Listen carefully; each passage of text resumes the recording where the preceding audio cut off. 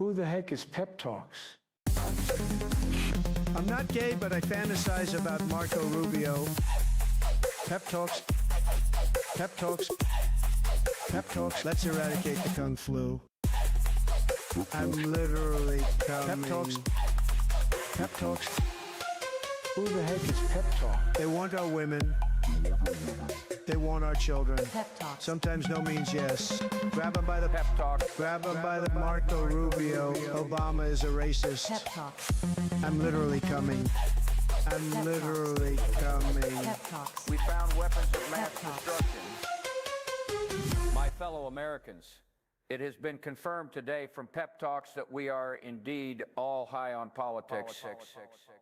Good afternoon, everybody. Welcome to High on Politics Wednesday edition, and we're going to be covering the PAM BONDI hearing that is still currently going on. Full disclosure, I have been watching it for the majority of the day. I do have some highlights in this. It's a lot, but it's also not entertaining. I'll say that much. As far as like some of the congressional hearings that have been happening, this is definitely one of the better ones to watch. Look at this. Look at this. Dude, you just put a tooth mark in. All right, that's it. Grr. He is being. Look at him. He's got the cord in his mouth. He just cannot stop. He just cannot stop. You have not watched any of it? Well, good, because we're going to be going through it. I have, as I said, some of the highlights. Oh, man. Some of the Republican glazing was beyond pathetic. Okay, that is it. That's it. You're getting sprayed. You get sprayed a little bit. Yep, you gotta go. Okay, we're better. Sorry, my cat was being a major pain in the ass. He is so damn cute, though, as you guys can see.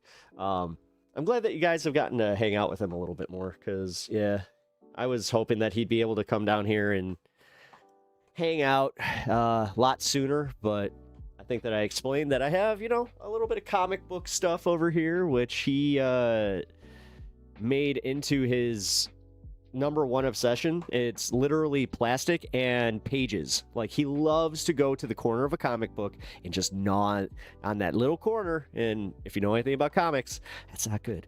So, but yeah, he's a good cat. What's up, Sylvie? And what up, Etch? How you guys doing? You both know what to do. Hit the like button. Let's get it out there. Man, actually had to go to I was at a gas station and they had these for $1. I was just like, $1 for a liquid death? Don't mind if I do.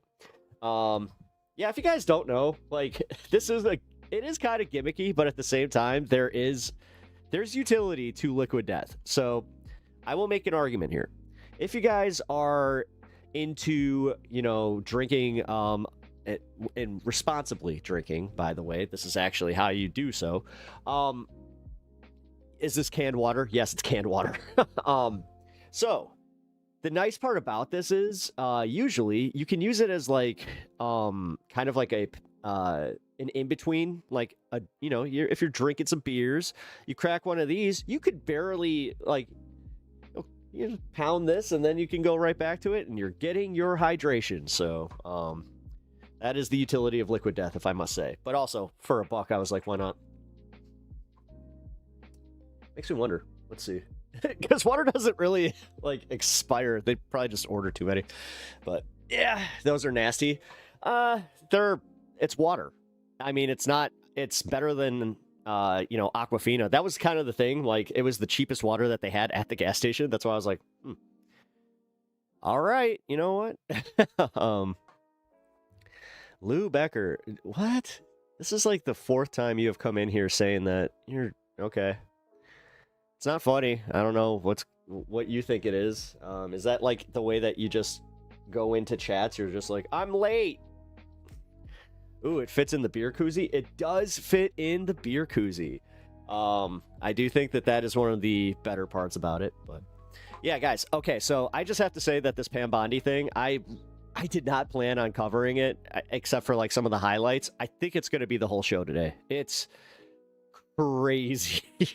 I only have the half part, or like the first part before they went into recess, cut up, because it's literally so I'm gonna break this down for you a little bit. The Democrats did finally get a little bit combative with her, more so than they have in recent memory. And then, yeah, you have some Republicans that are kind of, telling her, thank you for your service. We really appreciate what you do. But we have some issues because, like, they're actually bringing up, like, tentative things, too, where they're just like, so in my district, we have XYZ crime, but then you took funding away for, addressing this. And it's interesting. So we'll go through that in just a minute here. Also, we are going to be covering the Taylor Lorenz coverage of them going after Section 230, which I hope you guys know it is looking more and more likely that they are going to vote against it, because now everybody that was standing up for Section 230 they're the ones attacking it now, like Google. It's insane.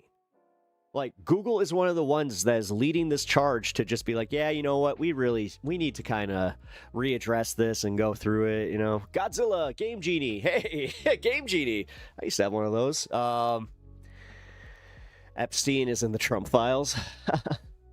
Yeah, jeez. A million times, dude. A million times, but nothing to see here.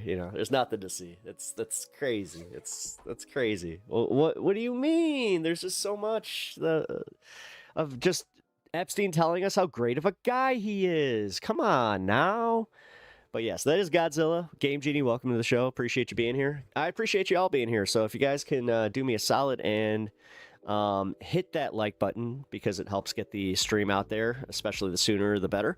Also, sub to the channel if you haven't already. I'm pretty sure that y'all have already hit that quota. Speaking of hitting quotas, because that's another thing that they do bring up, where there's some stuff getting exposed in this too. They didn't disappoint with the Cash Patel thing, which I am fully behind the idea that anytime that Pam Bondi, Cash Patel, or any of these idiots are up there, you got to make them answer for each other, because they really are like the same contingent there, and that's one thing that Trump did. He gave them the umbrella. Unfortunately, I think that, we know what happens when a lightning bolt hits an umbrella, especially when you have multiple people holding said umbrella. So is it possible that you're even more handsome since the last time we saw you? I don't know. No, I appreciate that. Also, if you're gonna simp, keep it respectful. That's all I ask. Oh. Now, if you'll excuse me too, we had a little bit of a warm-up, so I also went for a walk. I kind of regret that, because with the heating up of things, my allergies are also telling me that I'm in for a rough season this year. Spring's gonna suck.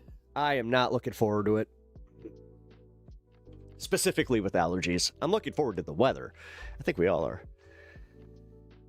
Gets better, brother, hopefully. We'll see. Strab-worthy. Hey, I appreciate the sub. Thank you.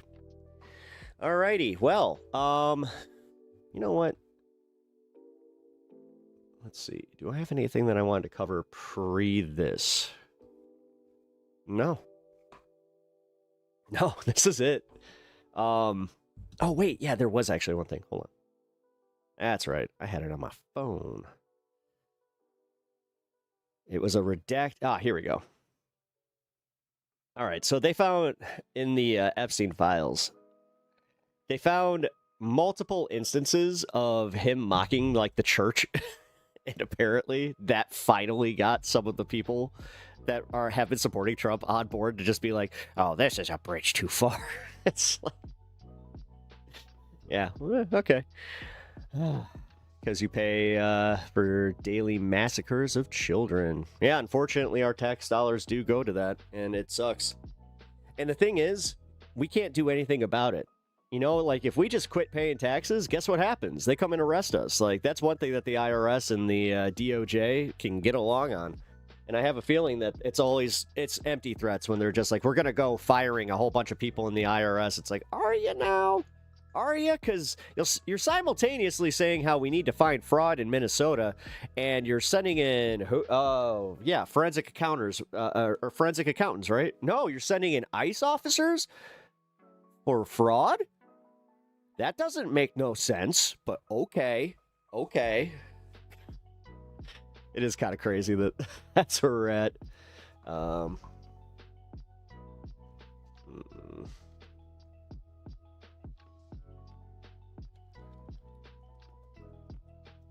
Here. Hold on, I gotta reset something. The hell? I don't know why my chat's been doing this, guys. This is the third day in a row that this has been happening. And it's after that last update. God. All right, sorry. Here, I'm going to have to reset my chat. I think that it'll be okay.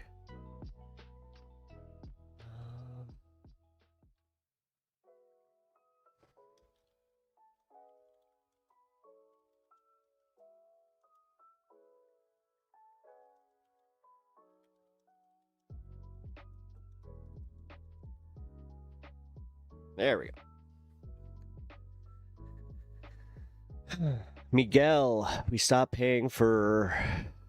since Biden left office? That is so not true. He actually just gave Israel a lot more money, dude. Dude, you guys are so full of shit. This is my problem with, like, MAGA, is you are so full of shit. And then you go around saying, oh, fake news for everybody else. Fake news, while spreading it just without a care, fake news. This is why it is getting easier for me to genuinely not fucking care about these people anymore, to care about their opinions, to care about them as people. I genuinely don't give a fuck. I'm sorry. Did your feelings get hurt from something arbitrary usually too? Like, oh, the Democrats said that it's not illegal to go into a church. Yeah. Even though, wait a minute, I don't know dick about my First Amendment, apparently. That's what that always says to me, is that you guys know just Dickie McGeezax about your fucking any of your rights. To borrow a Kyleism. But, yeah, you know what? I'm not going to waste any time, because I do have to go early tonight. That's why we have started early, which, again, I appreciate you guys being here. Again, chat is kind of broken right now, so if I miss your chats, I'm sorry. Come on. Whatever. I'll fix it while we're doing this. Okay, let's do that. All right, let's get this. Hey, Pinkerbell, what's up? Good to see you. Welcome in. Just telling everybody we're about to cover the PAM BONDI stuff. Now, if I have to skip around, forgive me, but I have this set up to certain timestamps. We'll see if this ends up working, because anytime that I tried to put a stop on it, it wasn't working. Out shopping, but stopping in to hit the like. Hell yeah, I really appreciate that. Also, appreciate you listening while shopping. Oh, God, I had to go grocery shopping today. That sucked. Hence why I had to grab a water. But, yeah. All right, so, PAM BONDI. You love Joe Biden? Well, you are 100% in a very small minority. Oh, I'm sorry. You got your feelings hurt? Oh, my feelings ain't hurt. I don't give a shit. Honestly. That's the thing. I've actually, I've stopped caring about you. Like, if you're a right-winger, I don't care anymore. I used to. I used to think that you deserve the same rights, but the thing is, I don't anymore. Since you want to take my rights away, you guys have kind of gotten the match energy side of this thing. It's just like, no, fuck you. And honestly, if your rights start getting taken, I'm not going to fight for you. You can fuck off. I'll fight for anybody else except for, for anybody that put the fucking red hat on anymore. That's kind of where I'm at. But, Chow, stop. I'm going to just say right now, stop. You were doing this yesterday and you were spamming the chat with all caps. Stop.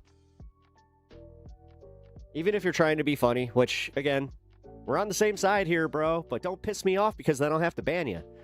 We appreciate your service. Let us ensure that all individuals are treated with respect. You know what? That's where I was before. I really was. But why should I? Why should I maintain a level of decorum when all these motherfuckers do is just engage in bad faith? They lie all the time. They literally fucking will take facts and then just be like, oh, no. Like crime rates. Like things that are static. And they'll just be like, oh, no, that's not right.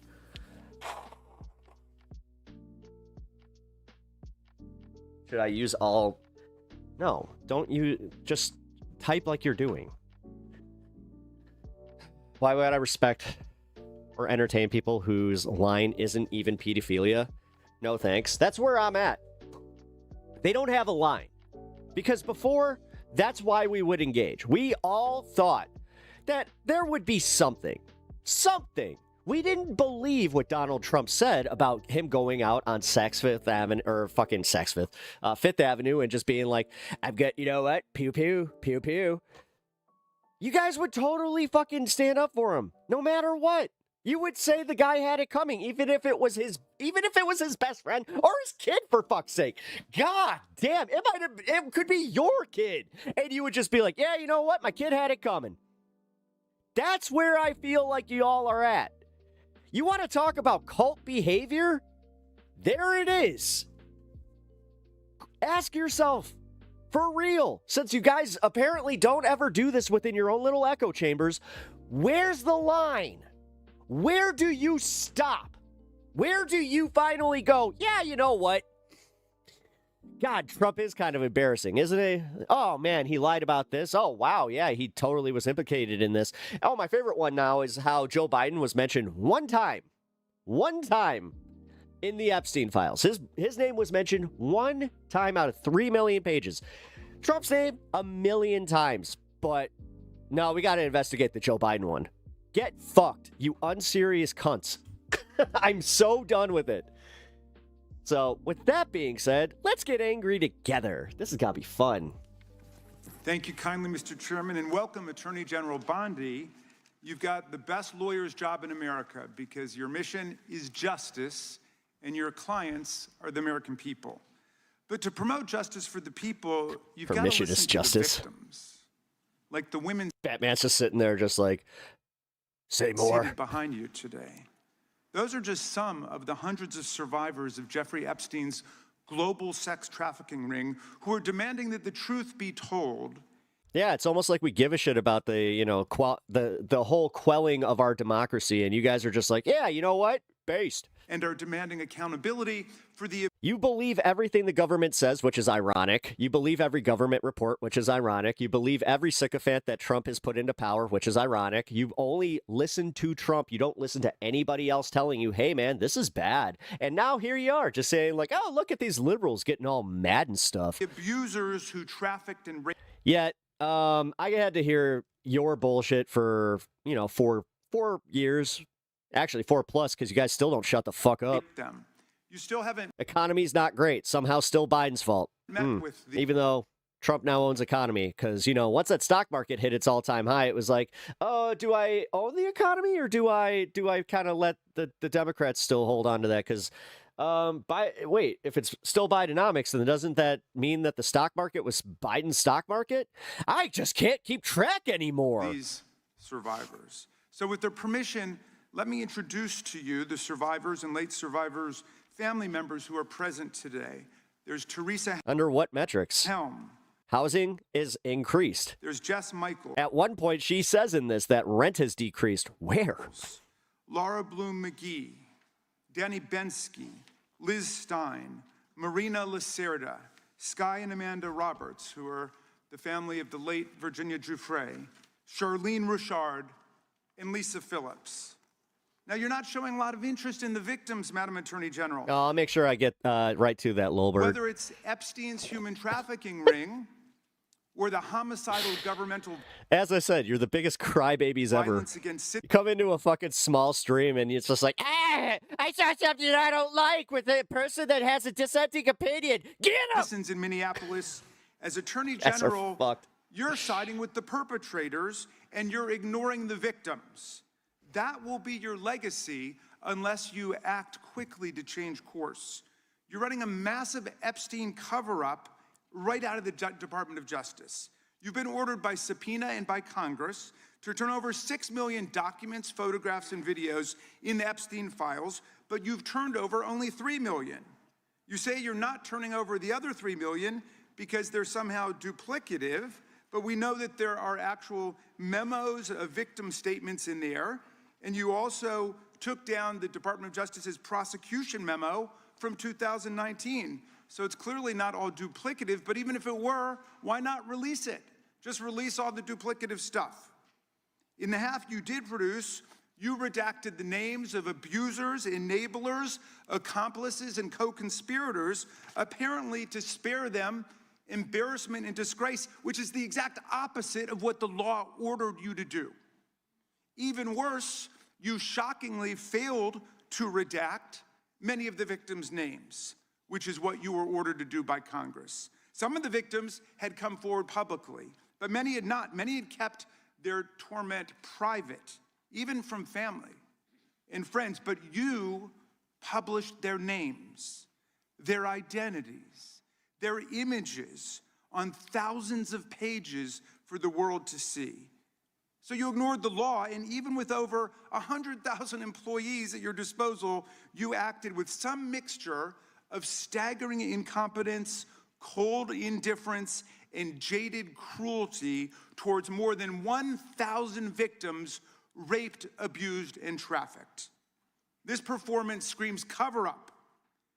Convicted sex trafficker and groomer Ghislaine Maxwell. Your rent is still high? Yeah. Opened the gates of hell to Virginia Giuffre and hundreds of other victims, as Virginia recorded in her remarkable book, Nobody's Girl. But when Maxwell was subpoenaed to come testify before Congress, you and Todd Blanche quickly moved her from a higher security prison to a minimum security camp in Texas, where she's enjoyed 5-star treatment, including catered meals, private gym time, and access to a therapy puppy.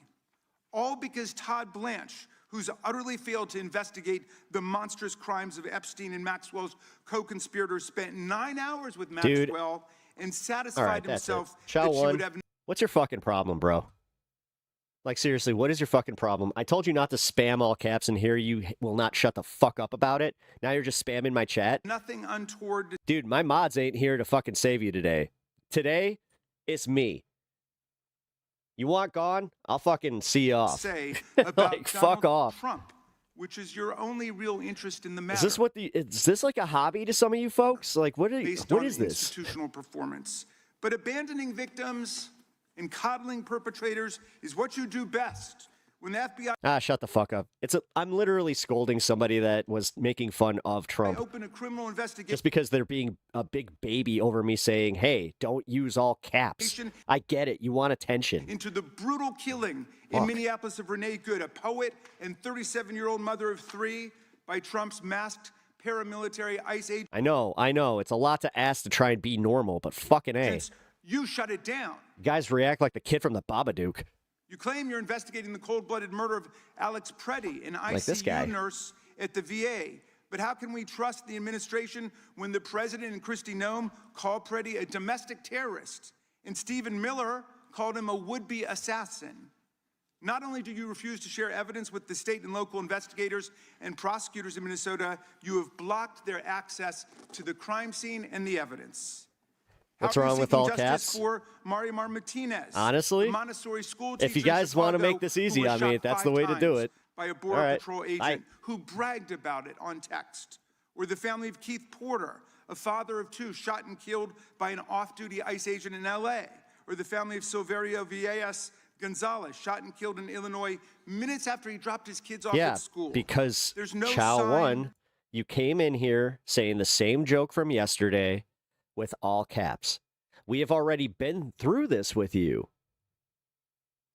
Jesus fucking children. The Department of Justice. You even launched. Sometimes I really do feel like I'm like a teacher, where it's just like, sit the fuck down and learn, you goddamn kids. Investigation into Renee. That's why I'm not a fucking. That's why I'm not a teacher. How sick is that? But it's even worse. You've turned the People's Department of Justice into Trump's instrument of revenge. Trump orders up prosecutions like pizza, and you deliver every time. He tells you to go after James Comey, Letitia James, Lisa She's Tubb, not listening. and Jerome Powell, the head of the Federal Reserve Board, and members of Congress like Adam Schiff, Mark Kelly, Alyssa Slotkin, Chrissy Houlihan, Jason Crow, Chris DeLuzio, and Maggie Goodlander, to name a few, and right. you snap to it. Get the You fuck out. replace real prosecutors with counterfeit stooges who robotically do the president's bidding. Nothing in American history comes close to this complete corruption of the justice function and contamination of federal law enforcement. And the good news is many serious lawyers at DOJ, Typing in all including caps some is of their childish own and annoying. original It is. appointees, have refused your lawless orders. Danielle Sassoon, your original pick for acting U.S. Attorney in Manhattan, resigned rather than follow your corrupt order to quash an indictment against Mayor Eric Adams as a political favor from Donald Trump. A Federalist Society member who clerked for Justice Scalia, U.S. Attorney Sassoon refused to participate in this Hey, Janelle. blatantly How's it going? Welcome to the show. corrupt scheme. Her top assistant, Hagen Scotton, an Iraqi war vet and two-time Bronze Star What parent is still supporting Trump and MAGA? recipient, who Yeah, clerked no for kidding, Chief David. Justice Roberts, and then Judge Kavanaugh promptly resigned too, writing to your office, quote, "I expect you will eventually find someone who is enough of Us old people can read a it better. fool or enough of a coward Well, unfortunately, I don't want everybody doing that in my chat, so that's just a fucking rule. If you don't like it, then you guys can leave. file your motion, but it was never going to be It's that simple. me. You and the president nominated Eric Thank you for the sub, Faded Light. Siebert, a 15-year career prosecutor, to be your U.S. Attorney for the Eastern District of Virginia. But after 5 months of investigating Letitia James and James Comey, he found no evidence to justify criminal charges.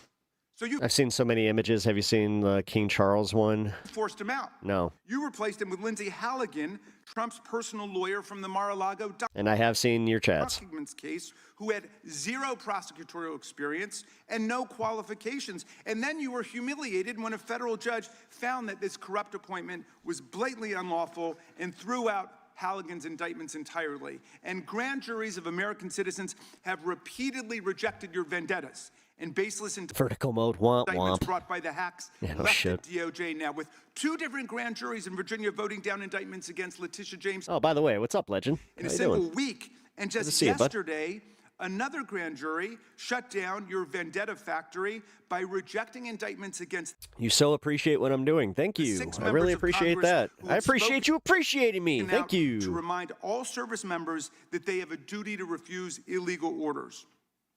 You tried to get a grand jury to indict 6 members of Congress who are veterans of our armed forces on charges of seditious conspiracy simply for exercising their First Amendment rights. I hope you will heed the wisdom and the constitutional patriotism of those grand jurors and not try it again by doubling down on that humiliation. As your best lawyers are sacked for having Womp womp from the UK MFers. participated in the I mean, dude, the UK, you guys are at least handling business. I'll say that much. January 6th case, or It's crazy how you're actually putting people on blast and getting rid of bad politicians and making public mockeries of anybody that got implicated in the Epstein files. It's almost like America is very, very okay with standing up for fucking pedos and just making sure that the status quo of, you know, the billionaire elite class it remains untouched. just flee for the exits now. Your new lawyers keep lying in court. In dozens of cases, they've been excoriated I'm not a big Raskin fan, but I gotta say, this is where he does shine. for lying to federal judges. Chief Judge Boasberg, right here in D.C., suggested your Department of Justice perpetrated a fraud But on the part of the here's the worst part about not being like into like the MAGA mindset is we actually listen and we do process information outside of our fifis and just wanting to scream to the heavens that our orange master's still the best. Shut up. court. Other judges found your statements to be, quote, It's all Biden's fault. God. Everything bad is Biden's fault, and everything great is Trump's fault. It's that simple, man. Damn. inexplicably misleading, patently incredible, totally inconsistent, and so disingenuous that the court is left with little confidence that the government can be trusted to tell the truth about anything. Now, as ranking member, I asked the chairman to add a few extra rounds of questions today because we each have 5 hours of questions, not 5 minutes. But we're stuck with 5 minutes. That's I was about to say, I'm like, please don't go 5 hours. Please don't go 5 hours. To give voice to America's Hey, victims, what's up, Distracting? Good to see you, man. survivors, and to demand answers about all the corruption and cover-ups that we see at DOJ right now. We've got just one We're also willing to learn and admit we're wrong. round, so we ask you politely but firmly, Madam Attorney General, please do not waste 1 second Was I wrong about thinking QAnon was completely crazy about this? Yeah. of our precious time Did they kind of do it to themselves because they kept going with the craziness? Yeah. by evading Let's all admit that the JFK coming back from the dead, and it wasn't even JFK, it was JFK Jr., and he was going to come back from the dead and become president, like, right then. That was fucking insane. questions, by changing the subject, or engaging in personal attacks If you care only about one billionaire, you're fucking demented right now. against members of Congress. We just outed 6 billionaires in the Epstein files, and you're sitting here just like George Soros. We saw your performance And then you like have no actual fucking evidence that he's doing what you're saying he's doing. Like, how is he paying supporter? Like, how is he paying for support for everybody in the Democratic Party? How is he like what exactly? What's the foundation that he's funding all these protests with? in the Senate, and we're not going to How much are protesters actually getting paid, like per protest? accept that. This isn't a game. In the Senate, you brought something You'd think you guys would know this by now. with you called a burn book, a binder of smears to attack members personally for doing the people's work of oversight. Please set the burn book aside and answer our questions. And when you hear us reclaim our time, that means it's time for you to stop speaking. We only have 5 Most of QAnon was correct? How? Pizzagate was not right. They literally got that wrong in a way that made the like pizza code into a fucking joke. We found out that this all started on 4chan like the day that the head of 4chan was with Epstein. Convenient. 5 minutes. So when we reclaim our time, that means you stop. If you don't, we will ask the chair to stop the clock and let you go on his time. The quality Yeah, Epstein was Q numbnuts. of justice in America If you don't fucking like just see how you guys got played with Gamergate and all this culture war bullshit and you're just still playing the game, you're fucked. I'm sorry, man. depends on the You don't actually care about solving any of this. You guys are you are literally implicated by just turning your heads and going, I don't care. character of our government. Please do your job and bring the Department of Justice back from the brink.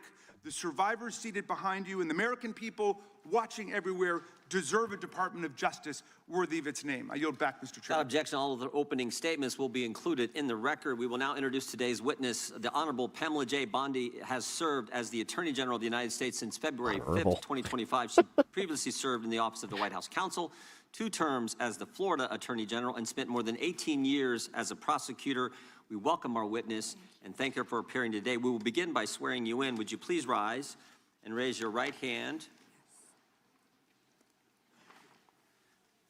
Do you swear or affirm under penalty of perjury that the testimony you're about to give is true and correct to the best of your knowledge, information, and beliefs? She almost crossed her So fingers. help you God. Let the record show that the witness has answered in the affirmative. Thank you. You can be seated. And please know that your written testimony will be entered into Nothing the record honorable in its about her? entirety- No, not in the entirety. slightest. Accordingly, we ask Name one good thing Donald Trump did in the last. I could actually do that you that. summarize He reclassified marijuana, which was like, it was a good thing. Was it for a good reason? No. your testimony, Madam. Is the hemp industry in every like black market state about to take a massive hit? Yeah. Attorney General, you may begin. Anything that has THCA in it, like if you live in a state and they have THCA and all that stuff, you are going to get hit there. Thank you. Thank you, Chairman Jordan, Ranking Member Raskin, and distinguished members of this committee. Thank you for hosting Bucky, thank me you. here today. Did rank go down? No. I'm grateful for the opportunity to answer your questions. They'll tell you it did, and then you're going to look at your bill, and then you're like, if you're a MAGA, do you look at your like your mortgage or your rent, and then when they say prices are lower, and then you just your brain sees a lower price, and you're even though it says it was $1,700 last month, it was $1,800 this month. Yeah, prices went down. Highlight the work of our department and discuss the most important topic of all, keeping the American people safe. A little over a year ago, I was sworn into office as the 87th Attorney General of the United States. I came into office with the goal of refocusing the Department of Justice on its core. The weird part is, why are you so angry that you need to come into other, circles and then defend your Lord and Savior? It's almost like his duties, or his duties, my great big duties. They should kind of stand up on their own merits, right? Like, if Trump was doing so great, I don't think you'd need to defend him. Core mission. It would just be recognized. After But you're all pissed off that the American people see the opposite. years of bloated bureaucracy and political weaponization, the Department of Justice's core mission is to fight violent It's like the crime, dumbass protect the American people, Trump and saying, defend why do you say his full name, saying illegal aliens are eating our dogs, eating the cats? the rule of law above all else. While our work is never done, we have made tremendous progress to make America safe again. In 2025, we saw the More houses and apartments on the market accomplished by removing immigrants? You really are fucking retarded. lowest murder rate in 125 Holy shit. years. God damn, they pegged you so hard when they were just like, yep, the American Republican base are some of the dumbest people on the planet, and they will totally buy into everything we sell them. That's nothing short of historic. Wow. If you compare 25 There's one thing that I can at least take heat in, is that I lived through the era of the biggest marks in all of history. to 24, here's what you'll find. The murder rate is down 21%, robbery down 23%, carjacking The weird part is how we can't even believe her. down Hey, 43%, gun assault down 22%. 716. Ag assault, burglary. Where he to said they go were on actually and eating on. cats and dogs. Crime is declining. This did not happen by accident.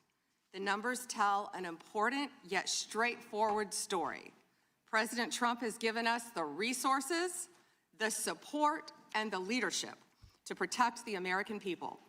President Trump's policies have saved lives.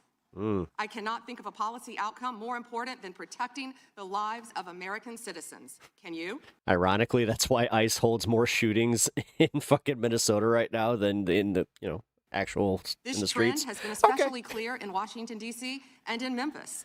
These are two iconic American cities that spent years in the grip of horrific violent crime. The Department of Justice surged law enforcement resources, and the results came quickly. Crime plummeted in both cities.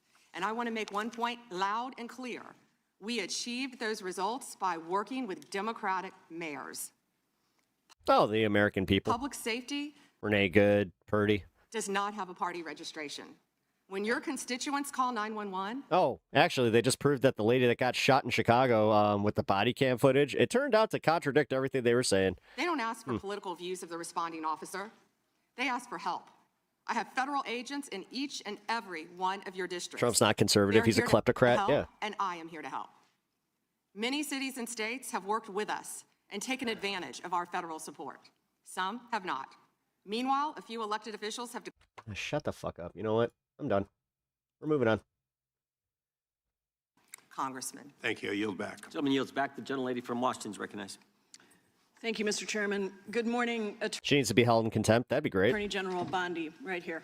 Well, Jim Jordan shouldn't even, the fact that he's the head of this committee is insane when he himself ignored grape of on his own watch. We are He is the Joe Paterno of Congress. joined in this room by some of the thousands of survivors from Jeffrey Epstein's horrific sex trafficking ring. They have shown such incredible courage in speaking out, in demanding accountability to bring the predators and pedophiles to justice. The Epstein Files Transparency Act required your Department of Justice to disclose the perpetrators connected with Epstein's criminal activities and to redact the information of survivors to protect their identities. Let me show you what actually happened. First, in violation of the law, your department has shown a pattern of redacting the names of powerful predators. Here behind me is one example of an email from Epstein to a man whose name was redacted. The email reads, quote, "Where are you? Are you okay? I loved the torture video." Only after members of Congress demanded that we see the unredacted files did the world learn the name of this individual, Sultan Ahmed bin Sulayem, the chairman and CEO of a company that had financial ties to President Trump's business and personal ties to Trump's advisor, Steve Bannon. Second, Sultan bin Salman. Like, the survivors were not yo, rap culture knows about bin Salman. similarly protected, also in violation Got more money than bin Salman. of the law. Here is another email titled Now we can Epstein change that verse. Victim List. We have blurred the names of the survivors for their protection, but your Department Did I know it's greenwashing? Oh, I don't buy into this. I don't buy into this at of all. Justice initially released I bought this because it was cheaper than every water at the gas station. this list Because I don't think other people were buying into it. of 32 survivors' names with only No, the one only time that it's actually like useful is when you're drinking and you want to trick your brain into being like, name I'll just keep redacted, going. Oh wait, I just got along with hydrated. numerous Whoa! files that disclose not only the names, the emails, and the address. I'll be honest, I started doing like non-alcoholic beers while drinking. So like I'll have just a normie, and then I'll do a non, and then a normie, and then a non. Of survivors, but also nude photographs and even the identities of Jane Does who had been protected for decades until your I'm closing in on 40, folks. department released their names. Survivors are You now don't telling recover us as, that their families well are as used finding to. out for the first time that they were trafficked by Epstein. In their words, quote, "This release does not provide closure. It feels like a Derek Denham, Liquid IV is really freaking good. Yeah, I use that. to intimidate survivors, punish those who came forward, and reinforce the same culture of secrecy that allowed Epstein's crimes to continue for decades." You're only 22. To the survivors Well, in the room, hey, you know what? Heed Unk's warnings here. if you are willing, please There's stand. one thing I wish I did was actually listen to some of the Unks in my life. Theatrics, bitch. That belongs to You want to talk about theatrics? Hold on, let me shuffle my papers. Hold on, I'm not listening. Oh, thank you, but distinguished Republican representative, thank you. All right. What was the question? seconds. Thank you. You're not going to answer this She's question. the epitome of evil. She really So is. let me just Chairman, say I'll this. direct it to What a you. massive No, I'm cover-up. answering a Mr. question. Chairman, will you restore her time? The witness is I'm not gonna get interrupting. in the gutter with this woman. You're the She's man. trying to be You're the man now, dog. theatrics. Let me have my Thank you. The gentlelady from Washington Vulnerability controls the time. expert. The gentlelady has 17 seconds. You can proceed with your final Thank you. 17 seconds. What a massive cover-up this has been and continues to be. Donald Trump made the release Could win a Stanley Cup in 17 of seconds. the Epstein files the center of his political campaign because he thought it Park fucking nailed it with her. would her Expired. to a minimum security prison. I just want to see fucking Saturday Night Live with Amy Poehler, like, not fuck it up. And now Because the last time they kind of wore kids' gloves with it, because she came out and she was just like, yeah, you know what? I did do that. And it Issue in the last election, the presidential election, was securing the border. The gentleman from Arizona who knows something about securing the border is up for 5 minutes. Thank you, Mr. Chairman, and thank you, Attorney General Bondi, for being here today. In 2022, Lafarge, which is a French cement company, pled guilty. don't care. Thank you. Time of the gentleman has expired, I have a UC, Mr. Chairman. and that is the gentlelady from Texas. I ask unanimous consent to enter into the record. El Paso airspace reopened after FAA quickly rescinds 10-day flights restriction. This was published by the Texas Tribune on February 11th, 2020. Damn, that was quick. And it says Dude, I didn't even get to that story yet. it was because of an What impasse the with the fuck? Yeah, they shot down what they thought was a cartel drone, and they thought that they were going to start, WW3 with Mexico, but then it turned out to be a fucking balloon. DOD over the use of unmanned objection, without military objection. aircraft Without and not objection. triggered by Mexican cartel drones. Without objection. Point of order, Mr. Chairman. I didn't hear back about the second round of questions. I assume that's not happening. I just want to be able to assure the members, certainly on my side, if not both sides, That's not a point of order. no, that every question member you had. will get 5 minutes with the witness. Will there be 5 minutes for each? Yeah, you get 5 minutes, yeah. With the witness. Okay, Yeah, very good. Yeah, okay. And are you up next? Gentleman from New York is recognized. Mr. Chairman, You didn't hear that news yet? Yeah. I want to begin by acknowledging the Dude, we just learned that from Jasmine Crockett. survivors of Like, Jeffrey while Epstein's she's just like, hey, point of order, by the way. I have this announcement since Pam Bondi was talking about what they're doing over with the, Texas airspace. Well, it turns out that it's open again. abuse who are in the room with us today. I want to thank all of you for your bravery in speaking out. I want to say that you and the other survivors of these heinous crimes deserve better from this Department of Oh my God. Thank God we can watch this on 1.25 speed. In particular, Ooh. it is shocking that the department did not redact the names of Epstein's victims, but it did redact the names of their abusers. I don't know whether this was done out of incompetence or whether it was deliberate and malicious, but either way, it is completely unacceptable. Lies, lies, lies. Stop paying your taxes. Good luck with that. Even more Good luck with troubling, that. the DOJ has Let failed me to know bring how any of that these one works out perpetrators for to you. justice. Instead, it has engaged in a relentless pursuit of Donald Trump's perceived enemies. I want to focus on just one example. The Attorney General of my home state of New York, Tish James. This DOJ has been hell-bent on securing an indictment against Ms. James for something, anything, simply because she held Donald Trump's companies accountable for Jasmine Crockett, what a joke. years of What, that she just reported factually? financial fraud. And indeed, the department manufactured That's all she did. She didn't say anything to Pam, even though I'm kind of looking forward to what she has to say to her. an investigation You know? against her for alleged, quote, mortgage She fraud. does know how to get a moment. The U.S. attorney leading the investigation, Eric Siebert, a Trump appointee, All that money refused for to a bring balloon. charges against Ms. Yep. James because there was simply no evidence. Unfortunately, a prosecutor who refused Do you think the true question here is why is Trump in the files? Yeah, gee, I wonder. to do Trump's bidding has no place Sorry, Mossy. in this DOJ, so Mr. Siebert was forced out. Oh, welcome over from Trump Twitch. could not I contain appreciate his that. Fury that he expressed to you in a social media post. Thank you for the follow, addressed to Mossy you by name. Adventure. I'm sure you've seen it. Appreciate Quote, that. I fired him, and there is a great case he wrote to you about Mr. Siebert. Crockett always tells and the we truth. moved down. We can't delay No. it any longer. It's killing our reputation and credibility. They impeached me twice. Just saying that this is like, that was not the time to just be like, she's lying. It's like, no, that happened. Even the FAA came out and said that they reopened their airspace. So how is she lying? And indicted me 5 times over nothing. Justice must be served now. And obviously, you followed that order. Lindsay Halligan, Trump's former defense lawyer who had never prosecuted a case in her life, was installed to replace Mr. Siebert, and it was clear that part of her mandate was to go after Ms. James.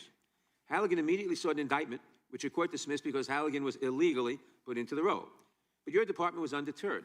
And not once, but twice, you tried to indict Attorney General James in separate courts. Both grand juries rejected Trump you. is in the files and covering for all his buddies. He's compromised by this Refused to indict.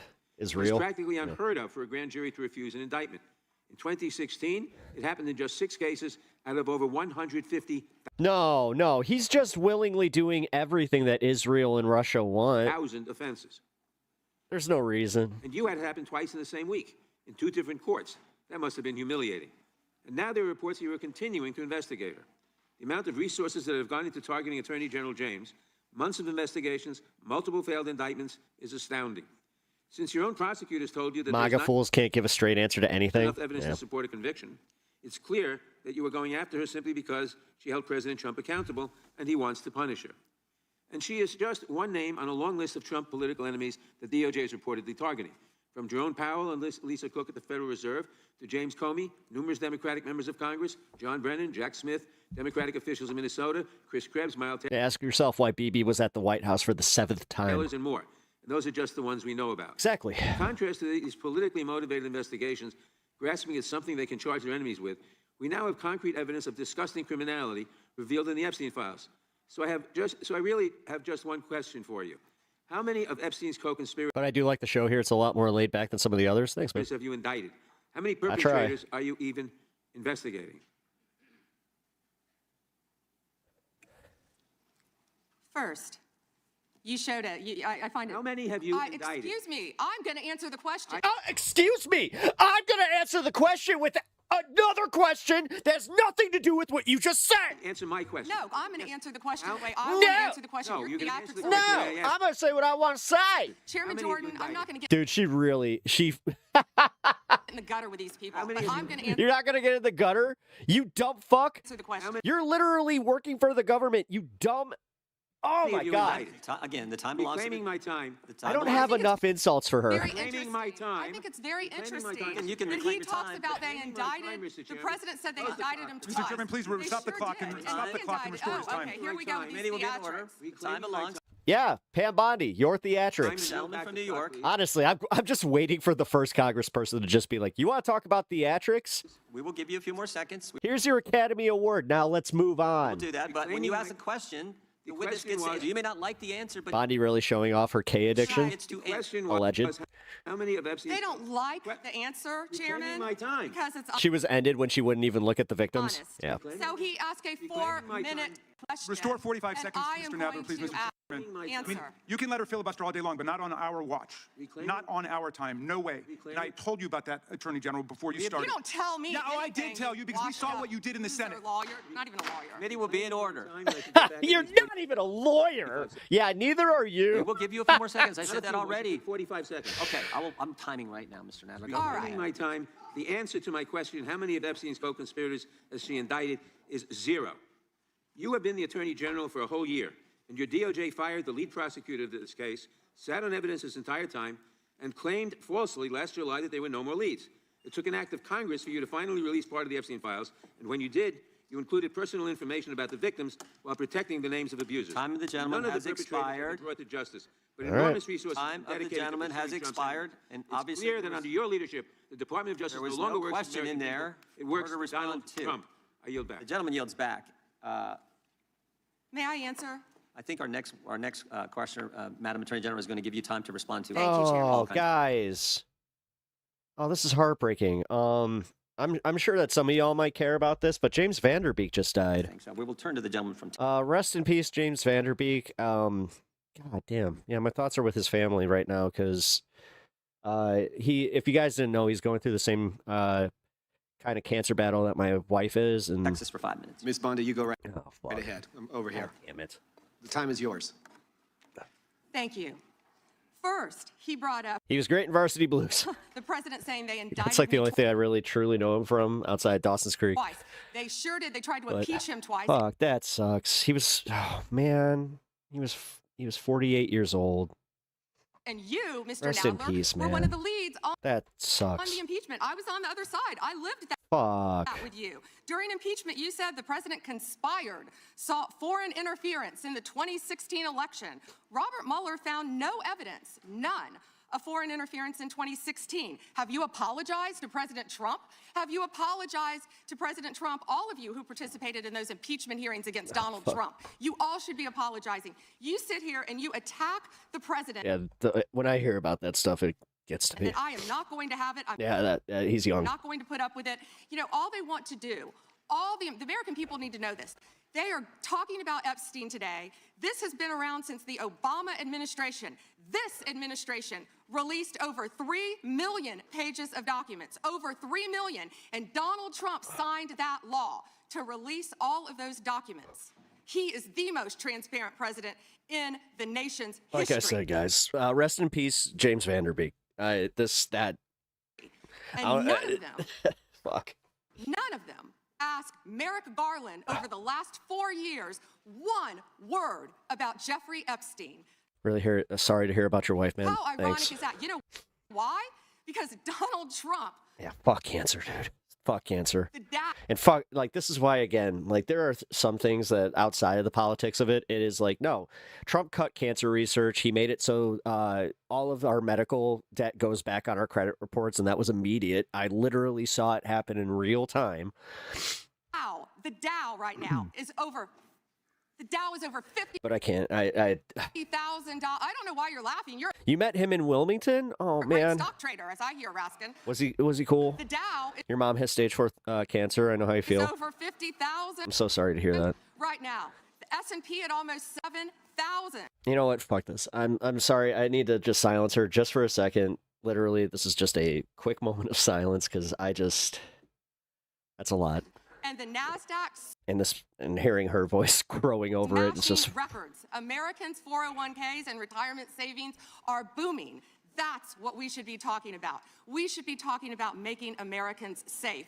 We should be talking about, what does the Dow have to do with anything? That's what they just asked. Are you kidding? what does the Dow have to do with this? Mr. Jordan, You're the attorney general. What the fuck? Like, now you're just doing, what's her, the other chick, the other blonde with the fucking, Mr. Jordan. Committee will be in order. the, bad lips. Mr. Jordan, am I going to get an extra 45 seconds added to my time? You just lost your cousin to cancer last year. Will be in order. The time belongs to the gentleman from Texas. Ms. Bondi, the Attorney General can respond. Thank you. The Dow has shattered 50,000 Thanks, Mitch. for the first time. This is crazy. They said it couldn't be done in 4 years, yet President Trump has done it in 1. Okay, last time I checked, you were here to answer questions specifically about crime and immigration and the agencies that you enforce. This is pathetic. 1 year. This is fucking pathetic. National median rents have fallen to a 4-year low, thanks to Donald Yeah, what the fuck does this have to do with anything? She wouldn't even look at the Epstein victims right behind her, but she's just like, you know what? I have to say this. The Dow hit 50,000. Trump. Even though most people don't even know what that means. And honestly, it doesn't really matter because it's all going down anyway. She failed to mention that. That's why they want to focus on Epstein and our most transparent president in the nation's history. The murder rate, as I said, has plummeted to a 125-year low, thanks to Donald Trump. Was she For on point? No, she's not. Unprecedented 9 straight months. There He didn't turn him in. What are you talking about? You guys read. Do you know how to read? were zero Because goddamn, your talking points. That's not even what happened, you dumb fuck. illegal. He said in 2019 to the chief of police who arrested Epstein, hey, you know what? Or Ghislaine Maxwell, you know what? She was evil. Border Which actually goes to show even worse. He knew she was evil and let her get that sweetheart deal. What now? crossings at the southern border. That's what we should be focused on. All the great work that this president has done and will continue to do to keep America safe and to make Americans safe. Thank you, Attorney General Bondi. I agree with you totally. I think you've done a fine job. I think that Democrats, in fact, should be apologizing to the Epstein victims for doing nothing during the 4 years that they were running the government. We did not hear about this, and it took you and President Trump to finally provide transparency and give answers to the American people, and I want to thank you for that. I want to thank you also for standing up for truth today and for fighting back against the theatrics and the time waste that you will endure over the next hour or two. Thank you. I want to apologize. Thank you. On behalf of my colleagues on the left. They're not all that bad, but they've got to put on a show, and I'm sorry that you have to go through that, and I would like to yield. What? You're literally covering up for billionaire grape. Like, what are you doing? I'd say 40 and 40 is 80 seconds. The clock says 40, but I've got 80 seconds since I was so rudely interrupted, and I'll give all 80 seconds to Chairman Jordan. And I would just yield to the Attorney General if she has anything to add. Sorry, your lady dick was stuck in my throat. I'm fine to continue. Thank you, Chairman. All right, the chair now recognizes the gentleman yields back. Jesus Christ. The chair recognizes the gentlelady from California. Thank you, Mr. Chairman. I would note that Mr. Nadler's question has not yet been answered, but I want to start by asking that out of respect for the American public and the Epstein survivors, some of whom, of course, are here today, that we can have a transparent conversation and get the public the answers they deserve. I want to briefly direct your attention to 2 documents I'm hoping we will put up on the screen. In the first, an individual emails Jeffrey Epstein asking whether a woman identified. The amount of shit eating is disgraceful.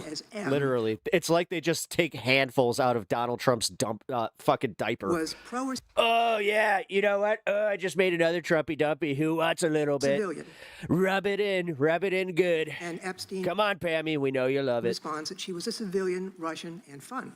In the second email, Epstein writes to Steve Tisch about a Ukrainian girl, noting that she was, quote, a little. Yeah.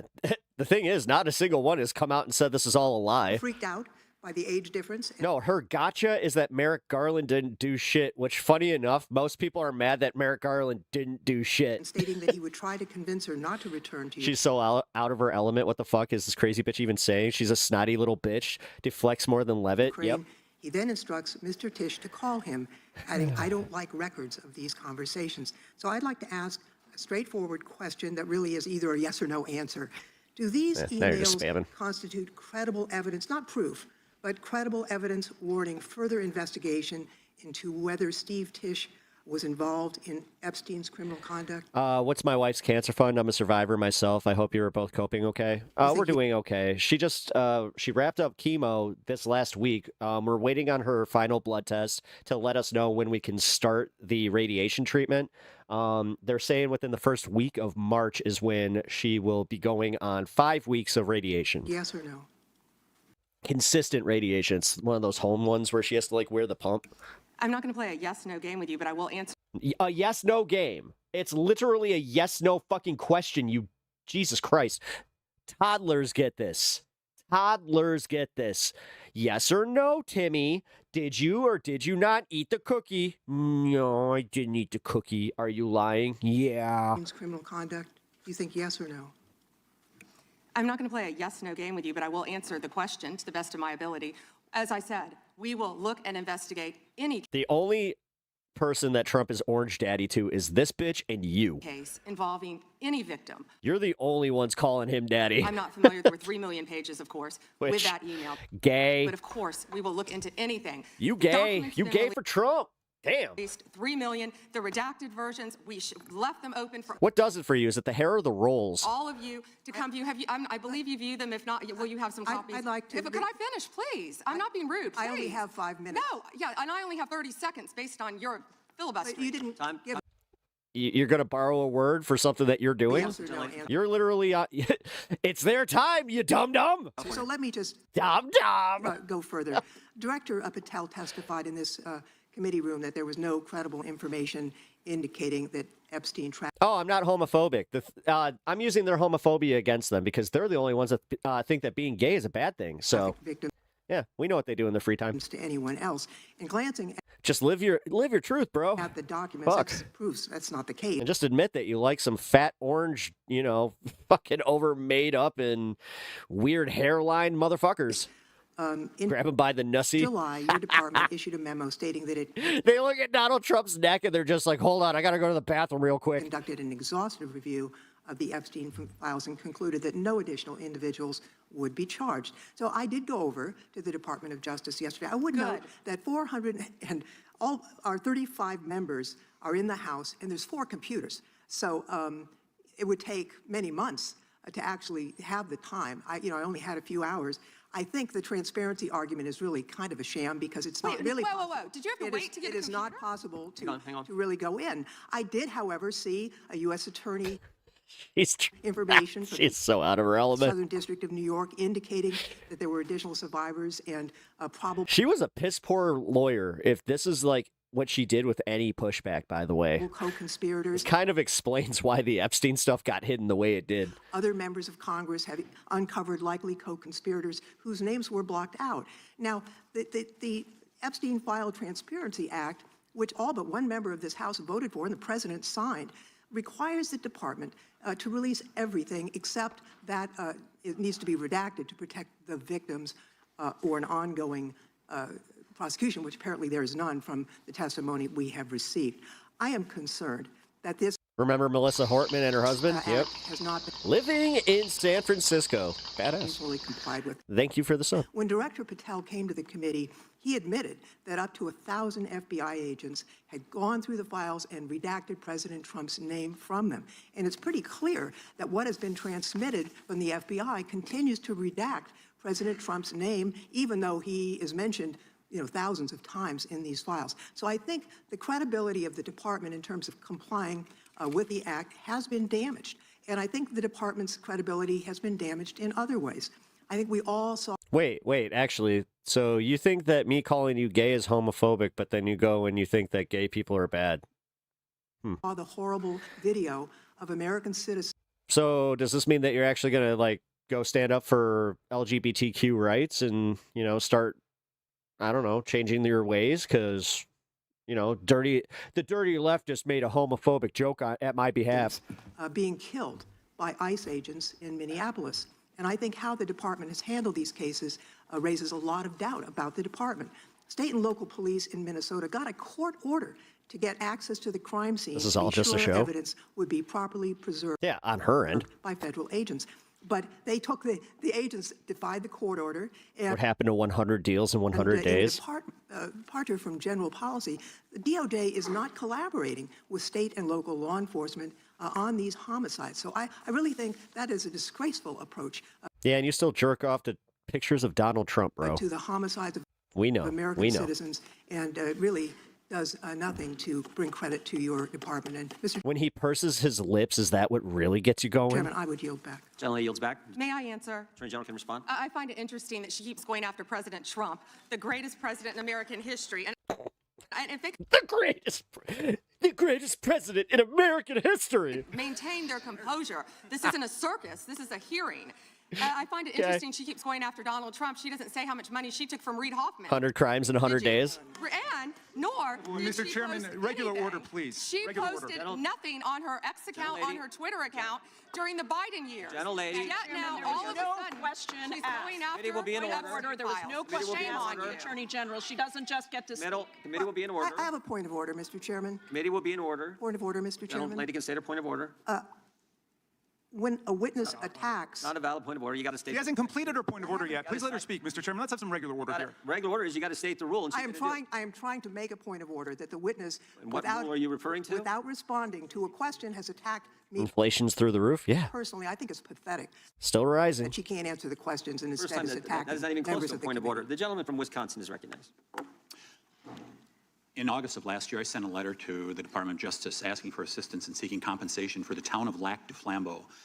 Okay, so this is weird. I'm gonna let this one play because it's a little boring. Lac du Flambeau is in my But at the end, it takes a turn. district, and Because Lac du Flambeau. office replied that it was an ongoing Just so you know what he's doing here, he's trying to get it so they go after reservations now. matter, Which and good luck with that one. unable to comment on it, which I understand. That's just fine. But I want to set this up just as a reminder. So 3 years ago, it was at this time of year that 4 roads were blockaded in the town of Lac du Flambeau, and the temperature was 25 below zero.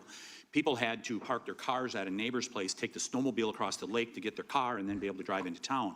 There were people 80 and 90 years old that could not, were very concerned that they'd be able to get emergency medical services. And Well, if you're 80 or 90 years old living somewhere where it gets minus 25, maybe it's time to move. the perpetrators of this, the tribe out there, they demanded compensation from the town. I would call it extortion. They ultimately got $600,000 from the town of Lac du Flambeau. The unfortunate part, Mr. Chairman, is that the Biden administration took the side of the perpetrators who 65 IQ MAGA closed cult. those roads off, and the Biden administration made it clear to the town of Lac du Flambeau that we are not on your side in regards to this. Well, fortunately, there was a federal judge that said, no, this is wrong, what happened, and these roads should be left open, and they should continue to be left open.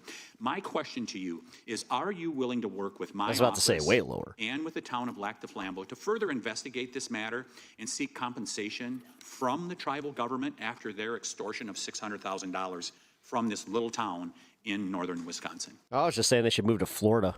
Congressman, You know, you do a great job I would love to move to a different country, but representing your district. yeah, I and know how yes, immigration law works. Funny we enough. would more than One of my favorite things is how ignorant Americans are to immigration laws, where they think that they can just go to any country and just, they'll be welcome taken. working with you, and we are familiar with that My brother just learned that the hard way. investigation. Mr. Chairman, I would just add, we're highlighting these miscarriages of justice in the previous It's like, yeah, administration. I'm going to try and get a long-term residency in Italy. Yeah. This is just another one of those small Found out the hard way. That ain't going to happen. examples, no different than the Catholic Diocese in Richmond and many others that you have retold so many times. But here's another instance of what they did to a small How dare they shut down dangerous roads? I know. town and nearly bankrupted them as a result of it. Fortunately, there was a federal To be fair, if they did, like, demand compensation from the town, that's fucked up. judge that saw through it and has fixed it. I want to move on to fraud enforcement. You've established a National Fraud Enforcement Division. Is that correct, Madam Attorney General? Yes, Congressman. Has this new division begun any investigations and No, because her idea of fraud enforcement is sending ICE somewhere. getting after those I don't think they have a forensic accounting officer, like, literally in the DOJ. individuals that have committed the rampant fraud we've seen, like in Minnesota? Well, it's not only rampant in Minnesota, it's rampant throughout this country. Much of it is in California, as you know, and other places. Yes, we are working on it. actively. That's going to be a bitch when they find out that they have a whole bunch of fraud in Kentucky and Alabama. Our criminal fraud division has been working on it. We are I don't know, man. If y'all are some Republicans committing some fraud, maybe now's the time to start hiding it a little bit better. expanding that. It was the vice president's idea to come up with this amazing separate fraud division. This is going to be interesting. Establishing and going nonstop, not only to expose the fraud in Minnesota, but around the country. It's taxpayer dollars that have been stolen from the American people, and we are committed to recovering that money and holding those people accountable. Mr. Chairman, I would remind everyone here, why did this happen in Minneapolis? Why did federal law enforcement have to go to Minneapolis? Because of industrial scale fraud. It was an assistant United States attorney that said, this is industrial scale fraud that's going on in Minnesota at this point. I sent a letter to our governor in Wisconsin. We're right across the border there. My district is only 20 miles from the city of Minneapolis. And I asked him to open the books for a federal audit on food stamps and Medicaid. Don't you think it would be a good idea? Oh, Jesus. I just realized that this guy might have like 46 people in his district. For every governor to do that at this point? Any borders, like any town on the border of Wisconsin, there isn't a city near it. It protects the citizens, and I can't understand why that's not happening. And yes, I do think that's a great idea. Oh, wait. Technically Green Bay, but that... It's happening around this country.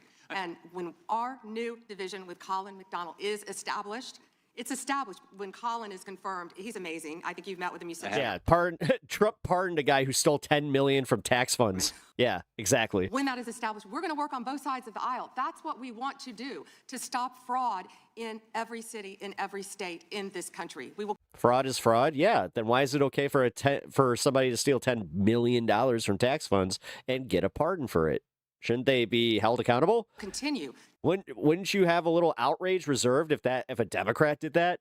Wouldn't you? To fight for the. Is it only because Trump did it? So you would encourage fucking clowns. Every governor across the United States, after what we have seen in Minnesota, what we almost certainly know is happening in other states, you mentioned California, you would agree that every governor should avail themselves of federal resources to make sure that this industrial scale fraud is rooted out to protect the taxpayers of the United States. Is that correct? Absolutely. Do you love the silver-haired god? Is that Sephiroth? Mr. Chairman, I yield back. Gentleman yields back. If that's the case, then yes. Back. The gentleman from Tennessee is recognized. Thank you, Mr. Chair. First, I'd like to thank you for holding this hearing and holding it in a proper fashion as you have. Secondly, I'd like to thank all of the victims of the Epstein case who've come here to attend this hearing, for doing it and for being brave and trying to move this justice forward. I apologize, I can't do it, but the Attorney General not recognizing it, that's embarrassing. I am from Memphis, General Bondi, and Memphis does have the task force there. The Memphis Safe Task Force has been operating in Memphis for several months, and we do have a Democratic Mayor, Paul Young, and he's not against the tax.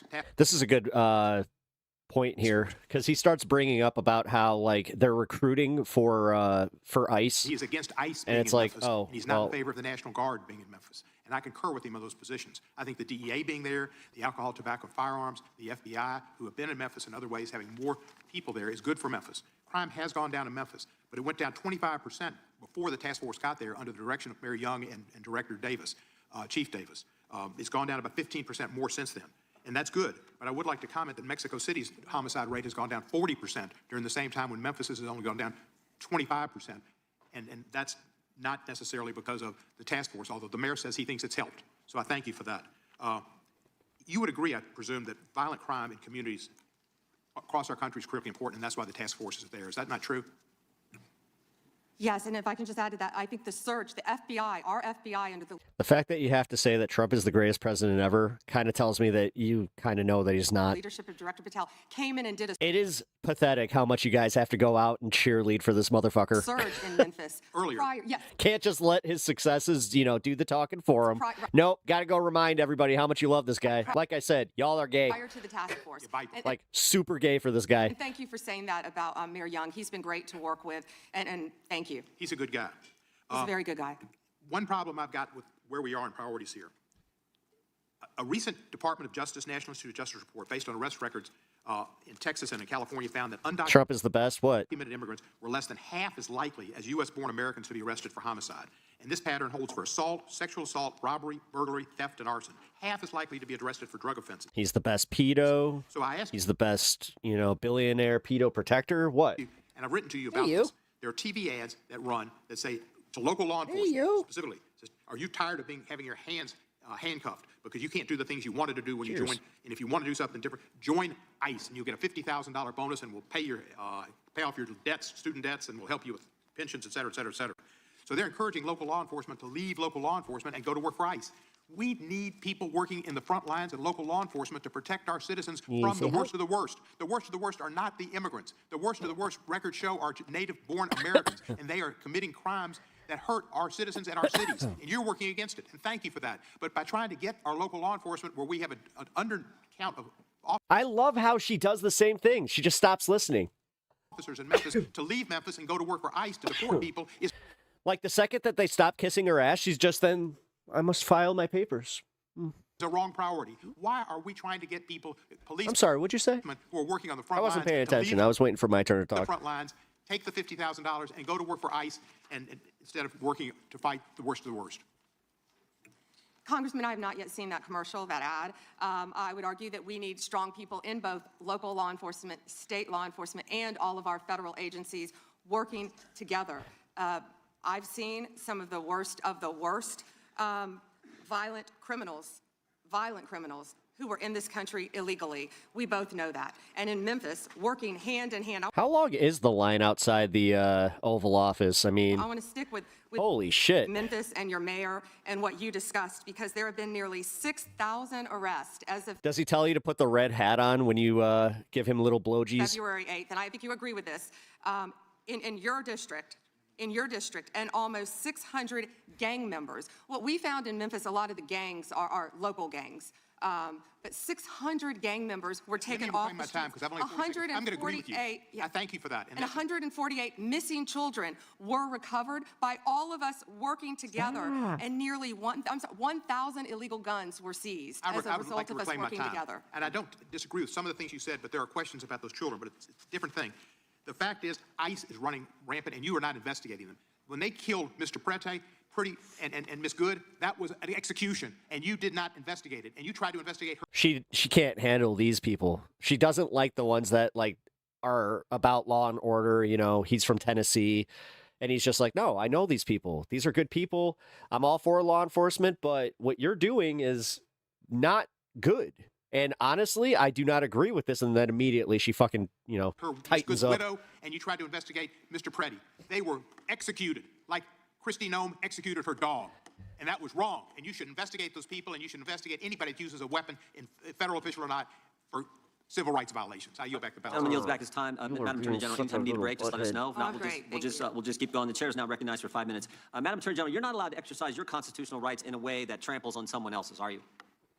No, you can't do that. I mean, you have a right to petition the government under the First Amendment. That doesn't mean you can come into this room and start screaming at Mr. Raskin or me or anybody else and disrupt a congressional hearing. You have a right to protest on the street, but that doesn't give you a right to go into the Capitol and disrupt Congress. Something these guys talk about every day. You can't do that.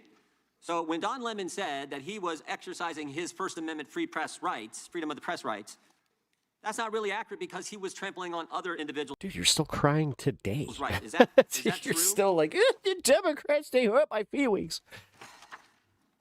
Chairman, we will always protect our churches and the freedom of religion. And yes, that's accurate. First right mentioned under the First Amendment, freedom of religion. Freedom to practice your faith the way you think the good Lord wants you to, right? That's right, under the federal government. And isn't it true that Mr. Lemon met at a shopping center? Jim is a beast. Yeah, he's a beast at covering up for, alleged pedophilia and grape of wrestlers and systematic abuse. Yeah, he's the beast there. His church in St. Paul met with them prior to marching to It's almost like that's one thing that's consistent with Republicans is they like to cover up for pedophiles. the church.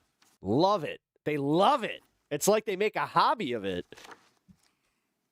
He did meet, and this is a pending case right now, so I will only stick to what is in the four corners of the unsealed indictment, if I could, Chairman. Yeah, I'm There's a lot more that will come out. But under the four corners of the indictment, yes, he did. They had an operation called Operation Pull-Up.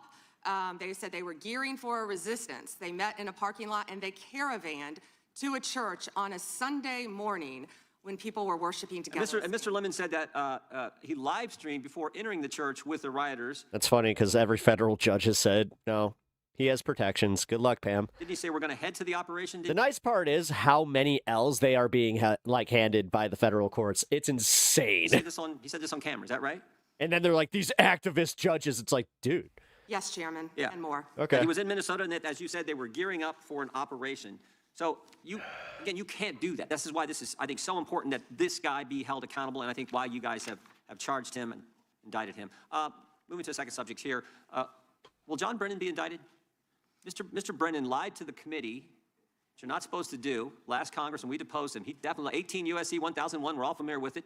He lied to the committee, and the Congress, and I think the country would like to know if, in fact, he's going to be indicted for lying. Of the darkness, the moonlight. And here's why it's so important. I'll give you a chance to respond.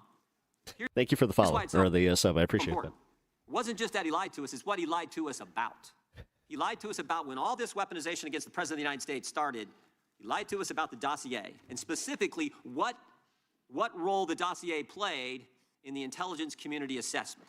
Because we know back when President Trump was first elected, first term, this is when it all started, which led to the Mueller and to the impeachment and to the Jack Smith and all the stuff that's happened in the last decade. But it began here, and he lied to Congress about the role he played. And I just want to read a couple of things he said during that deposition before I give you a chance to respond. Mr. Brennan, when asked a question, said the CIA was not involved at all with the dossier. What up, Bear Down? Good to see you. He said it was their purview, FBI. Yeah, it's Trump judges, by the way. Purview and not ours. He also said the CIA was very much The most prominent one was the Reagan guy, opposed to having where like everybody respects the fuck out of him, and they were just Justice Roberts came out and said he had to respect the opinion or inclusion of the Steele dossier in the intelligence community assessment. Well, that's interesting because declassified information that was declassified this past summer. It is. By the CIA. Says Thank you something for letting me entirely know. different. It says, Brennan, I want to put this one up so we have it. It says, Brennan ultimately formalized his position in writing, stating that, quote, this is released by the CIA that's when I Director stopped Ratcliffe. paying attention, My bottom apparently. line is that what I believe that information warrants inclusion in the report. He was further asked by an CIA official. The same officer said, when he approached the director and asked and that the director refused to remove it after being explained this wasn't good, with the dossier's many flaws, he said, yes, but doesn't it ring true? So this is John Brennan using that document to change intelligence community assessment, which I think led to all the stuff we've seen over the last decade. And I think this committee in the country, Congress in the country, like to know if Mr. Brennan is going to be indicted. What I can confirm is that we have received a referral from you, Chairman Jordan, to investigate John Brennan. His attorneys have made some public statements, but the department is still bound, of course, by our longstanding policy of not discussing matters. What I will say today, I can't confirm nor deny whether there is a pending investigation, but what I will say is no one is above the law. Mr. Chairman, Weaponization has ended. Yeah.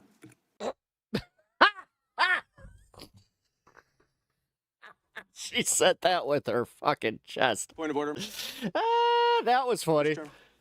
Gentleman from New York is recognized for point of order. Weaponization is over. We want to know whether Mr. Brennan will be indicted. Meanwhile, I'm coming for you, Democrats. You should just ask the president. Not a point of order, but I appreciate you trying to make it one. The gentleman from Georgia is recognized. Thank you, Mr. Chairman. General Bondi, it's been reported that there were at one point 1,000 personnel assigned to the task of identifying and scrubbing Donald Trump's name from the Epstein files. Were those reports accurate?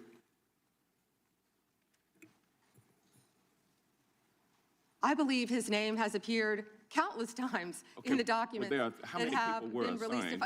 If I could finish, I'm going to read you the stats. I just simply asked whether or not it was No, because she can't answer a yes or no, because most of it is no. true that it was 1,000 folks who were assigned that task. Were those reports accurate? There are more than 500 attorneys and reviewers. I cannot give you an exact number. And I wanted to ask you about that also. No. Because it's a different question that you're getting. You long-winded bitch. It's a yes or no fucking question. Now, there were 500 DOJ lawyers and others assigned I hope you guys hate her as much as I do. the task. This of is redacting crazy. The appropriate. And honestly, if you guys are fans of her, what the fuck is it? You think this is tough? You think that this is this is not exactly doing you guys favors? Information, including. Just trust me. When this comes back to the the hearings when we have power, identities of the Epstein victim survivors from the Epstein files. She's shit. She really is. Is that correct? If I could have finished my answer, There were more than 500 attorneys and reviewers who assisted with the. They asked the question and they don't want an answer. That answers my question, ma'am, and I'm going to move on. I'm going to move on. From multiple Bondi, would you agree? Yeah, this is ridiculous. It's not. They won't let me get my bullshit out. Time belongs God. to the gentleman from Georgia. General Bondi, would you agree that your 8 years of service as She was a shit attorney if this is how she acted in court. Holy fuck. Could you imagine going to court and having your attorney act like this? State of Florida. Judge, he didn't let me make my counterpoint. You gonna do something about this, Judge? As Attorney General, the third largest state in the nation, served as an Am I a leftist? Yes.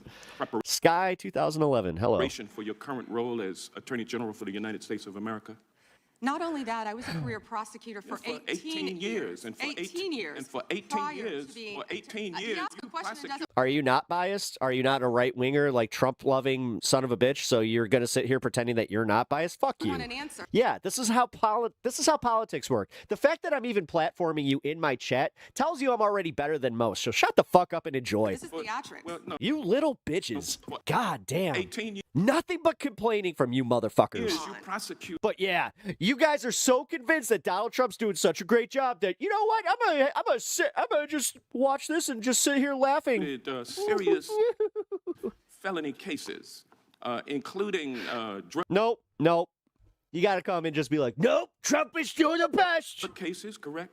Oh, I prosecuted homicides. I prosecuted capital cases. I prosecuted domestic violence cases. I prosecuted multiple cases, and that's why I feel for all of these victims. Yeah, why do I have this feeling that you didn't do them any justice? And did you ask Merrick Garland this when you were sitting before him, sir? You also prosecuted sexual assault cases and child sex trafficking cases, correct?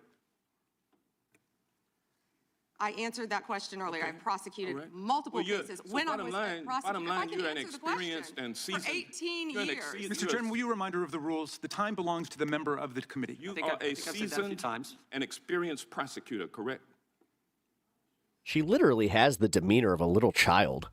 I think most Trumpers do. God. You established that. It really is fucking like, oh my God, you guys are fucking children. Yes or no? Does he want an answer? I mean, you guys are also, allegedly fucking children. Sir, but... we're not. He wants to say I want a yes or no answer. I think he wants to say I want a yes or no answer, but I'll live with what you have already said. Let me ask you this question. Clearly, in the prosecution of sexual assault cases, you are acutely I know enough there, man. aware of how I know enough to see it, to call it like I sees it. important it is to Pedo protectors. protect the identity of victims of sexual assault, correct? How was that Russian collusion? I don't know. You guys remember those, what was it, like 4 people that got arrested? I have addressed this multiple Let's see. times. I think others I were gotta cutting me give off a when I was trying. refresher on this I one. just simply asked, are you aware of the fact that it's vitally important to protect the identity of sexual assault victims as you prosecute the people they accuse of assaulting them? Isn't that correct? Excuse me. As we have said multiple times, Protection of the protection of all identity. victims. So let's see. Arrested: George Papadopoulos, Mike Flynn, Paul Manafort, Rick Gates, Roger Stone, Michael Cohen. Yeah, there was nothing with that Russian collusion thing except for all of his lawyers went to jail. Are protected. But yeah, you guys know exactly what you're talking You about. are protected under. Do you want me to answer or do you want to interrupt? Well, because you're not answering the question. You do a Jekyll and Hyde kind of routine around here, and I just want you to answer my questions. What does Jekyll and Hyde mean? Can you explain means that? you're nice to the Republicans and you turn like Hyde on Democrats. But let me ask you this, ma'am. We have the Epstein victim survivors here today. Representative Jayapal asked a simple question. If you would be so kind and honorable as to turn around and face them and apologize to them for outing them. I mean, how many lives have been derailed because your department Pam Bondi does. was either sloppy and incompetent or willfully trying to intimidate and punish these ladies for coming forward? Which was it? The time of the gentleman has expired. The gentleman yields. Your time is up. Back. The chair now recognizes the gentleman from Wisconsin for 5 minutes. Attorney General Bondi.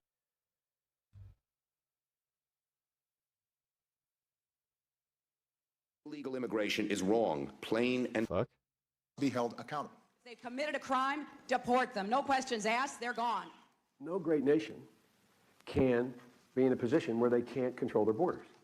We need to address the issue of That was a weird cut. and I the don't know what the hell happened there. That was from the live video.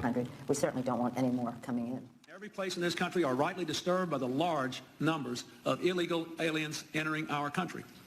The jobs they hold might otherwise be held by citizens or legal immigrants.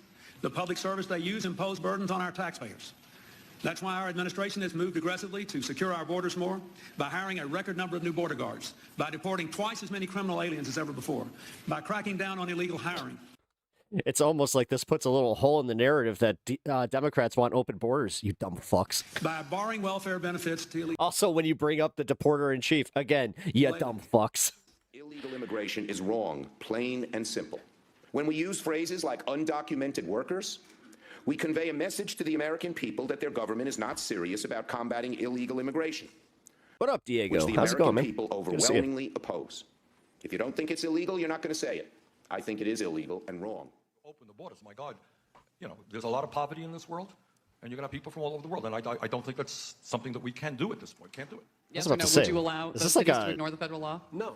Is somebody using their 5 minutes just to show this presentation? We simply cannot allow people to pour into the United Oh States. my God, Scott Fitzgerald is using his time for this. undetected, Okay. Undocumented, unchecked, and circumventing the line of people who are waiting patiently, His approval went up? You mean after he made sure that Gallup doesn't count presidential polling anymore? diligently and lawfully to become immigrants Yeah, keep believing every number he throws out in now. this country.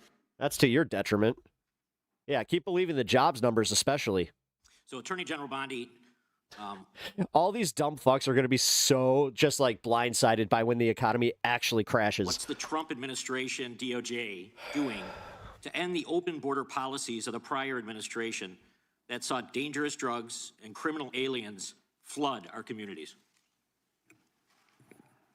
Congressman, President Trump has worked tirelessly, as you know, to close our border, which is what the Democrats had asked for in that video. President Trump closed our borders on day one. He is protecting Americans. He is protecting our kids from the influx of drugs that were flowing into this country from Mexico, the fentanyl precursors that were coming from China. These precursors were taken from China into Mexico, and in Mexico, they were mixed and freely taken right into our country, along with gang members, MS-13, TDA, freely coming into our cities around our country. Thanks to Joe Biden. Simultaneously, with all that happening, crime was still going down. Weird. Policies. That has stopped under Donald Trump. It will no longer happen under this administration, and he is doing Y'all love some North Korea propaganda shit, that's for sure. everything Holy to keep fuck. Americans safe. And let me continue. When he was elected overwhelmingly by the American people, the When's majority Caroline Levitt going to start wearing that pink dress that the lady from North Korea of wears? the American people It just like shows up every 10 minutes. wanted Donald Trump. One of the main reasons was border security and keeping Americans safe. Yeah, and now his approvals on immigration and the economy are still at all-time lows. Good job. And that's exactly what he did. And that's why today the other side These are sits great. here, they yell, they cut me off, they want to yell, they want to ask a question and don't want answers because they want to distract When do we get to the from Thomas all the Massey great things bit? that Oh, this here, we're president getting to and it. this Cool. administration working hand in hand, and that includes Secretary Noem, who has closed our borders, and Tom Homan, who has closed our borders to keep Americans safe. And they're trying to distract from that, and they're not going to do it because the American people are smarter than that, and they see through their theatrics. Thank you. Just quickly, yesterday, Senator Grassley reached out to my office to tell me that I was one of the 20 members that was now disclosed were under surveillance from Jack Smith. This brings up the question of non-disclosed orders and whether or not they should apply to members of Congress. But with my phone records being surveilled, as well as looks like 19 other members of Congress, I'm just wondering how DOJ views that. You know what? In the context of the next guy coming up, that's kind of funny. Let's see what she says. And remember it. Time is expired, but the gentlelady can respond.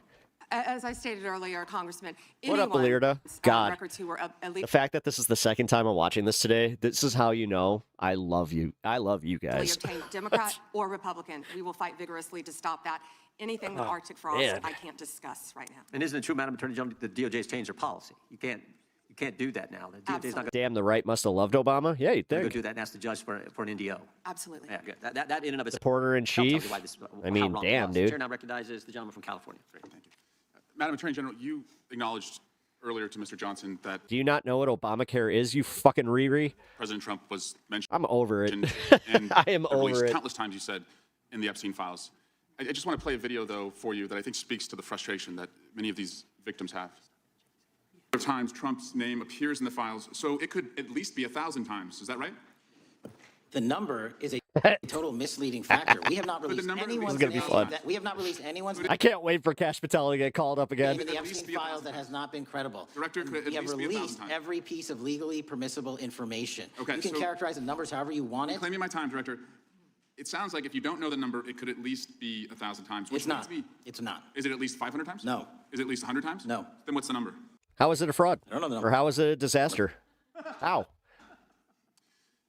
I understand why the victims are frustrated, and the Attorney General acknowledged what Mr. Patel would not acknowledge, that it was way more than 1,000 times. But I want to move, Madam Attorney General, to weaponization of government. And yesterday, what's up, it Natch? was reported Good to that see you. 6 members of Congress had indictments sought against him, and they were not returned by a grand jury.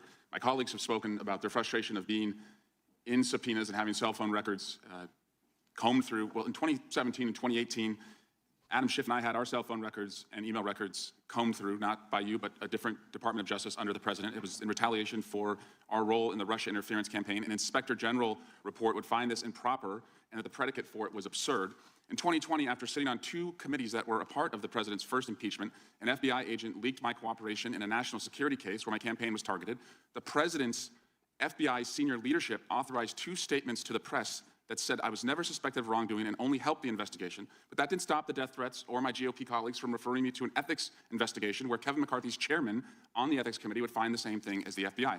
Our current FBI director would then write a book called Government Gangsters and identify a long list of enemies. About a quarter of them have been either investigated or indicted. He listed me at the very top, along with Adam Schiff, and during that same testimony, refused to recuse himself when asked if he would recuse if any case came across his desk involving me or people on that list. Since that testimony, his department has put me under investigation with Senator Schiff for the nonsense mortgage fraud cases that we've seen. I get it. This is what the President does. I've priced it in. We have a bingo card at home that my kids have made of what will come next. I expected that the President Actually, the Democrats' polls have risen. would come after his enemies. But Since you guys check polls daily, since you guys told me about Trump's numbers going up, you would know that, right? what I want to talk to you next is serious, and I did not expect this would happen, and I'd like your help on You'd also know they just won a special election by record numbers in Louisiana and Texas, but your finger's very much on the pulse. The President has inspired death threats against me and many sitting up here. I don't have to. The special election's being won by fucking double digits. That did it. In June 2025, an individual left 11 voicemails at my But I district thought office. you guys didn't believe polls unless they said something good about President Trump. On the voicemails, they said, get the message to him. I'm going to hunt him down, that motherfucker, and toss his ass over the What do you know about Democratic voters? You're not a Democratic Golden voter. Gate Bridge by my fucking... Keep parroting what Fox News told you 4 months ago. Donald Trump's Department of this Justice is in the fun. Northern District of California declined to prosecute. On May 14, 2025, on Twitter, responding to something I posted, an individual said, no, it wasn't Eric, and now I'm going to kill you. The Department of Justice from the Southern District of Texas declined to prosecute. May through December of 2025, we received messages at my office that said, I hope somebody shoots you and your children She just got nervous about that. and your wife in the head. Pew, pew, motherfucker, pew, pew. I would stay indoors as much as possible, and my children, unfortunately, have to do that. The Department of Justice has not charged this individual. That's funny, because again, Rasmussen put fucking Trump at 37% approval rating. Cited Record numbers? that he's a prolific caller and has health conditions. Although what we have found in our own investigation and his voicemails is that he has said he will employ others to do this. Keep defending his honor since he needs it so much. The President can come after me. It's fine. I'm in the arena. So are these folks. But we never expected that the Department of Justice would not seek to prosecute and investigate those who are making threats against us. And that would include those on that side of the aisle. And I'm just asking for your help to protect life, because life is at risk with the environment we're in right now. Congressman, I completely agree with you. I know about several of those personally involving you. I believe one has been charged publicly, and there's something I would be happy to talk to you about off camera, but I can assure you that they are very serious. They are being Why off camera? looked into, and I can give you more details on those. None of you should be threatened, ever. None of your children should be threatened. None of your families should be threatened. And I will work with, you can come into my office any day. I will work with all of you on both sides of the aisle if you are ever threatened. And I'll gladly talk to you after this hearing about your cases. But I can tell you some of them are very active. Appreciate that. And I yield back.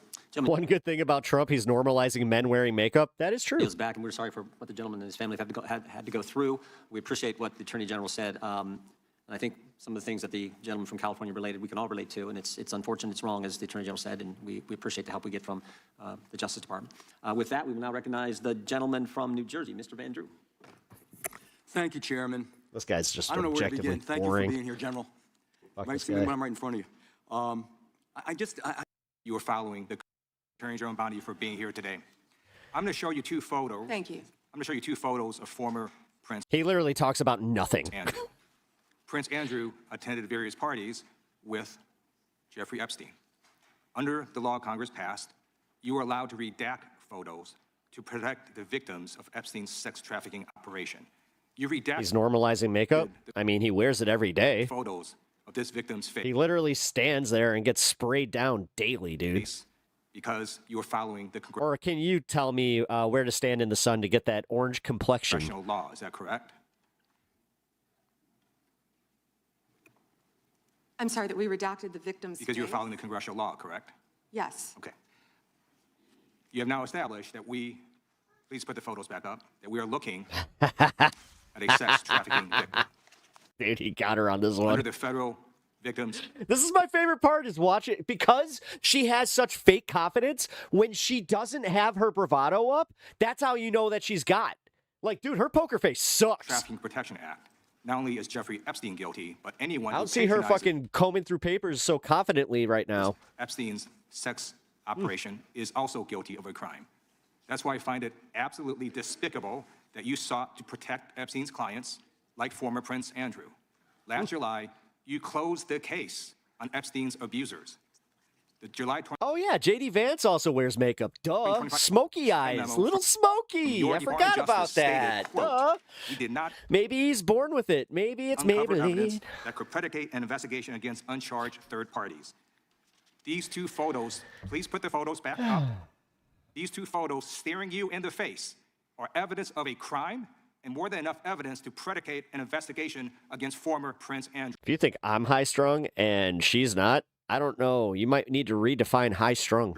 So I ask you, Attorney General Pam Bondi, It's Jover for MAGA. It is so why Jover. did you shut Oh my God. It like, yeah. down this investigation? If you guys are on the left, just I'll let you guys have this one. Just put into chat. Just it's Jover. Last July, and why have you not prosecuted former Prince Andrew? So Jover. I don't believe you asked Merrick Garland these questions when he was Attorney General and set before. I agree with you. You I'm twice. reclaiming my You time. never I agree with mentioned you. I agree with you. During, Did you not hear during the Biden administration, I called for people looking at Epstein files. Merrick Garland dropped the ball, as did Attorney General Bill Barr, as did Alex Acosta, a whole string of Forgot about Bill Barr, didn't you? You forgot who was president before Biden. failures. But you are in charge.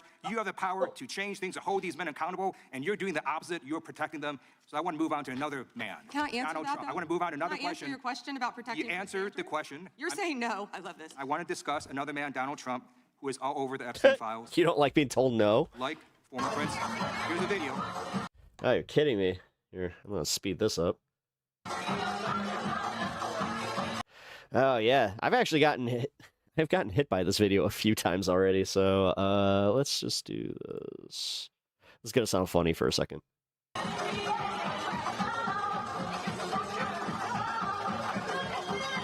Like former Prince Andrew, Donald Trump attended various parties with Jeffrey Epstein.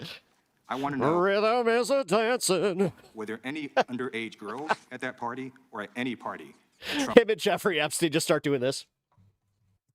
Trump attended with Jeffrey Epstein? Yeah, did I just make a Night at the Roxbury joke in 2026? Hell yeah. This So is with so it. ridiculous. This is so ridiculous. Here, I'll since I was bullshitting there, I will go back just a second. Former Prince Andrew, Donald Trump attended various parties with Jeffrey Epstein. I want to know, were there any underage girls at that party or at any party that Trump attended with Jeffrey Epstein? Ooh, she's under oath. She's under oath. She just had that. She just thought about it. Shit. I'm under oath.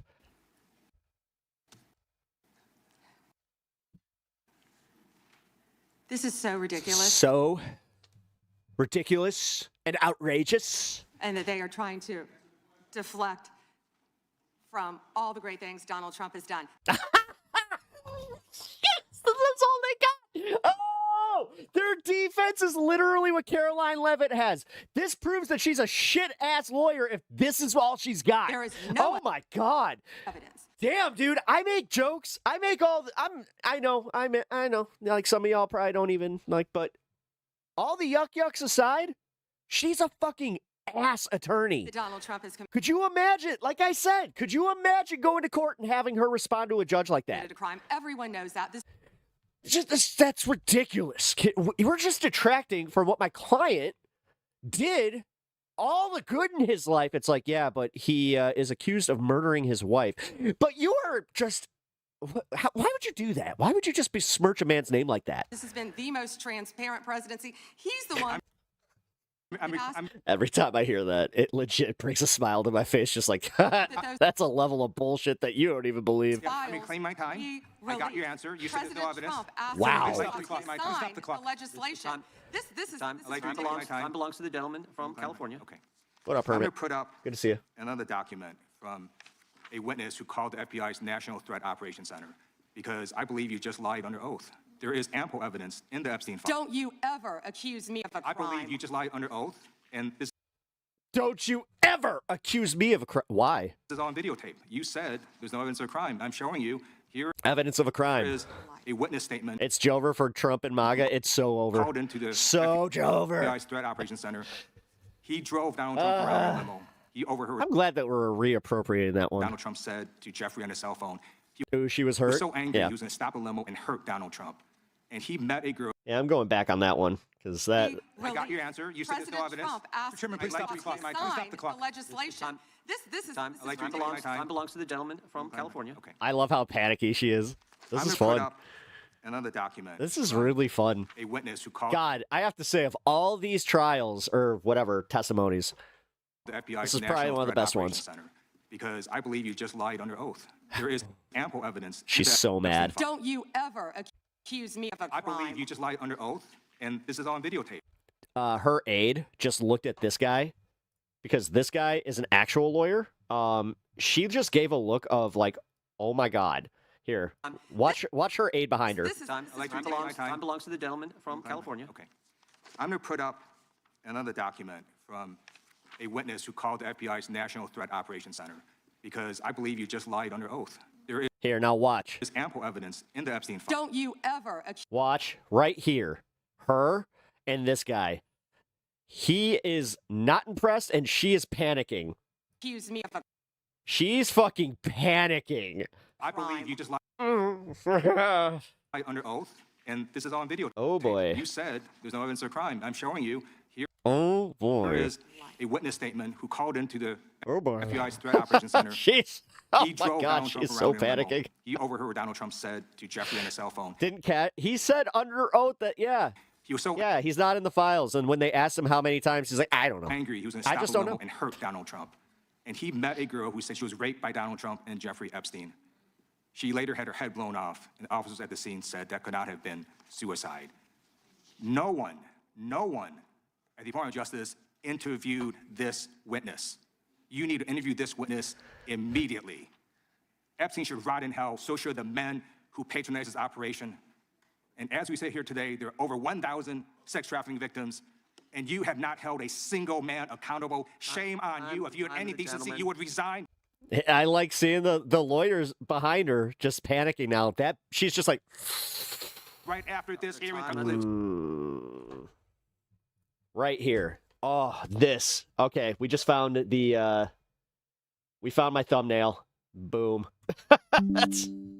That is thumbnail worthy. Gentleman has expired. Even Chip Jordan's like, oh fuck, that didn't go well for Can I her. respond? Yeah, I don't know how you respond. No one can. I did not ask a question. He doesn't You're allowed want to talk to. about I did the not ask a horrific crime in California.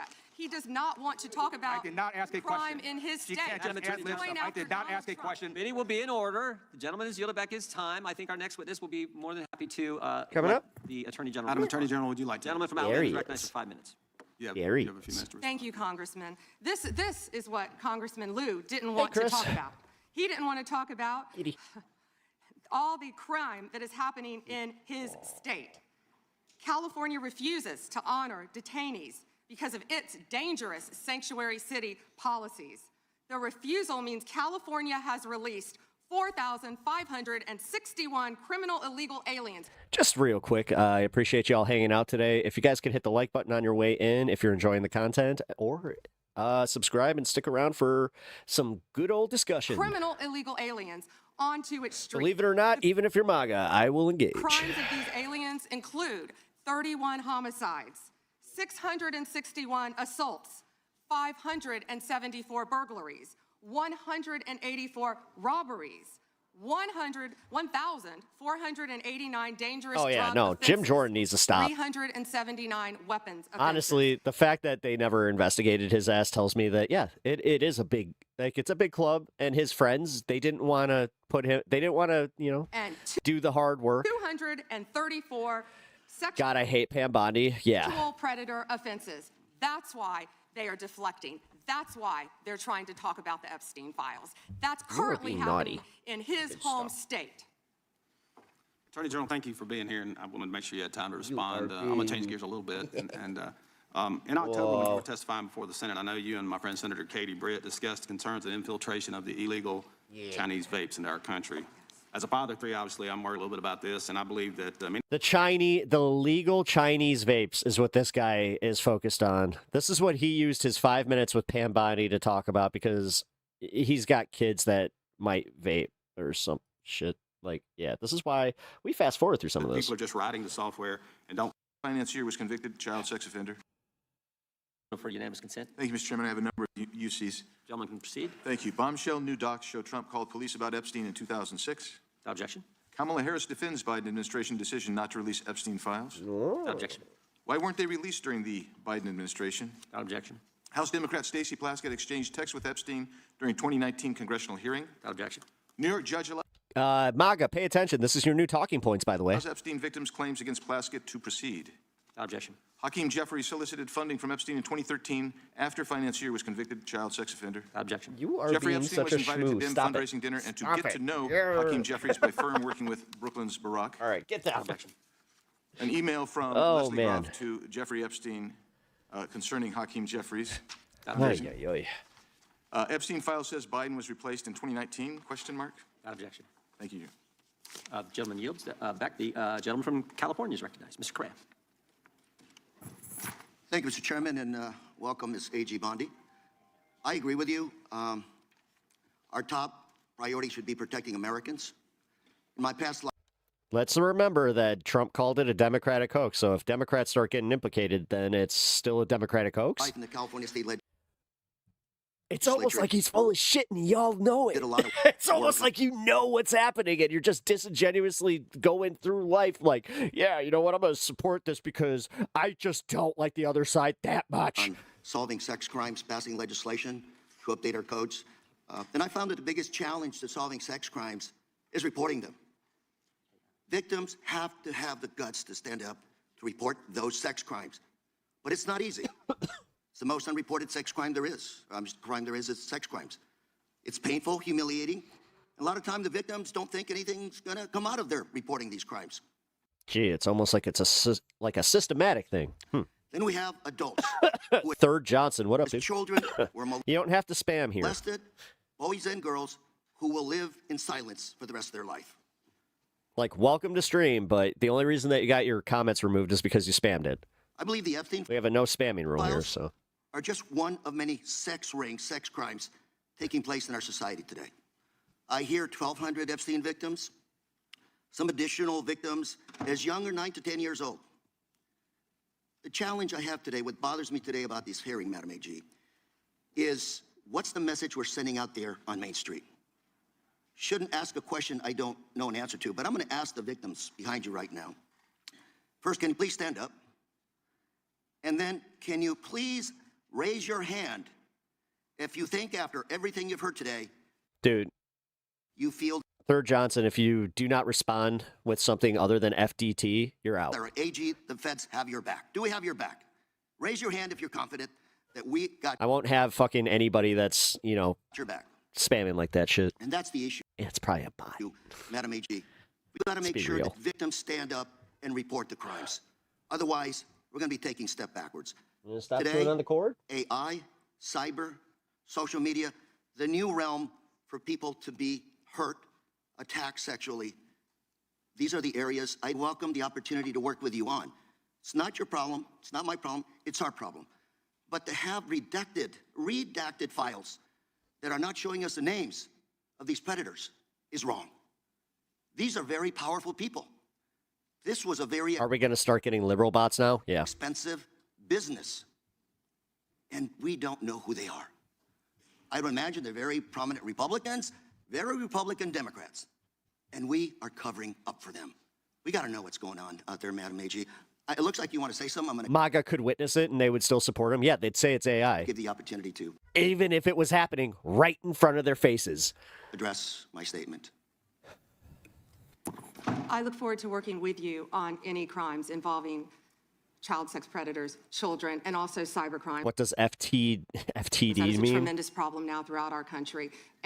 They were saying FTD, though. AI, you are correct. AI Wait, is were they? causing great problems Yeah. No, online. they weren't even saying it right. We're working on that, though. AI is an incredible tool, but it also can be fraught with peril with victims of crime. I've experienced that with someone I know who we've been trying to help. I look forward, though, to working with you on that and on Madam- cybercrimes. Can I? She's a great bullshitter? Not really, because you can tell it's bullshit. Law. The best bullshitters are the ones that you just go, yeah. That Like, those names that's good. in those files are made public. We have to make sure we tell Flooding the zone with so much bullshit to where you're just like, well, that one might be true. I don't know. those predators there is no It's not exactly the best method. place for them to hide. And if they commit the crime, they're going to fry for it. It starts with showing us the names of the perpetrators in the Epstein files. May I respond to that? Sure. Okay. So if any man's name was redacted that should not have been, we will, of course, unredact it. If a victim's name was unredacted, please bring it to us and we will redact it. We were given 30 days to review and redact and unredact Let's go. millions of pages of documents. Our error rate is very low, The but there are victims are always right going to behind be you. We've errors got to on convince them both sides. that we're doing a And good we're job doing everything of we can to help protecting the them. victims. We will Thank do you, everything Mr. we can. Chair. I'm out of time. Gentleman yields back. Here, look, he rolled up so weird. Look at this. Thank you, Mr. Chair. Good morning, Madam Attorney General. I wanted to return to a point that the chairman raised at the beginning of this hearing, which is these jurisdictions that refuse to honor detainer requests from Immigration and Customs Enforcement, often called sanctuary jurisdictions. Now, I know that you are not involved directly in immigration operations per se, but you do deal with the legal issues surrounding these jurisdictions. So let's say we have someone who's here illegally who has committed a crime that, like the thousands of people you mentioned in California, murderers, sexual predators, drug traffickers. If that individual is in detention in a jurisdiction that has a sanctuary policy where they do not honor ICE detainers versus in any other jurisdiction where they do, how does the nature of apprehending that person, how does the nature of ICE's involvement in that operation differ in those two circumstances? Well, I believe you've seen that in Minnesota, where people were not cooperating with us. I believe there a lot of local law enforcement did want to cooperate. President Trump signed a memorandum known as NSPM 7, purporting to address Oh, here we go. domestic terrorism. But Americans across the political spectrum were immediately alarmed by the memo's blurring of the line between unlawful conduct and constitutionally protected speech and activity, as well as its call to investigate, prosecute, and dismantle groups that the president and Stephen Miller described without evidence as, quote, an organized campaign of radical left terrorism. Now, counterterrorism experts were further alarmed by the administration's singular focus on left-wing extremism, combined with the sudden deletion from the DOJ website of decades of research and law enforcement analysis, which had concluded that right-wing extremism poses the greatest terrorism threat to Americans. The president's memo broadly and vaguely links violent conduct to ideologies, and it targeted specifically anti-American, anti-Christian, and anti-capitalist beliefs. Thank you for the sub, Brian. Hostility to so-called traditional Appreciate American that. views on family, religion, and morality, end quote. President Trump has repeatedly and openly, however falsely, tried to brand his political opponents with these sentiments listed in his memo. But as you know, That's funny. He never even kicked him out of Mar-a-Lago. as a lawyer, We found out that that was all bullshit, too. Weird. holding beliefs that the White House disagrees with is not a crime. And the statute defining domestic terrorism requires criminal acts, not just thoughts and ideas. That's why legal experts, nonprofit leaders, religious freedom, and civil rights advocates immediately raised the alarm that the new presidential directive was a politically motivated attack on civil society designed to silence those who disagree with the administration. So, Ms. Bondi, Section 3 of that memo directed you, as Attorney General, to submit to the President and Stephen Miller a list of groups or entities whose members are engaged in acts that meet the definition of domestic terrorism. And then on December 4th, you directed the FBI to work with a variety of law enforcement entities to compile a list of groups and entities engaged in such acts.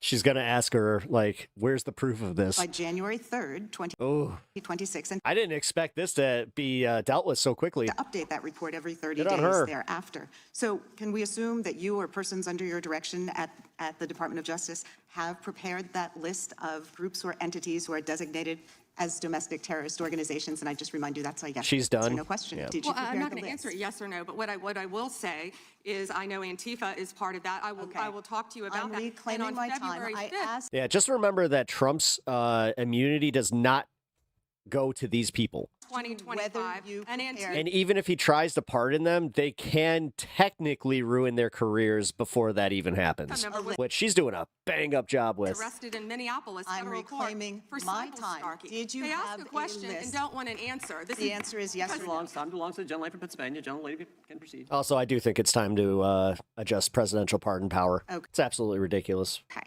So And I'm not just saying it because it's for Trump, too. I thought that it was fucked up that Biden pardoned himself and his fucking kid. will you commit to providing this committee with any But I don't want to hear it from any Trumpers because guess what? Trump pardoned a guy that fucking... He took $10 million from taxpayer money. So shut the fuck up. list of You don't care. organizations that you have recommended be designated as domestic terrorist organizations? Just going to stop you before you even start. We will comply with the law in all matters. Will you, you commit to provide We will comply with the law in all matters. this committee with your list of entities that you recommend be designated she's as not gonna domestic say terrorist it. organizations? I'm not going to commit to anything to you because you won't let me answer questions. Okay, well then, we do understand that your current position is that you have a secret list of people or groups that you are accusing of domestic terrorism, but you won't share it with Congress. And I'd remind you that when the U.S. government designates an entity as a foreign terrorist organization, it must report that to Congress and to the entity, because the government can make a mistake and the entity has the opportunity to contest it. So your position seems to be that if you falsely designate an American or an American organization as a terrorist group, there's nothing they can do about it. I think we get it. You don't want to answer the No, question. you don't get anything regarding public safety. Thank you. Nothing. Thank you for the insult. It's clear you didn't come to Congress prepared to answer questions that the American people have every right That's all she has is insults and platitudes. to have answered. But if you were to prepared to answer truthfully, here's what we expect the facts to show. The administration And regime propaganda. is keeping lists of Americans who the White House says are engaged in domestic terrorism. Those lists could include Americans who have not committed any acts Wonder what she's pretending to look at. of terrorism, but simply disagree with this administration, people like Renee Good and Alex Preddy. And your list may include clergy, elected officials, and members of indivisible groups across the country. And those lists likely don't include Proud Boys or Oath Keepers who were actually convicted. Americans have never tolerated political demagogues who use the government to punish people on an enemies list. It brought down McCarthy, it brought down Nixon, and it will bring down this administration as well. And you're right. Yield back. That's why we're so glad they rescinded the That's right. memorandum targeting parents. For goodness sake, as the gentleman from California just pointed out in his 5 minutes, the gentleman from Kentucky is recognized for 5 May I respond very briefly to her statement? I think we can do that Okay. probably on Next. one of our members' time. Okay, thank you. I don't want that to get away. Thank you. Thank you, Mr. Chairman. Behind me, I have 3 documents from the DOJ production. Here we go. They're emblematic of She ain't getting any of his time. You can shut your dumb bitch mouth the up. failure of the DOJ to comply Here we go. with the Let's Epstein Files go. Transparency Act. To my right is an email that was sent by the victim's lawyers to the DOJ. It was a list of names not to redact. This little list of names not to release. What did the DOJ do with this I email? can't move now. He totally just... They released fell asleep. this email in the document production. Literally the worst thing you could do to the survivors. Oh, you did. man. Oh. And they're getting phone calls. A lot of these people didn't want to be known. And we know I never thought that one of the few principled people left in Congress, he is. you touched the document. And look at the way that MAGA attacks him. because you redacted It's the one person in the Republican Party that still has principles, and they're just like, fuck this guy. one name, and you redacted the lawyer's name, but you left the survivor's name. He's ruining it for the billionaires. They're not able to take over the government and produce us with an oligarchy like we want. Come on. It's because people abuse that shit and fucking spam it. Listed as a It's easy to fucking ban. conspirator, not to tax evasion, but to child sex It's literally one of the few rules I have for my chat. Quit complaining. trafficking, not Fucking A. prostitution, not Most left-wing streamers don't even allow, like, dissent in their fucking chats. Trust me. I have had this happen to me. money laundering, child sex trafficking. Like, And then fucking finally, A, man. What we have here is the third exhibit that I have is emblematic of the FD3 Bye. 2 release. These are the documents that we need that you're holding on to Someone really just say bye-bye, dummy. over redacting because they have the names of the men who are implicated. How do we know? Because the survivors gave testimony to the FBI, and it's in there. And what happens when you go to the portal at the DOJ to look at what's behind this redaction? Another redaction. So we can't even see them. And then there's some of these files you've pulled down from the website that we will never see because we can't search the redactions. So I have several questions for you. Who's responsible? Are you able Can't to follow one rule, shaking my head. Yeah. who in your organization made this massive failure and released the victims? I believe Wexner's name was listed more than 4,000 times. Yeah, I already told you that. This is where he's listed as a Can I finish co-conspirator. my answer? Come on, let me finish. Belongs to the gentleman from All right, I'm reclaiming my Can I time. give my answer? So I'm going to put the language of the bill up on the screen. Chairman, Because I may I have give my another answer question. on that? Nope. It's a political joke, and I need to give my answer on that. We'll let the Attorney General respond, and then the gentleman can move to the next question. It's my time. Within 40 minutes, you asked me a question. Notice how Jim... Himself, there is no credible information. None. If there were, I would bring the case yesterday that he trafficked to other individuals. Is that your position as well? My position is any Dude, victim who she comes is cooked. forward, of course, She's so fucking cooked. we would love to hear from them. 1-800 Nancy got her on this one. At what point did the FBI and the DOJ decide that Lex Wessner was not a co-conspirator? Because our Epstein Files Transparency Act requires you, please put it back on the screen, please, to release the internal decision about whether to prosecute him or not, and it's not in the files, and it's not in the files for any of these other men. Time of the gentleman has expired. When all else fails, bring out TDS. The fact that she said that in an official setting should tell you how much of a joke this fucking administration is. And he's a hypocrite because he voted against the ban that we were talking about on deep fake AI porn. Only 2 Fuck Trump and MAGA people trash too. voted against it, and you were one of them, hypocrite. Smackwater Mac. You get one all caps. The gentleman's time has expired. Mr. Yeah, Chairman, Mr. Man, I gotta make a chat bot for that. The gentlelady's allowed, the Attorney General's allowed to respond the way she wants to respond to any member's questions, Republican, Democrat. I have unanimous consent request. Gentleman's recognized for a UC. All right, this is an example. I'm submitting these 302 forms that are entirely redacted, even when you go to look at them. Without objection. I'm submitting a witness statement that implicates Les Wexner.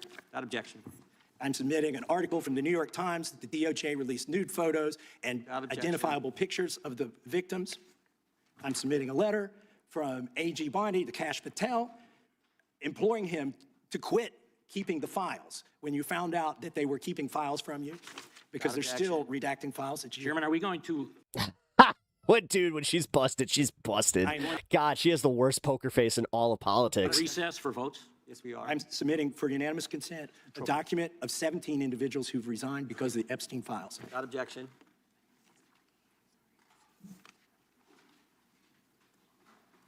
Just want to check on how much time we have left in votes, but one thing I've learned here of late that they'll wait on us. She is done. How much time do we have? I mean, we'll see. Oh, they just called. Okay. If she embarrasses Trump enough, that's when he'll get rid of her. The chair now recognizes That's why Kristi Noem is on, she's riding on that razor's edge. gentleman from Maryland. And thank you, Mr. Because he doesn't want to have to go shopping for sycophants again. Chairman. I want to start by saying I appreciate what you said, Attorney General Bondi, and you said it to me personally, that you take the personal security of every member of Congress seriously and that people can contact you about that. And in these times, that's a very serious matter. So I thank you for that. Article 2, Section 1, Clause 7 of the Constitution is the Domestic Emoluments Clause. Aye. And it says that the president is limited to his salary in office and cannot receive any other money from the federal government while he's in office. It cannot be increased by $1. This president is the first president in U.S. history who has repeatedly sued the federal government for $230 million for the judicial search warrant at Mar-a-Lago, which was She perfectly needs to be disbarred. She will be. lawful and was never struck down.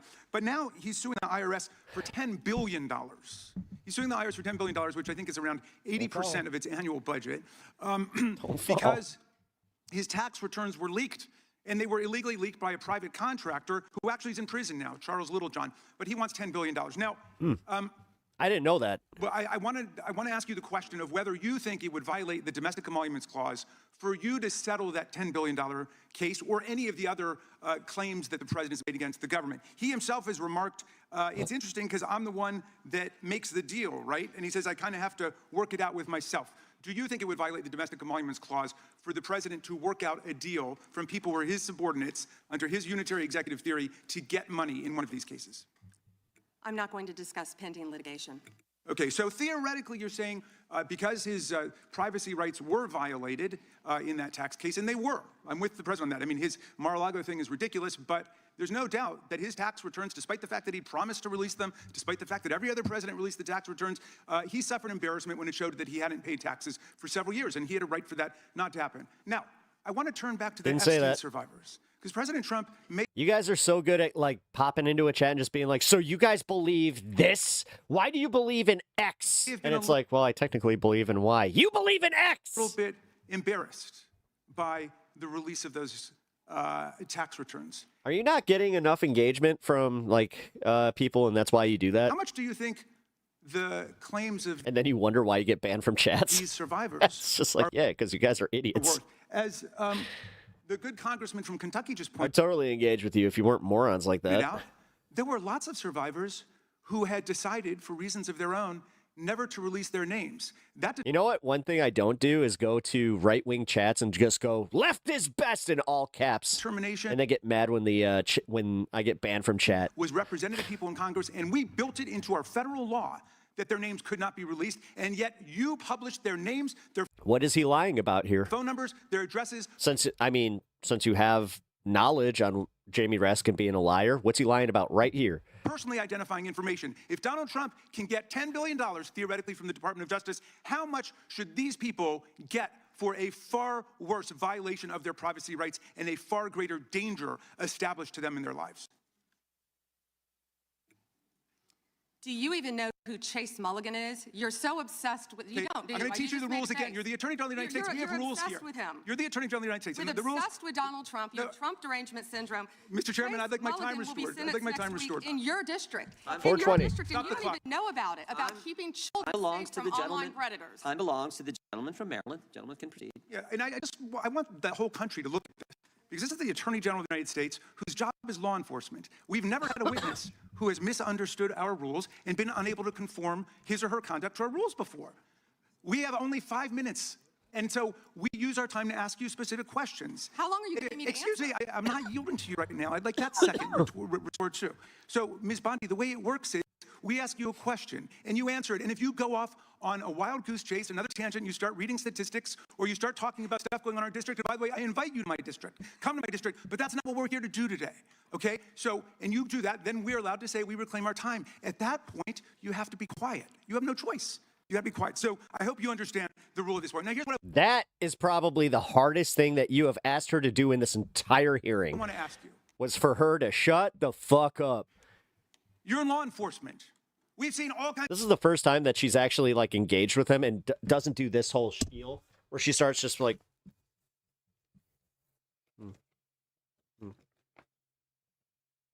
To evidence of crimes.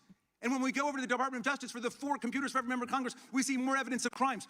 Will you create a joint task force of the Department of Justice and governors and state attorney generals and district attorneys across the country to investigate the crimes that have taken place against these victims and more than Apparently you don't know how to read. 1,000 like them? I keep saying that, man. Go read that again. DOJ's not Look at the time frame. It was in 2019 when he said this to the guy. doing its job. Will you create a task force Jesus with Christ. state and local law enforcement to make that happen? Cheers to your devotion to dehypnotize people. Thank you, man. Cheers to your Thank you, devotion Chairman. to He called dehypnotize Chase people. Mulligan a wild goose chase. I appreciate and didn't that. even know who he was. Thank you for the 2.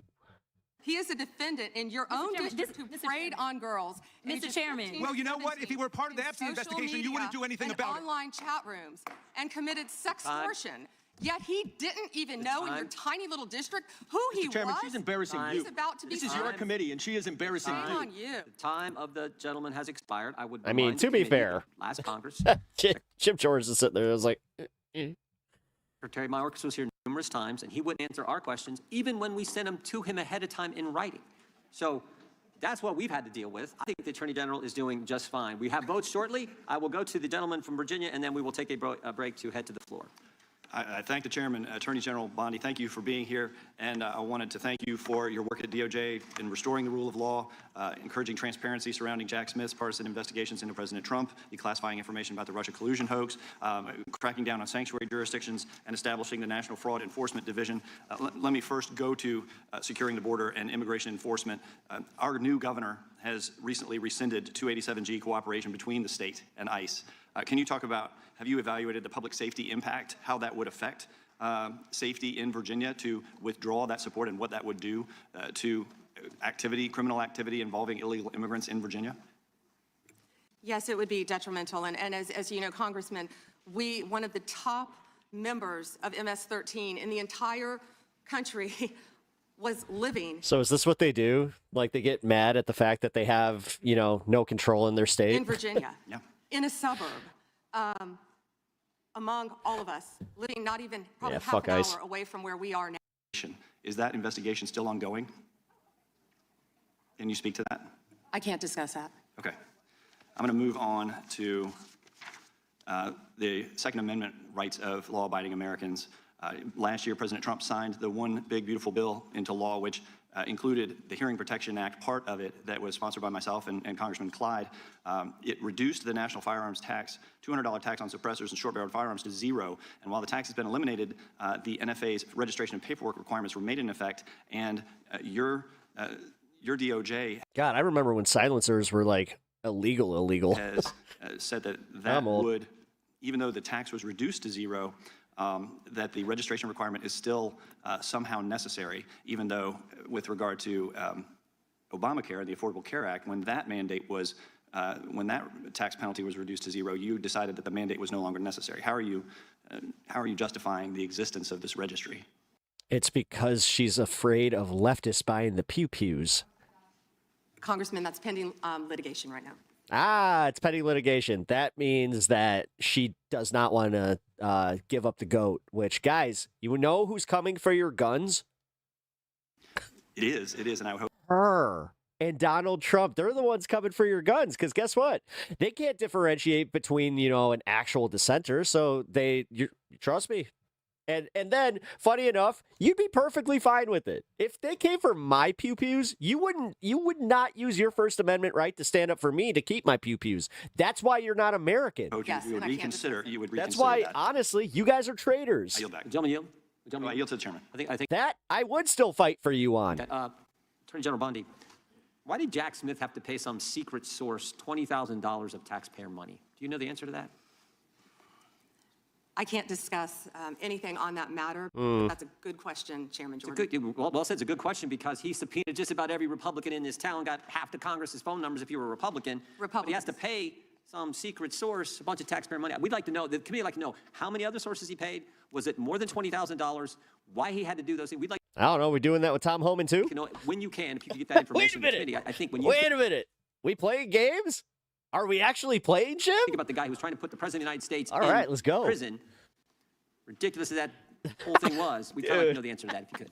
And with that, we're going to stand in recess. We will go as quickly as we can and vote. We have 2 quick votes on the floor, and we'll be back. There's actually some lunch if you all need it. We have for our members, and since you're back here, you can have some. We normally have plenty. Mr. Chairman. We'll take a recess. Before you gavel out, can I ask for unanimous consent to enter to a record the article entitled Inside Trump's DOJ dated October 16, 2020? Without objection, we stand in recess. All right. So let me find part 2 here. They broke this up into 2 parts, by the way. All right. Bring this up. Bring these down. Play. That man works for you now, right? Who was that, Congressman?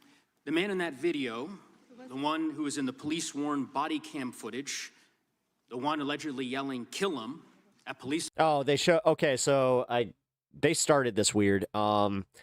This started with this guy showing a video of the January 6th situation, and there was a guy there that had a shield, and he was telling the cops officers on January 6th. Yeah, that he was gonna effing kill them.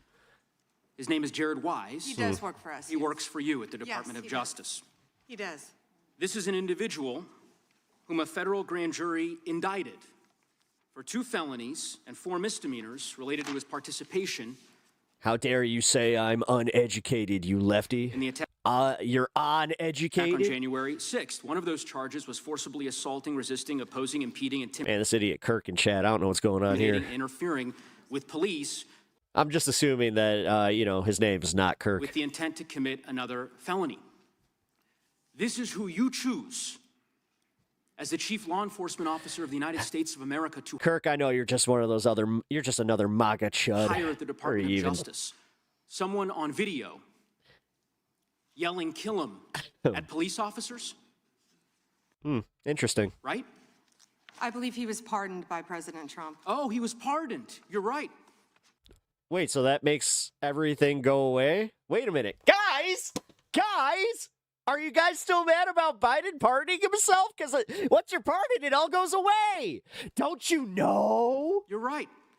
Pardoned by President Trump for his offense. It's almost like they know they're full of shit.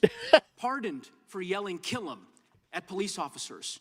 And yet you expect hardworking police officers across the country to believe that you take law enforcement seriously. You could imagine the reaction of so many folks Yeah, fuck Biden. across Biden sucked too. the country hearing the Chief Law Enforcement Officer of the United States refuse to even condemn what that individual whom you've now hired did. But in any event, let's talk a little bit about some of the other divisions within. Yeah, do you know who was the prosecuting attorney in Palm Beach at that time? Reality check?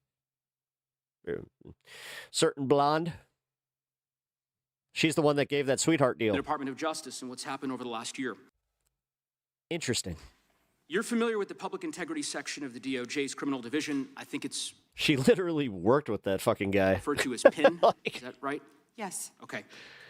Do you know which presidential administration under which the PIN was first created? I can tell you what administration that the weaponization was ended under. I'll reclaim my time. This wasn't a trick question. You don't get to Madam Attorney reclaim General. your time. Madam Attorney General, Because I don't like. Mr. Chairman, I will don't you explain to answer the a witness question that the way he you like does it? reclaim his time? Because I don't answer a question to your satisfaction? Mr. Chairman, Madam Attorney General, the time belongs to the gentleman from Colorado. the president under which PIN was created was Gerald Ford. It was Barbotola. created after Watergate. I'm not asking a question, Madam Barbitola? Attorney Is that what General. it is? The administration under which it was created Welcome was over from Twitch. Gerald Ford. Appreciate you when you popping first by. started as the Attorney General of the United States, there were 35 people working in that office. Nothing will come of this. now two- No, these things, they are leading to some pretty big things. Like Kash Patel, you guys don't see it yet because you guys only know how to really look at what's in front of you instead of looking at the future and the possibility of these guys using this, I don't know, to catch some of them. So for instance, if she did indeed lie out under oath, that's going to be interesting. It's kind of like Kash Patel. Did he lie under oath? Sure seems like it. people working in that office because you have gutted it. How many people work for the National Cryptocurrency Enforcement Team in the criminal division today? Can I answer the question about PIN? I've asked you a question. How many You've people asked work? me a question, but you don't How want many the people answer. work No, he asked you another question. This is how this works. for the National Cryptocurrency Enforcement Team? You won't answer how many I'll people? answer PIN. You. PIN will not be you know what? weaponized. You know what? What's Madam funny Attorney about General, this? I'll say to the chairman. What's funny about Chairman, this? you know what? The answer is. What's funny about this? And I think I understand funny why the about Attorney General this? does not want to answer the. The fact that you're You're such an idiot that you're a confident idiot. Confident idiots are enjoyable to watch. I will admit that because it is kind of funny to watch them kind of, dig that hole. National Cryptocurrency Enforcement Team last year. So I understand why you don't want to tell the American people who works there. Yeah, I understand why Weird. you don't want to talk about Mohammed Solomon in your district. In any event, who murdered people. Mr. Chairman, will you stop the clock so his time is not wasted by the witness? Very generous. He literally just said, you got rid of the people who investigate crypto scams. With allowing extra time when we have these little. Why would that be? I understand. You got the time, Mr. Goose? I might as well ask the chairman these questions. Ellen Meyer, welcome. What's Carol Saven, thank you for the sub. Appreciate that. the questions I've asked, the crime in your I've district. asked, Mr. Chairman, are not trick questions. They're not gotcha questions. They're actually basic questions about how the Department of Justice functions and the unwillingness of this Attorney General to answer them in good faith. When a member of Congress asks how many people work at the National Cryptocurrency Enforcement Team and the Attorney General refuses to answer it, it is not a coincidence. It's because she eliminated the team. Why? Because her boss, the President of the United States, is making money hand over fist, $1.4 billion over the course of the last year through cryptocurrency holdings. I think what is happening at the Department of Justice is a disgrace, Mr. Chairman, and I would urge you to gain control of this hearing. With that, I yield back the balance of my time. Yeah. I would ask the gentleman, does he agree with the standing up of the Deputy Attorney General for dealing with fraud? That's something that's happened in this administration. First time. You talked about PIN. That happened with this Justice Department. We're talking about this committee. Mr. Chairman, had you answered the question, had the Attorney General answered the question Mr. in that Me, way, thank you for the perhaps sub. this hearing would have some modicum of resembling something that has typically been fairly conventional, an oversight hearing of the Department of Justice. The gentleman's That is time not has this. expired. The gentlelady from Wyoming is recognized for 5 minutes. Attorney General Bondi, I want to express my gratitude to the President, you and your team for your continued efforts against extreme anti-energy policies taken by states and cities that serve only to increase costs on the American people. This is an issue of great concern for Congress as well as the consumers. Our energy bills just skyrocketed. What the fuck is she talking about? At the behest of networks of non-governmental organizations and anti-growth activists, Democratic-controlled states and cities are enacting laws and pursuing Oh, she's happy that they're getting rid of like anti-smog laws and shit like that. coordinated lawsuits that would impose retroactive liability on energy producers for past global emissions based on speculative future climate change harms. The proponents of these plans call them climate superfund laws, but in reality, that is simply window dressing for taxes and fees imposed on consumers and businesses that don't even have a presence in these states or communities. But if you look at the billions of dollars they hope to gain Yeah, well, then they should only go to the people that are, contributing. from these efforts, the real goal here is to increase their already mismanaged state budgets by imposing fees on consumers and businesses in energy-producing states such as the state of Wyoming. I would describe this as the tobacco litigation on steroids. Yeah, because Wyoming produces a shit ton of methane. Do you not know how cows work? Vermont has Have you ever driven, dude, I've had to drive through, if you've ever done the drive, to Seattle, you, especially, when you're coming from, the other coast, which I've done, you get the full Wyoming experience, and it's about 100 miles of smelling cow shit. has enacted such a law, and another has recently You literally get to the point where you're just when is Wyoming going to end so I don't have to smell shit anymore? gone into effect in New York. Similar laws are under consideration in a number of other states. Clearly, this problem is spreading. Would you agree that Congress has not Yeah, but kneecapping it unilaterally instead of going through it and just being here, we'll give you an exemption. That's what you want? Okay. authorized states to impose retroactive liability against energy producers Whatever, man. and lawful carbon emissions? Yes. And would you Suck a tailpipe, lady. also agree that protecting consumers is a core part of the DOJ's mission? Absolutely. Would you further agree that combating state policies that seek to hide and shift the true cost of programs like these onto consumers fits within your mission? Yes. So, Attorney General Bondi, fossil fuels are the foundation of the U.S. economy, and the recent winter storms underscored that gas, coal, and oil. The best part about living in the city is no farm smells. I mean, trade it in for the occasional, smell of piss and dumpsters. Essential to grid reliability and heating our homes. Can you confirm that the DOJ is fully committed to using all available legal tools to stop these state and local level attacks on domestic energy production? Congresswoman, we are committed to that, and so is the entire administration. We talk about that a lot. Thank you. Thank you. The President's April 2025 executive order directed the DOJ to identify and act against state laws that burden U.S. energy production. What concrete actions has the DOJ and the administration more broadly taken to No, ban private flights as well. carry out this directive? Well, we filed 4 Taylor Swift, yeah, she contributes way more than your average fucking cow farm. lawsuits. Let's be real. We're filing multiple lawsuits. Many things are pending within this office to carry that out. Okay.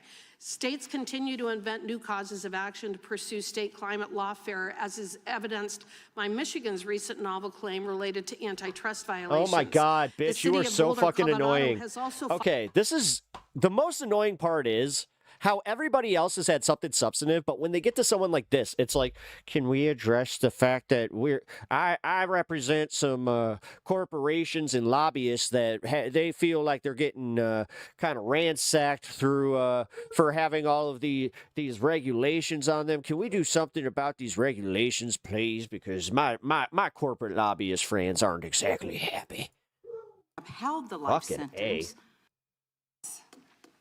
The time the gentlelady has expired, back. the gentlelady Shit, is back, I'll be right and the back. gentlelady from Someone's at my door. Georgia's right. Oh, fucking it. Thank you, Mr. Chair. Ms. Bondi, as the Florida Attorney General, attorneys from your office handled the appeal of my son, Jordan Davis's murder, which was denied. As a result of the efforts of those attorneys under your watch, the court actually upheld the life sentence for a man who used prejudice as his defense for murdering my son and scarring his friends for life. Attorneys from your office, under your management, worked hard to remove a dangerous man from the community who terrorized innocent people like my son and his friends. The compassion and respect that my family received throughout that ordeal were critical in helping us keep faith in the rule of law and justice. Based on my experiences, I have seen how strong victim services, sustained investigations, and well-supported prosecutors can make a meaningful difference in the lives of families who are grieving and suffering. Ms. Bondi, just yes or no, would you agree that government officials should be respectful and supportive of victims' families as they mourn? All right, that sucked. My neighbor locked themselves out of their house. First, Congresswoman, thank you for talking about that, and I'm so... That was random because they're just like, can I use your phone? I'm like, yeah. What's up? They're like, I locked myself out of my house. I was like, oh very shit. sorry for what happened to your family. Thank you. And yes, I agree with that with all victims, including the ones sitting Ban all lobbyists? I'm down. behind us today. I absolutely do. And also, thank you for voting yes on the Lake. Honestly, actually, we should do this because if lobbyists don't want to give money and stuff to the country, okay, fine. But you have, every time you have to go up in front of Congress just like this and make your case. Riley Act. Thank you for that. Thank you. Okay, so your answer is why the recent treatment of families in Minnesota raises really serious concerns for me. Ooh, she tricked her. Because shortly after Mr. Alex Preddy was murdered, administration officials referred to him as an assassin. That's what we call buttering up. We called Mr. Preddy the definition of domestic terrorism. They also lied about Mr. Preddy holding a gun and threatening officers. After Ms. Renee Good was murdered by ICE officials in Minneapolis, administration officials also accused her of being a domestic terrorist and investigated her wife in a clear act of retaliation. The statement Mr. Preddy's mother made after the murder resonated with me more than you'll ever imagine. She said that, and I'm quoting, "The sickening lies told about our son by the administration are reprehensible and disgusting," end quote. And I assure you, I know how it feels to hear lies that are told to justify the taking of someone's son. They were used by my son's murderer as a defense, and those lies still affect me today. He was called a thug, and he was called a gangbanger. And the attorneys from your office actually defended my son's name, his memory, and defended his honor. I'm certain that Mr. Petty's mother watched. I'm sure it had nothing to do with, the preferential treatment that someone, theoretically would get for being in Congress. Videos of her son, Alex, an ICU nurse at the VA hospital, using his phone to record federal agents. She also Stan watched him complaining getting he's a file a pepper lawsuit for sprayed, hit in the head, and surrounded Listen, by at least he's watching my neighbor trying to get in their house. 7 agents So- before having his gun removed from his waistband, which he legally Silver Fox. Yes, carried. I agree. And she watched FDJT. seconds later as 2 of those agents shot her son Alex at least 10 times. Administration was Dude, but you don't need to keep spamming my chat with if it's P3DO, okay? quick It's his droid name. to spew an incorrect narrative and We're in agreement here. This is a chill stream, so just stop. call him so many things that they wanted us to ignore the truth that we actually saw with our own eyes. Ms. Bondi, will you denounce the statements that were made to tarnish the names of Alex Preddy and Renee Good, and will you protect their names like those attorneys back in Florida under your watch protected my son's name? What I will say is we are looking at everything to shed light on what happened that day, and it is an ongoing and active investigation. Both of those cases, and I assure you they will be investigated. Investigating, we understand that, but will you do everything in your power, as you have done for my case, as you are asked to do, as you've sworn an oath to do? This isn't good for her. It is your responsibility This is to bad. make sure This that is you are following bad the for rule her. of law. Those families Man. in Minnesota, There we deserve go. the same respect. They deserve a full investigation, which you have not even begun to do yet. So what are you saying, is that they don't deserve any respect for a full investigation into their murders? Well, that is Jesus Christ, it's so telling how she can't just say yes. Yeah, she's literally done that this entire time. competence on your behalf. Well, that The is not American accurate. people do deserve better. Non-commitment to defending the rule of law is what we see from you. I I told will you we always were stand up for investigating. survivors, and I heard you say earlier when you told us that you will fight for them as well.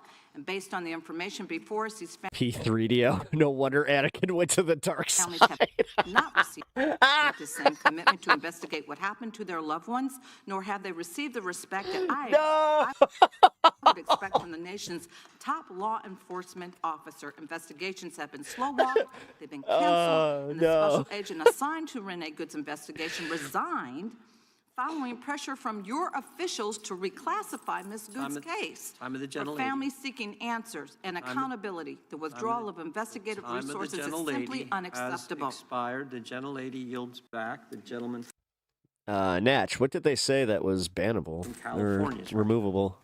I think that was an accent. Sorry, I think that was an accent, guys. Madam Attorney General, I get the sense that we've lost a little perspective here. The most fundamental responsibility of government is to protect the lives and property of its citizens. Now, you cited some crime figures in your opening statement. She can't maintain eye contact. Because I No. think it's one of the most extraordinary achievements of the Department of Justice in our history. And I don't think some of my colleagues heard you clearly. Thank you, Congressman. Know someone We fucking get it. who has been impacted by that. That hand in hand with the mayor, with the No one wants to hear you guys suck on her clit, guys. We want to hear you guys grill her over the Epstein files. That's what people have the real passion for here. Metro PD to keep everyone safe So- in DC, and it's worked. It's been a tremendous effort.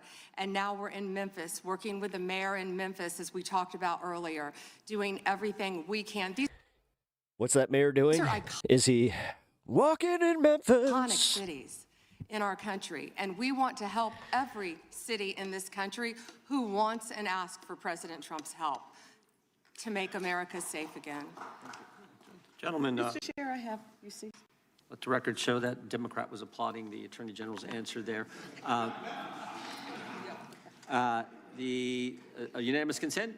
Yes, please. All right, the gentlelady is recognized. Mr. Chair, I have a few unanimous consent requests. I would like to submit into the record this New York Times article titled "Alex Pretty's Friends and Family Denounce Sickening Without Lies objection. About His Life." I also would like to objection. submit this Daily Mail exclusive interview with Vice President J.D. Vance titled "J.D. Vance Refuses to Apologize to Alex Pretty's Family After Spreading objection. ICE Assassin Claim." One more. My last submission request is a New York Times article titled "FBI Agent Who Tried to Investigate ICE Officer in Shooting Resigns." Without objection.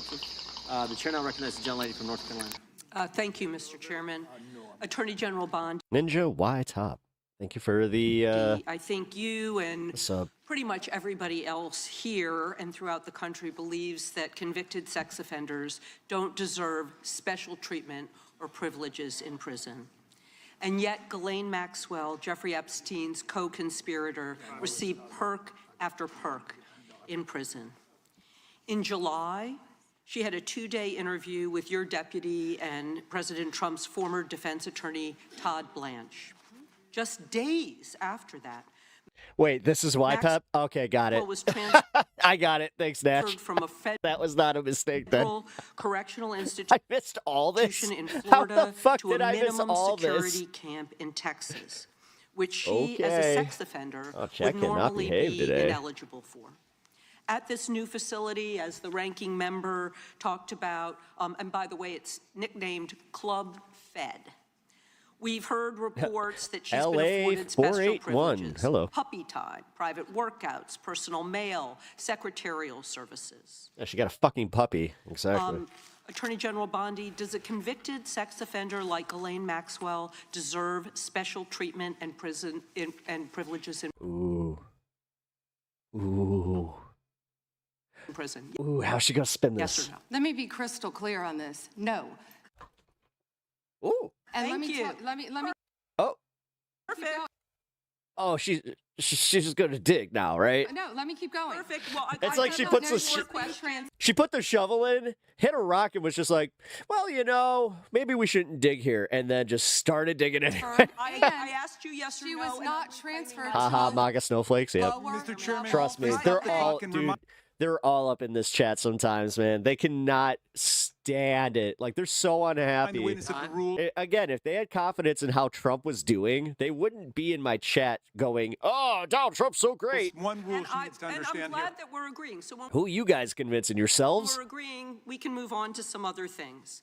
When But we're I not want you to agreeing, know that every time she does get these perks, and it's been publicly reported, Yeah, that's gonna be embarrassing when her and Linda McMahon face off in the hallway, and they think that they're seeing double. that her She looks a lot like Linda McMahon. the folks she's abused, the survivors who are sitting here, Yeah, they know they're sinking. they Yeah. see themselves as being No, I see it. denied justice. They feel Rebecca, yeah, I know. and I'm glad How that you doing? we agree on that. But she should not be in that prison. Yep, I'm pretty packed today. And she needs to be moved I appreciate having you all here, though. back to a Even if you're here to, you know, kind of make fun of me or whatever, appreciate you stopping by. maximum security prison as soon as possible. But what she If you guys are enjoying the show, though, hit the like button and sub. has told another committee here I do usually have more discussion than what's happening today, but obviously we are listening to this. is that so. she won't cooperate with them You're so confident that you're not sinking that you had to tell me that you weren't sinking. unless she gets clemency from Donald Trump. It's just crazy to consider that she can This guy's nickname is Titanic. be wielding this kind of influence within the administration. But that begs the question, who ordered her to be transferred to the minimum security prison that she was ineligible for? Who signed off on the special privileges? Was it Mr. Blanche? Was it one of your Oh, this is a good line of questioning because this is going to make her implicate somebody, or other right? subordinates? So please, Or how's can she you gonna tell us who weasel her sent way out there, of this since one? You don't agree she should be there. Yeah. I said I do not agree she should receive special treatment. She was transferred, I learned after the fact, to the same level facility, and that is a question for the Bureau of Prisons. I was not involved in that at all. Dude, the way that she just threw up, that's a question for the Bureau of Prisons. All the same level of facility. I don't didn't even know why. know. But, you know, instead of talking about Ghislaine Maxwell, who hopefully will die in prison, you should be talking about Irina Zarutska. I have a couple who of died other on a subway. Right, and I absolutely... You don't talk about that. I have been talking about it and actually helping Yeah, she has with actually. these issues. But we're going to move back to you. I bet we are. Yes, of course, because... Yeah, it's almost like you guys can do this. Like, this is my favorite part about MAGA is how they'll disingenuously use something like that Ukrainian girl. But then we'll bring up like, oh, well, yeah, you know, we have this situation where you guys blatantly ignored crime. What's up with that? You're here to testify. That's what the whole point of this endeavor is. So oh, this teacher's cooking. Of course, we're moving back to you. It is all about you. Did you guys catch that? Did you guys catch that? Oh my God, Pam is getting cooked. That's what the whole point of this Oh, endeavor this was fun. is. So, Here, we're gonna watch that again. Subway. right, and I absolutely... You don't talk about that. But you don't talk about and that. actually helping with God, she literally uses the same arguments as YouTube chat. these issues. This is a lawyer. This is the top lawyer in the country. What? We're going to move back to you. I bet we are. Yes, of course, because you're here to testify. That's what the whole point of this endeavor is. Oh, dude, when she gets clowned, she gets clowned. So of course we're moving back to Oh you. my It is God. all about you. So, as we've heard, she took the fifth in response to every single question in that committee hearing. And her lawyer dangled the offer of clemency. Should Donald Trump pardon or commute her sentence? Should she be released from prison, yes or no? You said you hope she dies there, so I'm hoping the answer is no. I already answered that God, he doesn't take question. shit from anybody. Very Yeah, she just got bodied by this elementary fucking, like, this kindergarten teacher. glad. I Yeah. really like this bipartisan agreement about Well, when what it should agrees happen with with you. But you don't want to talk about Irina Zarutska. You don't want to talk about I talk about murdered her all by the a time, violent crime but I offender am not in here your to jurisdiction. testify before Congress. You are. That is your job today. You're That's what you're getting paid obsessed for. She got out bitched. Oh, she just got out mean girled. Oh my God, I love it. Oh, more of this. All of this. So I want you to know that your own That was hilarious. DOJ employee, he's She just literally got out bitched. recently been demoted and had some other That was fucking hilarious. Did you see how much she... Oh, problems, wow. advises on pardons. Do you think he will be advising Mr. Trump on any I'm going to keep looking at my paper because I'm mad at you. kind of clemency or pardon for Ghislaine Maxwell? Oh, man. I'm not going to speculate, and you couldn't even I mean, she thought she was Regina, but the thing is, she forgot what happened to her at the end of the movie. identify properly. This, hey, Regina, I want you to meet this lady in the pink shirt. Her nickname is The Bus. That's why you don't want to talk about Irina Zarutska. You couldn't properly identify her relevance. Oh, Pam, you are so cooked here. I This is really funny. absolutely It's embarrassing. have been, and her family, by the way. Crikey.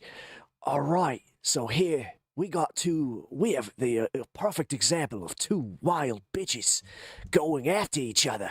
Crikey, the one in the pink shirt got the other one really good. Appreciates all of the condolences, all of the help, Wow. everything that our law enforcement in North Carolina has been doing to help her family. Her family feels well treated. Thank you, and I yield back. Lady yields back. This is not Kirk marijuana. No, it's not to cause brain issues. Get educated on dope. California's recognized. I'd ask unanimous consent to enter into the record an article by former Attorney General William P. Barr entitled, "Why Pam Bondi Didn't Publish All the Epstein Files in 30 Days." The answer is simple. It was not possible, from the Wall Street Journal. Well said. Without objection, the gentlelady from Florida is recognized. Thank you, Mr. Oh, geez. I wonder if this one's going to be like, thank you for your service. Chairman. Madam, I'm sorry. May I respond 20 seconds to something that Congresswoman Ross said? Go right ahead. Thank you.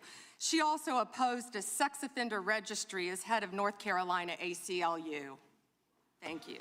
Thank you, Madam Attorney General. Not true. And I'd like to pick up where you left off a moment ago, because we convene here today as a committee for the stated purpose of conducting oversight of the Department of Justice. And so it's critical for us to focus first on the mission of the department and assess your success in discharging it. So the mission of the department is to enforce federal law, defend the rule of law, and protect the American people from violent crime, terrorism, drug trafficking, boat operations. Oh, sorry. She's just so busy sucking her clit. And renewed hope to help rescue more child victims, and the Defiance Act to provide legal recourse to victims of deepfake AI intimate images. I would love to hear your perspective and what you are seeing related to these technology-based criminal trends, sextortion, and AI deepfakes. What are you seeing at the Department of Justice, and why do you believe that efforts to combat these types of crimes are important? Again, nothing about the Epstein files, but okay. Sextortion and Softball. law enforcement and working hand in hand with them. We will Yeah, bored of this shit. continue all of these programs. I'll and admit it. working Yeah. jointly with both That sides of the one. aisle to keep our families safe. Thank you for that, Madam Attorney General. Mr. Chairman, I yield back. Gentlelady yields back. Gentleman She literally just. Tennessee is recognized. I'd like to introduce for the record a letter to Director Gabbard from Mr. Warner and Mr. Hines. Just a way to get people to tune out. Yeah. And a letter of response from her to them about who invited her to Atlanta. Yep. And a copy of the search warrant. And I'd also like to just make clear for the record, the reason people in Memphis weren't going out was because the ice was on the ground and we were afraid we'd fall. But other than that, we go out all the time. Gentlemen, without objection, there's unanimous consent. The gentlelady from Vermont is recognized. Thank you, Mr. Chair.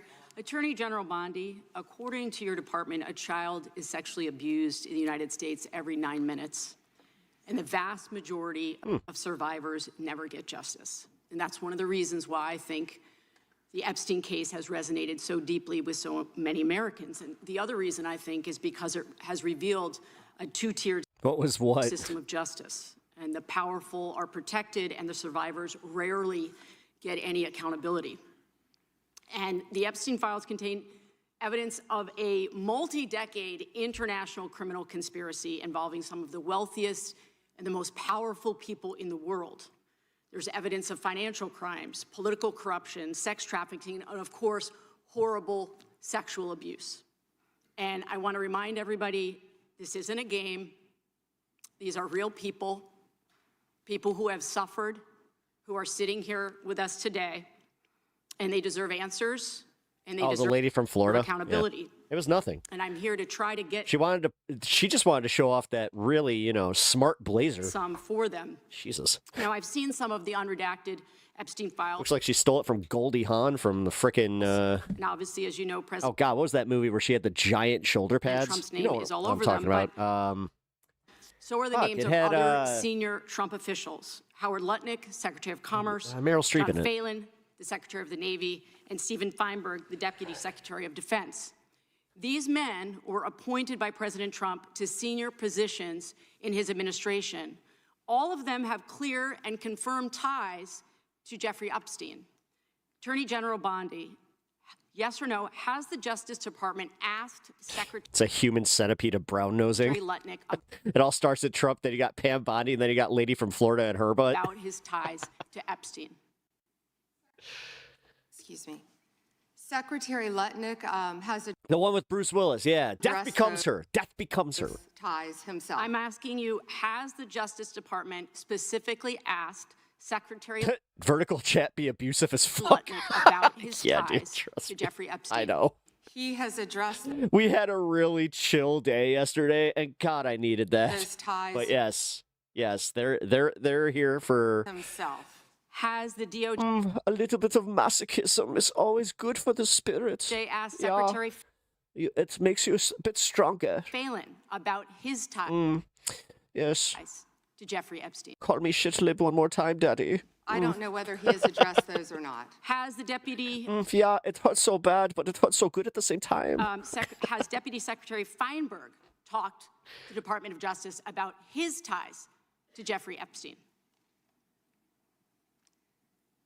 Yes or no? I'm sorry. We gotta go back.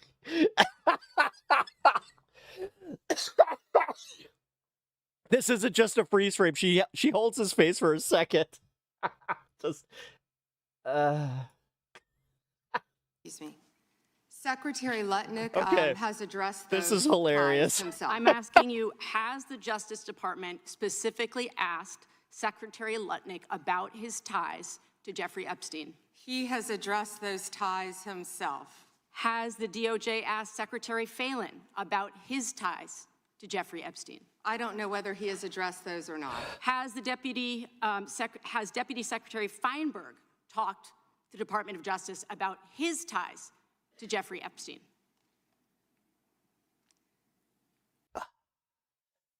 It's, as I said, guys, it's these moments where she has that little, like, split second to go, fuck, I'm under oath. I'm fucking under oath. Yes or no? Has the Department of Justice talked to I don't have an answer.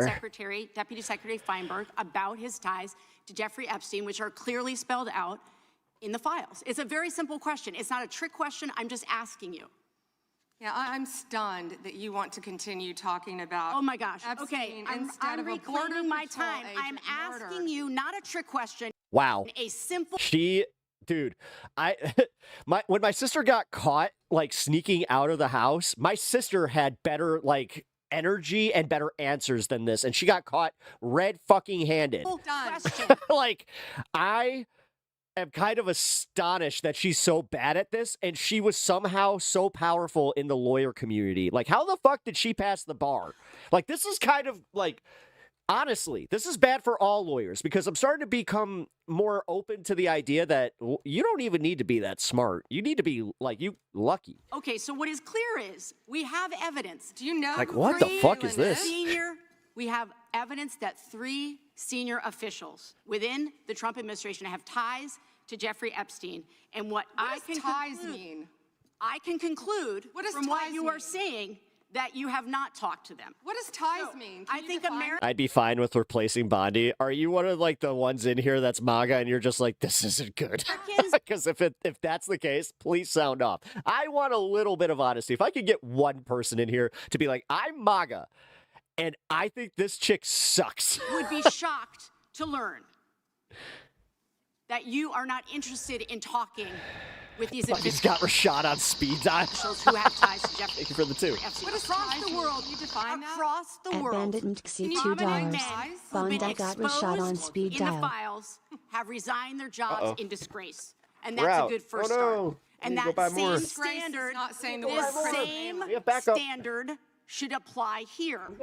And Americans want accountability. Who is Chris Malin? Was the president he? aware? Please stop talking. It is not your time to ask was questions. You think I suck? Oh. It is not your time. I'm reclaiming my time, Mr. Chair. 1 second. Well, I think you rock, and I hope you have a good day. Time belongs to the gentlelady from Vermont. Was the president aware of Secretary Lutnick's ties to Epstein Yeah, take that positivity and do what you will. when he chose him to lead the Department of Commerce? Was he aware? Chris Malin was a Border Patrol agent. Okay, so I'm going to shocked conclude that that she the president, in never fact, mentioned did him know about his in ties her because he district. was the next door neighbor. Shame on you. Oh, for goodness sakes, You're this from is a tiny, pathetic. beautiful. I'm, you know what? You may, like, be saying TDS and anything you want to try and defend this. This is the head of the Department of fucking Justice. And you want to sit here pretending that everything's great when this is who's in charge? This is pathetic. Do you really believe in all the numbers from the official government numbers that we're getting now, like on jobs reports and just, again, crime or any of this shit? Or are you starting to kind of wise up to the fact that all these people are lying to you? Pathetic, Mr. Chair. I am not asking trick questions here. The American people have a right to know the answers to this. These are senior officials in the Trump administration. Only people with TDS are the ones worshiping Trump. Yep. This is not a I call it Trump Daddy syndrome here. game, Secretary. I'm Attorney General. My apologies, I couldn't tell. Ooh. Ooh. By 2008, we knew that Epstein was a convicted sexual abuser. And we now know that Lutnick went to Epstein's Island in 2012. How was that not a deal breaker for the president? And why aren't you asking questions of the Commerce Secretary Life really have cancer or cat? about what he I would not be putting it up there otherwise. saw when he was at the I could, not have to lie about any of that stuff or just be like, hey, donate to the stream, but no. Like, what the fuck? What kind of question is that? which he lied about not ever going to. Why are you not asking these questions? And I see that my time is almost expired, so I will say this. Do the right thing, Attorney General. Meet with the survivors. They have been asking for a year. Meet with the survivors. Do the right thing. I yield back. Gentlelady yields back. The gentleman from South Carolina is recognized for 5 minutes. May I have 20 seconds of his time? So that'd be up to the gentleman, but. Absolutely, Madam. Thank you. Oh, Thank of course. you. I was curious if you, Congresswoman, She was not comfortable with that. asked Bill Clinton that. Didn't see one tweet. Oh, God. Dude, I love seeing this chick behind her. Her body language is giving everything up because she's Pam's aide. So she's the one that's just like, oh, fuck, I'm going to have to deal with this too. Not one. I didn't see one tweet when Joe Biden was in office about Bill Clinton. Didn't ask Merrick Garland anything about Epstein, not once when he was. Weak sauce. And also. Weak sauce. Weak sauce. Weak sauce. I want the She record just to reflect fucking that. chimed in with weak sauce on the record. With this anti-Semitic culture right now, All right. she voted against a resolution condemning. Oh, he is Jewish. I just want to be clear. Do you want to go there, Attorney General? Or do you want to go there? Are you serious? Talking about anti-Semitism to a woman who lost her grandfather in the Holocaust? Really? The committee will be in order. Talk to Jared Wise about anti-Semitism. She's like, this fucking bitch. This fucking bitch. Can I get like 30 She's out. seconds back, Yeah, I've been. Took I think 30 the of whole mine. committee knows I've been very All right, generous thank in you. making sure everyone gets their 5 minutes in the Attorney same. General, I'm going to talk about sanctuary cities for a second. Oh, are you? Which, well, then I'm limit going to fast forward. the federal Because government's fuck ability you to and your enforce sanctuary immigration city law. fucking They're bullshit. kind of a new thing that. Okay. Mr. Cohen. Thank you. You see on She's a National joke. Institute of Justice's study on undocumented immigrants having an offender rate lower than Weak sauce. That's a new meme. U.S.-born Yeah, citizens. That was I pretty this is good. the record from 2024. Without objection. And I have several myself, Mr. Chairman. The Guardian, Bias coverage. Yeah. January 26th. Yeah, I'm a leftist. 2026. Why is Trump granting clemency to convicted fraudsters? Objection. January 2026. I've already watched this one, so I'm not going to fucking go just so you guys can hear the glazing. NBC, Trump's pardons forgive It's also boring as shit. The guy literally talks about like procedurals with fucking sanctuary cities. financial crimes that came with hundreds of millions. And also gets checked by the guy in North Carolina because the guy from North Carolina is a Republican. And he's just like, that's not what a sanctuary city is. And he's just like, listen, this is my time and I'm going to take it to give some false information about how sanctuary cities work. Of dollars in punishment. Objection. Washington Post, December 19, 2025. Trump's pardons wipe out payments to defrauded victims. Without objection. And finally, Yeah, you dummies know that that Pam Bondi acted unprofessional. She needs to May go. 30th, Yeah. 2024. They don't care about unprofessional. They want memes. Or Trump. No, they like her mean girl bullshit, but they don't understand that, yeah, that's actually showing that she's losing this. She's not an adult. Like, they don't think like grown people. It's insane. I'm guilty. It's insane how they peaked in high school, and that's where their brains stopped developing. By Manhattan jury on 34 felony counts of fraud. Without objection. The gentleman from Illinois is recognized. MAGA is a cult. I left, so can you. I am not MAGA. Thank you, Chairman. Attorney General Bondi, glad you finally made it here after Hey, hiding Chewy! for 4 months from this committee. This guy's all right. Whoa, I thought you're you were hiding hiding, from us. Chairman? You're one of the He was my I voted for Chewy attorney generals in our I think it was my first or second election. history and an instrument of Donald Trump's lawless Illinois 4th authoritarian agenda. And I'm glad the American people are seeing who you are, how you act, and the lack of good Chewy's a values. badass. You For real. weaponize the Department of Justice to target immigrants, working families, and anyone. Is my hat part of the merch? If not, where do I get it?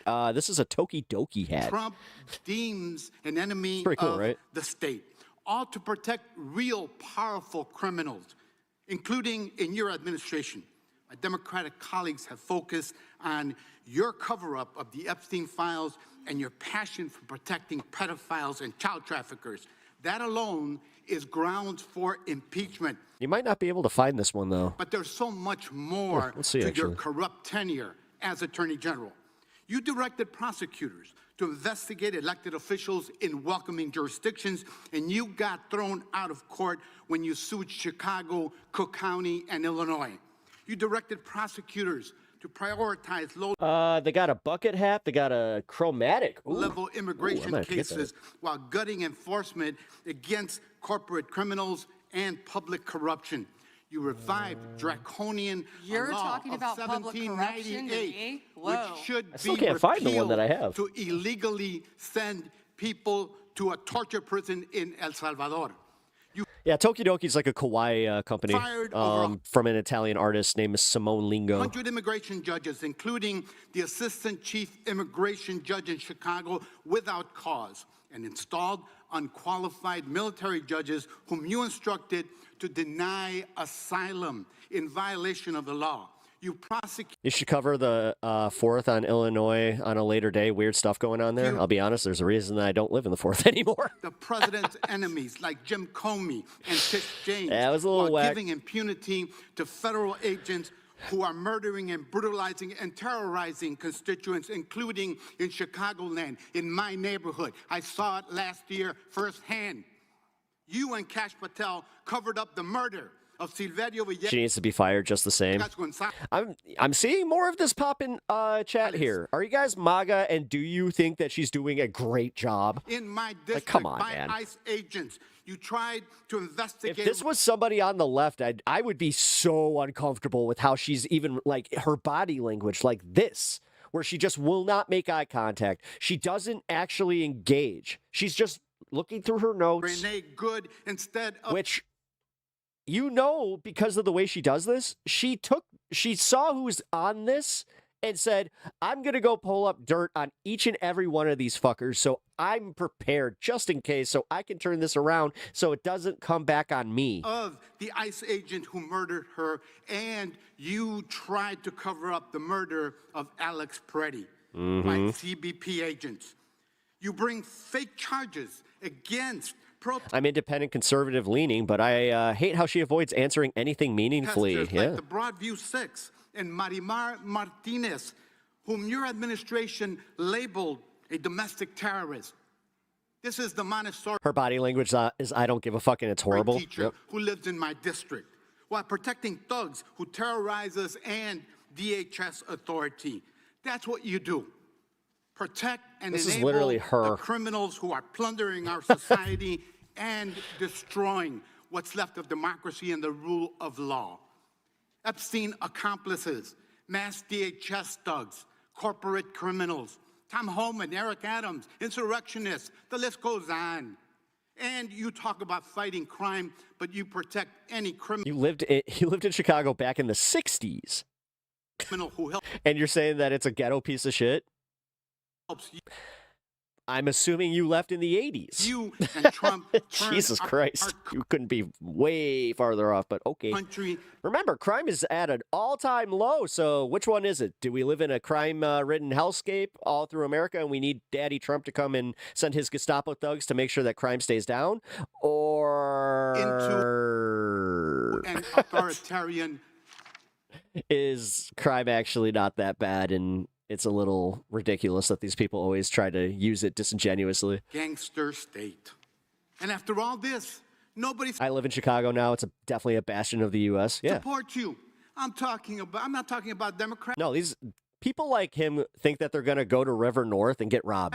I'm talking about conservative judges who are condemning the rampant lawlessness at DOJ under Yeah, I fucking love Chicago. your I love my leadership. city. Exactly. Right, Bear Dog? Your prosecutors are Chicago quitting Pride. Chicago Proud. in droves over being forced to prosecute low-level immigration cases, including in Chicagoland. Your MAGA base despises you because you're covering up the Epstein file. How ironic. And I live in Chicago. That isn't true. It's one of the nicest even cities. your own Yeah. boss. Again, they have never, like, this is why I'm convinced that people have not actually ever been to Chicago. Repeatedly When they are sitting there like, Chirac! complain to your staff about you, calling you weak and ineffective. Weak and ineffective. That's what Donald Trump thinks of you already. You will not win, however. Chicagoland rejects you. F the Cubs, The though. American people reject you. Our communities Get out of here. have demonstrated our strength and resilience in the face Well, at least he didn't say sucks. of cruelty and cowardice. Democrats must impeach and remove lawless officials like you and Kristi Noem. Fucking And Cardinals, really? impose accountability for every criminal action. But you can spare yourself more humiliation. Resign now and submit yourself to accountability by the Hey, Chicago, what do you say? Cubs are gonna win today. American people. Mr. Chairman, Go, before I Cubs, yield go. back, I ask Go, unanimous Cubs, consent go. to submit for I fucking no. the I just got record, chill. I just got goosebumps. I'm like, oh, baseball season.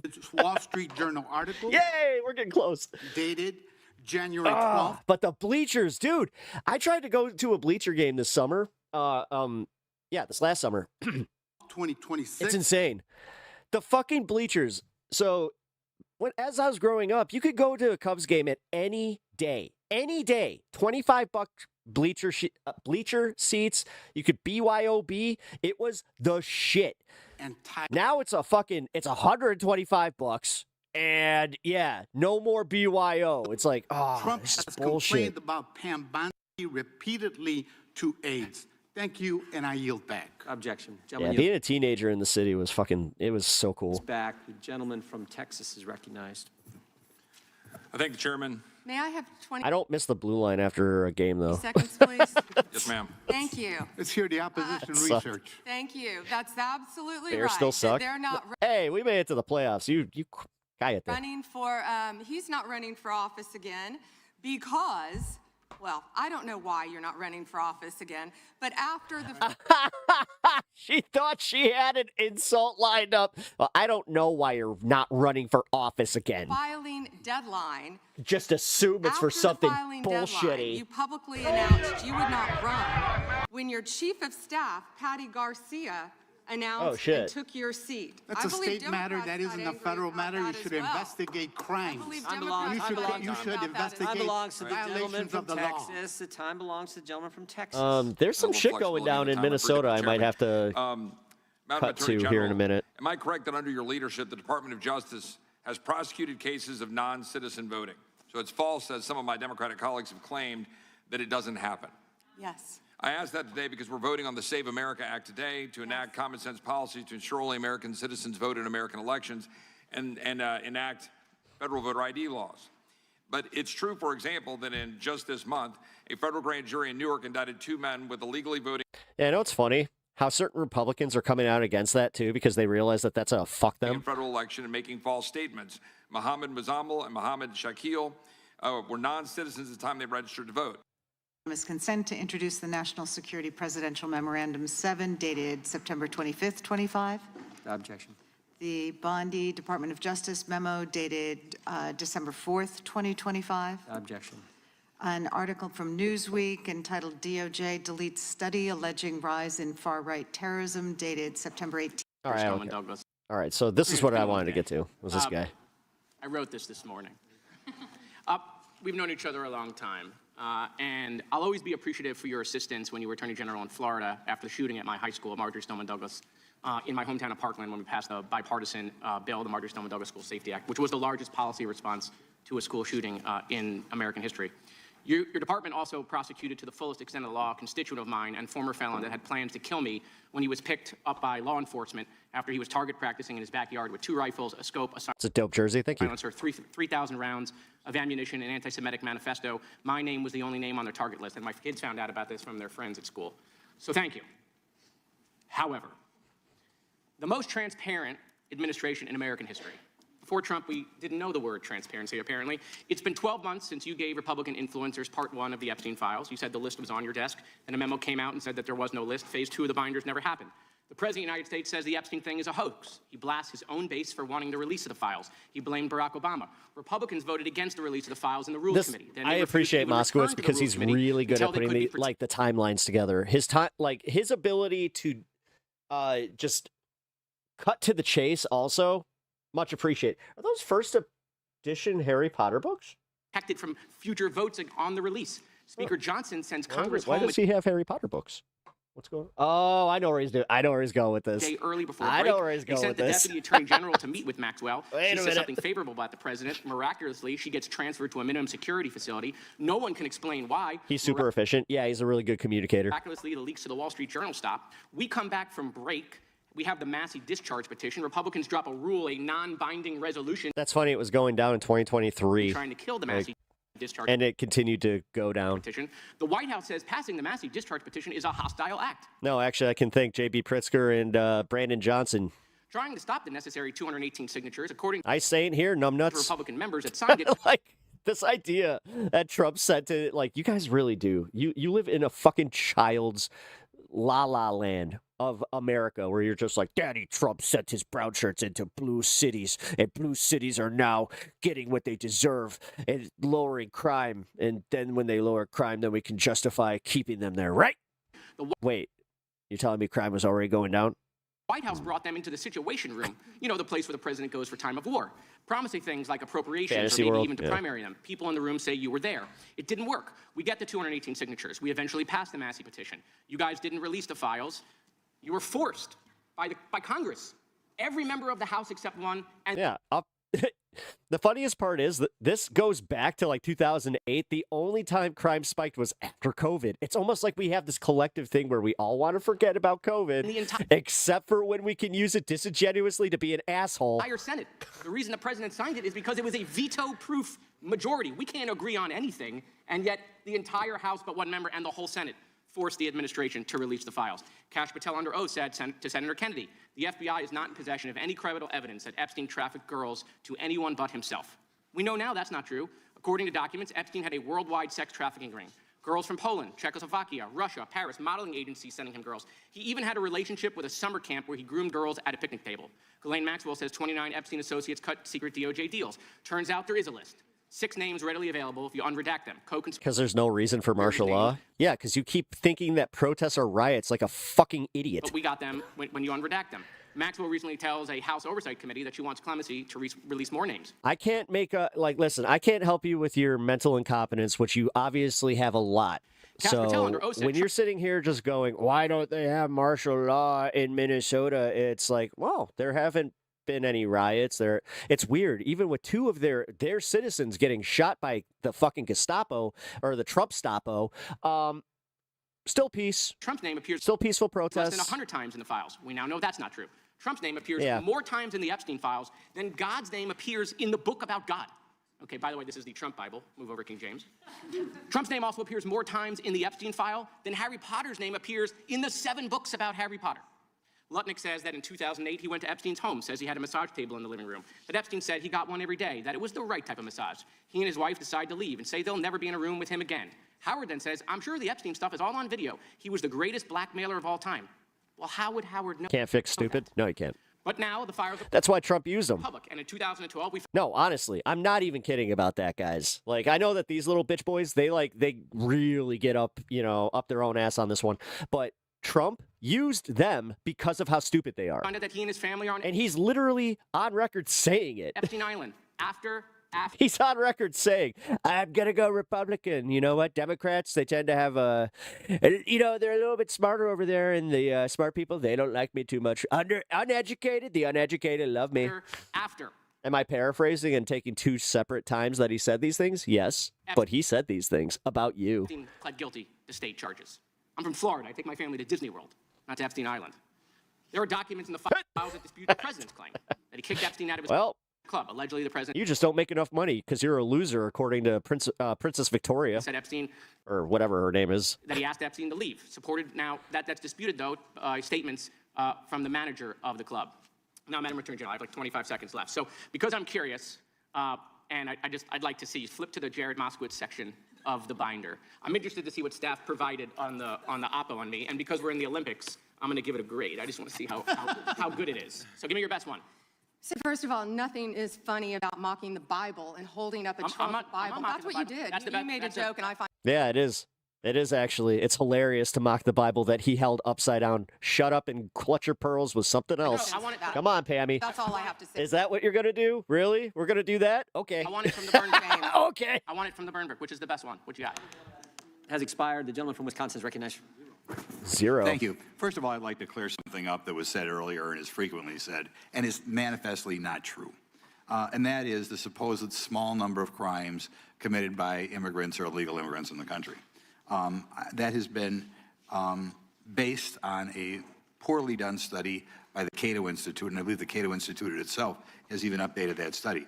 The reason that we know that study is not true Oshkosh, Sheboygan, and Fond du Lac. is that those I can tell you right now, the Culver, like the Culver's, you know, like the Butterburgers, is in Fond du Lac. Statistics are so his who he's representing definitely isn't your average American. Are not out there.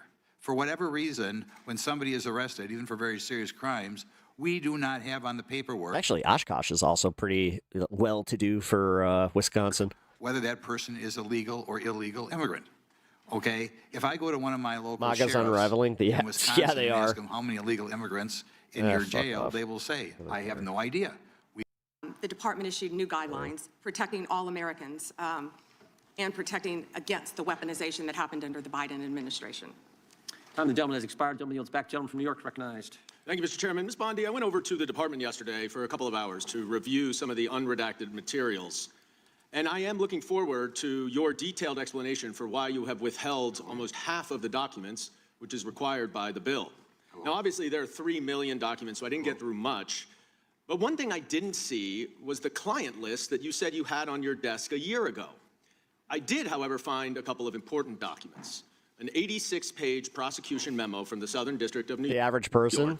Yeah, that's why they're tanking in popularity, but okay. And a draft. That's why their morale is shit. Indictment from I mean, their morale is also shit because they're not getting paid. Florida against Jeff. It's almost like everybody, you know, kind of knew that Donald Trump doesn't like to pay people, so they were definitely going to be on the hook. Jeffrey Epstein's co-conspirators.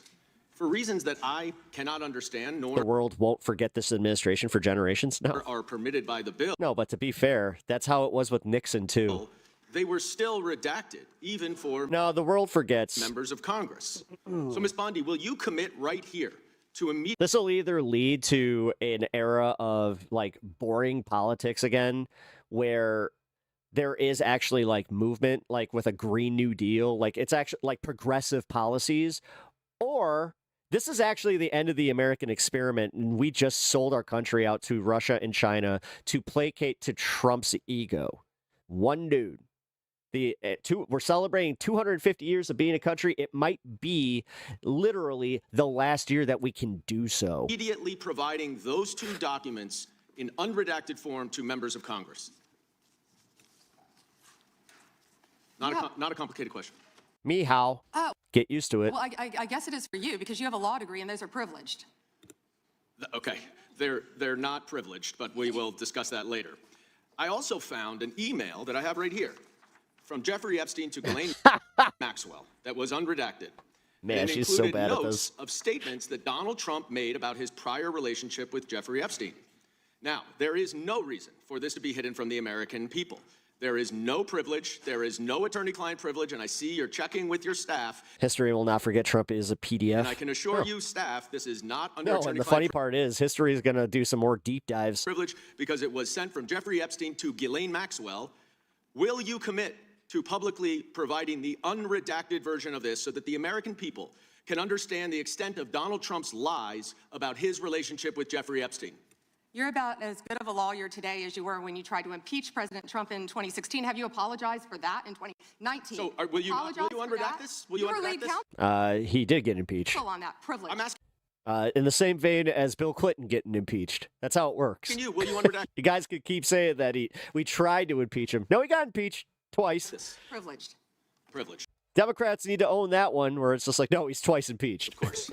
I look forward to discussing this more. Now, these are obviously improper redactions. Well, and let me stop for a minute. I'm talking. I'm if they're talking. not privileged, Bondi's floundering. Oh, dude. Quiet. don't yell at me. If they're not Mr. Chairman, would you privileged, stop the clock? This is on your time. It's not on Mr. if they're Goldman. not Even though you privileged, used your Quiet. we review. He wanted to say quiet, Piggy, so bad right there. improper Quiet, Piggy. Quiet, Pammy. Pammy, Piggy. Shut the fuck up. You'll like my answer. To If we continue review to them and they're not protect privileged, Time belongs to we the will be member. happy to release them. We'll after stop the review. clock. We'll stop the clock. Time belongs to the member. Go ahead. Even though you used improper redactions to protect Donald Trump and other predators associated with Jeffrey Epstein, you did the exact opposite thing with the survivors and victims of this scheme. So their identification information was really the only thing required to be redacted, and it was not. And it's clear this was not a mistake. This was not by accident. This was not because you only had 30 days when you really used 75, and that doesn't even include all the hours last March that you were redacting it. Piggy Bondi. Oh, did that one actually stick? Can we keep that one? I'll tell you why it's clear it wasn't a mistake. Yay, we got a lore name, Piggy Bondi. Piggy Bondi out there. Look at her little oink oink face. Her nose is always up my own ass. You know what? She is quite the piggy. Here's an email She laps like a piggy. entitled Epstein Victim List. I also like to call her my bidet. There are 32 names. One is redacted. 31 are not. So someone looked at it and decided to redact something. And I will tell you that that is clearly intentional to intimidate these survivors and victims. King Goku. Nice name.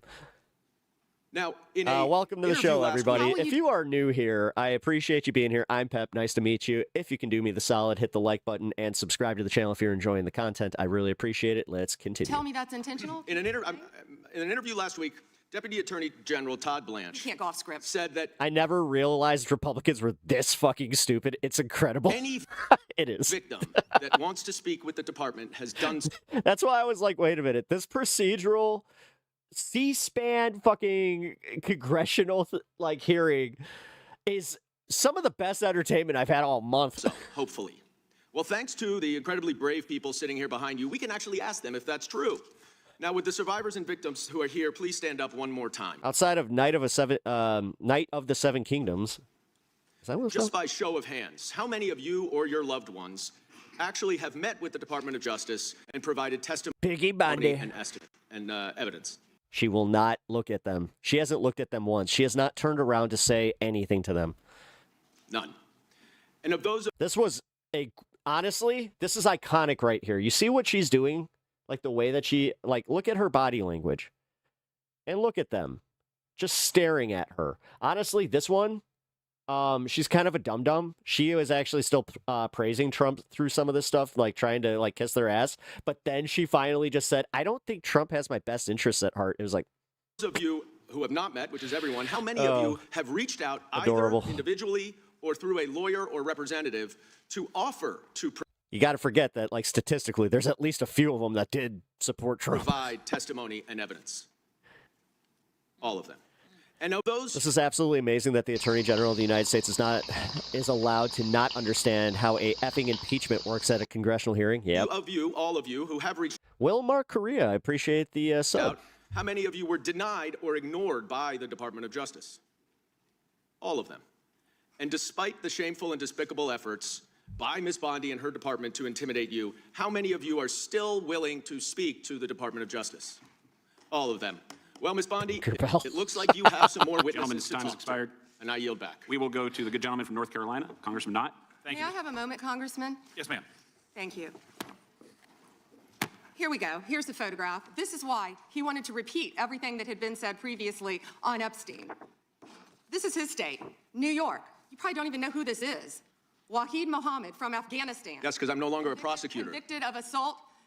Wow, he represents New York. Wow, yet he doesn't care about the That's not how that works. illegal aliens convicted of crimes, assault and homicide. No longer We can do this too, though, Pammy. a prosecutor, Like, so he doesn't care about his we can start bringing up all the people that committed domestic violence in any district in a Republican district, which we know there's a lot of that. constituents. Here we go. Trust me. Arson, El Salvador, Miguel Palacios.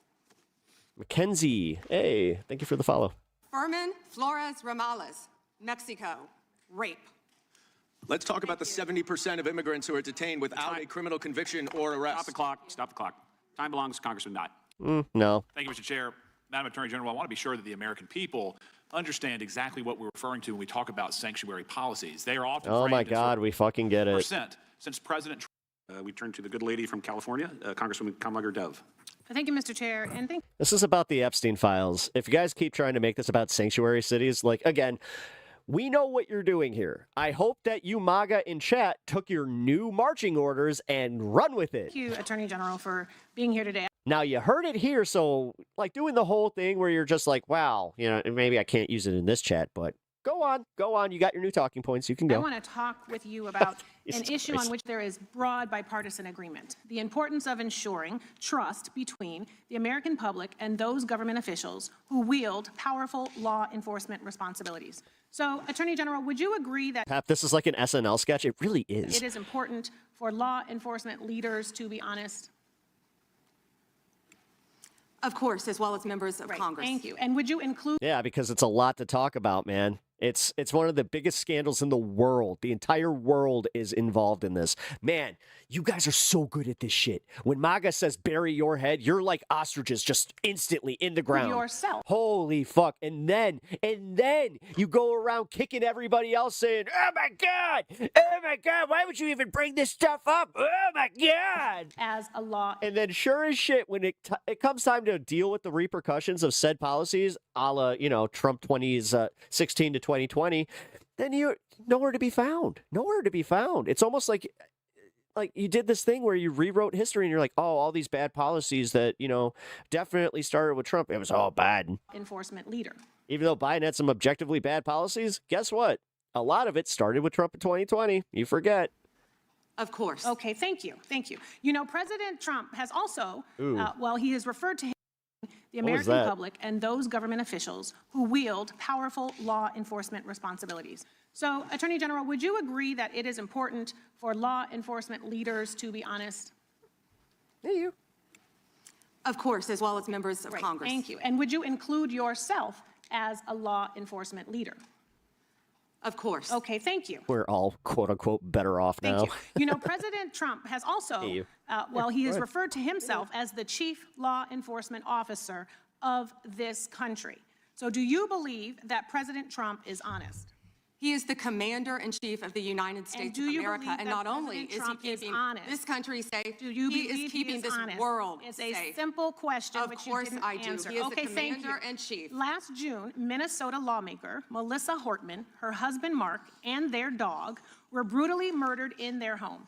And your USA's office in Minnesota investigated this crime and obtained a 6-count indictment of the murder suspect, stating that he had intent to kill, injury, harass, and intimidate Minnesota legislators. And I have the copy right here. I read through it.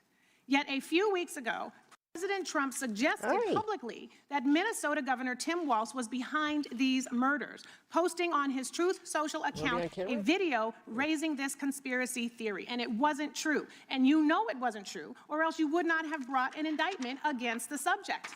Do you know what else Trump has said? He has said he has cut gas prices by 1,400%. False. That he won the 2020 election. Actually, False. gas is down to That he $1.99 a gallon. Thanks. No, it's not. That he didn't know Epstein. Maybe $5 False. in That he California. It's my time, Mr. Chair. That he sent water to LA during the wildfires. No, it just went up again. False. That Governor Westmore of Maryland called him the greatest president of his lifetime.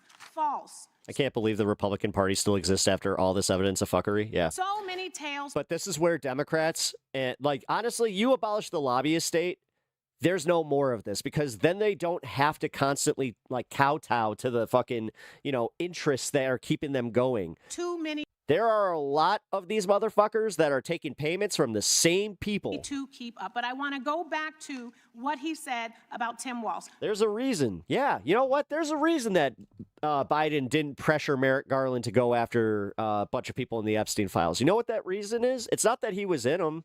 Not like Trump. Trump was actually worried because he is in them. But guess what? They definitely were protecting people too. Do you agree that But you know what you won't catch me doing? Standing up for that fuckery.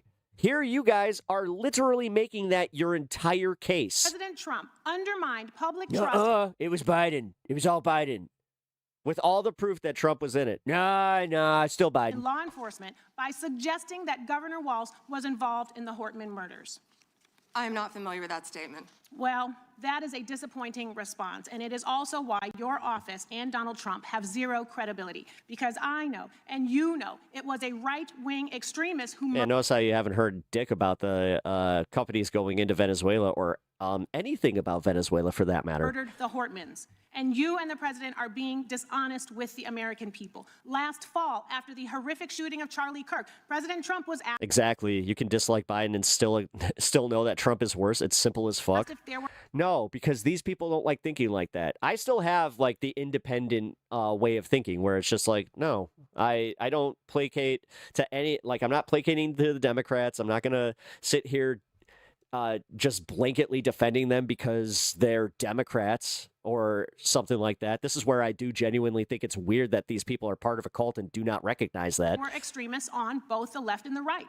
And his exact... I've never loved anybody enough to defend them the way they defend Trump. It's genuinely fucking disturbing. Words were, I'll tell you something that's going to get me in trouble, but I couldn't care less. The radicals on the right oftentimes are radical because they don't want to see crime. The radicals on the left are the problem, and they're vicious, and they're horrible, and they're politically savvy. Do you agree with this statement?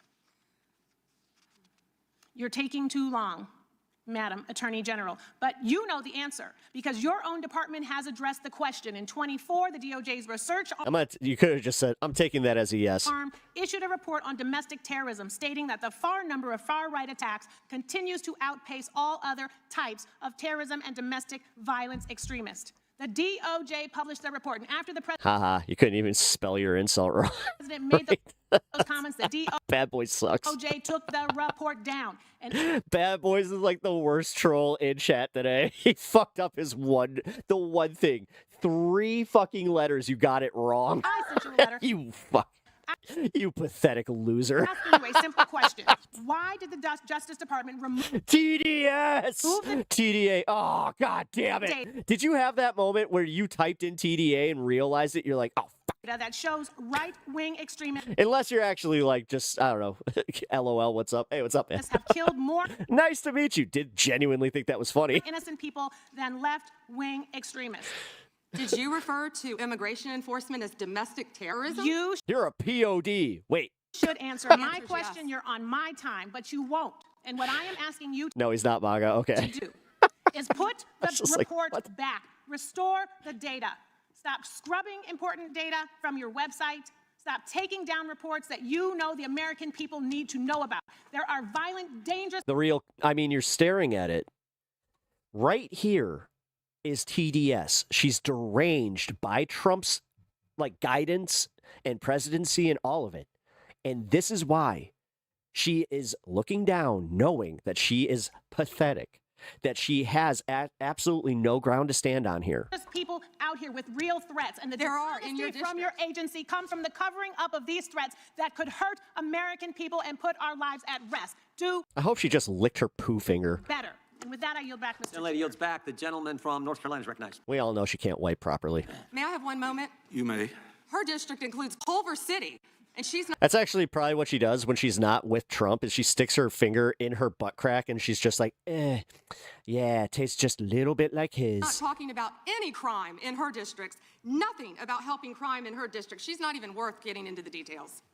Well, thank you, Madam Attorney General, and we are grateful to have you here today. And let me just say that you've shown great perseverance today, and I think you're coming to the last lap here, those of us that are left. But I applaud your strength, and I applaud your resolve. Madam Attorney General, as a pastor for over 37 years now, I take serious issue with any attempts by agitators to disrupt church services or Better not be activities still at locked houses out, of I worship. swear to God. And I just want to take a moment to clarify some things. I realize you can't talk about pending cases per se, but I do want to ask some very general questions for clarification. Does the DOJ consider unauthorized entry into a house of worship to be protected activity under the First Amendment when undertaken by a member of the press? Unauthorized with the intent of disrupting, yes. Okay. Even if it's a blogger like Don Lemon. Correct. How does the DOJ distinguish between news-gathering activity and expressive or protest conduct when a press it was even defense more is asserted? important. Girl Scout cookies! Woohoo! Congressman, I met with the pastor of that church, and what happened there was horrific. Of That course, was worth the it. press is welcome, and I would hope all houses of worship, whether it's a synagogue, whether it's a church, any house of worship. Where's this new one? However, what happened here is a pending case again, but within the four corners of the indictment, they were, quote, gearing up for a resistance. They entered a house of worship, and I think the video speaks for itself. What happened Rocky Road ice cream inspired cookies. in there, what the video doesn't show, is there were approximately 400 parishioners Mind if I do? in there on a Sunday Tag-alongs, morning. you gotta. Family. One of my favorite memes from like the past few years is, "Where are the tag-alongs?"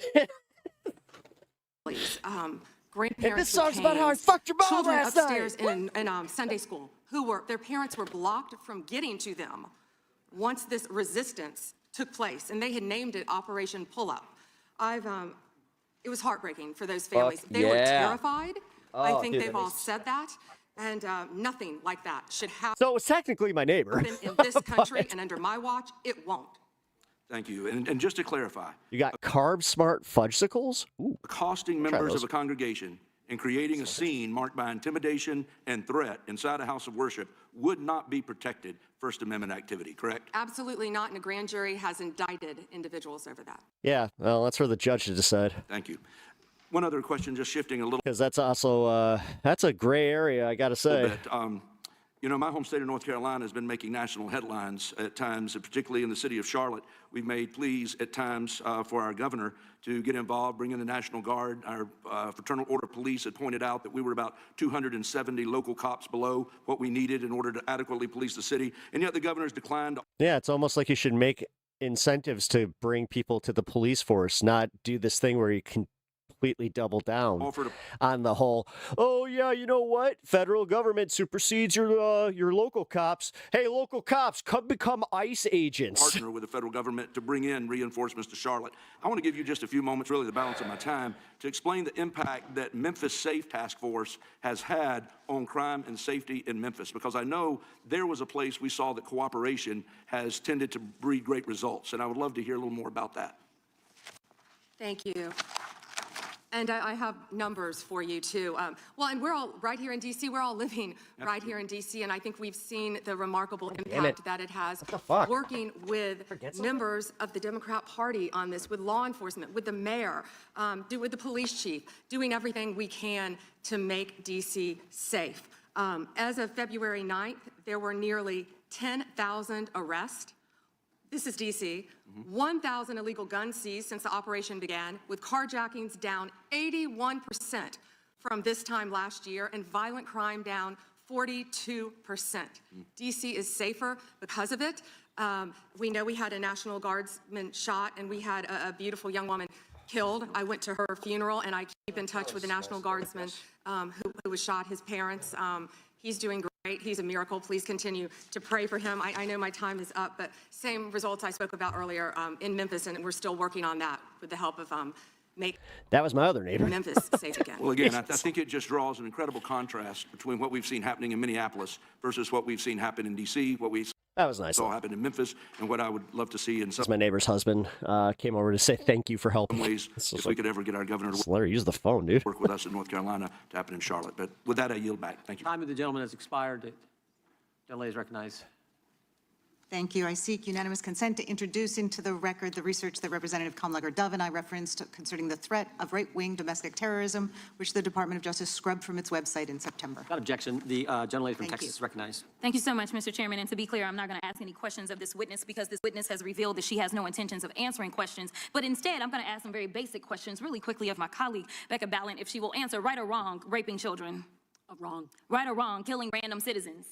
Definitely wrong. Right or wrong, enriching yourself as the sitting president of the United States. Definitely wrong. Okay, thank you, because I probably never would have got that with our witness.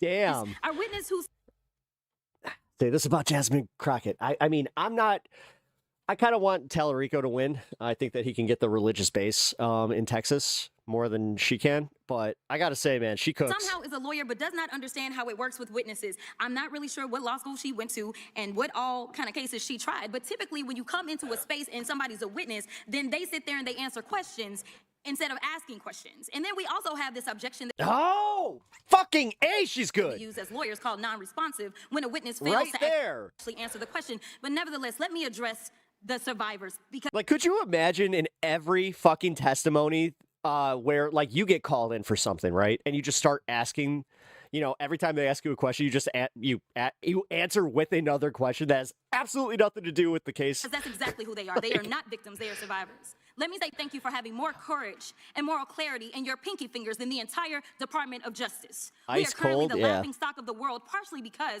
of the failed leadership within the DOJ as we see kings and queens falling everywhere around the world. But we don't know the basics of right and wrong in this country because it's not about partisanship. And that's why I applaud Thomas Massey, because he's the only person on the Republican side that has a backbone and knows how to stand up to corruption. But nevertheless, let me keep going.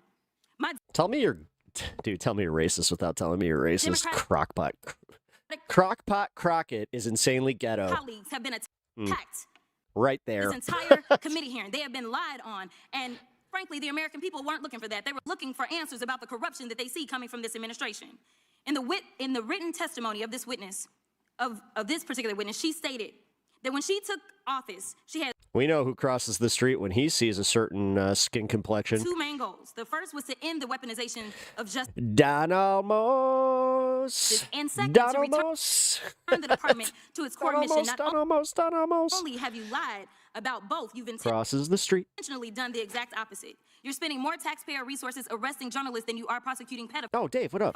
And Good creeps. to see In ya. fact, your boss, the President of the United States, stated that this administration, quote, took the freedom of speech away. And at your direction, DOJ has arrested Don Lemon and Georgia Fort. And I might add that y'all actually had a judge that rejected y'all for trying to arrest Don Lemon before, just like the grand jury rejected y'all as it relates to Senator Kelly, just like a grand jury rejected y'all as it relates to Senator Slotkin, just like the case against Tish James was dismissed and the case against Mr. Comey was dismissed. I completely Okay, what substance is lacking here, by the way? don't get how it is that you're sitting at the top of DOJ. 'Cause Yeah, she was well prepared for this. you don't seem to be good at your job. You're spending more taxpayer Just resources arresting say these it. journalists. In fact, we know after Georgia Fort and Don Lemon were arrested, Oh my God, she's just.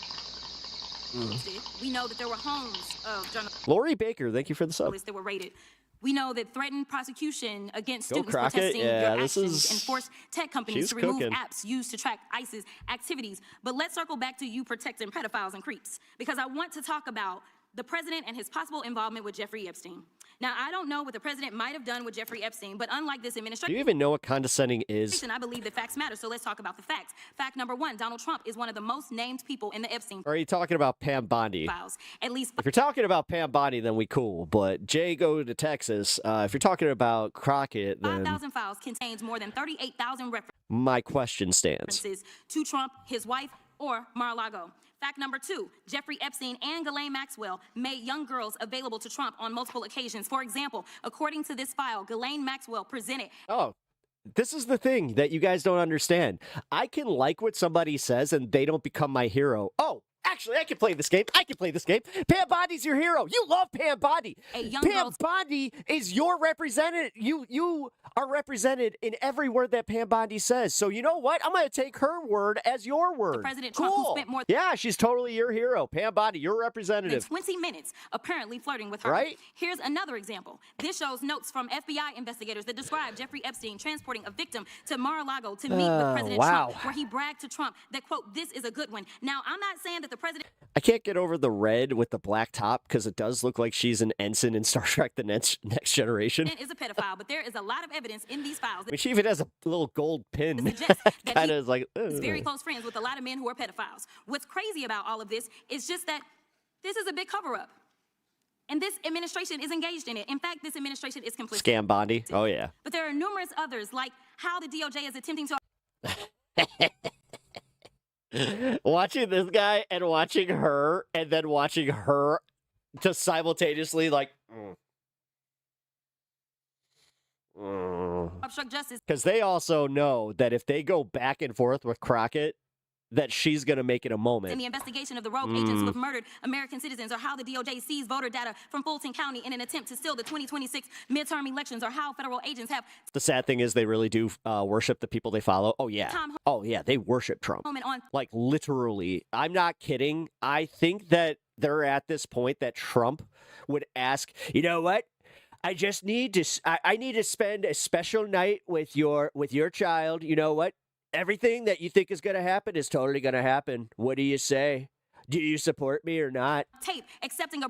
Are you not MAGA? And then they would just be like, you know what? You're right, Mr. Trump. And your agency killed the investigation. Or President Trump. President Trump. They would never call him Mr. Or Trump. how your agency is ready to give the president a $230 million payday, which is unconstitutional. The Constitution is clear. Yeah, they replaced Jesus with Trump. Oh, yeah, absolutely. The president shall... And then they would make sure to arrest Jesus because, you know, if he did come back, it wouldn't be in America, number one, so he'd be an illegal immigrant if he even tried to come here. Not receive any payment except his salary while in office. The fact of the matter is that you will be remembered as one of the worst attorney generals in history. An attorney general who has prioritized obstruction over justice, corruption over the law, fealty to the president over loyalty to the Constitution. And Mr. Chairman, I will yield. Gentlelady yields. Gentleman from Missouri is recognized. Excuse me, gentleman from Kansas, the Attorney General, former Attorney General, Mr. Schmidt is recognized. Thank you, Mr. Chairman, and General Bondi, thanks for being here. Did you have anything you wanted to say before we talk? I do. Thank you, Congressman. Thank you, my friend, for many years. Boy, she can cut a rug. I find it interesting that she didn't even want to try, Congresswoman Crockett, to ask any questions because she certainly did not condemn her leader, Hakeem Jeffries, for taking money from Jeffrey Epstein after Epstein was convicted. And I will be brief to give you your time, Congressman. This is what she didn't want to talk about. Texas, from Cuba, convicted, homicide, arson, weapon offense. Convicted. So what are we talking about? Convict some of these perpetrators that rape these women that are sitting behind you. You refuse to even acknowledge they are here. She ain't going to play that game. Belongs to the gentleman from Kansas. Mr. Chairman, could I have a few seconds back to make up for the yelling? Thank you. General, did you have anything further to say? Texas, convicted of homicide. She's like, I'm not going to be able to Cecil not do Joseph this. From Dominican Republic. Leave the rest of his life. I'm thinking about a drunk driver who was in our country illegally, never should have been here. You know what? We haven't made headlines like Minneapolis. It's supposed to be a monetary remedy. Did the Biden-Harris DOJ send FBI SWAT teams to arrest pro-life advocates with no criminal histories? Yes. Did the Biden-Harris DOJ use the FACE Act to target pro-life advocates while it allowed anti-life agitators to vandalize, destroy, and firebomb pregnancy donations for Mr. Epstein, only when that came to light on the floor with a potential resolution. And you would think there would be more outrage on those types we of almost things done if with they this were shit? taken Fucking credible. But we do know the performance value of what goes on in this committee. Long in the tooth I wanna here, talk man. about the big things that Department of Justice is doing. And when I look at the dramatic decrease in crime careful in with this that one, country, dude. Careful with that one. Just remember that Pam Bondi spent the majority of this hearing yelling at people, so careful. last year since the Trump administration has come, you see the So now you're just going to acknowledge that Jasmine Crockett was doing the exact same thing, right? board behind me, violent crime plummets across major U.S. cities. And I guess so my first question would be, and when it comes to the big stuff, how are you guys getting this stuff so right? What is the Crockett's cooked scam Bondi? What contributes, from your perspective, to this dramatic decrease in crime in major U.S. This historic tax? Oh my God! Executive order directing HHS to review the clinical evidence. Longer, my bone structure permanently masculinized, my Adam's apple more prominent, my fertility received it, and she was not. And then a few oldies rates were already falling. I just saved some. You know what's funny? None of the moments with the Republicans are going to get any traction. See request for the end. But every single bit of Jasmine Crockett, they got what they wanted out of this hearing. Mr. Chairman. Okay, go right ahead. Thank you kindly. Record low crime during the Biden-Harris administration. Crime down in every category in 2024 under Biden. FBI report says Trump takes credit for violent crime drop where rates were already falling. From NPR, Trump administration targets ATF with plans to cut jobs and ease gun restrictions. And then You maggots are really out of touch with reality. a few oldies but goodies. I've introduced these before. No, it's kind of fun to watch. About the claim that we didn't have. I'll admit it. That's why I can deal with this, because it is genuinely kind of exciting to me to be like, oh, wow. I mean, you definitely lend to the whole like, oh, you make the world a little less boring with the fucking shit you believe. Anything to say about Epstein before the Trump administration. Raskin joins call for Attorney General to reopen Epstein case and publicly release Acosta misconduct investigation. Good show. I enjoy listening to what all the MAGA dumbasses have to say. Brian Dykstra, appreciate March that. 1.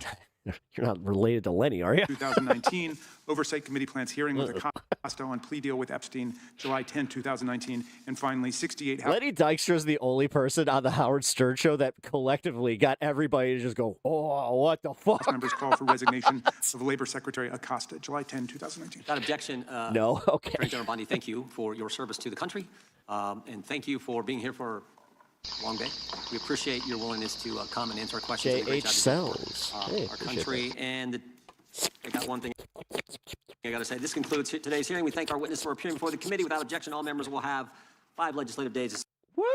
Finally, we got through it. Yeah, baby. All right, we got arrests happening at Target. Together we will abolish. This is live, by the way.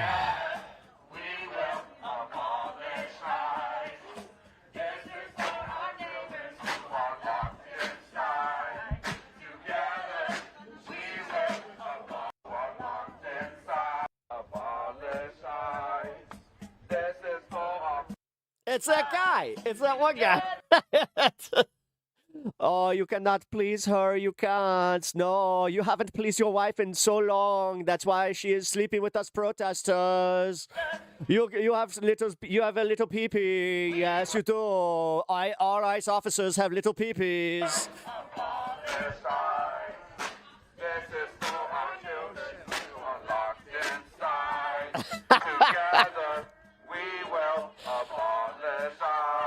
But his voice, I can't. The fact that he sounds exactly like Tommy Wiseau. I did not abolish ICE. I did not. Oh, hi, Mark. Did you just get out the C-cot?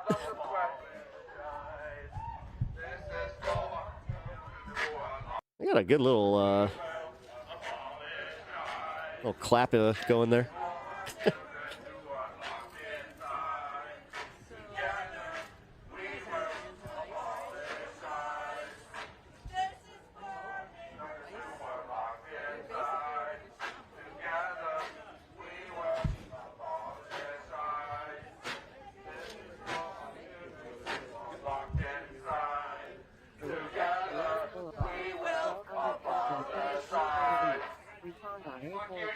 Fuck you, Jay.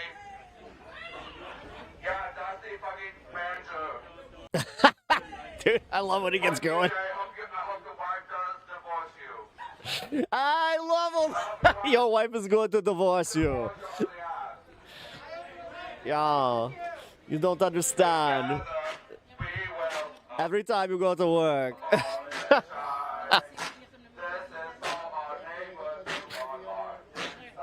Hey, guys.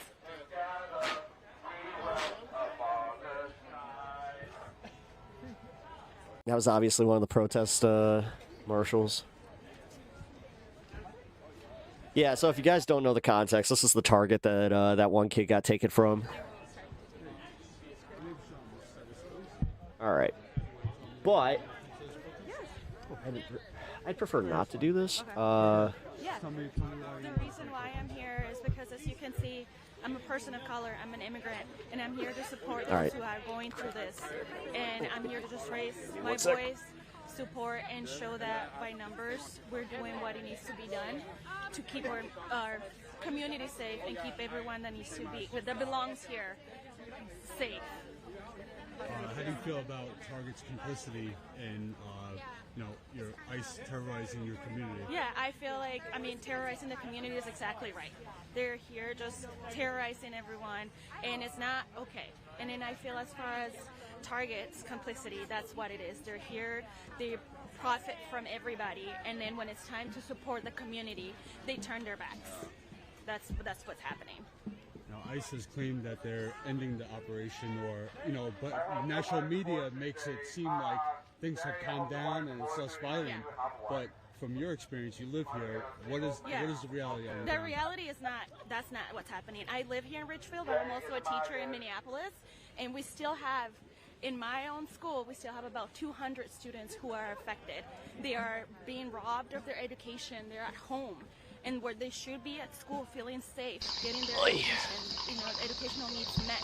And that Thank you for the sub, Chemo. The reality is that things are still happening in our community, and they need to stop. I think I said that right.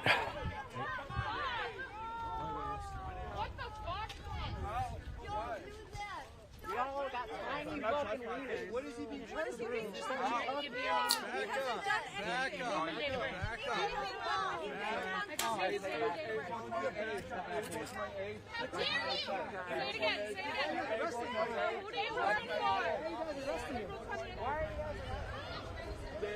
Torstenson.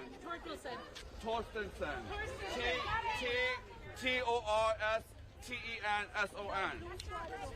Tortenson? All right, so they arrested activist Derek. All he has been doing was on the loudspeaker, on his megaphone. What's your name? I can't. I'm not trespassing. I am not going to tell you again, ma'am. To step back.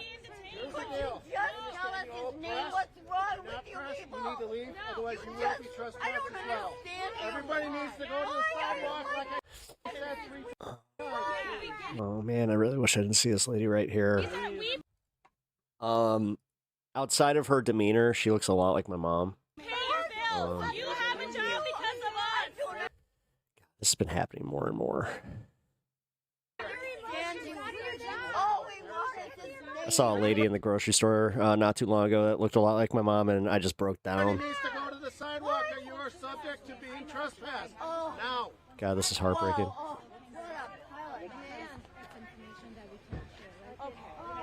Yeah, they're leaving. The parking lot is private property. You need to go to the sidewalk. That's... Yeah. Honestly, all these protest groups would do really well to have somebody that is a specialist in, like, auditing. Like cop auditing. I know that, oh God, what's his name? He's got a really famous auditing page. He's been showing up to the Minnesota protests. Probably because they're all trespassing at this point, right? Because you guys were told to leave and you guys are not leaving. Is there a reason why it was one particular individual? Yeah, I mean, I've been very, very adamant about this. You got to know the law. At PEP Law, it helps when you know the law. And guess what? These folks didn't know the law. They didn't know that you can't trespass. That's technically illegal. So when they asked them politely to move off their property, that was their number one warning. Then they got another warning. Then they got another warning. And now, here we go. You know what? This is why at PEP Law, you gotta listen. Go to the fucking sidewalk, stay there, don't obstruct, and then you could peacefully protest. But what you guys were doing right here was wrong. Also, when the police come up and they say you will have an unlawful assembly, you technically are being told, hey, you're gonna have to go. You get 3 warnings. You can go up to the 3rd one, but once the 3rd one goes, get the fuck out of there. If you stick around, you're getting arrested, and PEP Law ain't coming to save you. Unless you got the money. Come and pay for PEP Law. To tell you guys, if you want to tell you why he was arrested, why he was handcuffed. That's information we cannot share, right? Arrested for speaking? No. It's not. This is not violating your First Amendment right, because like the law actually does protect like law enforcement and like, entities that would say you need to disperse, that kind of thing. Also, like, yeah, it gets a little hairy where we start playing games with like, oh, well, technically I had a permit to do this. It's just like, eh. He will be at one point once we're done with the IDing and everybody. Okay, so please step back. Please step back.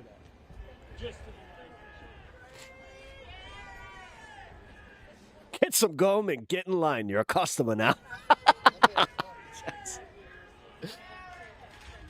I should just show up in a brown trench coat, doing my like little Columbo bit, just like, all right, I'm your lawyer. It's like, wait, do you have a law degree? Nope. At PEP Law, we don't need a law degree. We need faith.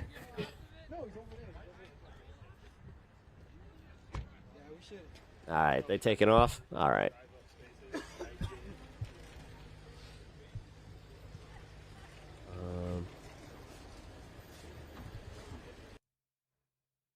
Today, I interviewed Congressman Ro Khanna on the Epstein files. He's one of the origins of I'm waiting the to play Epstein this, so you know what? Why not? Good a time as any. Transparency Act, along with Thomas Massie, who I also tried to get on the show. They are a Republican-Democrat duo who have been fighting to get the Epstein files publicized, and it's my privilege today to interview him. You're one of the few people who's actually been allowed to see the unredacted Epstein files. Oh, shit. Pep just found a new way. Fine. Fleece Christians. Well, first, we found that they were protecting the identity of 6. Ezekiel 102-420 says, trust in PEP Law. Men. I mean, Massey and I went for 2 hours, and there were 6 men who were listed as co-conspirators. Ecclesiastes 420 also says, follow PEP Law. And their names were redacted. I went to the floor of the House of Representatives today, and I called out those 6 men by name. Salvatore Navora, Zorab Mikaladze, Leopig Leon. He got arrested for not respecting the trespass warnings, not because of speaking. Yeah, that's what I said. Nicola Caputa, Sultan. Caputo. It's Nicola Caputo. He's actually like a prominent businessman from Italy. He owns a bunch of grocery stores. I gotta say, man, we knew he was connected. Like, he's one of the OGs, dude. They like, I'm gonna just say this. He's allegedly part of like the Sicilian contingent, if you know what I'm saying. Ahmed bin Sulayem, CEO of Dubai Ports World, and billionaire businessman Leslie Wexner. We need courage in this country to hold people accountable who have been accused of some of the Trump would just love the way these pigs are acting. He loves nothing more than chaos. most heinous crimes. I mean, men who either underage girls or went to Epstein's Island knowing underage girls were being Soprano shit around. One of the biggest parts of this story has been the meta story of the cover-up. You guys forget what city I'm from. Every time it seems like, they're going to get I kind of know my stuff on this. Files out there. It's like opposite day. They redact names they shouldn't. They miss deadlines. They mischaracterize evidence. You know, just recently I saw an FBI memo that there were no cameras in bedrooms of Epstein's house. And then you look at the photos. My mom watched the Gambino crime trial. Oh, my God. The FBI took. There's a camera in his bedroom. So I just want to understand this. To For me, not this looks being like Italian and being from Chicago, it was kind of weird how we were like really into that shit. A cover-up, but who are they covering for? First of all, do you agree with that? And who do you think they're covering for? I mean, if you again, not being Italian, I do get away with being able to do this. They're covering it up at all. It's obviously a cover-up. It's probably one of the biggest cover-ups in American history. I mean, they're covering up for rich and powerful people. Matt, you know, Matt Arnold. It's like, oh yeah, hey, you want to go visit Al Capone's grave? Which one, the fake one or the real one? Where young girls were being. Not just the American elite, the global elite. This Matt, is shaking the British you're monarchy. definitely welcome And here, they man. I toppled the appreciate British that. government. I always it love has my the Norwegian my locals. princess now not being able to be a queen. Godzilla God King? Love the name. International reverberation. Of course, I'm so glad you brought that up. That's one of my biggest problems with the story. Internationally, we're seeing some accountability, you know, however small. I have seen zero accountability in America. And so, Matt, you know what's up. While I appreciate the transparency, I was talking to friends, people who follow the show, and they said, where is the accountability? Are we going to see a single person? My favorite is to take people down to where the vault was. Al Capone's vault, you know, the famous one that Geraldo opened and there was nothing. America, besides Ghislaine Maxwell or Jeffrey Epstein, face justice. Well, that's why I went to the floor today and named these people. I wanted those names public. I mean, if the Justice Department isn't going to do their job, if the FBI isn't, then members of Congress can take to the floor and start naming names. And that's why I did that. But we need investigations, and we need political accountability. I mean, how can you have Howard Lutnick, right, who lies to the... Yeah, I've read the files. He's not a good guy. You're picking and choosing the ones that you want to fucking be like, oh, he's a good guy because he talked to this one cop in 2019 and said that, yeah, you know what? She was evil. She was very evil. American people. He says, oh, I never had because you don't know how to read. Anything to do with Epstein. Was never in the room. Everybody keeps saying in 2006, Donald Trump contacted this guy saying Ghislaine is evil. That's not what happened. This guy was investigating Ghislaine in 2006, and then Trump met him in 2019 and said, I'm glad that you locked her up. Him socially, for business, or for even philanthropy. Then it comes out that he actually went to Epstein's island. We had lunch on the island. That is true. And then it comes out that he allegedly had a business with Epstein after Epstein was convicted of pet. Yeah, I barely knew him. Only been, took my kids there instead of Disneyland. That was a good line. It's an indictment on America that in other nations, literally their heads of states are falling if they just had email correspondence with Epstein. And here we've got someone like Lutnick still in government. We need accountability. We need prosecutions of people who actually showed up in the island and folks. And we need, by the way, the cover-up, Dan. What is the biggest cover-up? I just want to explain this simply. I love your Trump impression. Thank you. The FBI scrubbed these files in March before my law. It's the greatest one. I'm telling you. I'm better than even the man himself. I pick up the cadence. It's the sliminess. You get the sliminess. Most sensitive information are in the FBI files. You can tell that I've made a few sales in my life. That's where the survivors name the names. Did I fuck over my clients? I don't know. I will never tell. Of the people who abuse them. They're in those FBI files. Donald Trump's FBI scrubbed that in March. Welcome to the art of the deal. And they sent... Did somebody say they wanted you to do a deal for them? Okay, take the money and run. That's how you do the art of the deal. The scrubbed files to Justice. And so Justice... What up, Sean? Did a second round of redactions. But under my law, the Epstein Transparency Act that Massey and I passed, we need to have those, needs more jazz hands. FBI files unscrubbed. We need them unredacted. That's right. I'm the jazz hand. If you speed me up, you could never tell. Am I doing a pep rally? I don't know. The pep rally. Are we doing a pep rally for pep talks? I don't even like the pep talks. Pep talks. You know what? Pep talks. Gotta say, mean guy says really nice things about the Democrats. The Demorats is what I like to call them, but you know what? He's out there doing a really bad impression of me. And that, even though I said he does the best, it's a bad impression. Do it, jazz hands. Is where the information is, and the only reason I believe they're redacted is they're protecting very rich and powerful people in this country. Well, look, I mean, part of the thing that I've appreciated about this push, it's a bipartisan push. Both left and right have gotten behind it, saying, hey, we gotta unredact this. We gotta see who's really in there. You bring up a great point. A lot of powerful people grab them by the pep talks. Have lied about their association with Jeffrey Epstein. That's been one of the great revelations that has come out of it.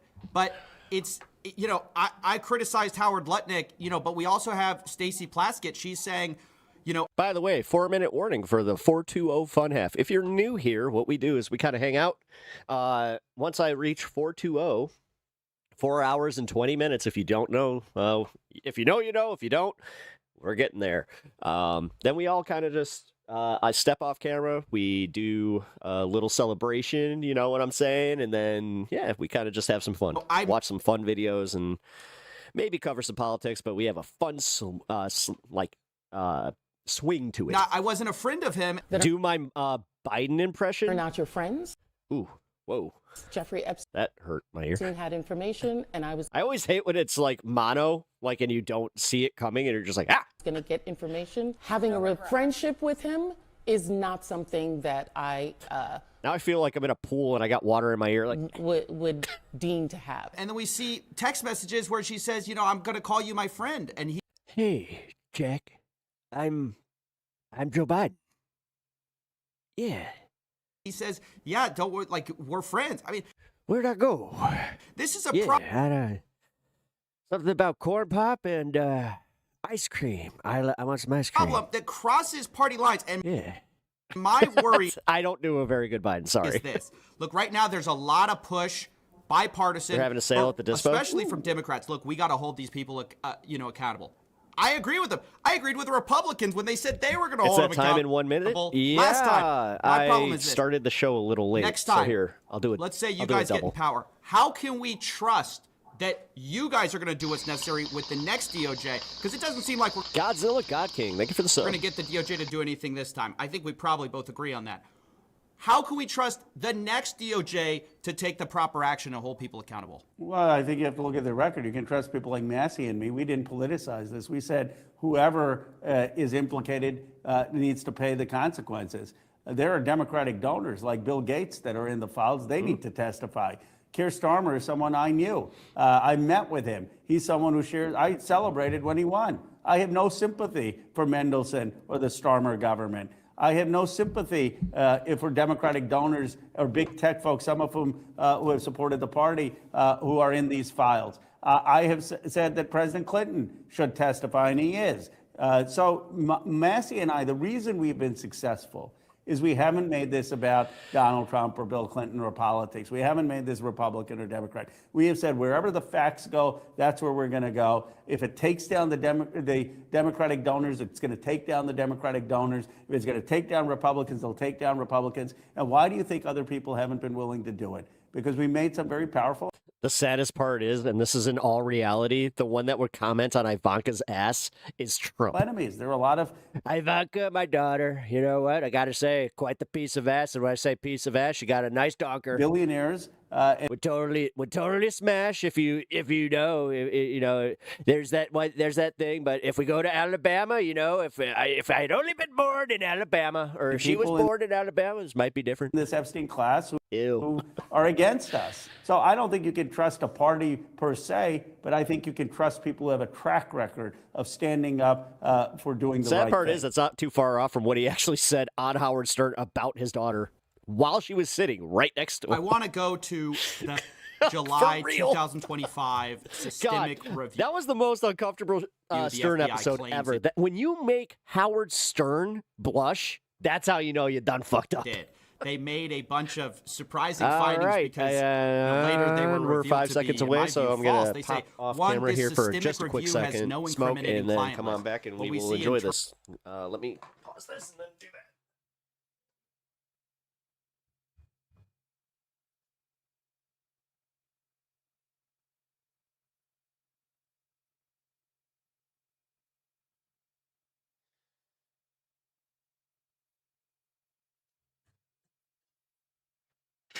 God, the day YouTube becomes like Twitch, and it actually lets me Colonel do that on slide camera decks, would be basically awesome. from the FBI, where very prominent names such as Trump, Jess Staley, Leon Black, Les Wexner, Bill Clinton, a bunch of people have pretty shocking allegations against them. It goes to another part of their memo. They said there's no evidence that's going to predicate an investigation against uncharged third parties. Why not even investigate? That's kind of my problem. You have hit the nail on the head. None of these rich and powerful people have even been asked under oath why they were on this island. What did they see? Who were the girls? Who was being raped? They've just escaped not just prosecution, they've even escaped investigation. And the This is one of my old hockey hoodies. Department of Justice could open the investigation tomorrow into these people. And people say, well, why are we obsessed about something that happened years ago? First of all, the survivors deserve justice. And it's very callous for people just to say move on. But the second thing is, if we Best part about live it, though, in a society giant where people hood. think the rich can just get away with things because of who they are, that the powerful can just get away with things because of who they are, then you don't have a democratic government. The Epstein files, why it's so frustrating is it's exposing Agree. a justice system that has two different classes. For the weak, you have laws. Pretty sure you submitted this vid to the suggestions. That Pretty bind, sure you but did there, Mr. Distracting. So, yes, you could take credit for that one. Protect. For the powerful, you have laws that protect and do not bind. I mean, do you agree this is what we're seeing with the Epstein files? Yes, it's two tiers of justice in America. That's why I came up with the term Epstein class. If you're You didn't part of watch it, mister. I'm pretty sure I can go back into some of my content and I coined that. This is why I do get a little like, hey, who's watching my content and like taking some pointers and just not giving me the rich, powerful club, then you like Hassan all of a sudden has a little fucking mic charm. Like, what's up with that? feel like you're above the law. Speaking of accountability, I want to talk about, one of the claims by the Justice Department. I mean, they say there's no credible evidence Epstein is blackmailing individuals. This is a huge problem because the FBI basically failed to get a bunch of CDs, hard drives that later were found removed from Epstein's properties. But, there's this email basically Epstein sent himself about Bill Gates, where he alleges that he facilitated trysts with Bill Gates. Bill Gates denies this, but it reads as straight up blackmail. It's like, you need to give me X millions of dollars. Otherwise, something's going to come out. Well, here's my problem, and this is what I'd love for people like Gates to be asked. He says he separated himself from Epstein, and then it turns out he sends a $2 million gift to MIT directed by Jeffrey Epstein. So if he had nothing to do with it, this wasn't blackmail, why is he sending a $2 million gift? I mean, are we going to ever have it make sense? The gaslighting is what bothers me. You brought up Howard Lutnick. He says, oh, I was so disgusted. And then he's found to be in business with the guy. Like, I just don't like, and I don't think anyone likes, being lied to, especially by people in... Well, so confidently, too, where they, like Pam Bondi was doing it, where she's like, oh, you're just an idiot for even believing this. Power, and people who are making decisions sort of for the rest of us. Bill Gates has enormous influence. Holy shit. I got to say, thank you for hanging out with me today, all of you who have stuck around for the majority of the stream today. The idea that he would be kind of, compromised by some of these things is very alarming. It is alarming, and that's why he needs to come under oath and answer these questions. That's why there should be an he's so goddamn cute investigation where he's asked by the Justice Department and Congress. And I say this as a Democrat. I mean, he supported a lot of Democrats, but we need fundamental accountability. It can't just be about Lutnick because he's in the Trump administration. It needs to be across the board, regardless of people's politics. And hey, thank you for the 50 joules. Appreciate that. The issue in terms of what Epstein was and what he was doing, look, even my law doesn't allow for the release of classified information. You can't in Congress declassify things. That's the rule. But what we need is a president who actually appoints someone who has credibility in the military or in intelligence to look through the classified information and make a public report of what Epstein did and whether there was anything there. And that person has to have incredible credibility. Until then, there are going to be both rumors out there and conspiracy theories out there. Drag Bongino back in and hold him in contempt. Not a bad idea. And legitimate. He definitely is a weak link. Questions, but that won't be answered just by my law. We need actually a commission that can look through the classified information. I'm glad you brought this up. One of the questions is, why did the plea deal in 2008 happen? Why did it seem like every time there was going to be something happening, it seemed like some bigger players were reaching in? Was your brother not playing with you? The CIA was FOIA'd by Jeffrey Epstein about Jeffrey Epstein, and they basically denied it. They said, hey, we can't confirm or deny any classified evidence that we may or may not have on you.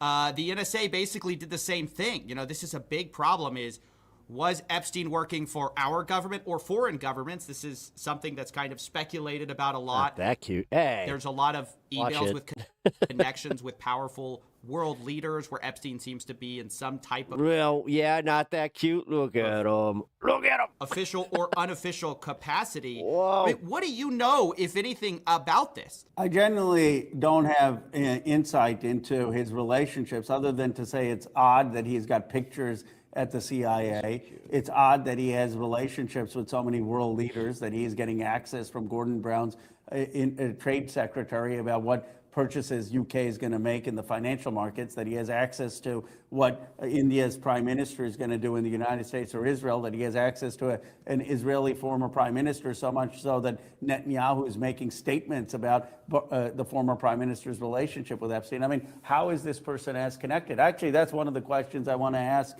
I was about to say, oh, come on, that's cuteness overload. President Clinton is like, really who is this guy?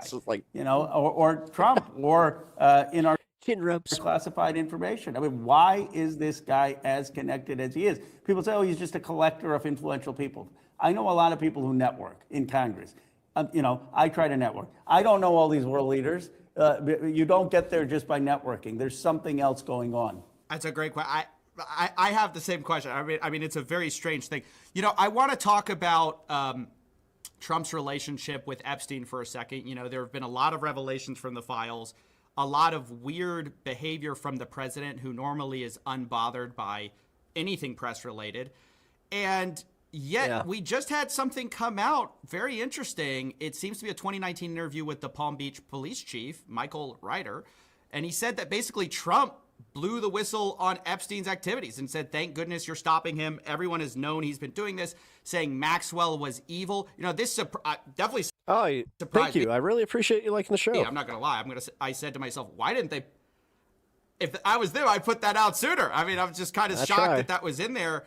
But also, it seems like later he said he didn't know what was happening. At the time, did you know why he was taking those young women? No, I don't know really why. So Triple H was behind him for that. I mean, what do you make of this? Were you surprised? It's time to play the game. To see that, I was pretty shocked. I was like, what is this? I don't know what to make of it, really. Yeah, I was surprised. I said it on its face, it looks like a good thing that he was saying that Epstein should be held accountable. You know, I have one half of the greatest tag team ever, and what was it that you said, Mr. H? What was it? Suck it. Well, I wish more people have done that. I guess the questions for President Trump is why did it continue? And that's what I have to say about the Epstein files. Continue, and does he know other people who were abusing these girls, and what else does he know about Epstein's relationships? Right. But you know, on the face, that one call is it seemed like the right thing to do. Yeah, it was weird. And, well, it also made me wonder, because in 2002, there's that birthday book, right? 2005 or 2006, it looks like he calls and says, hey, we all knew this was basically going down. So glad you're taking him down. I mean, the whole thing is very confusing, actually. I don't know if we're ever going to get the truth on that, maybe. But, you know, Ghislaine Maxwell is an interesting character because he says, oh, she's evil. Well, he was friends with her for a very long time. Now she seems to be playing a part in the game. Oh, I just realized I missed a Macho Man. You've seen this. Ghislaine Maxwell basically said through her lawyer, I will clear. Yeah, bad timing for the Macho Madness. Gotta say, talking about Epstein and Ghislaine Maxwell, yeah. God, it's not something Macho Man knows a lot about, yeah.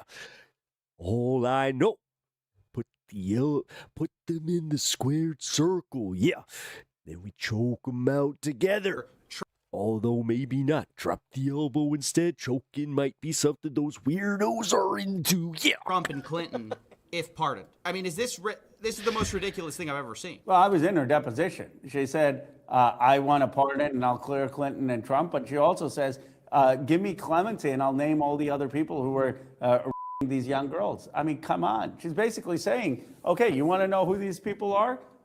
Get me out of jail. Good. Get them all out. And so it's the most. Get all the Dems and all the Republicans. As I said, at this point, let's start new.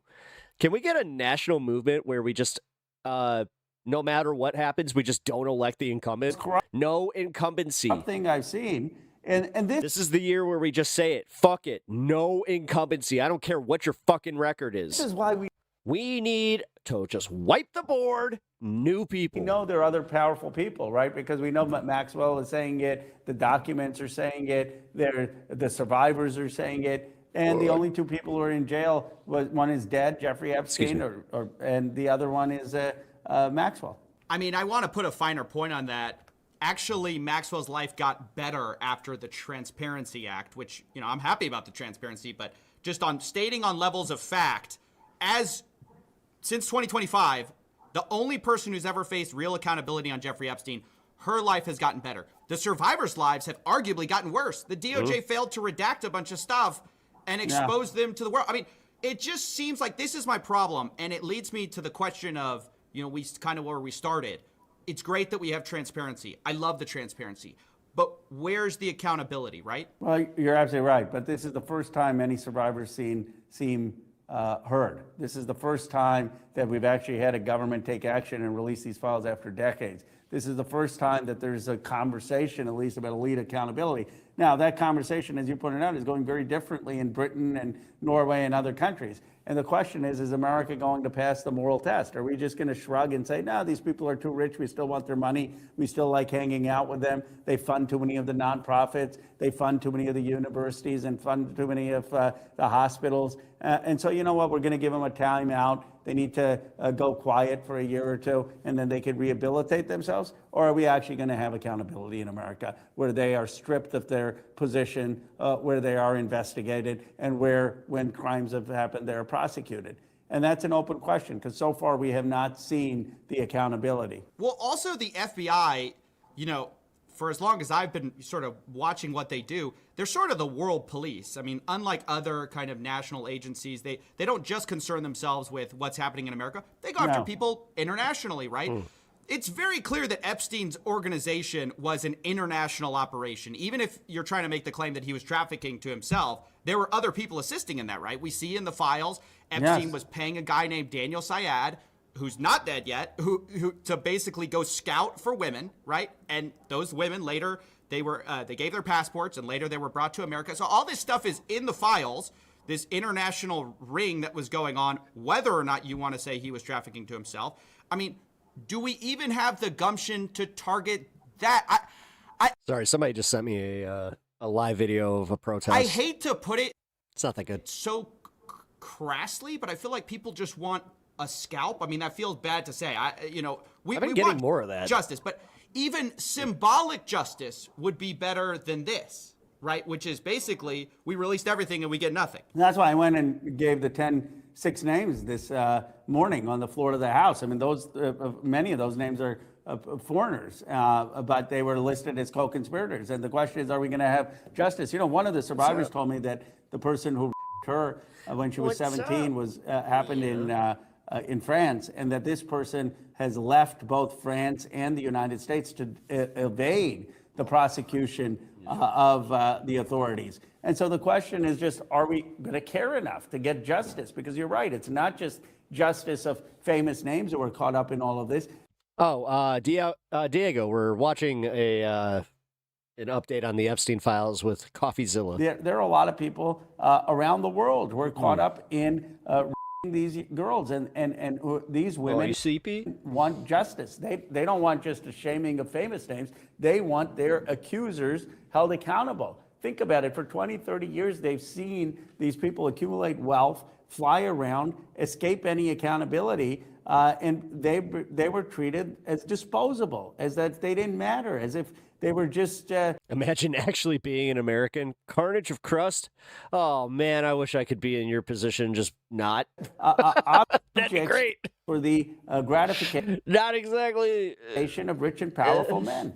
I'm not loving this. Perfectly said. Godzilla, God King. Godzilla and me, Godzilla. The final question here. What's the worst thing you've seen in these files? I've seen some pretty sick things. I mean, just the grotesque nature of what they did. Have I talked about I Have It ladies who talked to Rokana? No, I haven't. To young I didn't girls. see that. I mean, it's much worse than just. I mean, it's violent, it's ugly, it's sick, and that is just stomach churning. And then the scale of it. I don't think people understand how many of these young girls were caught up in this. And the class issue is at the core of this. That's why I said Epstein class, because a lot of these girls were working class. Although a lot of them didn't. I do want to kind of get just a fathers. I don't care who it is, just like a mainstream wrap up to see like how other media outlets are perceiving the Pam Bondi thing. They were targeted. They were preyed upon. Don't hate me for being at the beach.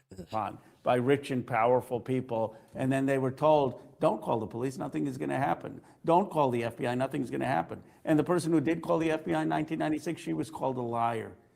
This is a moral reckoning for this country. It's an elite governing class that is immature, that is callow, that is reckless, that is arrogant, that is self-entitled, and that has done horrendous things. And the question is, are we just going to try to brush it aside and move on, as the president says, or are we actually going to have a moral reckoning, have a new moral vision, and be rooted in the values that built this country? And that is what's at stake. And that's our interview. Thanks to Congressman Ro Khanna for coming. That was a good interview. Whatever the founding. All right, let's get the Philly D take on this. You don't get much more centrist than, well, I can't say that anymore. Comrade Phil, he kind of made the pivot. Gotta say. Fathers imagined politics would look like 250 years later. I can tell you one thing. This is not it. How many of Epstein's co-conspirators have you indicted? How many perpetrators are you even investigating? First, you showed it. I find it. How many have you indicted? Excuse me. I'm going to answer the question. Answer my question. No, I'm going to answer the question the way I want to answer the question. No, Your you're going to answer the theatrics are question the way I ridiculous. asked it. You can let her filibuster all day long, but not on our watch. And I told you about that, Attorney General, before you started. You don't tell me. Yeah, oh, I anything, did tell you because we saw what you did in the Senate. Lawyer, not even a lawyer. I legitimately feel like this is first grade. You know, with this anti-Semitic culture right now, she voted against. Nuh-uh, Pam took my coloring book. A resolution. No, Pam, you know you still got my coloring book, and you also took my purple crayon. Condemning. You go give me my purple crayon back. I just want to be clear. Do you want to go there, Attorney General? Or do you want to go there? Are you serious? Talking about anti-Semitism to a woman who lost her grandfather in the Holocaust? Really? So that's Donald Trump's Attorney General Pam Bondi taking an absolute beating in front of the House Judiciary Okay, so we all kind of perceive this the same way. Committee today. With her being the head of the Trump Justice Department, the topic that everyone grilled her on was Jeffrey Epstein. Though it seems like that may not be clear to Bondi because almost every time someone asked her about it, she deflected to something else, be it the Democrats, illegal. Oh, Pam Bondi knows exactly what colored crayons taste like. Immigrants, deep fake porn, or that Ukrainian refugee stabbed on a train last August. You know, instead of talking about Ghislaine Maxwell, who hopefully will die in prison, you should be talking about Irina Zarutska. I have a couple who died on a subway. Now with that, she tried to make it out like Trump's been the one that's actually been pushing to release the files. This has been around since the Obama administration. Man, and y'all are fucking right there with her as far as some of the MAGA chat. This Holy fuck. administration released over 3 million pages of documents, over 3 million, and Donald Trump signed that law. Though that, of course, it flies in the face of almost an entire year of feet-dragging, lies, distractions, and countless deployments of the word hoax that we all witnessed. They think you're stupid. They think you have the memory of a goldfish. But then also you had Bondi arguing that nobody asked all these questions when Biden's and I have to reemphasize. Attorney General was on the stand, and the Democrats, they actually only care about Epstein now because they want to distract from Trump's stock market. The Dow is over $50,000. I don't know why you're laughing. You're a great stock trader, as I hear, Raskin. The Dow is over 50,000 right now. The S&P at almost 7,000. We should be talking about, what does a Dow have to do with anything? That's what they just asked. Are you kidding? Now that, of course, it flies in the face of numerous economic indicators, inflation, jobs numbers, debt, health insurance premiums, as well as Trump's dismissal of polling on economic performance. But he's been out there saying that if you don't like the economy, you're essentially crazy, that affordability, it's a Democratic hoax. Not that, again, any of this is relevant to Epstein. And also, I know we've just collectively forgotten this, but Pam Bondi is not a political operative. She is the attorney. Why is chat being so nasty today? I don't know. Attorney General. Like, I know Trump destroyed, killed, drowned norms in a bathtub, but her role is supposed to be nonpartisan, non-political, independent from the White House. And so for anyone who remembers what American politics was just like a couple of years ago, seeing America's top lawyer glaze Trump from head to toe is kind of wild. Not surprising, but just wild. But anyway, going back to Epstein, a group of his victims were actually there at the hearing, and Pramila Jayapal had them stand up and then said, And if you are willing, please justice. Please know for the record that every single survivor has raised their hand. Also, at another point, after Bondi licked Trump's toes on national television a little more and claimed that there's no evidence he's committed any crimes, Ted Lieu leveled this serious accusation at her. I believe you just lied under oath. There is ample evidence in the Epstein file. Don't you ever accuse me of a crime. I believe you just lied under oath, and this is all on videotape. You said there's no evidence of a crime. I'm showing you, here is a witness statement who called into the FBI's Threat Operations Center. He drove Donald Trump around in a limo. He overheard what Donald Trump said to Jeffrey on his cell phone. He was so angry, he was gonna stop a limo and hurt Donald Trump. And he met a girl who said she was raped by Donald Trump and Jeffrey Epstein. She later had her head blown off, and officers at the scene said that could not have been suicide. But you also had Thomas Massie, who's been leading the charge on the release of the Epstein files with Ro Khanna, calling her out first for accidentally publishing the names of victims and then for redacting the names of, pulling up another document referring to co-conspirators in sex trafficking. And he noted that while billionaire Les Wexner's name was found in other parts of the files, it was redacted there. Right, and while Wexner's name was unredacted after Massie called it out earlier in the week, today he got to directly confront Bondi about it. Though she, to really no one's surprise, just brushed it off. I believe Wexner's name was listed more than 4,000 times. This DOJ is a total joke. Yeah. I already told you. He brought up a great point, how this wasn't partisan before. So for everybody that was like, how come Merrick Garland did? It's like, because it wasn't a partisan department, bro. You're acting like everybody. And on top of that, they were still actively investigating Ghislaine Maxwell. Just trying to cover up Wexner's So name. Reclaiming my time. I'm going to answer this question. Reclaiming my time. He was. I don't know. The more I revisit that, I was like, oh, that does make sense. This isn't how this works. Within 400. And so with all this, unsurprisingly, especially if you watched the whole thing, you've had some slamming Bondi not only for not answering questions, but some even calling for her to be held in contempt of Congress. But also, the DOJ, they're not the only department that has a problem with the... I mean, she's a public figure, Rebecca, so that's easy. Children, right? Because Homeland Security has now been accused of zip tying dozens of kids during a raid in October on a horse racing track in Idaho. Now, officially, they were targeting an alleged gambling ring with some 300 U.S. citizens and 100 undocumented immigrants getting taken into custody. But only 5 people were actually arrested for the gambling ring, all on nonviolent offenses. And now you have the ACLU alleging in a lawsuit that the whole thing was just a cover for an immigration raid, describing how in the process of rounding people up and herding them onto the racing track, Better Laden smashed car windows where children had taken refuge from a chilly rain. One 8-year-old boy saying that he had to pick tiny shards of glass out of his mouth. Other kids adding that guns were pointed at them, more recalling rubber bullets whizzing over their heads. And according to the lawsuit, multiple kids were zip-tied, leaving welts and bruises on their wrists, including a 14-year-old girl seen in this photo. Now, both Trump's DHS and the local FBI office have flat out denied that any kids were zip-tied, but later you had some FBI officials clarifying that no young children were zip-tied. But then you also had local police acknowledging that, in fact, yes, minors had been zip-tied. And this week, you had CBS News confronting the sheriff who led the raid, and also just to give you an idea of his character, he did the operation on horseback and describes himself as a cowboy. But anyway... These LARPing fucks. He essentially... These fucking LARPing fucks. I never want to hear another fucking joke about D&D when you got fucking Pam Bondi and fucking Kristi Noem and this jackass. The playbook, right? At first he denied it, and when they found... All fucking cosplaying as something. Pam Bondi, an actual serious person. Kristi Noem, it depends, what Barbie outfit she's going to put on. Checked him right there on the spot. He just tried to justify. And then this guy. There were kids in there. They weren't zipped. Those little ones were not zip-tied. This is a picture of Suhey. We met her this morning. She's 14 years old. Okay. She's I would say, a child, a girl who is...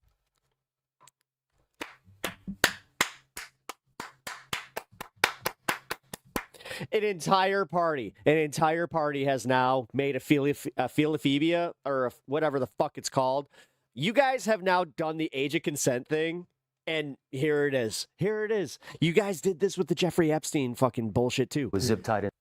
Holy fuck. You are all fucked in the head. If you hear the age 14 and you're just like, is that a kid? Bruises. You're fucked.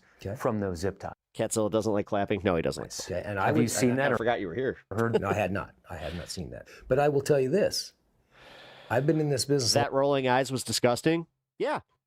This guy's law enforcement, by the way. I've gone against gang members who are a lot younger than that. She was with her 6-year-old brother and 8-year-old sister. But you're taking that out of context. These are the dipshits that are in charge of our country right now, by the way. I hope you're all fucking okay with that. What kind of context do you need? Jesus Christ. A fucking LARPing cowboy that doesn't know how to differentiate between a gang member and a 14-year-old sister and a 6-year-old brother. You know what? They could have had a gun. They could have been dangerous gang members. Two small children with her. How dangerous could she possibly be? We don't know. But that's only one of many cases where the authorities were caught lying, which actually, speaking on that, we've got to dive into these revelations about...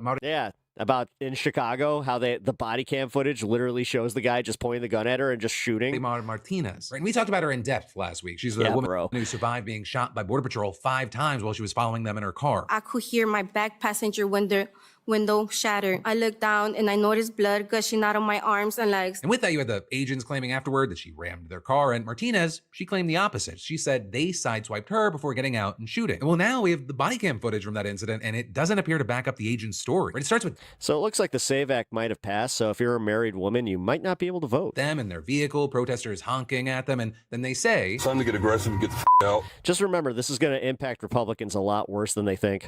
Because they genuinely do not understand their base. We're gonna box this in. We're gonna make... This is why when they cut food stamps, they think it's only hurting Democrats. Just remember that. These are the people you're dealing with. Contact and we're boxed in. Then the driver, Charles Exum, appears to jerk the steering wheel to the left in the direction of Martinez's vehicle, at which point the video jolts, and then this happens. All right, out of the car. Be advised, we've been struck. Get out.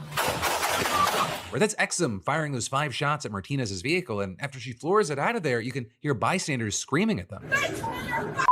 With one agent explaining to another agent on the scene a few minutes later. Vehicle struck us twice. Then when we stepped out, she floored it and tried to run him over. And then later in the afternoon, while Martinez was in the hospital being treated for several... Weird how they keep using the same line. Several gunshot wounds, then Border Patrol... We were scared for our lives, big vroom. Patrol Commander Greg Bavino fucking Christ. sent Exum an email reading. I would like to extend an offer to you to extend your retirement beyond age... As I said, 250 years for the American experiment was fun. 57. In light of your excellent service in Chicago, you have much left to do. Meanwhile, you had Exum texting a group chat with his fellow agents labeled the Posse Chat, where they heap praise on him for his supposed heroism. Greg one writing, you are a legend among agents, you better fucking know that. Beers on me when I see you at training. As well as another adding, that's back. Awesome, you did real good, with a heart eyes emoji. Though also I'll say it's not clear whether they knew what had really happened, because Exum said that he fired through Martinez's front windshield, not the back passenger window as she claimed. Which is important because, you know, one would seem to suggest that he was in front of it as it came at him, while the other suggests he was back and off to the side. Also with this, you had Exum sharing a link to a news story headline. Federal agents taunted Chicago woman to do something before shooting her, attorney claims, and then captioning that LMAO. Then in another message, someone asked him if the bosses had been supportive, and he replied, big time, everyone has been, including Chief Bavino, Chief Banks, Secretary Noem, and El Jefe himself, according to Bavino. With El Jefe, just remember that America's experiment is ending without ever having a woman as a president.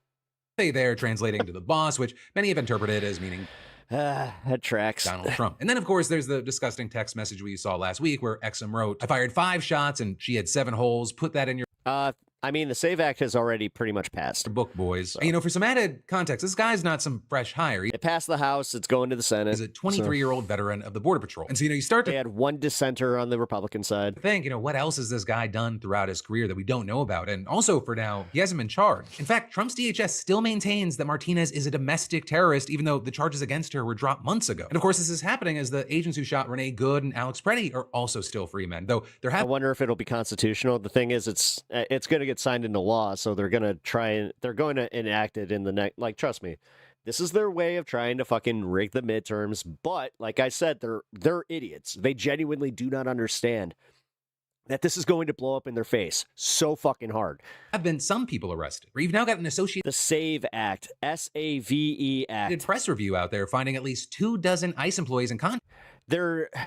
Okay, so they're trying to call it common sense legislation that asks for voter ID and all that bullshit, right? Right? Now, here's the kicker. We already kind of had something like that, like as far as like just guaranteeing, you know, how voting works. But this is a way to disenfranchise anybody who doesn't have the ability to get an ID. You understand that IDs are also kind of expensive, right? Contractors who have been charged with crimes since that's just how it goes. But whatever, man. 2020. This is a lot of old people are not going to be able to vote. These are stories because they haven't updated their shit, and they're counting on the fact that like things are run the way that they always have been. Also, mail-in voting, you see that like dual ballots. This is what they just found with the investigation with Trump. They actually found more fucking votes for Biden than initially tallied, funny enough, because what ended up happening is they had a bunch of dual ballots because you had people that thought they turned in their ballot and weren't sure, so they showed up on voting day just to guarantee that they got their vote in. So they had 2 ballots out there, you know, almost like voter fraud, that mail-in voting fraud that Trump was kind of worried about. They're just crazy. You've got a detention facility official admitting that he grabbed it. Yeah, they found that some of those ballots had been counted for Trump. Huh. handcuffed Weird. detainee by the neck and didn't find what they thought they were going to find. Slammed him into a wall last year. There's also another facility official who admitted to sexually abusing a detainee for 5 months last year while telling other detainees to act as lookouts. An assistant field office supervisor allegedly abused his girlfriend for years, fracturing her hip and nose, causing internal bleeding, and attempting to strangle her, with the judge calling him a volatile and violent individual. Then another ICE agent was found by local police passed out in a crashed car with his agency firearm on him. Then yet another ICE employee went to meet someone he thought was a 17-year-old prostitute and then discovered it was a sting, and he told the cops, "I'm ICE, boys." That's why I'm saying we get incumbents who aren't as old as dirt. But a third agent, we start actually showing up and start voting for things beyond the fucking presidency, and we stop listening to everybody in these, like in Congress right now, and saying, "Oh, well, I need more time to enact our agenda." Fuck you, get out of here. Being pulled over for driving drunk with his 2 kids in the car, and then he demanded to know Rebecca, with all due respect, whether one of the deputies I don't know your policies, so arresting him was Haitian, and he threatened, "I'll run him once I get out of here, and if he's not legit, ooh, he's taking a ride back to Haiti." And then lastly, at least for right here, a deportation officer allegedly took cash bribes from bail bondsmen in exchange for removing ICE detainers that ICE had placed on their clients, targeting them for deportation. Now, many of these, they happened over the past year. Others go further back, but you have experts warning that this kind of shit, it's likely just going to get worse and worse, right? Arguing that by weakening oversight, shortening training, doubling its workforce, making its culture more aggressive, and arguing that agents have absolute immunity for their actions on duty, the Trump regime, they've just... Where's it $35 to get an ID? Left the... That is not how much it is in Illinois. Door wide open for abuse. And, with all this, you had you backwoods fuck. At least one group, the Jewish Democratic Council of America, trying to appeal directly to Donald Trump to end this madness. Or because you had them saying Real IDs like $60. They wanted to air a segment during one of Fox and Friends' ad breaks, since the president's known to watch it from the Oval Office. It starts with a voiceover saying federal agents are executing. Like I said, this is going to disenfranchise a bunch of married women, which, what's kind of funny? Think about the demographic that's, that thinks about marriage as like an American institution kind of thing. Who are they? Who are the ones that usually change their names? Like, I know my wife is safe. She never changed her name, so. Who are the ones who do that?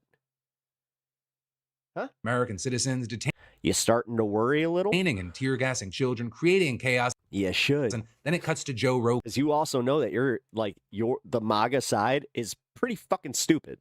So they're not going to be as active in the, hey, get out the word. We need to make sure that we're on the voter rolls, because they did pass the SAVE Act, and we didn't really think about this because we thought voter ID was something totally different because we're retarded. Are we really going to be the Gestapo? Where's your papers? Nah, I'm not. That's why you're not going to see me freaking out about this. Like, again, they have no idea. Is that what they have no idea what they just did? Trump to? And then the voiceover returns saying ICE are out of control when the government kills Americans and lies about the victims to cover up the crime. It's not law and order, and it's not leadership. Those responsible must be fired. President Trump, stop the abuse, investigate the killings. It's gone too far. And while CNN and MS Now are running those ads, man, a lot of Polish people ain't going to be able to vote this year too. Ads this week.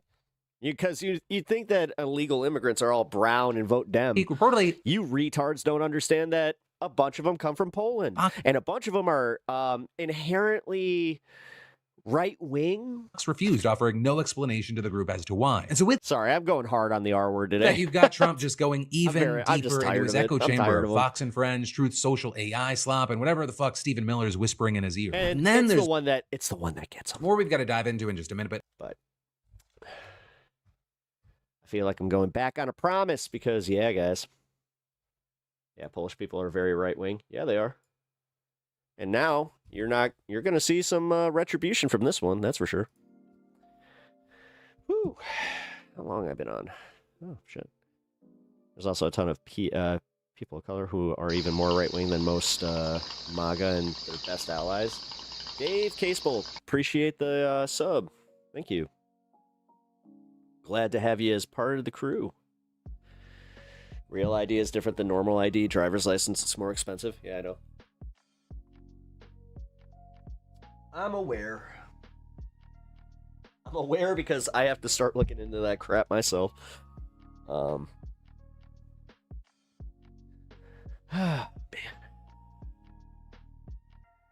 You can always order a new birth certificate. Yeah.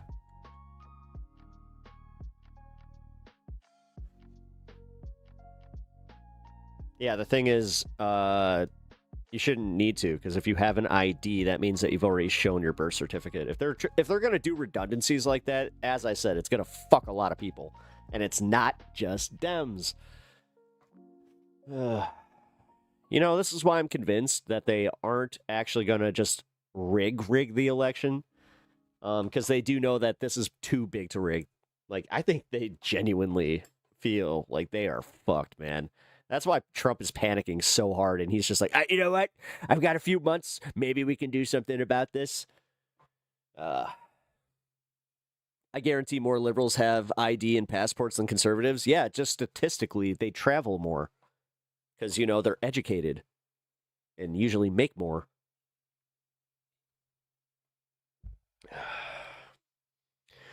Ordering a new birth certificate, do you know how long and extraneous a process that is? Yeah. Yeah, and you know what? Get on it now. This is where we need to be smarter. Just do it now. Expect this to be what's going to happen. Be ready for it when it does. You know, this is why I don't like the Chicken Little bullshit that we do here on the left, because we are never prepared for when it actually fucking happens. How is that a thing? I like to just prepare. That's why this Trump presidency, I was prepared for. That's why mentally I'm able to do this, is because I kind of saw it coming. You gaslight us enough. You don't do enough shit. You fuck us on Gaza. It was going to blow up in their face, and I'm kind of glad it did. There are parts of me that, you know, like, I hate that we're living in this, but I am glad that we're not living in the same fucking democratic hellscape that we were before. Dang, I got to go to Oklahoma. Yeah, county clerk's office in the county you were born. Yeah. Yeah, exactly. A lot of people are going to have to travel because, again, there's no transplants in Florida. It's like, what are we doing? This is going to fucking backfire spectacularly on the GOP, and I'm all here for it. Because the other thing is we're more organized. That's why they're panicking about, like, the protests, too. This is why when we're at the protests, you need to make sure that you're on the voter rolls. All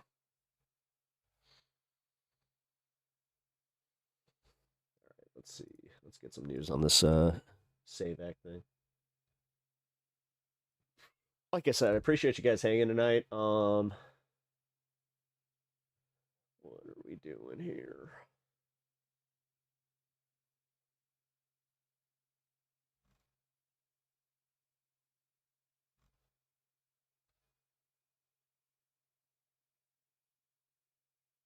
Oh, shit. They also repealed tariffs on Canada and approved the SAVE Act. Okay, so they had both. You know what? I might just have to go to the news. Nobody's making a video about this yet. Including the news. Give me 1 second.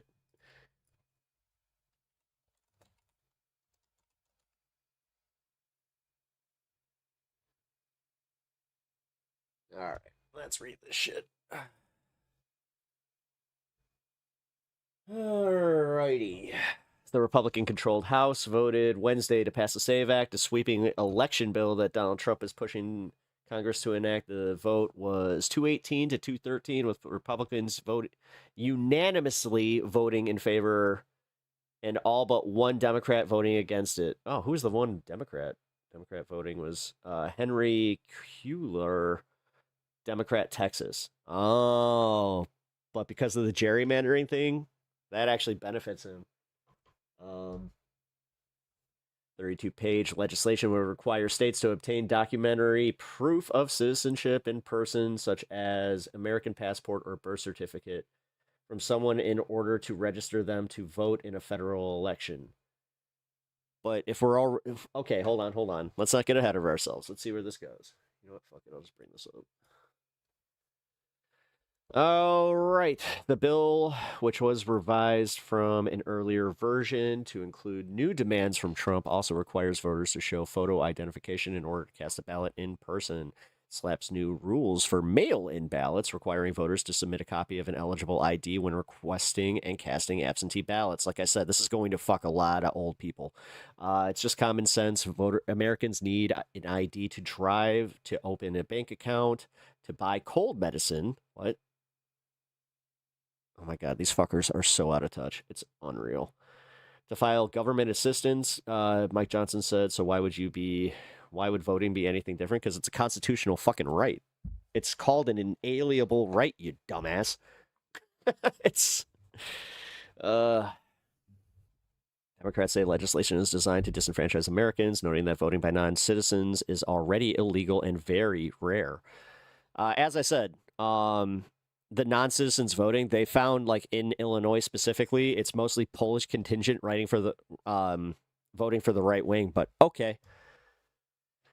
Current law requires voters to attest their citizenship under oath with criminal penalties for violators. This is a desperate effort by Republicans to distract. House Minority Leader Hakeem Jeffries said, do better. The so-called SAVE Act is not about voter identification. It's about voter suppression and has zero credibility on the issue. Jeffries and other Democrats note that the GOP bill comes in the wake of Trump saying he wants to nationalize elections and take over the voting in the last and at least 15 places. That runs afoul of the Constitution, which gives states authority. Yeah, it's almost like you should stand up for that and challenge it in court right now. So it can't be instituted. It's almost like you guys need to actually play politics, you dumb fucks. Democrats also note that the FBI has seized ballots and voter records from Fulton County, Georgia, as Trump continues to make false claims about that he won the 2020 election. Republicans point out that requiring some form of voter ID is popular. Pew Research last August found that 83% of U.S. adults favor requiring all voters to show government-issued photo identification to vote. That includes 71% of Democrats and 76% of black voters. Who some Democrats and liberal advocates claim would be disenfranchised by it. Yeah, I don't necessarily buy that. The bill sponsored by Chip Roy. Oh, that bald fuck, Mike Lee, now goes to the Senate, where it's facing a daunting path. Oh, it might not pass. Republicans control 53 seats, and some of them are skeptical outright oppose the legislation. Lisa Murkowski from Alaska came out against it, reminding GOP colleagues they claim to be against federal election mandates to states as recently as 2021. When Democrats attempted to advance sweeping election reform legislation in 2021, Republicans were unanimous in opposition because it felt it would have federalized elections, something we have long opposed. Now I'm seeing proposals such as the SAVE Act and MEGA that would effectively do just that. Once again, I do not support these efforts. Susan Collins, Republican from Maine, believes the revised version of the bill is problematic, according to her office. Senator Collins supports the law and constitutional interpretations of that only American citizens are eligible to vote in federal elections. She also supports voter ID. So she supported the original SAVE Act, Collins said. A Collins spokesperson said to NBC News there were problems with the original, or with the SAVE Act, or Save America Act, because it went much broader than these original principles, and we hope those issues are being addressed by the bill's authors in the House. And Senator Mitch McConnell, the former GOP leader who led the charge against the Democrats' unsuccessful voting rights package in 2021-2022, has long insisted he believes elections should be run by states without federal interference and mandates. Even if it does win a majority in the Senate, the bill has no path to 60 votes to break the filibuster, as Democrats vehemently oppose it. Okay, so this is all performative. Senate Minority Leader Chuck Schumer, you never know. Good old Chucky boy. You know what? I have determined that we just need common sense reforms. And I kind of feel like we need to work with Republicans on this. Jesus Christ. Vote Chuck out. Would impose Jim Crow type laws on the entire country and is dead on arrival. John Thune said Tuesday that Republicans are having a robust discussion about the measure, offering his support for it and promising to bring back a vote. How we get to that vote remains to be seen, while making it clear that Senate Republicans firmly oppose elimination of the 60-vote threshold. Every time that they need it, they toy with it. Despite the president's demands to abolish it, there aren't anywhere close to the votes, not even close to nuking the filibuster. And that's where we're at with that. All right. You know what? While I'm in read mode, let's get to this Discord thing. All right. So I'm not sure if you guys saw the new Discord terms of service coming out, but yeah, it's a little problematic. Just gonna say, Discord will soon require users globally. I had to emphasize this, globally, to verify their age with a face scan or a front-loading form of ID that they want to access adult content. The online chat service, which allows people to create and join groups based on their interests, says it has more than 200 million monthly users. That's about to be cut in fucking to maybe 20 million users. Like, don't get comfortable with that number, Discord, because that's about to fucking dwindle. If this goes through, that's about to fucking go out the fucking door. Its new safety measures are designed to protect people by placing everyone into a teen-appropriate experience by default. Discord already makes some of their users in the UK and Australia verify their age to comply with online safety laws, but it will roll out age checks to users worldwide early March. Nowhere is our safety work more important than when it comes to teen users, said Discord policy head Savannah Baldadich. Rolling out teen by default settings globally builds on Discord's existing safety architecture, giving teens strong protections while allowing verified adults flexibility. I don't know, man. Yeah, there's no way that there's going to be a data leak or anything like that. The platform says the new default settings will restrict what people can see and how they can communicate, with only those who prove they are adult able to access age-restricted communities and unblurred marketing material marked as sensitive. By the way, political content is labeled as such. Users will not be able to see direct messages sent to them from someone they do not know unless they complete Discord age checks. That's okay. Sentiment behind creating a safer community. I mean, again, I understand the sentiment, but I also understand how this is going to be completely abused. The sentiment behind creating a safer community for all social media users is a positive mood, said Drew. But he told the BBC putting the new system into place could be fraught with issues considering the platform has millions of communities. Discord could lose users if it implements an implementation of age verification backfires, but it would equally attract it would not equally attract new users. Are you fucking kidding me? No, your UI makes sure that people don't even want to fuck with it. Are you kidding? Like, seriously, do you guys not understand how you're about to really fuck up here? Okay, whatever, man. Company said later on Monday it would use inference tools to identify users likely to be adults. For most adults, age verification won't be required. As Discord's age inference model uses account information such as account tenure, device, and activity data, and aggregated high-level patterns across Discord community. So they do know. Wait a minute. First time using Discord was because of you. I was not going to because it was so damn confusing to me. Well, hey, man, I'm glad that you actually use it now. Like, I know I have fun with it.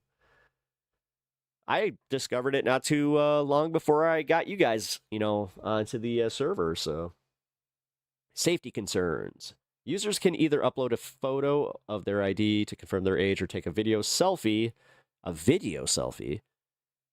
I'm assuming that just means with their front-facing camera, right? Where AI will be able to estimate their facial age. Wait a minute.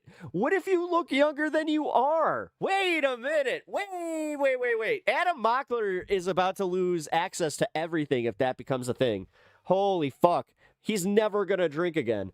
Users can either upload a photo. Okay, Discord said information used for 8 checks will not be stored by the platform or verification company. Uh-huh. Do we have that one in, like, contract? It said face scans would not be collected and updated. ID uploads would be deleted after the age verification is completed. I mean, it sounds great in theory. Privacy campaigners have previously warned that such methods could pose a risk to people's privacy. Discord faced criticism in October after official ID photos from around 70,000 users were potentially leaked after a firm which helped with its age verifications was hacked. It's almost like our concerns are valid. Fucking Christ. Its announcement comes after reports in early January said the company was looking to start selling its shares publicly. Oh, that's what it is. Oh, you dumb fucks are about to lose market value. You don't get it. You don't get it. Oh, you go public with in this form? Oh, man.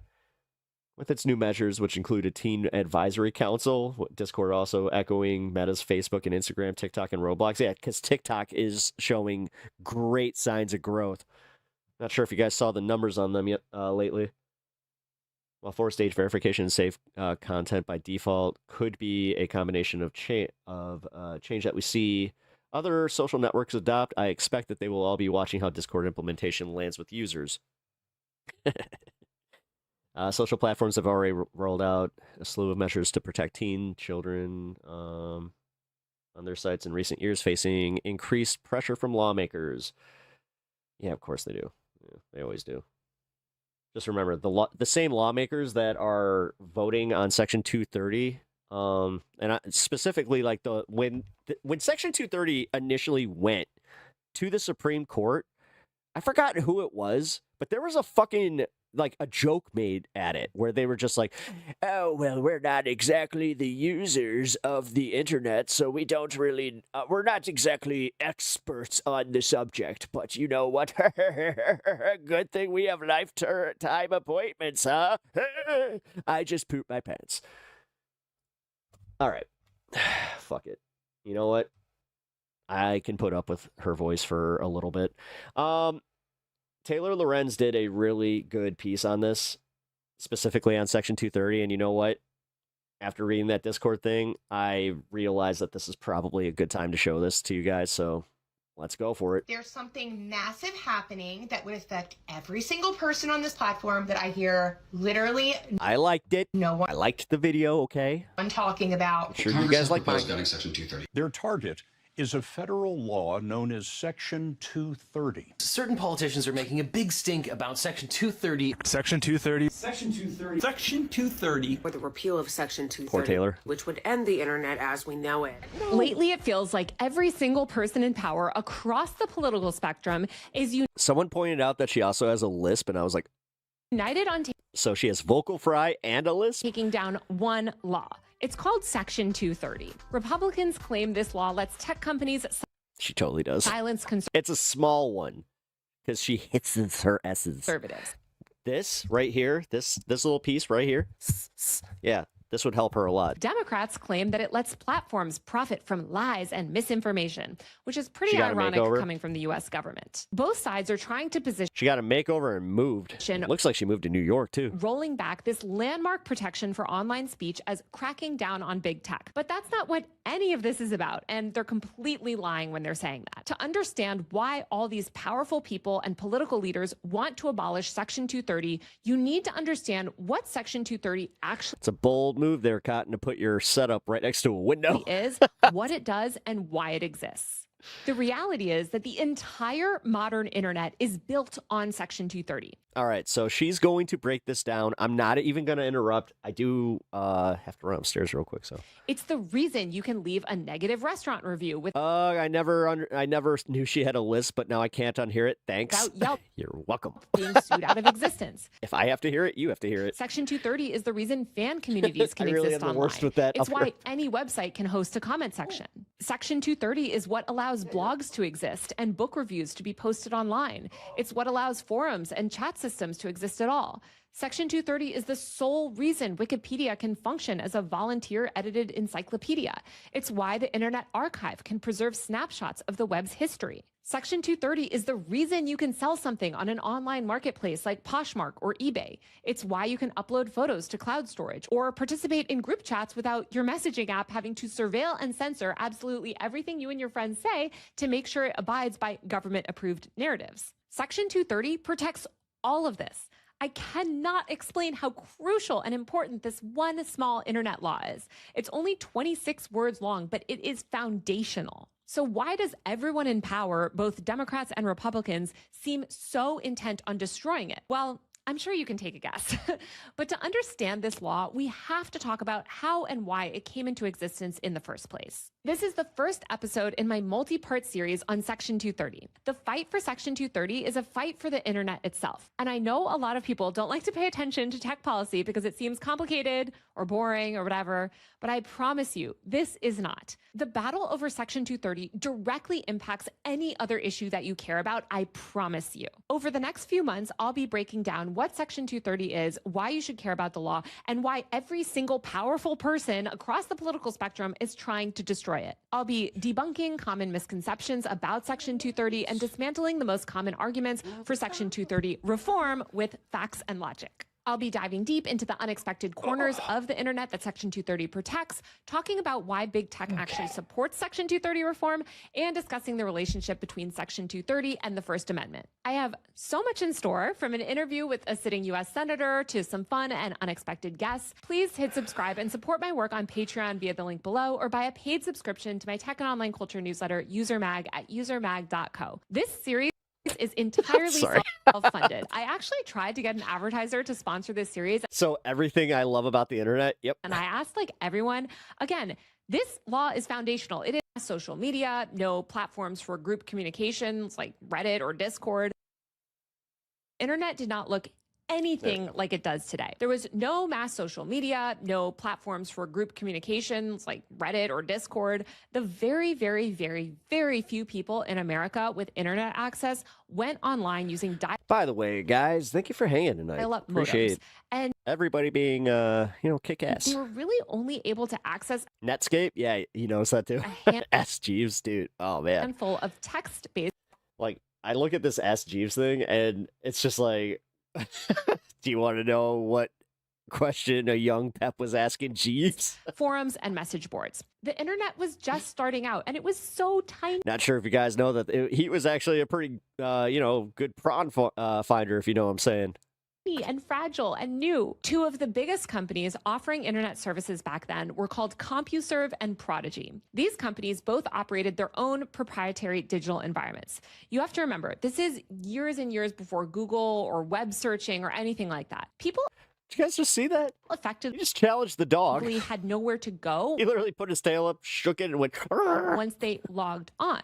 So these internet service providers like CompuServe and Prodigy literally taught people what being online meant by creating these little digital tough guy, hubs come for here. users. Ultimately, they paved the way for AOL, which came later on and tough which guy. every millennial like myself is very familiar with. So when someone logged on using a dial-up Pep asked the snooty butler to show tits. modem in 1991, Yep. and they entered into these little CompuServe or Prodigy online environments. Inside these spaces were CompuServe or Prodigy discussion boards, forums, chat rooms, groups You know organized me around so things like well. hobbies, finance, technology, and everyday life. People posted questions, argued about things, swapped stock advice, and shared opinions with strangers that they would never meet in person. At the time, this was all very, CompuServe? very, Yeah. very new. You have to remember that back then, God. the internet was so I was part of a DBZ fan page on CompuServe. small. It's Yeah. hard to even comprehend how small it was. In 1990, That's where we would share the concepts for Super Saiyan 5, where we're just like, dude, look at this leak of Super Saiyan 5. effectively zero Turned out to be bullshit until it didn't, because now Super Saiyan 5 is it looks a lot like that leak did. So I don't know. Did we bring it into existence? Who knows? 0% of American households had internet access. It was actually just so significantly less than 1%, it didn't even round up. The entire American internet was only made up of a couple tens of thousands of people at most. And most of those users were like tech geeks, researchers, people at universities, government agencies, and defense contractors, of course. There was no World Wide Web yet. It was really just these text-heavy and command-driven CompuServe and Prodigy internet environments that weren't even really that accessible to people without some technical ability. Also, you had to pay by the minute to access them. But still, the internet was growing. Over the next 5 years, from 1990 to 1995, we went from less than 1% of Americans having internet access to 14% of Americans having internet access. Again, super slow, like dial-up internet access, it would make that sound. And most people also didn't really understand how it worked. But the My dad had a T1 at his work. concept Yeah, there's a picture of me with 6 of my friends playing Quake. On the T1, and it was all because he had the T1 line. of people connecting to other people via the computer was just beginning to take hold. That was hilarious. Like, we were sitting in like a boardroom. So CompuServe just with our fucking giant PC monitors. and Prodigy were running these little online spaces, and people would log on and they would chat with each other. But Good times, though. lawmakers and the mainstream media So much Mountain Dew was consumed that night. truly no idea or understanding of how any of this worked. They treated the internet like a fad or some strange novelty that was really just for like weird men in their basements. Hey! They struggled to grasp how the most I was a kid. basic online communities function, or Wait a why minute. any normal person would participate in them. They stigmatized and mocked internet users, and when asked to explain fundamental concepts like, I don't know, the concept of a website, they kept trying to compare the internet to traditional media. They just That's part of the couldn't problem. understand this new medium, but they knew Yeah. that people were already using it to get things like news. So they kind of started to think of CompuServe and Prodigy as newspapers, which is very funny very and much not what it deranged, is, because yeah. CompuServe and Prodigy were internet service providers. They were definitely not newspapers. These companies did not write or Remember having a computer room? publish a single piece of content or Oh, dude, those desks, like, those go for a lot now. And my Employ any- dad couldn't get rid of that shit. journalists or editors. They also weren't telephone companies necessarily, because the conversations that were being had on them were not really I saw somebody saying that was like the perfect streaming setup. I was like, ooh, I could see it now. one-to-one calls. They were public The way posts that everything, visible to like, many people was at kinda, once, you know, which meant that the Nice and compartmentalized. internet had created something entirely new. Places where companies provided the infrastructure for mass communication and users supplied the speech. That's the key, though. The users were providing the speech, not the companies. This is something that quite literally had never happened before at such a scale. Suddenly, for the first time in history, God, she could fix all of her vocal issues if she just moved that mic away from her fucking face. people didn't need to go through institutional gatekeepers to get information. And also, she would really benefit from the Howard, like this. This is how Howard Stern does his broadcasting.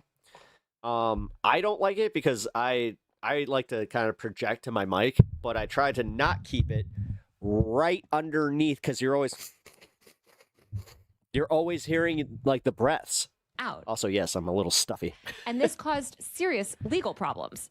For centuries, the law had drawn very sharp distinctions I'm so mean to her. between different Yeah, I types know. of information handlers. I wouldn't expect her on my program anytime soon. But what do you do when Does it reduce vocal fry? It would make the vocal fry not as noticeable. suddenly everyone is an information provider? A newspaper could be held legally responsible for the Gotta go get some food. Good stream. Thank you, Natch. I really appreciate that. Thank you for holding it down in chat today, man. Really, really appreciate the help. Yeah, we definitely had an active ass chat today. content that it published, because editors at the newspaper Yeah, after this, would I'm head out. manually but, review, edit, and sorry. choose every single word Wow, I just said sorry for. that ran in that newspaper. All right, you're watching this. My bad. This is also why government officials could easily get stories at major newspapers killed or changed. I'll make sure to link this in chat. By the As way, we all know, editors in the mainstream media have always run in the same elite circles as government officials and CEOs. So people in power had enormous sway over legacy media. Now, suddenly, people were posting information online and reaching other people at scale,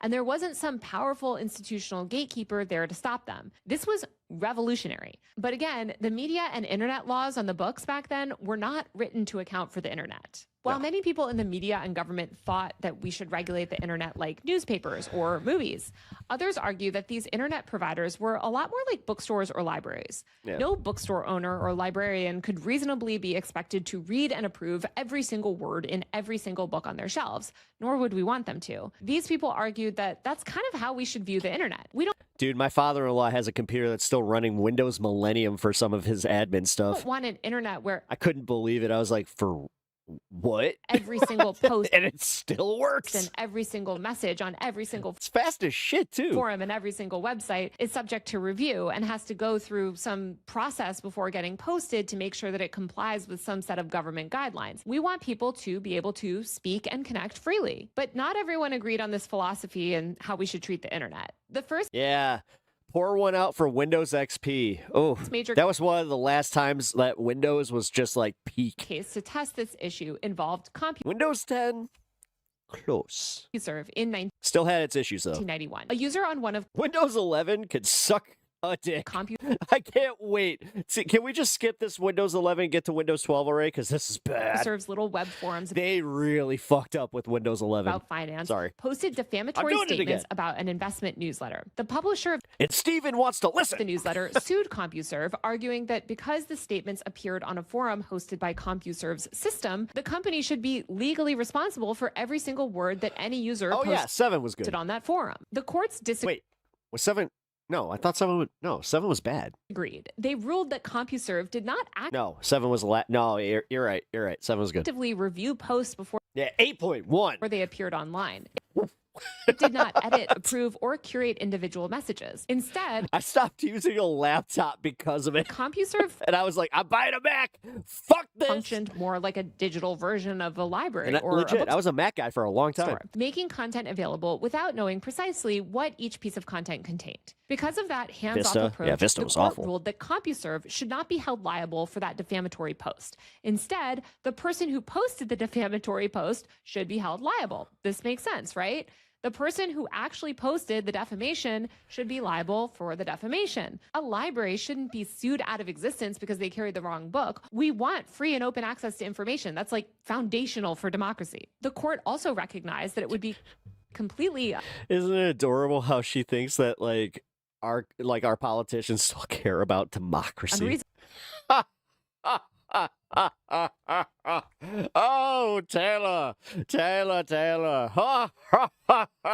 Oh, adorable. Especially back in 1991, to expect an online internet service provider hosting thousands of posts a day to examine every single message posted to the internet before it appeared. And if CompuServe started She calls Comcast expecting to talk to somebody right away. You can tell. to have to do that, there would effectively just be no free speech online. Judges also understood that these systems operated at a scale that traditional publishing never had.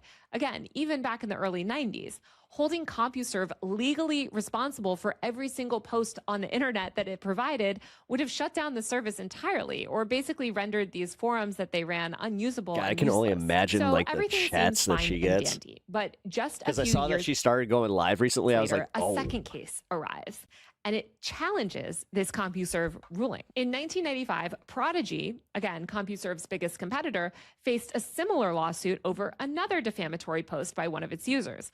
Like CompuServe, Prodigy hosted discussion forums and message boards. But unlike CompuServe, Prodigy had made a public effort to moderate its digital spaces. It advertised itself as family-friendly, and it used moderators and automated tools to remove posts that it considered offensive, I remember when vulgar, they started or doing that. illegal. Prodigy was trying to That's the first terms of service I think I ever clicked. make its forums less toxic and more welcoming to try to get more people to use the internet. Because God, it was so easy too. It was only like 20 words where it was just like, hey, we're going to make sure you don't talk to strangers that you don't want to talk to. And if you have any problems, hit this button. a lot of It's people like, back then were still really scared to use the internet because the majority of the internet was not moderated, and they thought that it was like this dark place. That fucking computer.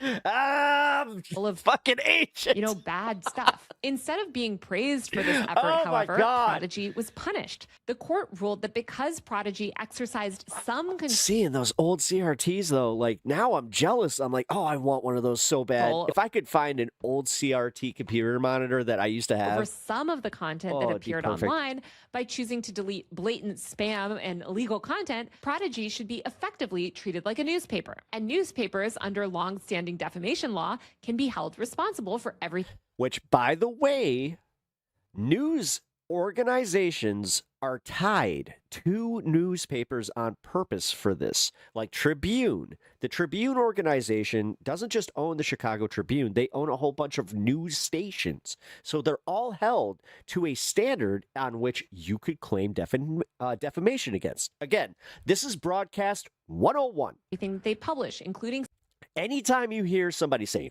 fake news or actually, I'll leave it at fake news. If you ever hear somebody saying fake news, challenge them on it. Just be like, okay, can you show me who owns them and where they're not like tied to a newspaper and like to the defamation law? Statements written by. Because guess what? There's one specific entity that you can do that with. And I'll let you guys guess which one. Others. According to this legal Where most news organizations are labeled as news, when they go and they get their broadcast license, they register as an entertainment entity. reasoning, Prodigy's decision to remove the most Wonder who that could extreme and be. in some cases illegal posts on their, little online communities meant that it had taken responsibility for literally all of the content on all of its forums, No, AG Betty, pirating games is bad. even parts of the forum that it failed to moderate or catch. Does this make sense to you guys? Basically, Prodigy was doing early forms of moderation.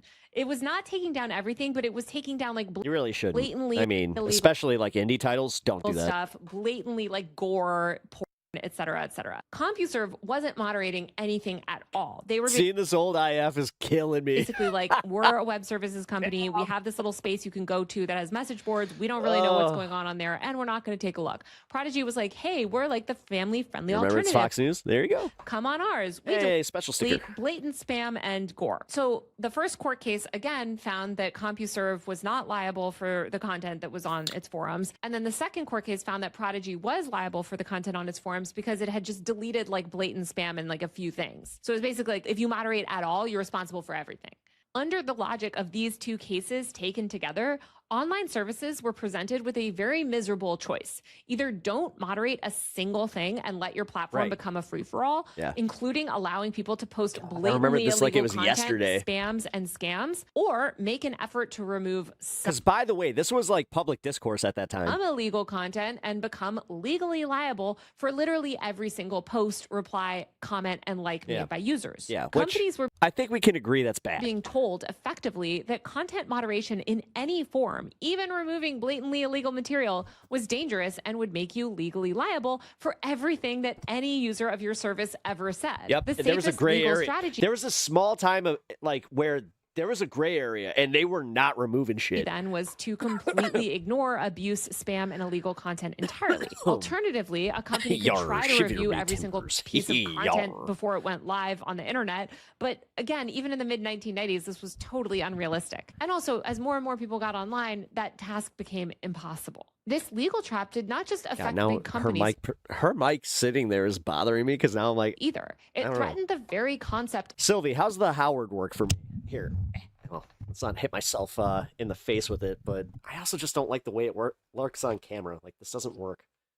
Does this sound good? of online I feel like I have to shout. discussion, comment sections, and messaging. There we go. One person who immediately understood how No, insane the doesn't work. situation was Chris Cox, a Republican congressman from California. His name's Cox. He read about the Prodigy decision while traveling on a flight home and thought that these rulings were, quote, surprisingly stupid. Not only had the courts gotten everything wrong about the internet, but they were literally encouraging companies to engage in the worst It sounds great. Oh, son of a bitch. behavior. They were actively destroying this little Looks good. Sounds great. All right. Here we go.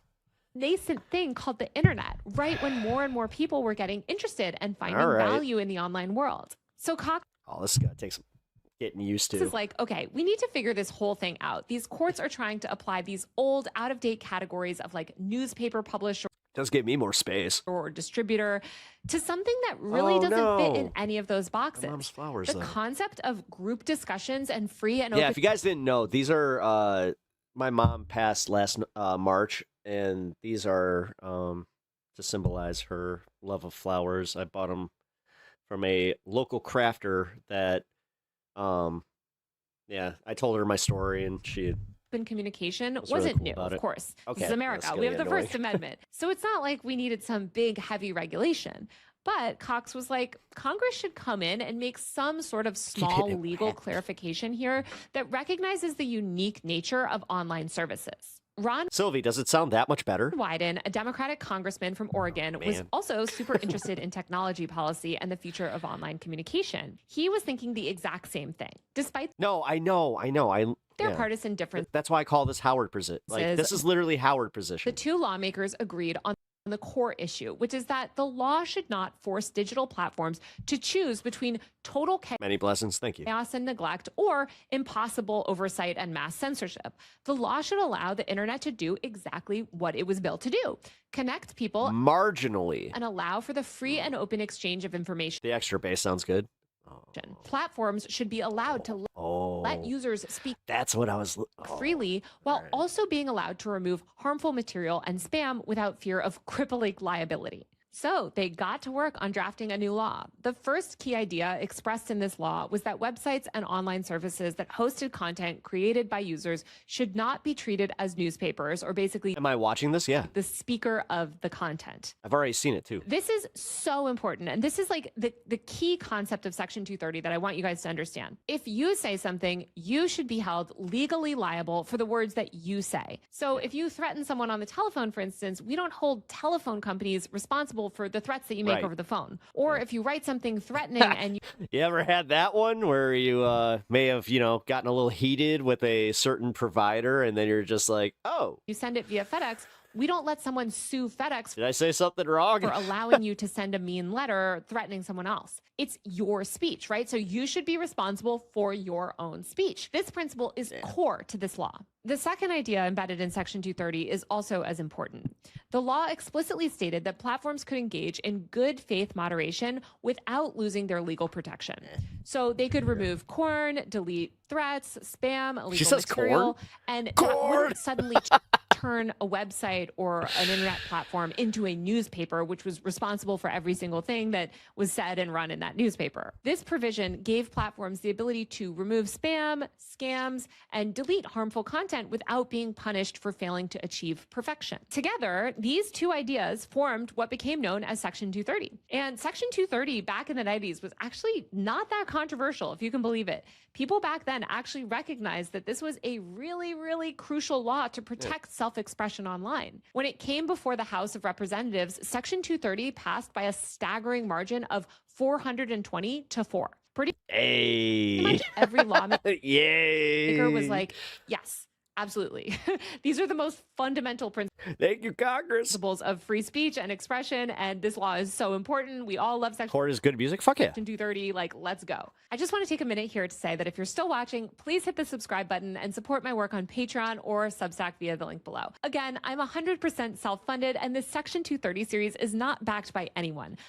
Do you think Adidas is better than Follow the Leader, though? My work on this is That is the question. entirely self-financed. I have zero corporate support, zero, and no long-term advertisers. I rely on support from people like you to do this work. So please support me on Patreon via the link below or buy a paid subscription to my Substack newsletter so that I can continue to make these videos. Now back to the history. So Section 230 passes out of Congress in 1996. I'd rather watch Godzilla 98 than Pam Bondi. President Clinton signed Section 230 into law as part of a larger package of legislation Zilla taking some known hate. as the Communications Decency Act. The Communications Decency Act has its own sordid history. And as I've covered on my channel before, the moral panic around kids and technology and the internet is not new. In the mid-1990s, as the internet was rolling out, these parents groups funded by far-right religious organizations were irate about the possibility of young people going online and maybe talking to a gay person or seeing a woman in a bikini. You have to remember, this was also decades before gay marriage was legal, and the legacy media environment at the time was extremely bigoted,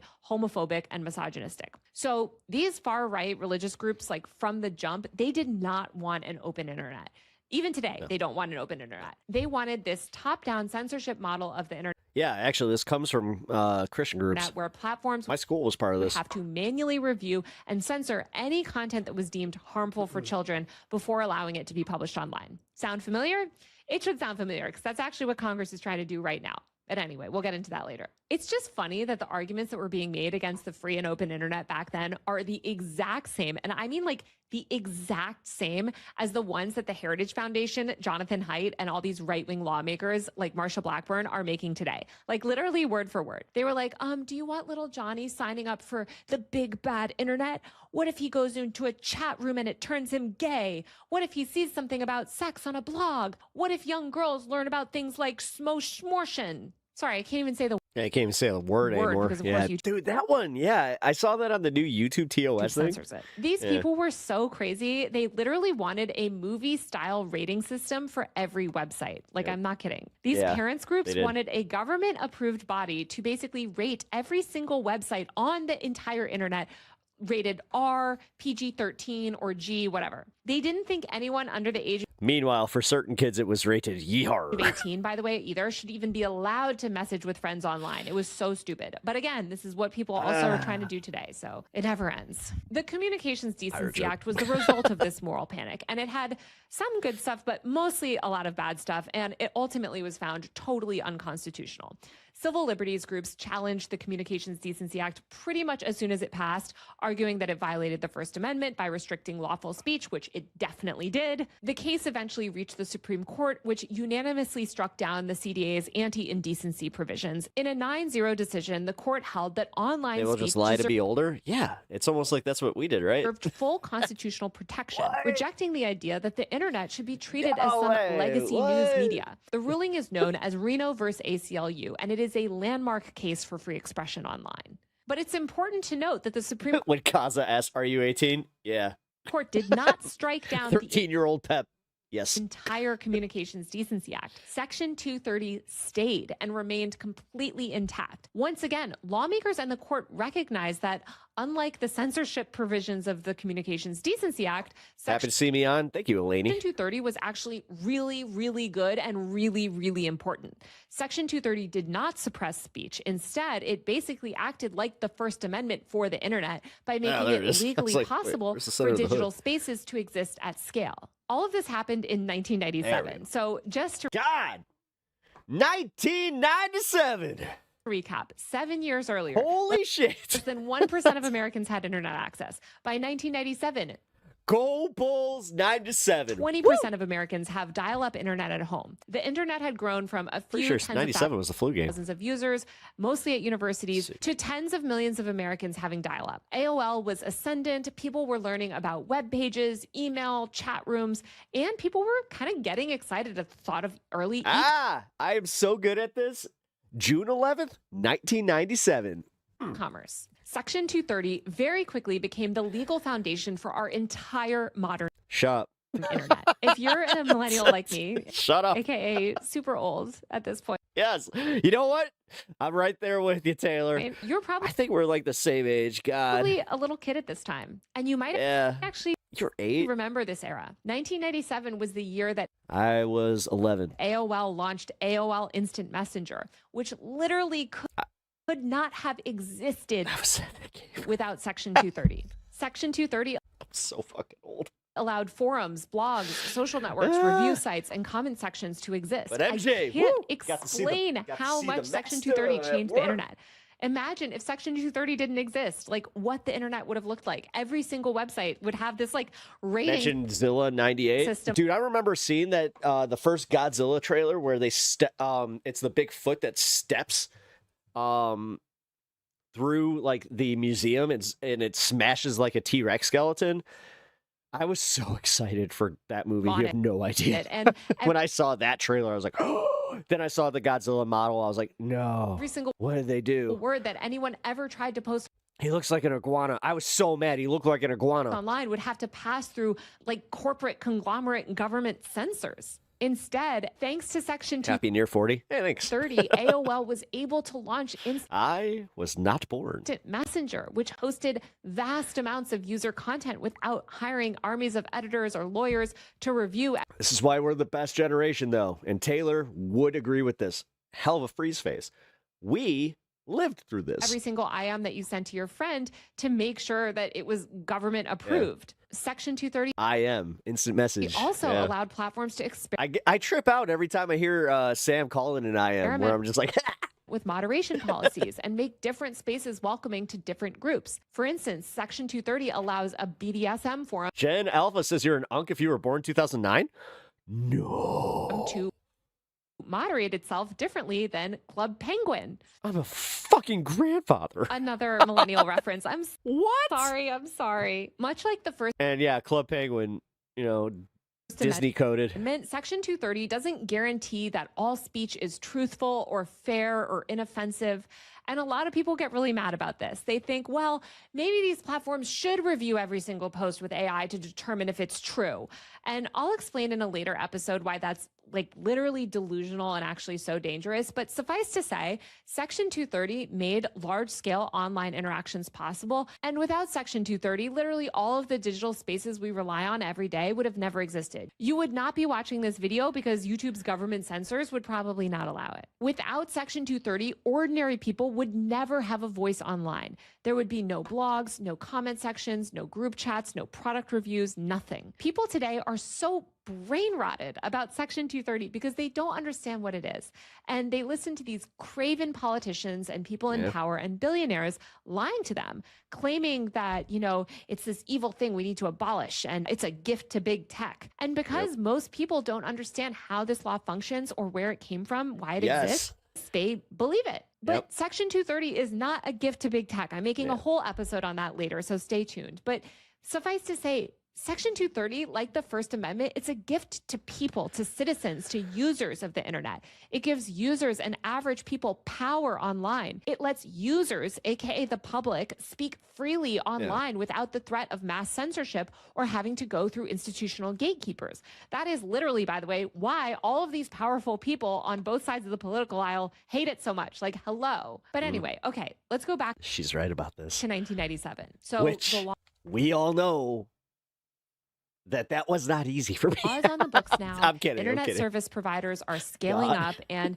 pretty soon, I really do make it seem like I hate millennial her. I kids don't. all I over don't. the country, like me, would be logging on to AIM after school, certain content chatting with that I friends, don't and like. exploring the internet. But Section 230 was still really, really new. And as the internet was expanding, nobody really knew how the courts would interpret the nuances of it. The first test came in 1997. 1997 was actually like a really crazy year for internet history when you think about it. But anyway, back then, this Really man is. named Kenneth Zarin lived in Seattle, and he ran a small business. 6 days after the Oklahoma City bombing, someone started posting fake advertisements on an Wait a minute. Trump affair revealed? What? AOL bulletin Hold board the fuck, using what? Zarin's name and phone number. The ads were for t-shirts with slogans that were celebrating the Oklahoma City bombing, saying things like, "Visit Oklahoma, it's a blast." But the advertisements included Zarin's real phone number and told people to call him to order these t-shirts. Too soon? Too soon? Obviously, It's kinda funny. Zarin wasn't actually selling these t-shirts. He was being trolled, and he immediately started getting death threats. His phone was ringing off the hook, and he became terrified that someone would actually hurt him. He contacted AOL repeatedly, asking them, please take down these advertisements. I'm not actually selling the these past was the expensive worst. t-shirts. But AOL was With what we're going through? What? very slow to act. They actually had never dealt with anything like this before. It sounds so quaint now, but back then, again, 1995, 1996, 1997, no one really thought of online harassment like this happening. Like, this was seen as like really crazy. And so AOL didn't know what to do or who inside the company should even handle this. It took them some time to figure out what was going on and to get the post removed. But as soon as they removed one post, another post would appear. Zarin couldn't identify the anonymous troll who was doing this, so he sued AOL instead. It's important to understand the nuances of his lawsuit. He wasn't challenging the precedent that Section 230 was built on. He wasn't claiming that Hat will not sit straight. AOL was like a newspaper, which again had already, that idea had been struck down by Section 230. He acknowledged that it was like a bookstore. What is AOL? Oh, tell me you're kidding. America Online, you've got mail? What? Or a library. No. But he argued that because this bookstore or library AOL had knowledge of the harmful content that they were publishing, they should be liable for that harmful content. Now, again, remember, bookstore owners and libraries aren't expected to read every single word of every single book on their shelves to make sure that none of this is causing what are you, a Republican? Someone duress. But that's what they expect. If a bookstore owner was specifically told that a book that they were carrying was defamatory to someone and they kept selling that book. I worked at a comic shop where we had to put like any comic that had like possible nudity in there. We had to put it in a poly bag, right? Which was a waste of poly bags because that was, about 5 cents per comic. Only to find out that it was like we weren't doing the greatest job because there were like books that you would never think of that all of a sudden like pissed off mom would come back and just be like, you sold my little Timmy this filth. It's just like, what could the person hold the bookstore liable? It's not like a perfect analogy because bookstores are. Well, yeah, we also knew that we had these protections technically because like somebody tried to threaten us with that, and we were just like, ma'am, listen, we do this as a policy. This is not the law. Are obviously different from the internet, but that's basically the concept that Zarin wanted to test. And obviously, in this case, AOL actually knew about these posts harassing Zarin because Zarin kept telling them about it, and he argued that they weren't working fast enough to fix the problem. The case went to the Fourth Circuit Court of Appeals, and Judge Harvey Wilkinson, a Reagan appointee with a very strong... You're talking to someone who used to jerk off to fucking Victoria's Secrets mags. Like, trust me. Free speech, wrote the opinion. Actually, I think I predate that. He rejected Sears ads. Zarin's argument. Oh man, they had some good ones too in the paper of all places. And ruled that Section 230 eliminated both Sunday paper, baby, publisher liability and distributor liability. So essentially, if someone once they got those bra sales, especially around Valentine's Day, oh boy, called up a bookstore and said, "Hey, this book is defaming me. It's a bad book. It's causing me emotional harm." That bookstore shouldn't be held liable for the content in that book. The author of the book should be held liable. The Supreme Court declined to hear Zarin's appeal, and his case became foundational. The Zarin decision allowed the internet to grow into what it is today, because without that ruling, every single website with user-generated content would face the same impossible choice that Prodigy faced before Section 230 existed. Now, I know what you might be thinking, because this is what I was thinking when I first learned about this case. You have made my dog expect things.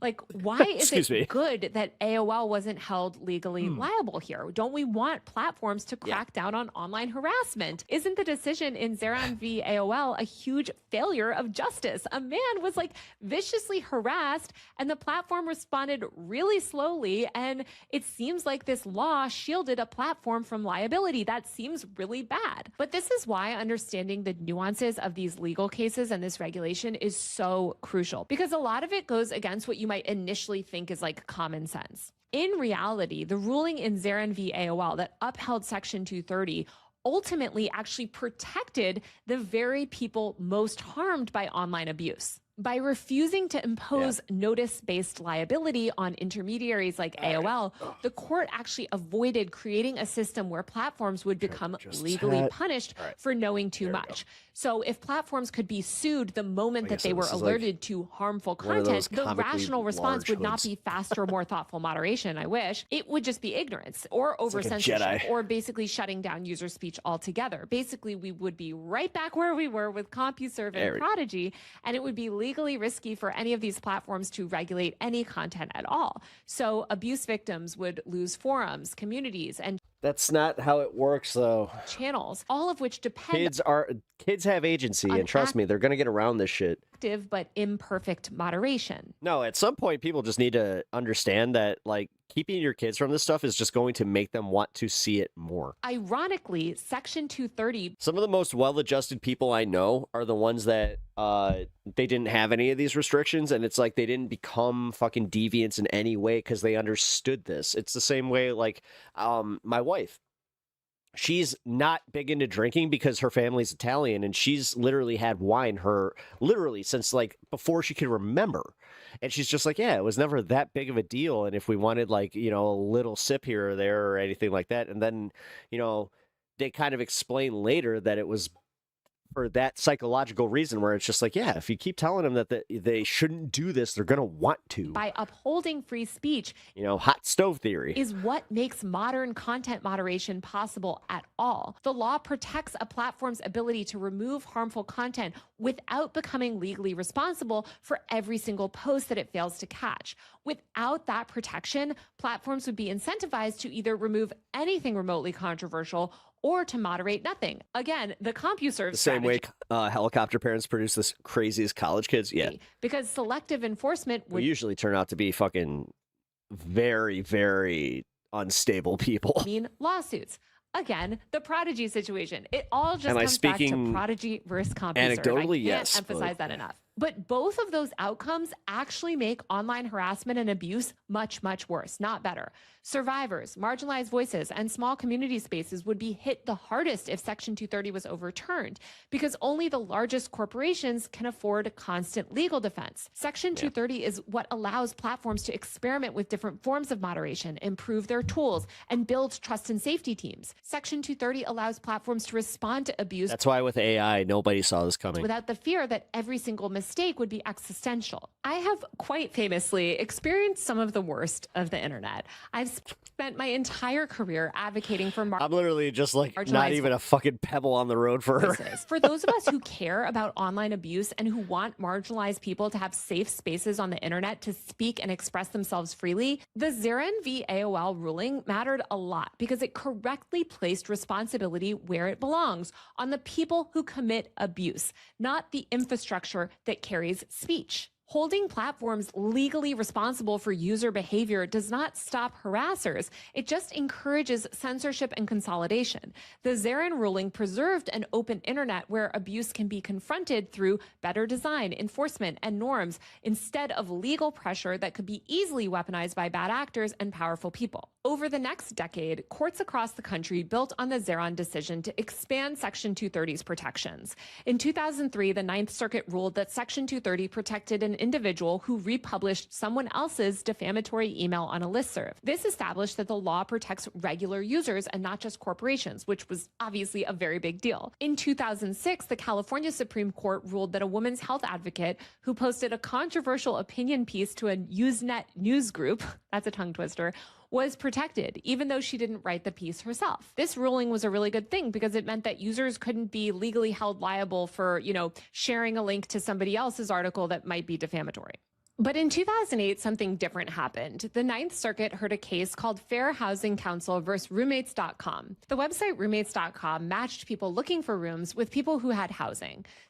I remember this. Sign up, users had to answer questions about their sex, sexual orientation, and family status, and indicate their preferences for roommates based on those same characteristics. I thought this was Craigslist, but discrimination group sued, arguing that Roommates.com was violating the Fair Housing Act by requiring users to disclose protected characteristics and express discriminatory preferences.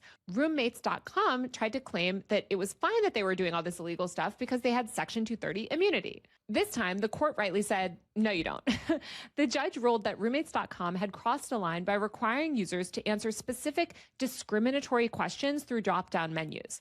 In this way, the website wasn't just passively hosting third-party user Hey, by the way, guys, welcome to Primetime Pep. generated content. It was actively developing that content. The site's design basically forced a user to make discriminatory statements, and that made Roommates.com at least partially responsible for those statements, which meant Section 230 didn't apply. But the judge in the case was careful to draw some limits. Search engines, for instance, that let users search for discriminatory criteria would still be protected. Neutral tools that users might misuse to do discriminatory things aren't the platform's responsibility. The The key was that roommates.com had literally designed its system to require legally discriminatory responses. After that, things went along, I don't want to say swimmingly, but we saw the dawn of the social web. For the next 10 years after the roommates.com ruling, This was our generation's intro into equity and inclusion. Took off. We got all the major social networks, but also the internet exploded and went fully mainstream with the arrival of smartphones and wearables. Now, there's no longer a separation between the internet and real life. The internet is real life, and real life is the internet. The internet is embedded in everything we do, from telling Alexa to order your groceries, to group chatting with your friends after work, to your smartwatch monitoring your heart rate while you run. Then 2016 happened, and we saw the beginning of the techlash. Donald Trump won the 2016 election, and instead of confronting years of growing... Everything just got so much worse. 2016 was... The Cubs weren't supposed to win the World Series. I'm sorry, guys. The Cubs won and everything went to shit. I am so sorry. Systemic inequality, the failures of neoliberalism, and issues within the Democratic Party. The entire mainstream media and political elite class honed in on one villain: technology. Facebook was responsible for Donald Trump, they claimed, and so-called misinformation was destroying society. Never mind that no one produces more misinformation online than the U.S. government, I would argue.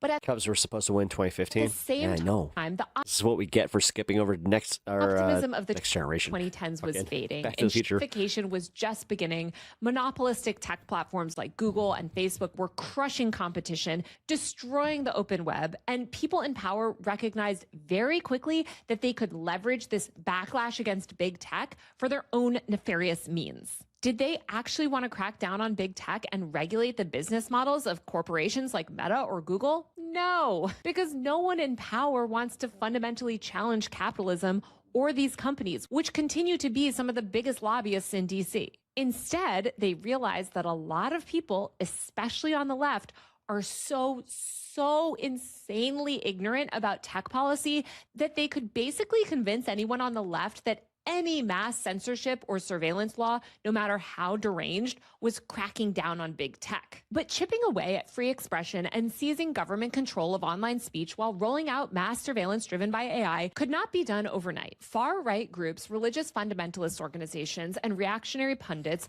knew that to sell their mass surveillance campaign to the public, they'd have to start with the same group that every cadre of bad actors seeking to push censorship and surveillance laws has started with: sex workers. If they had said back in 2018, hey, by the way, we actually hate that the internet is allowing the public to question people in power and challenge government narratives, and we want the government to have complete and total control over everything that you do and say online and off. Oh, and by the way, we're going to enact a sprawling mass surveillance infrastructure that's going to track every single thing that you ever say or do and engage with online. Let's be real. We're going to track every single word that you read, every Google search that you make, and if you step out of line or if you go to the wrong protest, we're going to use that information to arrest and prosecute you. And by the way, our AI is going to get access to all of this information and data, and it's actually going to determine if you're a criminal based on an algorithm that you can never see. People would have rightfully been like, I don't want that. But that's obviously not how these legal and political efforts go about it. They take place very, very slowly over years, sometimes decades. For instance, look at how the right was able to overturn Roe v. Wade. It wasn't some overnight thing. These are meticulously orchestrated, relentless legal efforts that play out over decades. So back to Section 230, a decade after the roommates.com ruling, you had the public for the first time starting to turn against big tech. But the public, and especially leftists and liberals, were also fundamentally ignorant about tech policy. They basically completely ignored tech policy, didn't pay attention to it, thought it was too complicated, boring. I don't know why. Even to this day, leftists don't seem to care about tech policy. It drives me crazy. Do I need to remind her of who was pushing back against the last time that they were trying to do this in, like, what was it, not even 10 years ago? And a lot of these people, unfortunately, also... No, like, I brought this up yesterday about Ajit Pai. Like, no, she's just objectively wrong here. And honestly, this is why people on the left tend to not like her very much. ...held reactionary beliefs about... It's because she's trying to do this thing like, I call out my own. It's like, dude, you're pushing yourself out to not even be your own. ...certain groups, including sex workers. So in 2018, Congress carved out... But Good thing Taylor saw it coming, and we can now latch onto her little choo-choo wagon. The first real Fucking loophole A, to man. Section 230 since the law passed. A package of bills called Guys, I'm sorry. I'm just candid with my thoughts, and I can't hold back on this one. FOSTA Like, SESTA. again, this is why no manager will ever like me. This is why I break the social norms of like media. Which stood for the fight on. Because you do understand that, like, in this space, and this space, that it would benefit me to just kind of shut up, because then I could get her on my show and get exposure, blah, blah, blah, blah, blah. I don't care. Online I'd rather give my opinion about what I actually think about her. Trafficking Act and the Stop Enabling Sex Traffickers Act. It was the first real shot across the bow from groups like the Heritage Foundation and other far-right religious fundamentalist groups who have led the charge Yeah, she is off on some stuff. Yeah. on seeking to dismantle Section 230. FOSTA SESTA was bipartisan. Like a lot of these protecting kids laws that we're seeing today, no one wanted to vote against something claiming to fight sex trafficking. Never mind, that is not what the laws did. Like, that is so not what these laws did. FOSTA SESTA passed the House with an overwhelming majority, and the Senate voted 97-2. Only Ron Wyden, one of Section 230's original authors, and Rand Paul voted against it. FOSTA SESTA's Like I said, let's vote them all out. claim Let's get all these guys out. basically sites like Backpage.com were actively enabling sex trafficking, and Section 230 was letting them get away with it. None of this was true at all, and what actually happened after FOSTA SESTA passed was a disaster. Platforms immediately started censoring vast amounts of legal content. Craigslist shut down its entire personal section overnight, and other sites followed. Sex workers who were using online platforms to screen clients and work more safely to actually avoid getting sex trafficked lost those tools overnight. Studies found that FOSTA SESTA significantly increased. Damn it. Okay, so they just for anybody that cares about Pokemon, this is going to be a quick second. They just leaked the new Pikachu card from the factory.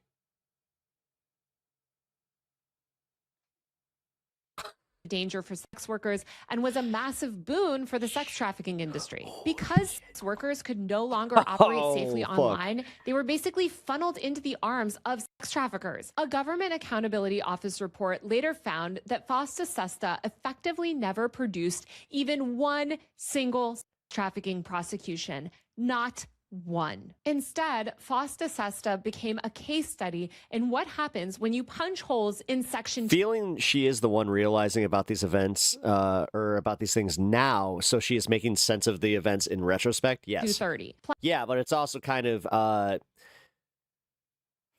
be nice here. It's a bit dipshitty to go out there and just be like, well, I just feel like the left doesn't care about net neutrality. It's like, shut up. Platforms don't respond by becoming better moderators. They respond by eliminating anything remotely risky.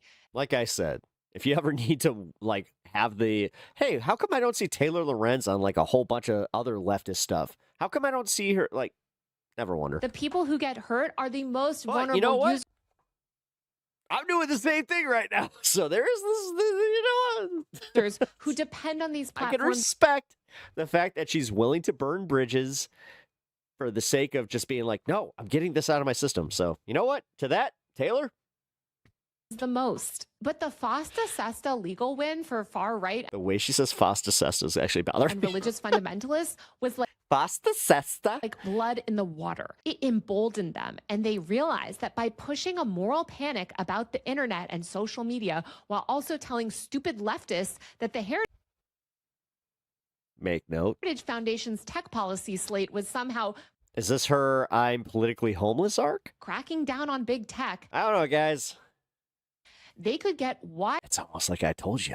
support for their deeply authoritarian I did. I literally said it after the chorus fucking stuff, where I'm just like, no, she's going to be politically homeless. from across the political spectrum. Gonzalez v. Google involved the family of a victim A lot of us on the left have always cared about tech policy. What? Well, no, you must be lying because Taylor Lorenz said otherwise. of the 2015 God. Paris terrorist attacks. How can you... They argued that YouTube's What? recommendation algorithm made Google liable for aiding terrorism by suggesting ISIS videos to users. The case was nothing but a ruse to try to get the court to start to dismantle Section 230. But instead of ruling, the court punted. In a short, unsigned opinion, the justices said that underlying terrorism claims were basically too weak to decide the Section 230 question. So they essentially kicked the can down the road. To me, though, what was so chilling about that case... No, only Taylor Lorenz is... Listen.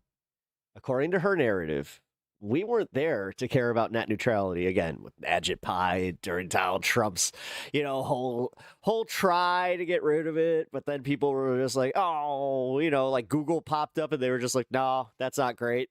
But now I'm not sure if she made this point yet, kind of in and out. I will say this. She brings up at some point about AI and how that has changed the game. Case was what Justice Elena Kagan said after. Please don't make things worse. She made a worse. statement saying, I mean, we're a court. We really don't know about here it is. Kagan. It was Justice Kagan. These things. These are not like the 9 greatest experts on the internet. Yeah, I remember this shit from when it happened. I was like, what? You got these old motherfuckers making these decisions for us?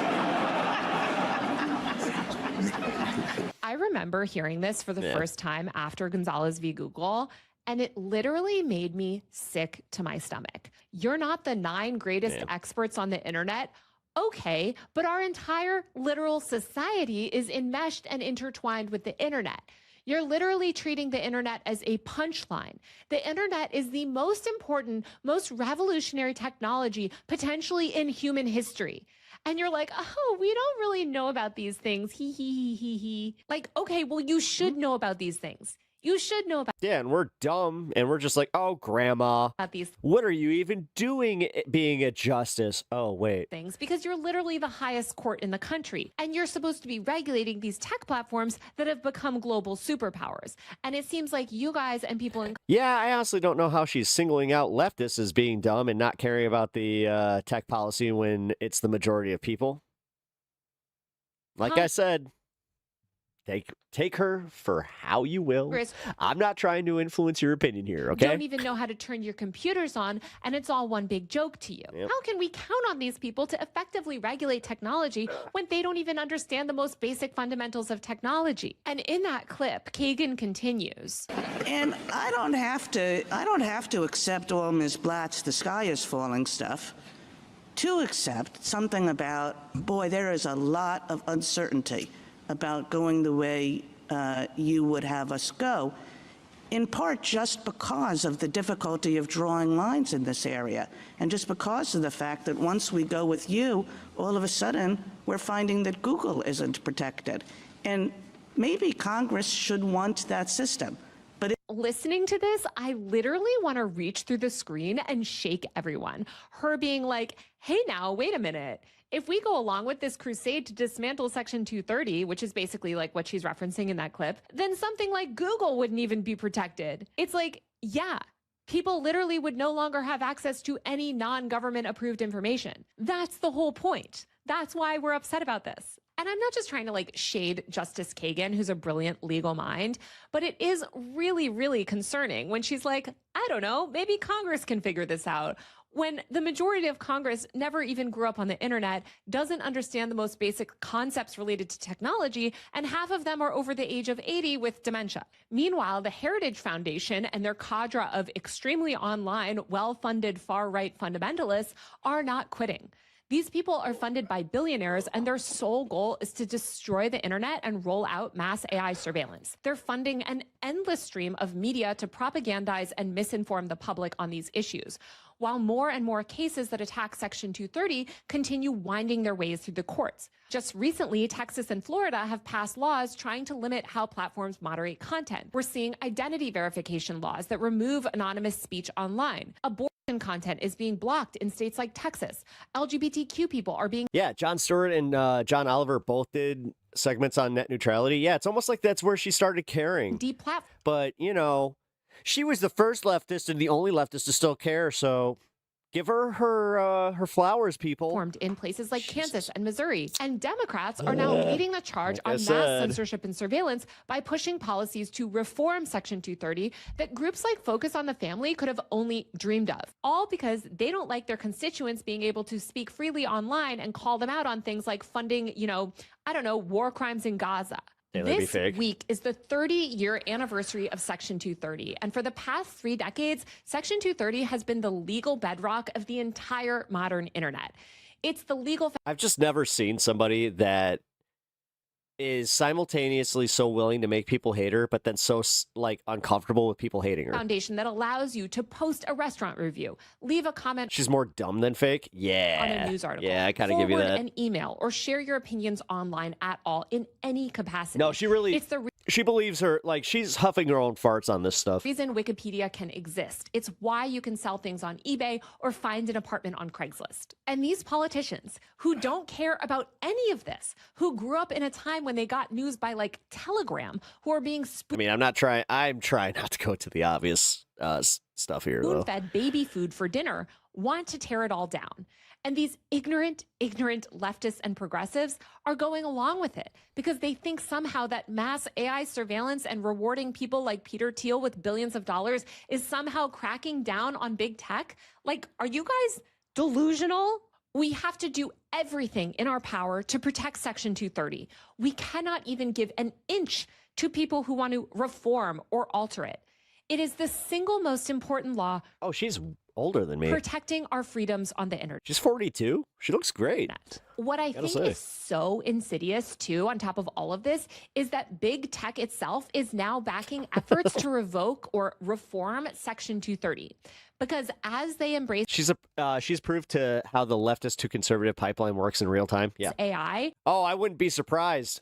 That would not surprise me to all of a sudden where she's like the neocon, not like ex-MAGA, but the new wave. You know what I mean? They know that they have the massive resources necessary to moderate. Her and Anna Kasparian freaking doing Wizard of Oz skipping towards the, inevitable demise of our fucking...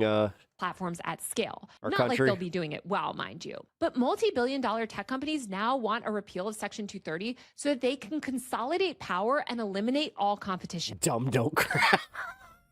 For instance, say you want to start a small internet company or a blog or some... That doesn't even rhyme, but goddamn, that's funny. Small forum based on a hobby or niche. Right now, you can set something like that up in minutes. You don't need a massive and expansive legal team. Diego, that was good. Capable of vetting every single post of user-generated content on your forum for legal liability. Section 230 means anyone can build a community online without being immediately bankrupted by lawsuits and legal costs. Big tech hates this, though, because they don't want any competition. They want your entire internet experience to be mediated through Meta and Google. Weakening Section 230 would help big tech consolidate power because it would significantly raise the barrier of entry. I just realized that Hassan has like a cougar thing going because allegedly, this is coming from some online shit, so I don't know how true this is, but allegedly Hassan has been with both Nomiki Konst and her. Anyone who wants to compete with them by building a community on the internet. But also, you know who won't have the kind of capital to compete with Meta and Google? Small communities, nonprofits. Was Hassan the reason that Nomiki was just like, I am not going to fuck with any of those fuckboys anymore. I am going to go and date the ex-mayor. Platforms and forums founded for a public good. Who cheated on her? If you think the entire internet God is a profit-maximizing hellscape now, just think of what it could be when literally our entire online experience is a... This is Tea Time with Pep. A big tech-dominated hellscape. In today's Tea Time, we're going over some of the relations of other leftist content creators. Surveilled by AI to ensure no one ever With says a special guest star, I must say. Oh, yeah, I'm so excited. I want to give all of the details because, you know what? Oh, Taylor Lorenz, you know?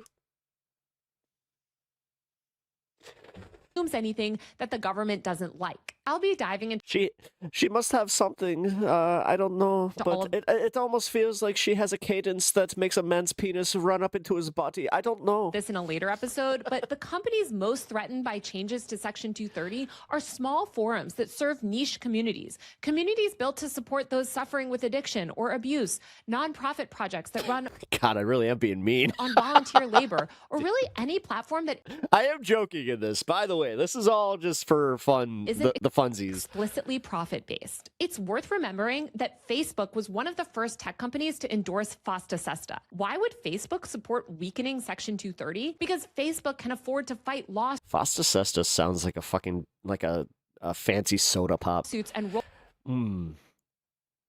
Yes.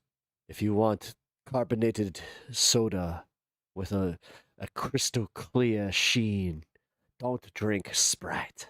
Drink Fosta Sesta. roll out mass compliance with AI. What Facebook doesn't like is competition from online communities and less profit-driven Am I not? I mean, platforms that challenge its dominance. I really hate this idea that like Section 230 protects big tech. It doesn't. It protects you. When you forward an email, you're Her sleeves are bothering me. protected. When you share someone else's tweet, Section 230 is protecting you. When you post a link to a news She's late to Red Fair, man. article, you're protected by Section 230. If you When you're late to Red Fair and you got to finish a political video. run a blog with a comment section, you're protected. If you moderate a Discord server, you're protected. You don't need a team of lawyers to do any of these things, nor should you, thanks to Section 230. None of this means that the internet is perfect or that tech companies are above criticism. I am a huge, huge critic of big tech. I literally Liberal prick. I'm not a liberal. hate these evil monopolistic companies Leftist prick. There you go. I corrected you. that are destroying our internet. There are many, many legitimate concerns about how these platforms operate. But Section 230 is not the cause of these problems, and repealing it would not fix them. I'll be diving into way more solutions in a later video in this series, but if you're concerned about monopoly power in tech, the answer is antitrust enforcement, not destroying the legal framework that allows competition to exist.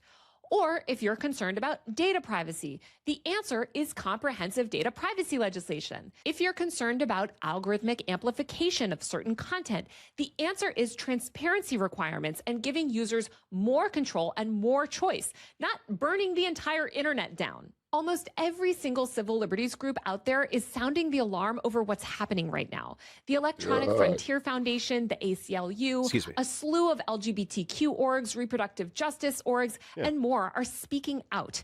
Library associations, journalism groups, and civil liberties advocates are begging people to please fight to protect Section 230. But politicians aren't listening because most voters don't understand what's at stake. And most people on the left, again, I'm sorry to say it, are completely ignorant about tech policy. No hates. Man, she knows that she's about to lose some subs. Seriously, but think about the last time your favorite liberal or progressive content creator even spoke about tech She did. policy or Section 230. These leftist and liberal content creators are not listening to sex workers, trans people, abortion activists, and other marginalized groups whose lives would be devastated if Section 230 was reformed. Instead, they push moral panic BS because they're ignorant. This is why I said it's a bold move to have her film by a window. It's because the edits are so crystal clear. Audiences think that it means they're somehow tough on big tech. Literally, while they advocate for policies and promote a moral panic Yeah, if you're going to start streaming, make sure that you're in a neutral space without a window. that will entrench and is entrenching big tech's power. And the mainstream media is also very complicit in this effort. It's no secret that legacy media and all people with institutional power hate the liberatory power of the internet. They do not want a world where anyone can challenge their narratives online, where the New York Times can be called out for, I don't know, pushing blatant lies about what's happening in Gaza.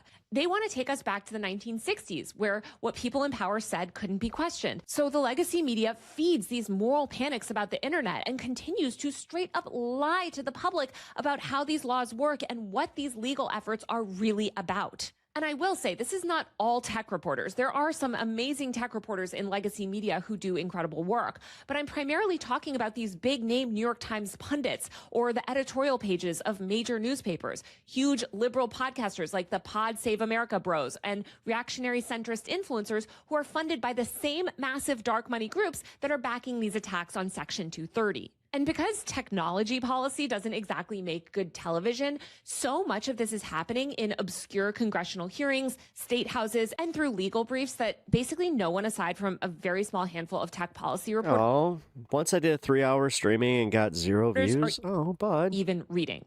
But No. every single one of these state laws and legal Well, if you stream again, I'll cases matters pop in for a because minute. they establish legal precedent. No one should ever have just 0 views. That's insane. Collectively, every single time a court upholds Section 230, it reinforces When I first started this channel, and this is why my wife is my best friend, she would watch me. the legal environment that It was always nice seeing at least that one viewer. allows user-generated content to even exist.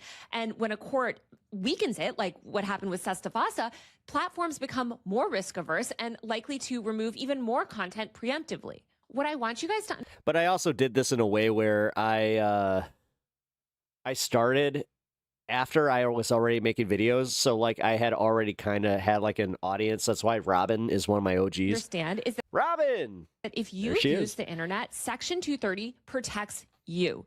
Section 230 is literally what makes the internet as we know it possible. This little 1996 law literally made the greatest expansion of human communication Hey, she's always supported me, and man. knowledge sharing possible. Shout out Uni. So please, please contact your representative. Like I said, she'll be back soon, by the way. Right now. Tell them that you understand what Section 230 actually does and I was why about to say, hey, you're here.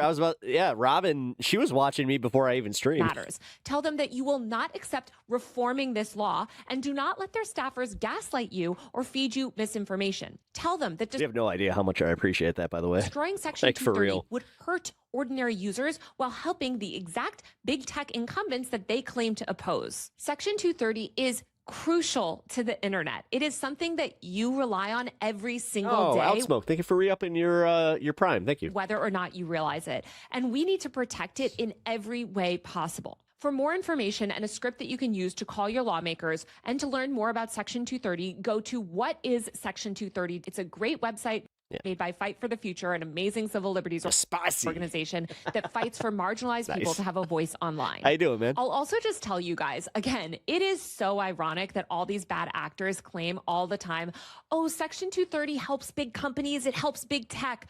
I've been planning this Section 230 series for literally almost a year. And as this I mentioned, commercial. I tried to get this series sponsored. I went to $5 biggie bag. so many organizations and companies and asked, hey, do you want to sponsor this? like my go-to. Section 230 is allegedly so important to your business model. And no, they wouldn't. Of course they wouldn't. And as usual, almost every single Oh, dude, Outsmoke. By the way, you gotta try the KFC poutine bowl. It was really good. thing that I produce for this channel is entirely I got one self-funded. for I free have because I did like a thing on their website, and I was just like, oh no shit. zero long-standing partnerships. Which, by with the way, if you get that thing, like if you get a KFC email, it's just like take this like quick. It's like a quick test or whatever. me advertisers, Do and I it. It's only like a few questions. rely 100% on support from people like Free you to food. do this work. I just think it's so ironic that while these Yeah, poutine bowl, like a straight up poutine bowl. astroturfed It's good too. liberal group I mean, it's not like Canadian poutine, but it will suffice as I'm an American. get literally millions and millions of dollars to make content all day about how bad and evil Section 230 is, the people that are fighting for this have nothing. We have no funding. We have no institutional backing. We have no big name Yeah, but we don't need it. We're the voice. Like, donors. It's literally just people like me and other, activists, Make points, workers, yeah. trans people, reproductive justice activists, everyone that is trying to Free come McChickens, together yeah. and make people on the left are you doing it? Wait, do you get the quarter pounder wake thing? up and start There's to a whole care thing with about that. tech policy. Because the right absolutely cares about this stuff, and it's how they've been able to monopolize so much control of the internet. So if you like my work, please support me on Patreon via the link below or by a paid All right, she's doing her music. That means I gotta dip out from that. Hold on. I got this to bring up though. In one of our previous segments on Epstein, on the files, we talked about how there was a text conversation back and forth between Jeffrey Epstein and Steve Bannon, where they appear to be discussing how, oh yeah, You just ate? Trump actually seems like Sorry. he's a lot more calm these days. I tend to do that, man. And then they're, I've well, had why? Why is multiple he- people hit me up where they're just like, you know what, Pep? I love your show, but when you go into your food segments, you make me break a diet. It's like, oh, calm. And I didn't make, one of them said, well, you know, he's got that I'm new one sorry. that's working in the White House. And they go on to say, I call her knee pads. And apparently she's doing the work that Melania won't do, if you know what I'm saying. So the theory was this new... Meanwhile, we impeached a president for the same shit. Person. This is crazy. Who's working in the White House, this young woman who's working in the White House, is 30 years later, here we are. Off Trump. That is what Jeffrey Epstein and Steve Bannon were casually saying back and forth to each other, as if it was common knowledge, by the way. As if it was common knowledge. Like, well, yeah, everybody knows that that's what she's doing, right? Well, now all right, Steven. We're here to have further verification of this theory based on a Michael Wolff email that just came out. Hey, man, you had Wendy's lately? Their burgers are like anti-grease now? Really? So here we go. I always had a problem with that, According though. to the Epstein files, Trump was bragging to his... Like, I would get the $5 biggie bag with the fucking junior bacon, and it would, like, grease, like, through the paper. Friends, that he was... That sounded dirty. Banging his personal secretary, Madeleine West... Yeah, you see that girl over there? She made me grease with my paper. Westerhout, during... Ew. the first term, including during holidays. It's awesome, yeah. Days, when the first family went to Mar-a-Lago and he stayed behind. Yikes. Okay, so here we go. Have your throw-up bucket ready as we... I'm all right with that, though. Dive right in ski. So this is from Michael Wolff to Jeffrey Epstein. Subject FYI. This is what I'm now going with. What do you think? In the White House, the president... Baconator better be greasy to the max, though. I agree. General, surprise... announced that he would not accompany his family to Mar-a-Lago over the holidays, a confounding, even alarming turn for anyone who knew how much he valued a golf and warm weather opportunity over any presidential business. Melania certainly had no intention of staying behind. Among other issues, friends suggested that she was still furious about his fireside Christmas Eve chat with a 7-year-old boy, during which Trump asked the boy if he still... Yeah, I actually just, I went to a Steak and Shake not too long ago, which, yeah, those are around.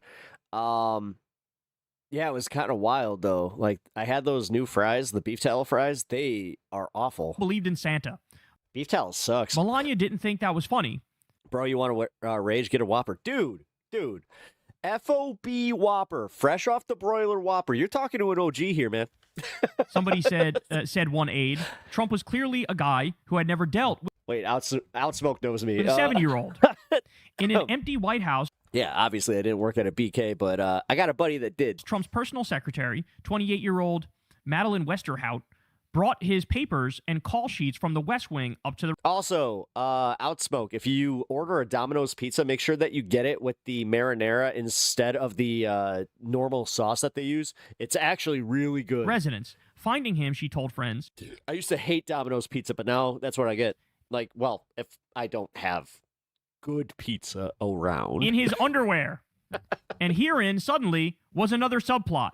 Westerhout had been the elevator girl in Trump Tower. You ain't ordering Domino's? I know, bro. During the transition. I know. The comely young woman ferrying dignitaries. Oh, dude, I gotta talk to you soon. And job seekers up to the president-elect soon became something. Found out some shit about Stelios. Of a meme herself. Bannon recalled noting that Trump took a particular interest in her. A leering Trump kept repeating, "It ain't good. She's got a way about her." His signature and creepy stamp of approval for young women. Now the president was telling friends that he wasn't staying at the White House because of the shutdown. He was staying because he was banging Madeleine. Shutdown bravado, locker room talk, or all part of a new alternative reality that only he seemed to be living in.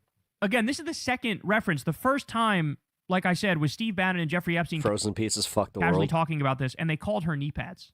You know what's so crazy? What's so crazy is I'm not even sure this is going to crack the top 10 No, it's not. list when it comes to scandals for this week. Yep. For this week, y'all. For this week.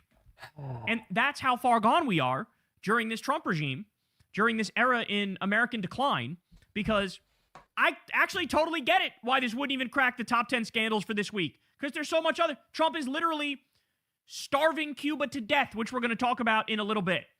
They're green-lighting Israel. Corner booth equals best? Fuck no. Home run in, dude. Yo, if we're going frozen pizzas, home run in is where it's at. They got that butter crust. Again, finishing the genocide in Gaza. Going. All right, me and Outsmoke used to work at the same pizza place, so I will just say that, you know what, this is a good conversation. Back to, like... Boring? Oh, fuck off, mass man. slaughters. Damn. Like, this is shit that's casually happening. Boring? What the fuck is boring about right now. it? Never As mind. I said, buttercrust. The all fascism that day. they're unleashing on the country, the concentration camps they're building, the plot to steal the election that we just talked about, okay? There's so much going on. I don't blame people. You never had mayo and ketchup before before DC, and holy fuck, it's so good. Yeah. For missing, like...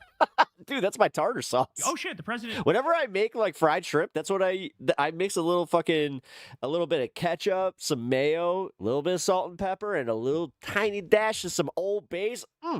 Got some sauce. There's some evidence that the president had a freaking affair here. We have multiple casual conversations at the highest levels behind the scenes of people who know him and are in touch Ah, man, you're killing me here. with them all the time. And you won't see this on CNN. You won't see this on... All right, wait, Corner Booth? All right, I'll MSNBC. try it. You definitely won't see this on Fox News. You won't see this on other independent media shows. You won't. You're only going to get it here. So again, the two pieces we have, Steve Bannon and Jeffrey Epstein talking to each other. Why do I have this feeling that Kyle watches my content?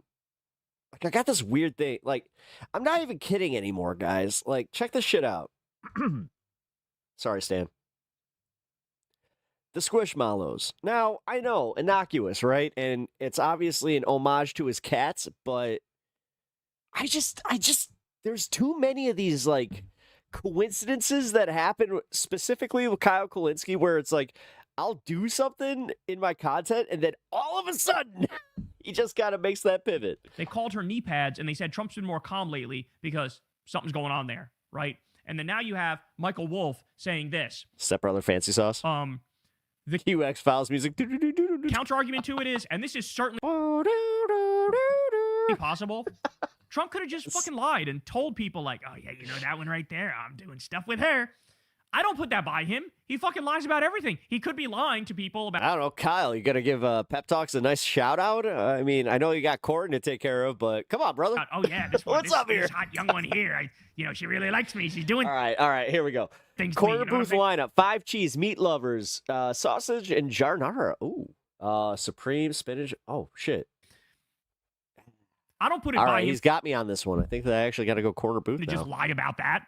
So understand all... Wait, Outsmoke, they got that at Joel's? This is just alleged. If they got it at the Joel's, then I'll go. But you tell me, the fact that we now have two different things, and guys, I forgot what it was, but in the mid-90s, I forgot the exact year, but in the mid-90s... No, I know it's a Chicago restaurant, but do they have their frozen pizza at the Jewel? When you had the scandal come out about Bill Clinton and Monica Lewinsky, that dominated the headlines for fucking months.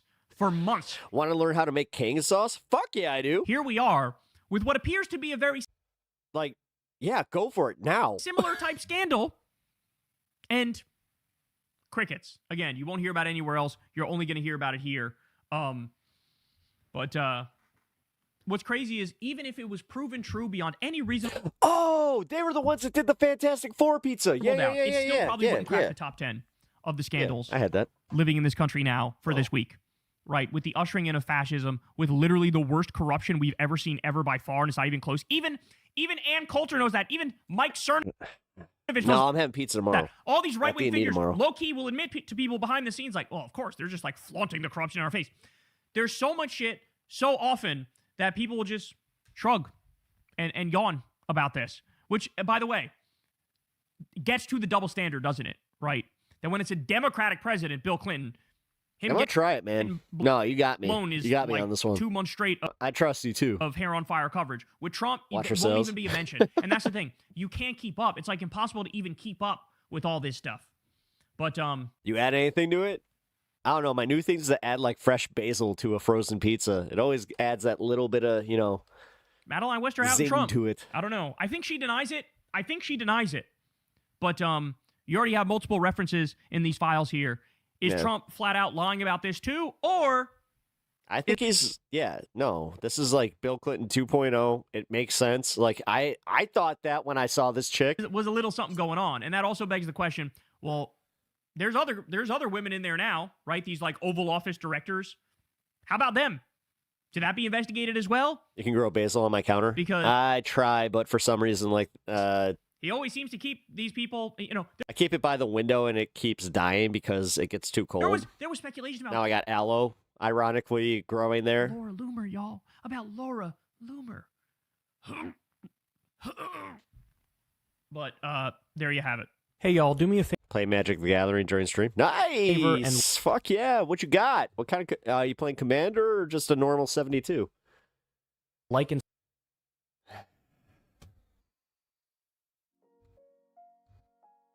Actually, I'm still trying to build a Final Fantasy deck for the OG game. Wait, is it 72 or 60? Can't remember if that one's 60. I've been playing Commander, so... Let's see.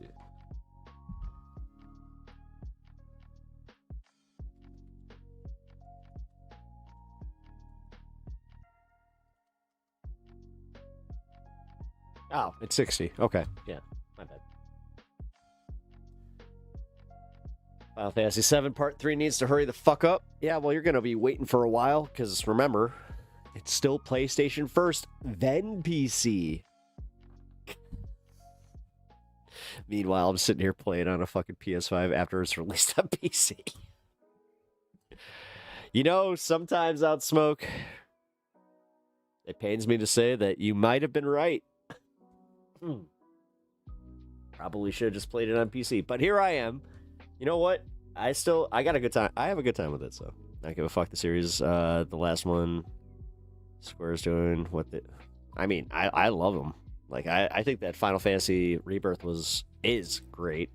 I 100%ed remake and intergrade, so I'm gonna 100% this, but I have a feeling it's going to take me until I get to that point.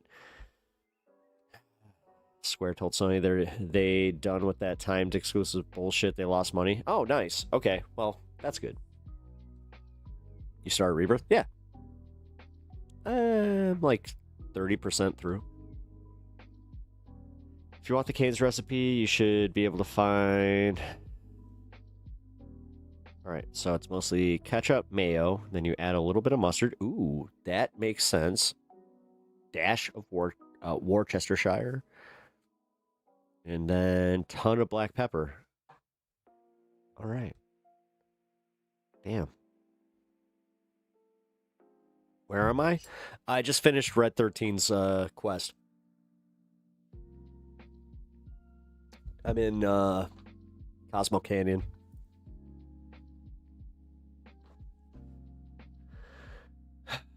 Moving on through. Yeah, I'm at Cosmo, yeah. Yeah, I'm at the second part of the Nani, whatever the fuck they're called. The Gi.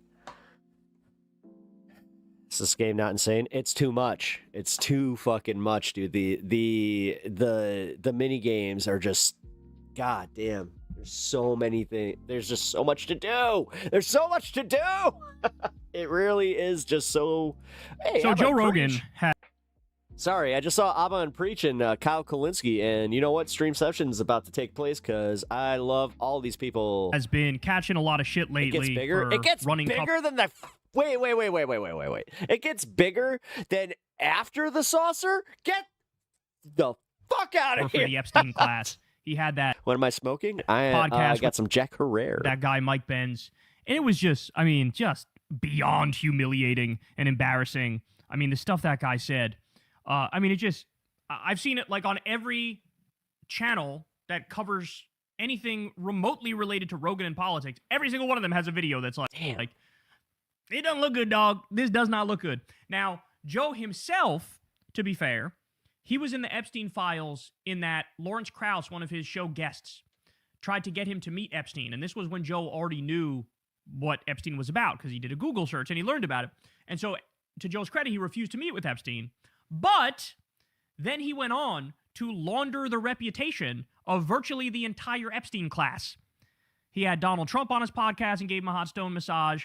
He had on Peter Thiel, who was in the Epstein files and then lied to Rogan's face about the extent of his relationship with Jeffrey Epstein. He had on, Mark Andreessen, Elon Musk.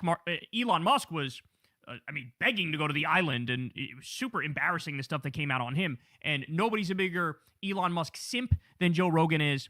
He's had on a billionaire seemingly every other week for the past couple of years, and he basically does PR for them. He does PR for the Epstein class. He does PR for MAGA. He doesn't see it that way. I mean, it's literally stuck, perma-stuck in 2018, where everything, wokeness is so bad, bro. The pink-haired college kids, bro, they're so terrible, bro. But what's interesting is, not only has Rogan changed in the sense that he hopped on the MAGA bandwagon, and he's, defending the Epstein What is jelly cake? class. Pinkerbell, what's jelly cake? Billionaire You're our resident baker.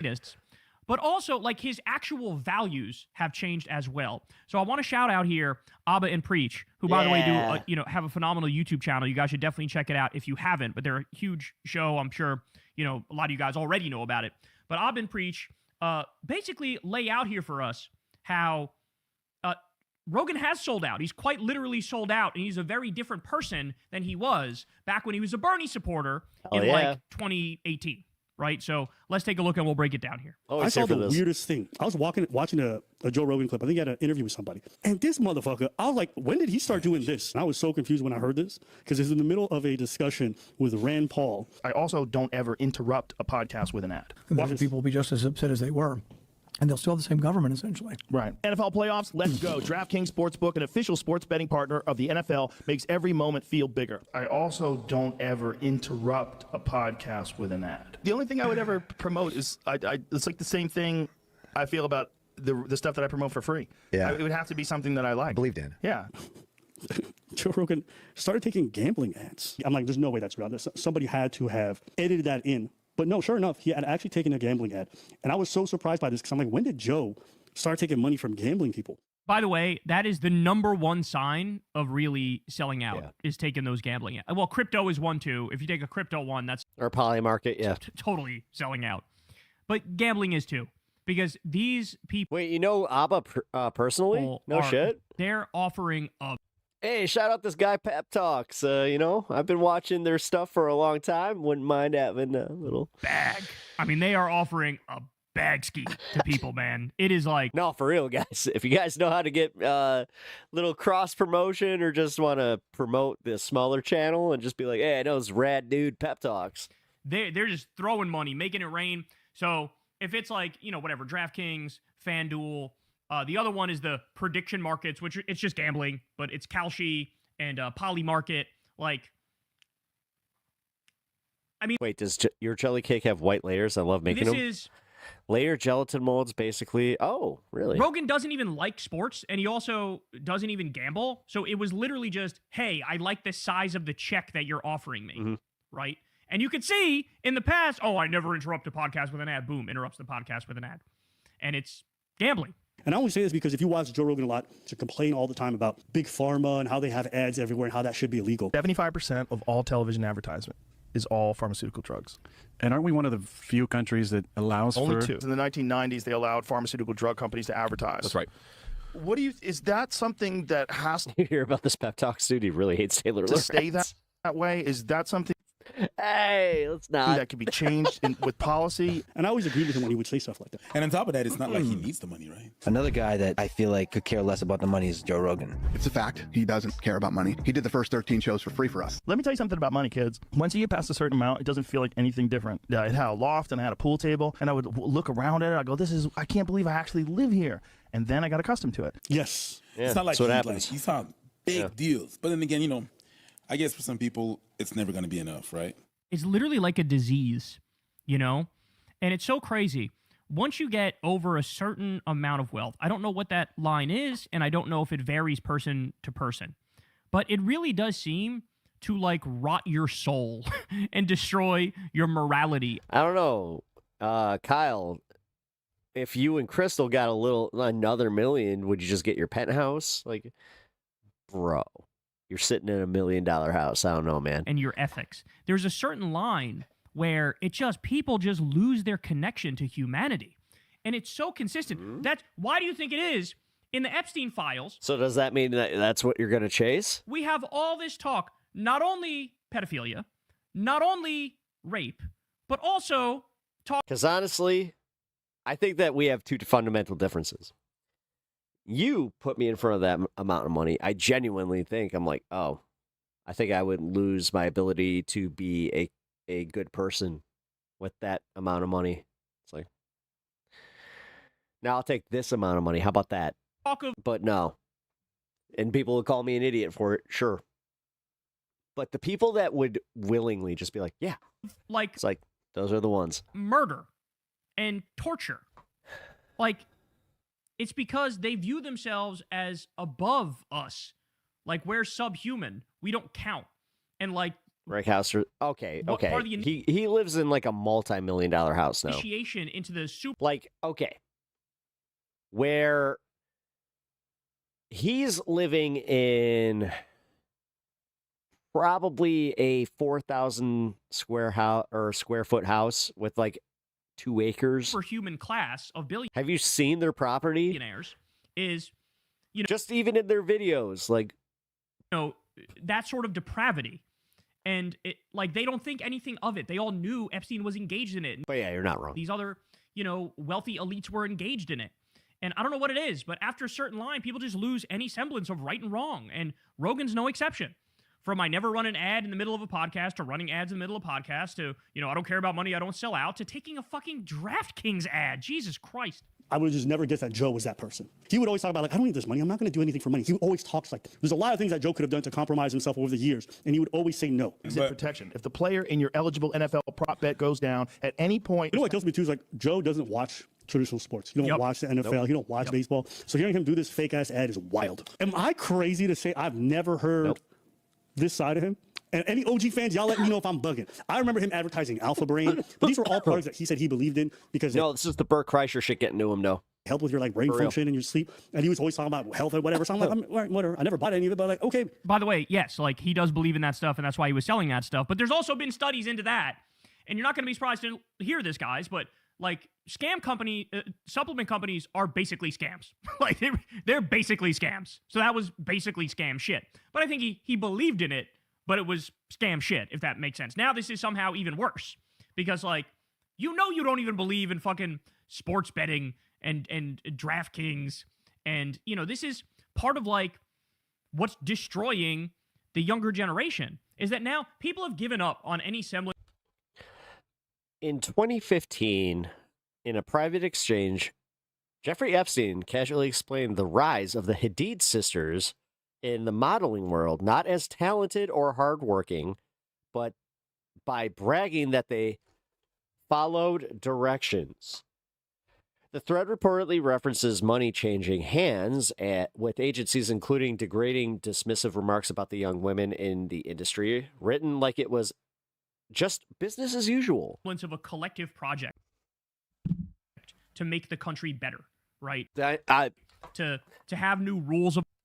I don't want to see anybody pushing their kids into the modeling agency ever again. The road and new social safety net. Just so you know, it's one of the most toxic industries ever, and it's not because it's just like, oh, you have to lose a little weight here. We have to touch up a little. No, it's that shit. Programs and like a unified. They are used. I'm telling you, modeling agencies are just used as high-profile fucking escort services. Mission for the country. They've sort of given up on that. So now it's almost like the policy perspective of the Trump regime is corruption for all. Instead of like Medicare for all, instead of free college, instead of like a living wage, it's corruption for all. So like, hey, maybe you'll be the one to win the lottery. So go ahead and buy a lotto ticket. Yep. Hey, usually this insider trading shit is only for us elites. But now with Polymarket and with Kalshi, like, maybe you'll get some insider information and you can trade on that bitch and you can make a bunch of money. Hey, maybe your parlay will hit on fucking DraftKings or FanDuel or whatever, and you'll make a bunch of money. So it's almost like we've given up. Everything is this like hyper-capitalist, corrupt, dog eat dog, every man for themselves type shit. Yeah. And now you have Rogan reflecting that back at the world. The U.S. is reflecting it at him, and he's reflecting it back at the world. Absolutely. He's not trying to. Yeah. Every month he has at least 2 of these motherfuckers on. Thwart this evil, direction of the country, this race to the bottom. He's like, fuck it. I might as well cash in along the way too. When I saw him do fucking DraftKings, I'm like, yo. People are playing them around the clock. Yeah. So I'm like, what the hell is up with that? Just plays in your dopamine. Well, and it doesn't make sense because No. everyone knows the house always wins. Yeah, it's not. It's like a. God, I love the fact that he has all these conversations with people and people just, remember this A shit. numbing thing. They just Yeah. sit there and press the buttons and press the buttons and press the buttons and hope they make money. Yeah. But that thing addicts people. I mean, that's the argument why casinos shouldn't be everywhere, because people would just everywhere they would be falling into gambling addiction. That's where it bothers me. It's just like cocaine. It's just like drug abuse. It's just like the opiate problem. I remember that episode. It's just like anything else. You and I both know people who have lost their fucking Joey Diaz is a scum as human being. lives gambling. You see how they get Joe Rogan. There's no difference in the drug addict and the gambling addict. No Not at all. difference. No difference. It's just as scary too because they're conscious. It's like if you see the drug addict, you see him, he's shooting up or whatever it is, and you see him fainting, you go, oh, the poor bastard. But when you see a guy who's fully in the grips of gambling, trying to figure out how to get his money back, and he's all jazzed up with adrenaline, he doesn't understand 21-year-olds why. in a casino. Guys, You shouldn't have it on your fucking phone. knows he sold out. He knows he sold out. There's no way around it. You think, and by the way, when he endorsed Trump, you think he didn't know the horrible shit about Trump? Like, you think he didn't know all of it? No, of course he did. He's had me on the show. He's had fucking Abby Martin on the show. He's had people hold his hand and walk him through it like he's a child. Well, he knew all of it. He didn't care. He rode the wave. He rode the vibes. Because, hey, that was the cool thing online, is to hop on the bandwagon for Trump. So he did. And now he's fucking paying the price for that because people are abandoning his show at a record clip. What's wrong with Diaz? But, he's openly talked about having underage women. Shout out He's talked about trafficking women. to No. You don't get to be fucking upset with Epstein and listen to Joey fucking Diaz and just be like, yeah, I like that guy. Abin preach here because they're exactly right. No, fuck Joey Diaz. Right. And I love that they went back and dug up, clips of him saying, I'll never run an ad in the middle of the, and then he does, and, talking about how gambling's fucked up and it's just one of the worst addictions, and then doing DraftKings ads, and I mean, shit. It's really a shame. I guess the one thing you could say, I actually did a video about why Joey Diaz is horrible. is at least he didn't go full Bill Burr, where Bill used to talk about how, oh my God, Beyonce and whoever else is selling out by doing a show for the Libyan prince. And then, then he sold out to Saudi Arabia, effectively doing a very similar thing, right?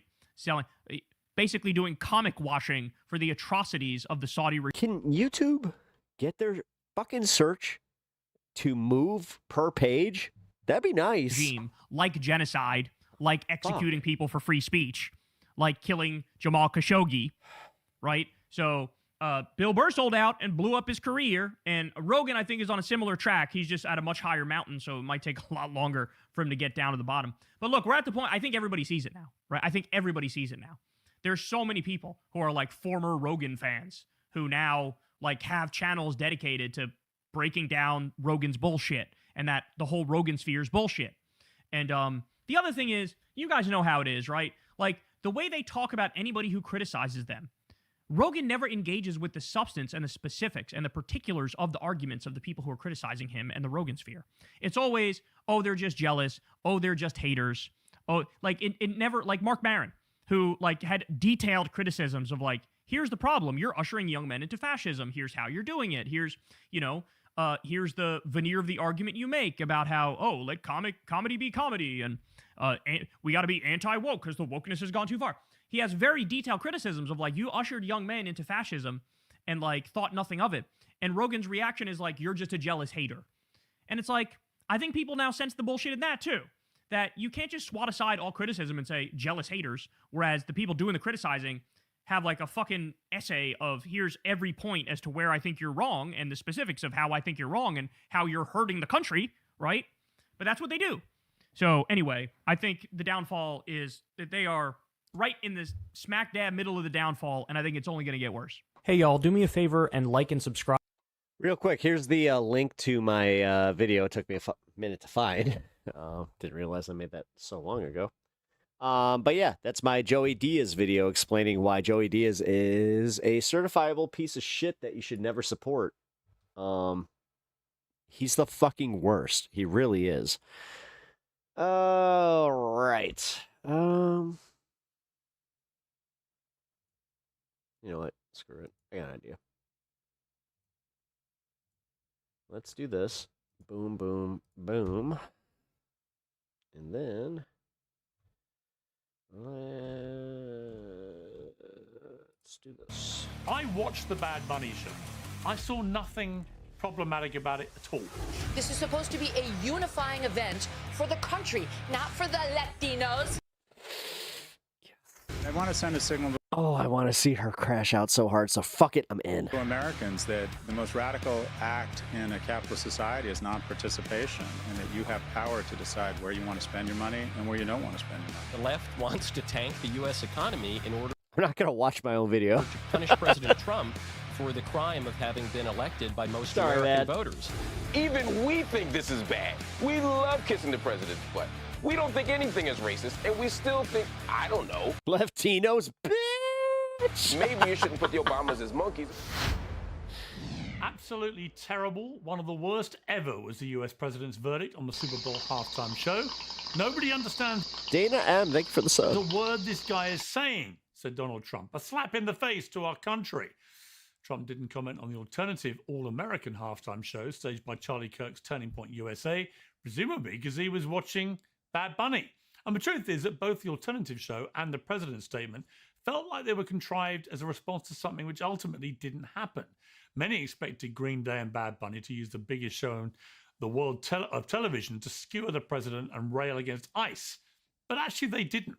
Now, I'm no Bad Bunny apologist. I didn't know much about him, actually, before yesterday, and also don't speak Spanish, but I actually really enjoyed his performance. I thought the staging, the choreography, the theatre was the best I've ever seen in a halftime show. And actually, the message was about togetherness and love and unity. What's wrong with that? He didn't perform in Spanish to prove a point. He always sings in Spanish, just as Luciano Pavarotti sings in Italian. The criticism of the whole thing is that he sang in a language spoken by 60 million Americans, including the Secretary of State. Is that a problem? Like I said, the president used to play Pavarotti's Nessun Dorma at his campaign rallies. It even played at the end of the emotional 2024 RNC as Trump accepted his nomination just days after being shot. Nessun Dorma, to remind you, is entirely in Italian. Well, I'll be joined by my panel in a moment. First, let's hear from the host of the Megyn Kelly Show. Megyn Kelly. Megyn, great to have you back on Uncensored. Great to see you back, sort of on your feet and looking so well, Piers. Do you know what? I took my first steps. I felt like Neil Armstrong today. I was walking along my high street with 2 crutches 24 days after face planting, and it felt like a moment. I was like out of the house, suddenly breathing fresh air again. The whole thing has reminded me that in the end, if you don't have good health, you're screwed. It's so true. But you're strong. Good for you. I'm amazed. I saw that picture and I thought, A, it's great you're back on your feet, and B, good for you for posting your progress. A lot of men wouldn't want to post that with the 2 crutches, but it's a testament to your fortitude that you're doing it at all and that you're still doing your show. I admire your strength, as always. The way they manufacture this shit is insane. These rich motherfuckers trying to manufacture, like, oh, the idea that a man would post a picture on Facebook with him getting out of the house after a fucking major injury. Yeah, he would never do that because, many men don't do that. Do you know what? I mean, I won't labor the point, but 100,000 people Megan. a year in the UK alone have hip replacements. Now, mine was forced by injury, but actually, that's a lot of people. And I just thought, I've got a lot of followers. Why don't I just tell them how I'm getting on? Because the response I've had has been incredible. People telling me about what they've been going through and it's a big thing. Hip replacements are the new cool thing. That's right. And now you don't have to worry about it in 15 years like the rest of us will. Look, we're getting older, Piers. That's the truth. But you know what? We're the youngest we'll ever be for the rest of our lives, so let's enjoy it. Do you know what? You sent me the best response, or best message. You just said that pains in the arse like me and you, we never die young. So we've got that going for us. Fingers crossed. Well, talking of pains in the ass, let's get into something, because there are going to be some things that I talk about with you where we're going to be in total agreement. But I'm going to start with something where I know we are totally in disagreement, and that is Bad Bunny. So Yeah. I got up this morning and I watched it all without reading anything about it. I just thought, I want to watch this completely clean without anyone's view contaminating my brain cells. And I watched all 15 minutes of it. And I've watched every halftime show going back 30, 40 years. I thought as a piece of theater, it was the best I've seen. Just the most extraordinary kind of Broadway on steroids piece of theater.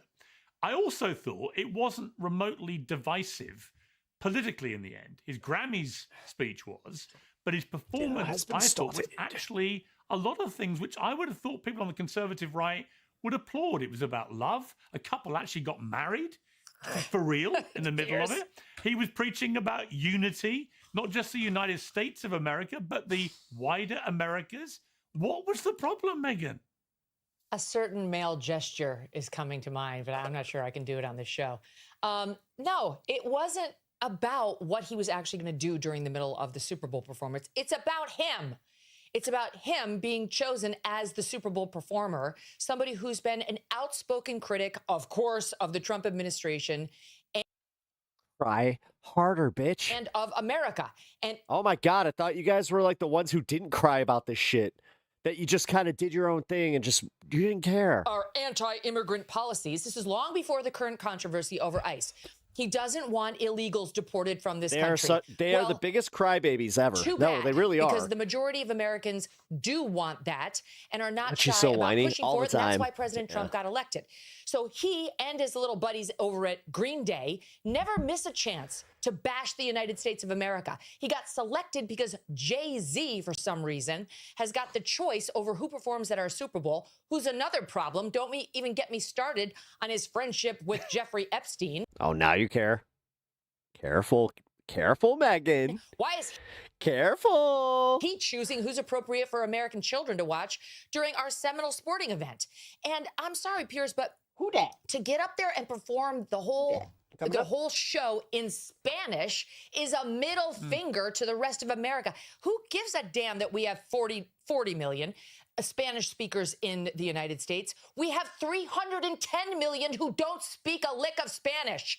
This is supposed to be a unifying event for the country, not for the Latinos, not for one small group, but for the country. We don't need a black national anthem. We don't need a Spanish-speaking, non-English performing.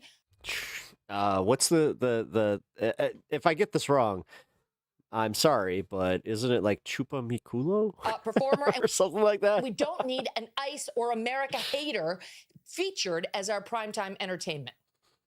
Okay, what is the national language, officially, the national language of the United States of America? Or Chingal Megan Kelly? I mean, English. And there's been a push for many years to make it an official you don't have one. Documented thing. You don't have one. If you would have let me finish my comment, I would have pointed that out, that people have been pushing to make it official. Okay, right, so now you're trying to make official. This attitude that you have right here is why you in Great Britain have lost your culture. You ceded your culture to a bunch of radical Muslims who came in and took over, and now it's gone. We're not allowing that here, whether it's Hispanic, whether it's Muslim. She really is stupid. It's not happening in the United States of America. That's why President Trump was elected. Meanwhile, Taco Tuesdays are a thing at her house. And whether it's Bad Bunny, who is American but refuses to speak English in his performances, or anybody else, we have to keep the Super Bowl, which is a quintessential American event. Football, that kind of football is... I think she's trying to get hired on Fox News again. It's ours. They call it American football. And the halftime show and everything around it needs to stay quintessentially American. Not Spanish, not Muslim, not anything other than... Tough titties, bitch. You have aged out. Good old-fashioned American apple pie. There should be a meatloaf. Fox News ain't got no interest in you. Maybe some fried chicken and an English-speaking Caroline Levitt's next up. Performer. That's Megan, you're wasting your time. That's what the Super Bowl should be. Okay, two things. One, you've conceded you don't have a national language in the United States officially. And secondly, the language you do want to be your official language is my language. The language of the country you think has gone to pot. So my obvious... Yeah, because she's stupid and she doesn't understand that we've only been a country for 250 fucking years. His follow-up is, Megan, why do you want English as your national language if you think England has gone to hell in a handcart? Pierce, I think those medications for your hip have gone too far. We need to dial back a pill or two, okay?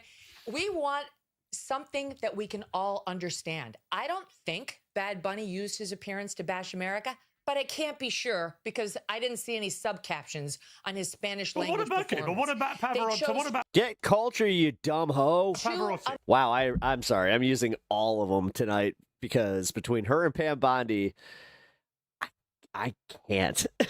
Like, she sucks. Haters. What about Pavarotti, who Donald Trump in 2016 in particular would use at every campaign rally? He's used it at the RNC, right, as a triumphant, tub-thumping anthem. Well, no, hang on. Not only Pavarotti. I've been at lots of Trump rallies. Pavarotti gets a song, maybe but two. He sings. But when he sings Nessun Dorma in Italian, I don't see you leaping up and down going, I can't understand a word of it. You're probably singing I don't remember along. him being the Super Bowl halftime show, was he? Well, that's not a debate. Would you have minded if he was? Yes, I would have, because we feature English-speaking performers.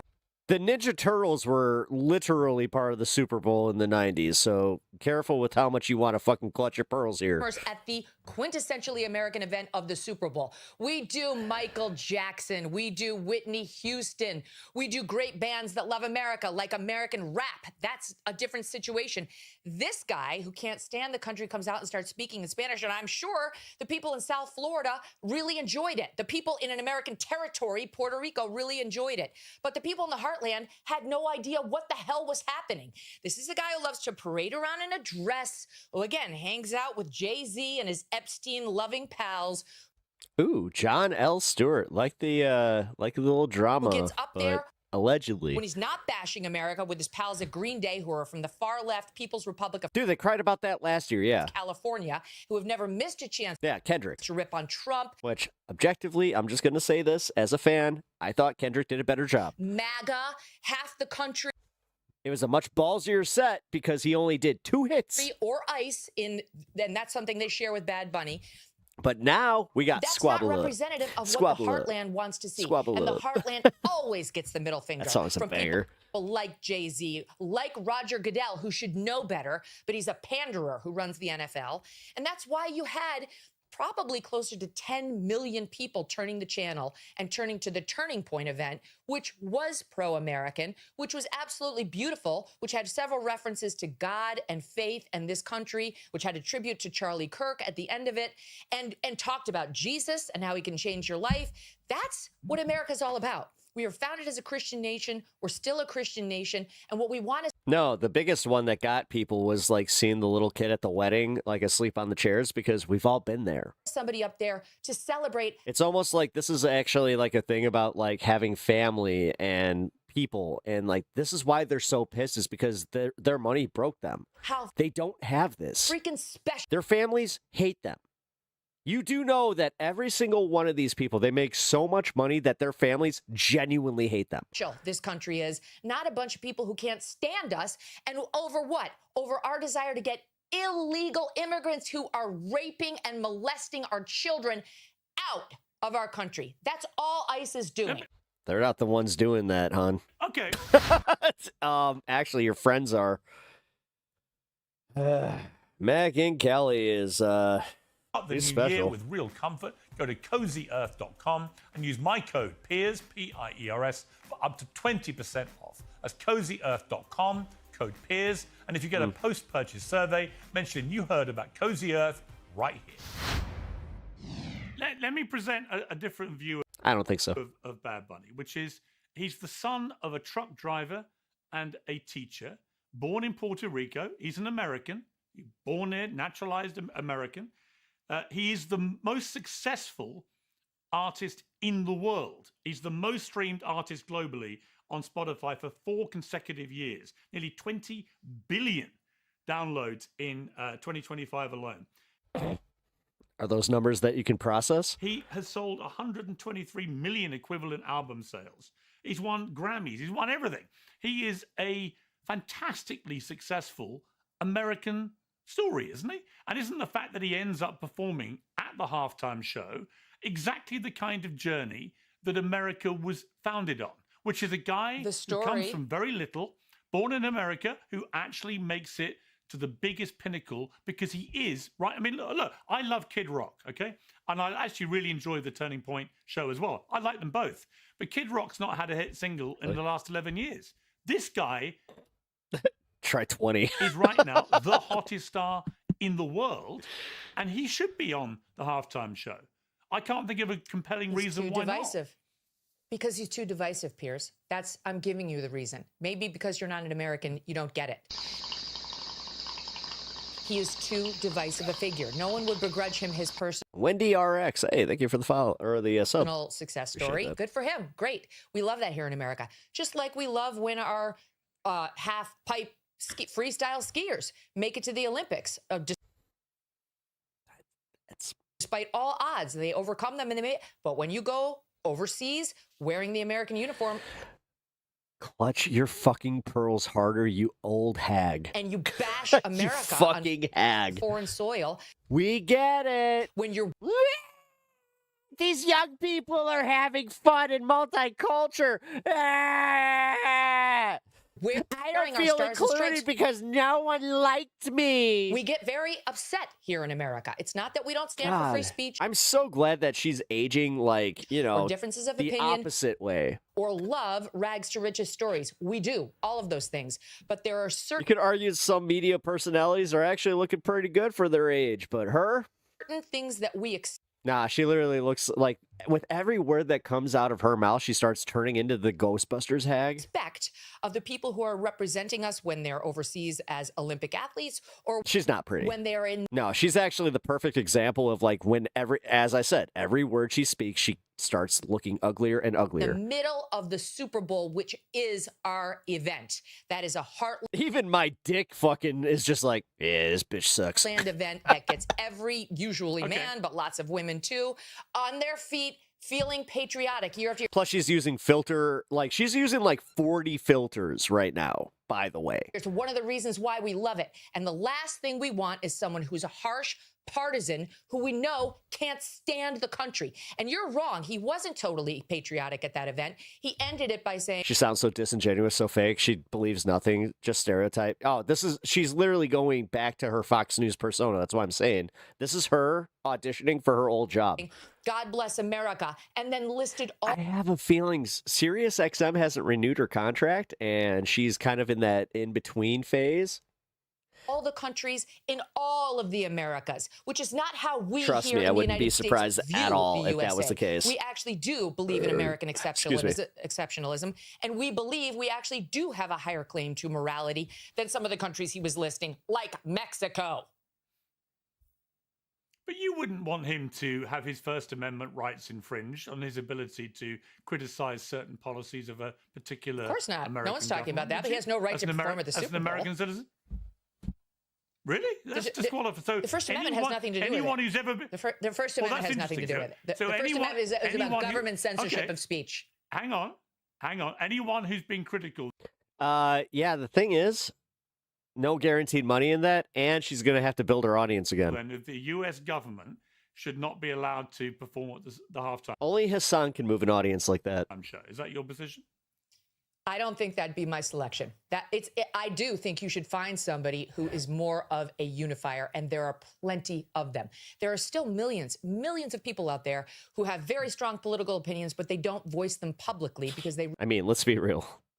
She essentially sold up her own daughter just by being like, yeah, my daughter's a woman. realize they're in a line of work where that could be alienating to their Her daughter's 15, by the way. customer base. The same is true for these performers. And if you want to be super outspoken, If that's your mom, you got a real winner there. you want to be a Jane Fonda, then go for it. But don't expect yourself to be placed in the middle of what's supposed to be a nonpartisan event and be a so-called unifier. We put up with this year after year. Non-partisan event, but you would have been perfectly happy if Kid Rock was headlining this with a MAGA hat on. And then you would have told liberals to get over it. Shut the fuck up, you disingenuous bitch. Year. But fuck you. Right now, we're in a serious battle over immigration enforcement, something the country voted for. No. Nope. Oh, hey. She's preparing for Donald Trump. Overwhelmingly. And to pick two acts who are as outspoken against that Misogyny. as these two and plot For her, yeah. them in the middle of the event is a middle finger by Roger Goodell. It's picking a side in the most divisive Don't protect her. debate we're having right now in the country, and it was wrong. It was a mistake. Good. Well, I'm glad we reached a point of zero agreement on that. Well, let's move to an issue where I think we will agree, and this is the separate issue of Hunter Hess, the U.S. Winter Olympic skier, who said this at the weekend. It brings up mixed emotions to represent the U.S. right now, I think. Yeah, it kind of sucks to not be proud of your country. Weird. It's a little hard. There's obviously a lot going on that I'm not the biggest fan of, and I think a lot of people aren't. But you should be, you ungrateful asshole who worked your entire life to get to where you are. I think for me, it's more I'm representing my friends and family back home, the people that represented it before me, all the things that I believe are good about the U.S. I just think if it aligns with my moral values, no, it's base. I feel like I'm representing it. Just because I'm wearing the flag doesn't mean I represent everything that's going on in the U.S. When did the Spike Spiegel become a actual hairstyle? You see, I think when you're representing your country, I'm trying to think, what would I feel if that was a Team GB guy saying that about Britain? And I wouldn't like it, because I think if you're representing your country in a global event like the Olympics, just avoid criticizing your country while you're doing it. It seems to me Yolanda Sellis, hello. pretty straightforward transactional deal. How are you? Do you know what athletes over here would give to don the stars and stripes and go represent? It's not about donning the stars and stripes, you nationalist person. It is about working your whole life in a sport that you have devoted your whole life to and getting to the pinnacle. It has nothing to do with you. You're not why he's there. So stop. Represent the United States at the Olympic. Cry harder. Seriously. Games. Go piss your little britches. And I don't know. Anything. Those things. But that's all you got. Get decided by 1/100th of a second when it comes to speed or landings, etc. And this guy, he gets the privilege of going, and he is. Yeah, because he's better. He's better than them. He's better at the assholes that you're talking about. It's funny. That's why he got there. Forgotten the most important lesson of the great Herb Brooks, who coached the Miracle on Ice team that won against the Russians in 1980. Herb Brooks wasn't a fucking nationalist. In an event so historic, they've made several. Yeah, that was in the fucking Cold War against the Russians, you dumb hag. Movies. I understand that you guys want to create this fucking movie version of America, but that's not how anybody remembers this shit. Out of it and documentaries beyond, which is the name on the front of your jersey is a whole hell of a lot more important than the one on the back. Yeah, he used to say that to his alums in Minnesota too. It's not the team. It's the team. It's not the country. It's the team. She's trying to make this a nationalist thing. But actually, Herb Brooks, I know about this. I'm actually a hockey nut. Herb Brooks, being the great coach that he was, said that it was never about the name on the back, that it was about the crest on the front. And anytime you play on a hockey team, that's who you're actually playing for. Not the name, not the number. That's what she's referencing. It wasn't about the USA. I understand that you saw the movie with Kurt Russell, but that's not what Herb Brooks said. He was talking about the Gophers at that point, you dumb bitch. Go because you're representing. But you know what? You know sports history, so keep going, Megan. The United States of America, not the guy back here. No one gives a damn about you. No one gives a damn about your fucking bony ass either. Mr. Hess, you'll be forgotten in about 2 minutes. Whether you win gold or not, that's the truth.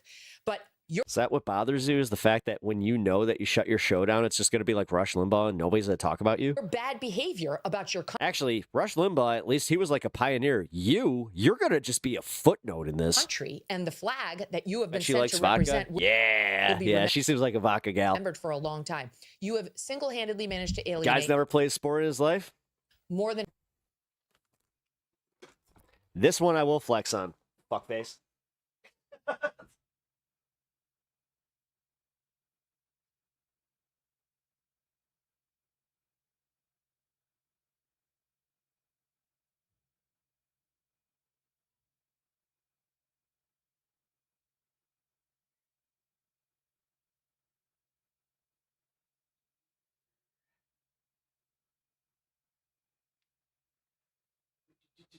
You got one of these?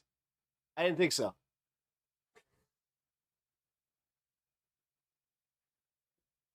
Talk more shit. Than half the country, because it's not just One of those rare times where I was just like, there are still actually, a lot I got a ship. You can fuck off. of old regular mod. Nah, me and my boys and my team, we fought hard during a fucking season, and we won a championship. So, fuck off. Moderate liberal Americans who don't. What are you talking about? It's not a sport. It's the hardest sport to play. Whatever sport you play, we play it with skates added, and we also fight. Like this crap. Put on the skates and come and fucking fight me, bitch. If you can't represent the country, Oh, that's right. You can't skate, so fuck you. Proudly, don't go. And he says, "Oh, I'm representing my family, my No, sad part is that's the last trophy I got. friends." I did fucking high school. They don't have the power to let you wear those stars and stripes. Whatever. They are not empowered to grant you that still. uniform and let you say you represent the No, I got my Pee Wee trophy too. United States of America and run in the red, No, you wouldn't. white, and blue, or ski in the red, white, and blue. They can't do that for you. Your friends and family can give you the hot cocoa when you come in from the mountain, but they can't give you the stars You don't know how to fight worth the shit. I can already tell. and stripes and America on your back. So if you can't represent that country proudly, get that jersey off of your back and give it to someone who can. I think I speak for most Americans when I say we'd rather lose. We'd rather come in third or second or not place at all than win. She's just blabbering on. Yeah, I know. Win with a guy who can't She's adorable though. stand the country he's doing it on behalf of. We're talking about every time. Foo. Yeah, she's cute. Today's show is sponsored It's adorable how she thinks that she could actually, like, you know, take me. by Oxford Natural, makers of the Optimum Day and Optimum Night all-natural supplements. Thousands of... Let me ask you a difficult question one of my team asked me, because I kind of agree with you. And one of my team said, okay, but what would you feel if someone from the Russian team or the Chinese team suddenly spoke out against their governments? Would we say the same thing, or would we She's repeated herself 50 times now. Yeah. actually cheer That's them all on? she's got. It's an interesting question. Like, Well, I don't think we'd have to debate it because they'd be dead before the beginning of their heat. I mean, China does not Squeeze me. tolerate that, and really Russia doesn't either. It's only America that, of course, that's the big Silver gloves, boxer, purple belt, jujitsu. As I said, put on some fucking skates and I would body your ass. Their irony. Like, you know, there's an ice skater, Piers, some no-name loser, who got out there and ripped on America too because she's pansexual. No one even knows what the hell that is. It's fake, made-up bullshit. It just means that you're in love with whoever the fuck you end up in love with. It doesn't matter, you know, sex, gender, any of it. So It's almost like you guys would actually be a lot happier if you could get behind that, but instead you got to hide the fact that you know, hide these, like you have these feelings. She gets like, come on, Megan. out there to say like, oh, I'm queer, I'm pansexual, and it's been a really tough time for people in the LGBTQ blah, blah, blah, blah, community lately. Really? What gay rights have you not enjoyed as an American citizen? Nothing. It's a lie. She's advocating for now for a dictator. First of all, trying to glom onto what's happening in the trans Love is love. community, which the LGB people have broken up with, but she hasn't gotten the memo because there's complete parity and equal rights for all gay people in America. There's an issue over trans people because that's a whole different kettle of fish. And even our Pansexual means you like some hot Supreme brands. Court has recognized that as of late. In any event, she's trying to glom on because she loves victimhood. So she's tried to raise it as a fake issue because that's just what she wants to do. Do you think you could do that in Russia? You think you could even speak out? Will anybody from a country where they criminalize gay rights speak up? No, they won't. And as an American, I have no problem with that. There's a time and a place. Yeah, you practice jujitsu. You understand what it means to actually find the sweet spot. You should speak up for it when you can. Whether you're going for the grab or you're going for the fucking knockout. You're in your country. If you want to fight for freedom of speech, you want to fight for civil rights, go for it. I think that we understand the same fundamentals here, though. If you can. Spot your opponent's weakness, exploit it as quickly as possible, and take them down. The beauty of being in America is you can. You can burn. The difference is, as I said, I was playing a fucking sport while also navigating this. Our flag, you can stand on the side. So yeah, it's almost like, Sidewalks, I love protest. I would be fine with the anti-ICE protesters if they would just behave like normal humans instead of biting off the Meanwhile, you devoted your entire life to that shit. fingers of the ICE agents. Cool. I have a problem with that. That's not protest. That's criminality. So these people who want to go over there and criticize China or criticize Russia, okay, you should do that in your countries. You should do that when and if you can. And if you can't, it's a much bigger problem. The Iranians are dealing with that right now. As Americans, we can criticize our government to high heaven anytime we want to, all over our airwaves, in our thoughts, on our streets. It happens every day. That's part of what's so gorgeous and awesome about our country. But these know-nothings don't understand that and want to go over there and tell audiences that include people from China and elsewhere about our human rights violations, which are amorphous and unnamed, like from this queer pansexual. Megan, as you know, we're just two multi-million-dollar media figures just yucking it up. Are you guys buying this? Like and subscribe. I love you, and I particularly love you when you're on such feisty form. And I love arguing with you, actually, apart from anything else. But not everyone is a super Megyn Kelly fan. You've been taking a lot of flack recently. And I want to play a clip from Kara Swisher from the podcast Pivot she does with Scott Galloway, who's actually coming on my show a little later today. So I want to get your response to this. Hey, Megan, good to give you content. You'll attack me and not Scott, who's appropriately critical of you, but that's fine. Whatever you want, girl. Next up, Bill I've and been Hillary. on Megan's show. Have you been on her show? No, of course not. Why would I? Why would I soil I don't get myself? it, though. I think she's very talented. She has turned into something else, Scott. You're not But paying attention. No, I would argue over the last few years, Megan has gone very, very conspiracy theory and has decided the more insane, incendiary shit I say, is it that she's making money or has she seriously lost her shit? Yeah, I don't know. Megan, they think you've gone bonkers. What is your response before I speak to Mr. Galloway a little later? I mean, I'd love to know what his examples are of that because I'm the least conspiratorial person on camera. I believe we did land on the moon. I believe the Saudis were behind 9/11. I believe that Lee Harvey Oswald killed JFK. That's something my detractors want to say about me because they don't think I'm critical enough of Candace Owens. That's really what it's about. But let me tell you why Kara Swisher actually doesn't like me. Because Kara Swisher is embarrassed. Just bringing up my name triggers her because we used to be friends. And I was going to go on her podcast. And I was booked for, I think, a Tuesday. And the previous Friday. Yeah, I see what you're doing here. You're trying to get in on that Candace Erica grift. Ain't gonna work. We're already in on the Candace versus Erica battle. You know what? That's our mean girls, okay? Sorry, Megan. We ain't got time for you. Today, my sister, who was only 58 years old, died. And my assistant sent Kara Angel, what's up? Swisher an email. Hey, what's up, guy? Saying Megan suffered a family emergency and she's not going to be able to make her podcast on Tuesday. And Kara Swisher responded by mocking me, saying she didn't believe that I had a family emergency and she thought I would. Time for her to make up a fake story? Yep. Too afraid to go on her podcast because I'd been in the news as being a controversial person for saying the COVID vaccine was causing deadly myocarditis in teenage boys, which we now know was a fact, and I was right about it. You know what's funny? That's what my brother has. And he was anti-vax. And when ultimately 2 days later, or 3 days later, when I got back on Monday and it became national news, my sister had died, did she send an email saying, I'm very embarrassed for saying that. I'm very sorry for suggesting she didn't have a family emergency and that she was just afraid of me.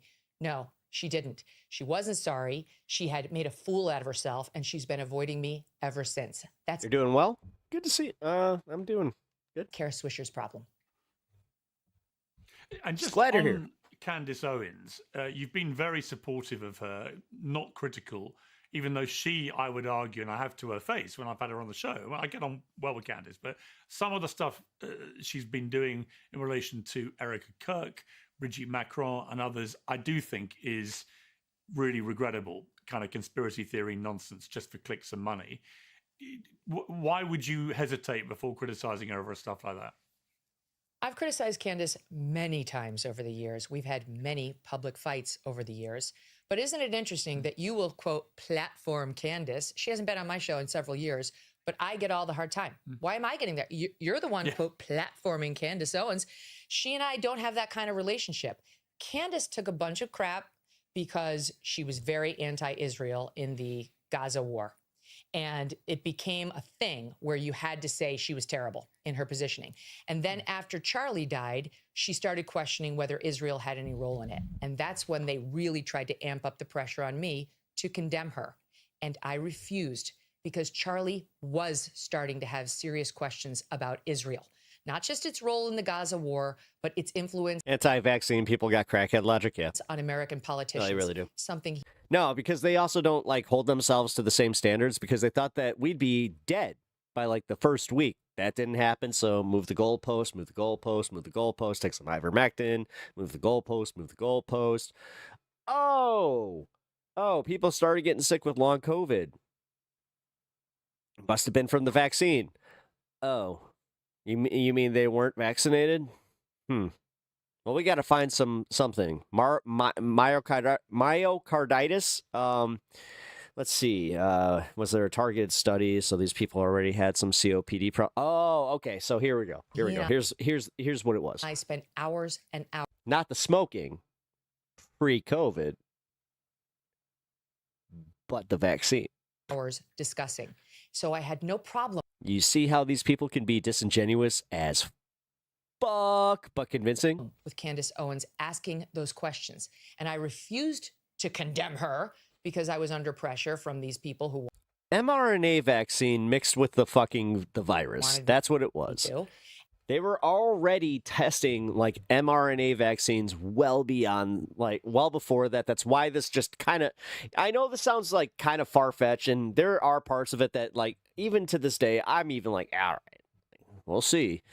But so far, so good, because I have seen like, oh, so you're telling me that this mRNA stuff was being tested from like the early 2010s, right? And we were kind of like, oh, this is very promising. And they were using it in cancer development, anti-cancer development, that kind of stuff. And then we got COVID, which again, novel. I remember when it was novel coronavirus, and it was just like, So this is a new thing. We have no idea how it works, and it's killing people very quickly en masse. What should we do about this? If it was up to like all just like the Republican brain people, you know what? Survival of the fittest. You die, you die. Like literally, that was their answer. Ivan Drago, just if you die, you die. And then that. Meanwhile, here she is crying about her sister dying because obviously she's not that strong. Morphed into then. Oh, is she claiming that the vaccine killed her sister, by the way? Everything Candace said thereafter, with which I may or may not have had serious problems, that I had to, where's the condemnation? And it was all really about the Israel. Yeah, thanks to anti-vaxxers, polio's making a comeback. Hey, we got a full-blown measles outbreak, so.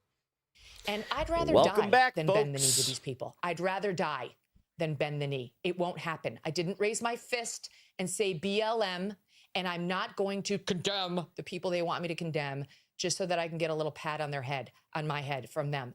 It's not important to me. What's Nobody important gives to me a shit, Megan. You're pretty irrelevant. is I live like realistically, nobody cares. free, and that, frankly, is what it means to be an American. Oh, does it? Megyn Kelly, that is precisely why I am so fond of you. Thank you very much indeed for coming on Uncensored and giving me such a fantastic interview. Lots of love. Buff Kangaroo, thank you for the sub. Well, joining me now is the host of the Daily Wire's Michael Knowles Show, Michael Knowles, Jack Posobiec, the senior editor at Human Events, who opened the alternative halftime show with Kid Rock, Glenn Greenwald, the host of System Update, and Mark Lamont Hill, host of Bet News. Panel, thank you for waiting patiently. Megan had a lot to get off steam there. Let me start with you, Michael Knowles. What? This whole Bad Bunny thing, I can't help but think that we've got to a place now in the United States where everybody's desperation to march to their tribal tune overrides any sense of reality or just staying calm and looking at something objectively. I watched the Bad Bunny show. I saw nothing problematic about it at all. I saw a So we have Glenn Greenwald, Mark Lamont Hill. At the peak of his powers. So we have one leftist.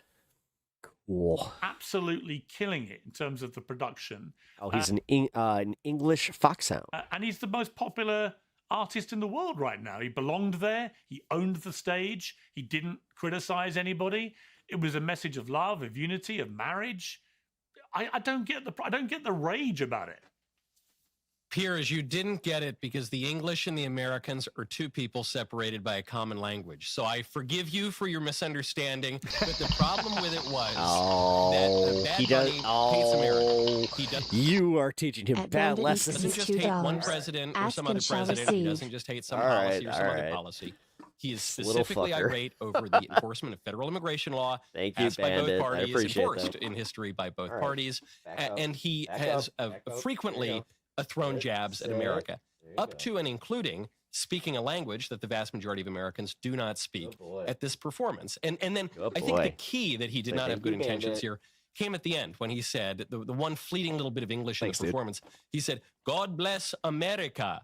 And then he followed that up by naming a ton of Latin American countries. So when we hear God bless America, traditionally we use that to mean God bless. Well, if money means treats, then yes, that's what he's saying. Our country. He was using this in an ironic way to say, you're not even America. And then he named Chile, Argentina, some countries that I do. No, you totally took that the wrong way. Like, dude. Like else. He was saying that we're all Americans, you dumb fuck. Because technically we are. Salvador. We got Central America. Then we got South America. Huh? And then we got us in Canada. North America. Oh, right. But United States is only America because, that totally tracks for how selfish and fucking cunty we are. Cuba, great cigars and all of that. He didn't even make America the final country, the apotheosis. We're not America. We're the United States of America. Then went on to say Canada. And then finally he said, and my homeland, Puerto Rico. So even though Bad Bunny's an American citizen, he made a point to clarify. He said, I don't really consider myself American. God. This is what by the way, this is what they're complaining about. Homeland is Puerto Rico. It was just a thumb in the face of Americans, I think. And, there were other problems with the performance. I agree some of the choreography was well done. But the question you got to ask is, what is the Super Bowl halftime show for? Is it just for great entertainment? Is it just for musical prowess? Not really. The whole point of public games, going back to antiquity, going back to ancient Greece, is patriotism, is to support your country. And this ran totally contrary to that. That was obviously Bad Bunny's intention. And I just think he had no place there. He can go sing his songs. He can get lots of streams on Spotify, but that's not what the Super Bowl's for. Mark Lamont Hill, I mean, there are 54 million Americans who have Spanish as their first language at home. That number is rocketing year by year by year. So, Yeah, it's almost like that. You notice how that thing disappeared? The whole Great Replacement thing disappeared for a little bit, and then they just repackaged it? In 20, 30 years, it's quite likely quieter now that the United States will have as many people who have Sentiment's still there. Spanish as their first language as have English, which, by the way, is my language. So the language thing in particular, I don't get. This is a guy who's the most streamed guy in Spotify history, I think, and he always sings in Spanish. Every album he does, every song is in Spanish. There's nothing unusual about Bad Bunny singing in Spanish. And if 54 million people in America understand it, does it really matter that a few other people like me, for example, watching from London, didn't understand what he was saying but enjoyed the show? Well, that's exactly right. I mean, there are a few things here. First, you're right. 54 million people speak it as a first language. Tens of millions more speak it enough to understand it. So it's not as if he was speaking in some cryptic, indecipherable, obscure language. You're speaking in one of the most important languages in the world, and certainly one of the most important languages in the United States. I just found out why his YouTube page has kind of been on hold. He got like a full-time gig with Al Jazeera. United States. But let's not pretend that Americans only enjoy music that they understand. I mean, half the people, you go to any white bar in America and let it get late enough and Macarena come on. I promise you, they will be dancing their asses off. He ain't wrong. And they won't know a word of it. And guess what? It's just true. Okay. He's nailing that. But yeah, but performances aren't just about the language. It's about the dancing. It's about the set design. It's about the lighting. It's about all of the things that made that such a beautiful performance. You mentioned the wedding that took place. All these other things that took place there. I thought it was an amazing performance. I also just want to push back against this idea that Bad Bunny hates America. If Bad Bunny were to be someone who hated America, being from a colonized land of Puerto Rico, it would be understandable. But I don't want to conflate a principled critique of America or immigration or ICE with hating America. I have the same critique he does. Does that mean I hate the Macarena argument? Checkmate, atheist. America? Does everybody on the left hate America? Yes. I'm sure people on the right would say yes. But that becomes exactly. But that's what makes the argument. I mean, he did just kind of win that one. So. They were all like, hey, I like the Macarena. Unhelpful for the bigger conversations. They're all like, do I remember how to do this? Because we position anyone who disagrees with American policy or challenges American power arrangements as being a hater. And that's the issue. I think the performance was great. Oh, wait, the hip grab. Okay, fair enough. Yeah, but I think that conversation has become so expansive that it outlives its usefulness. Yo, you know how bad my memory is? They just lost somebody. I don't remember who it was. We just lost Jack briefly. Oh, Jack Posobiec. We've got to take him. All right, there we go. Try and get him back. But Glenn Greenwald. I was like, wait, we're missing someone. It was a really interesting thing to watch it clean without having any social media reviews to look. Yo, the two gay guys in the middle. At first, I just watched it. First thing I did this morning, I watched. If you know, you know. And I really enjoyed it. And then I turned on social media, and suddenly I had to hate it or I had to love it, but there was no middle ground. There was no nuance. They taught you the Macarena at Girl Scout camp? Really? So there was nothing allowed. The president said, I learned it from MTV with my sister. It was the worst halftime show ever, just objectively from a piece of theater. And then we rocked my my aunt's wedding with the Macarena because we knew how to do it like properly. It's very hard to argue. Look, I think Michael Jackson did the greatest one ever, followed by Prince. Other people have different favorites, but as a piece of theater, I thought this was the best Prince's was good. I've ever seen. It was so elaborate, so smart, so clever, and I didn't get a sense of hatred. In fact, quite the opposite. I got a sense of love and marriage and harmony and unity, and I don't even agree about the Americas stuff because, the Americas are the Americas, and what's wrong with actually a Latino rapper acknowledging that the Americas go a little... You're reminding us that technically we're not a white nation. A little bit further than just the United States. We don't even have an official language. Of America. Exactly. Yeah, I think to me that's kind of the heart of the matter. I personally didn't like the halftime show all that much. Just like from a musical perspective, it's not the music I like. I'm not of the generation that, likes Bad Bunny. Then shut the fuck up, Glenn. Totally fine.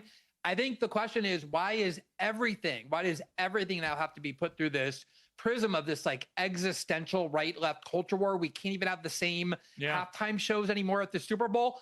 Kid Rock is an extremely ideological and politicized figure. Had he been the host of the presenter of the Super Bowl, the main presenter, I assume that the American right would have been fine with that, even though he's been extremely critical of American policy under Democratic presidents. Music and art of all kinds typically has a politicized component to it. We've had a ton of non-Americans be at the halftime show before, like Rihanna and Paul McCartney and The Who and Coldplay. It goes on and on. Here's an American presenter who's extremely successful. And I just saw one of the weirder updates. So Trump is teasing an idea to make teachers wear body cams? I think the problem What? is That's not for safety. everything gets catastrophized into this like intense culture war where you can't just say, I like the show or I don't. I like this artist or I don't. The reality is he's a gigantic, extreme. I'm glad that I'm like hitting that middle age point where it's just like, oh, yeah, things really are going downhill. At least I don't have to be here that long. Like, I'm not inheriting this world. I already inherited some shit. You know, thanks, boomers. You really did us good there. Popular musician among tens of millions of Americans, arguably the most popular, one of the top 5. And now, ironically, you're staying alive too long for us to actually benefit. Good job. And that's what the Super Bowl is naturally looking for. Yeah, Jack Pazobi, well, Jacob FNZ, appreciate the follow. Welcome back. We lost you briefly there. Look, I've got to say, you know, you were obviously instrumental in the rival show that went up. I really enjoyed that too. I watched all that in full as well, and I really enjoyed it. I love Kid Rock. I've interviewed him. I think he's a great character. But I think the point Glenn made Transracialism there is perfectly made. We're heading there. Just get used to it. Which is, if he had been selected, Kid Rock, that's good. Trust me. In the 30th century, that's going to be a very dumb talking point. to perform the halftime show during a Democratic presidency. Pep will be reincarnated back to this whole. Oh, I don't wanna. I don't wanna. Biden. If I come back with any self-awareness, I'll just be like, I don't want to do this again. Barack Obama. You know, he's on record as being virulently critical. Hey, Indy Fies. How you doing? You know, I don't know, man. With the same rules. I'm watching a fucking debate. I'm in my fun half. I'm nice and toasty. No, I'm not answering something like that because I don't know. Apply. I'm going to just say that. I don't know. You know, would the conservative right be happy with that? Why are they so raged by Bad Bunny? Because he speaks habla español. By intellectual honesty and say, actually, it applies to our side too. If you've been really critical of a president or a presidency, then de facto you're criticizing the country and you disqualify yourself from being able to perform the halftime show. In other words, I think there is an intellectual dishonesty here. I mean, it's just objective. The boomers really fucked us. Shut the fuck up. And it's very tribal. And in this case in particular, I don't see how they did. Anybody who watched it was. And the thing is, statistically, if you think that, that means that you got money from your parents who, okay, you're one of the lucky ones. With an open mind could not shut up. Conclude it was just a very fun, entertaining 15 minutes, as was your show. Well, yeah, I appreciate that. Yeah. And, you know, I think part of this too is, you know, we want to make sure that we're comparing apples to oranges because, you know, country music. This is comparing apples to grapes, dude. Come on. And rock music have not been featured at the Super Bowl in decades. And this was a decades. You with an S? When was the Who on? Key reason that when you looked at the show that we put on, you've got Kid Rock, who, you know, kind of straddles that bridge between rock. Nobody gives a shit about Kid Rock anymore. Stop trying to make him a thing. We get it. You have no culture. And when you looked at Kid Rock, you were like, yeah, we love Kid Rock. Nobody else does. And he does little rap sometimes. No, dude. We took Eminem in that one. Like, Kid Rock and Eminem came from Detroit, same time, and we didn't ball with the ball. We went with Marshall Mathers. Certainly in his earlier stuff.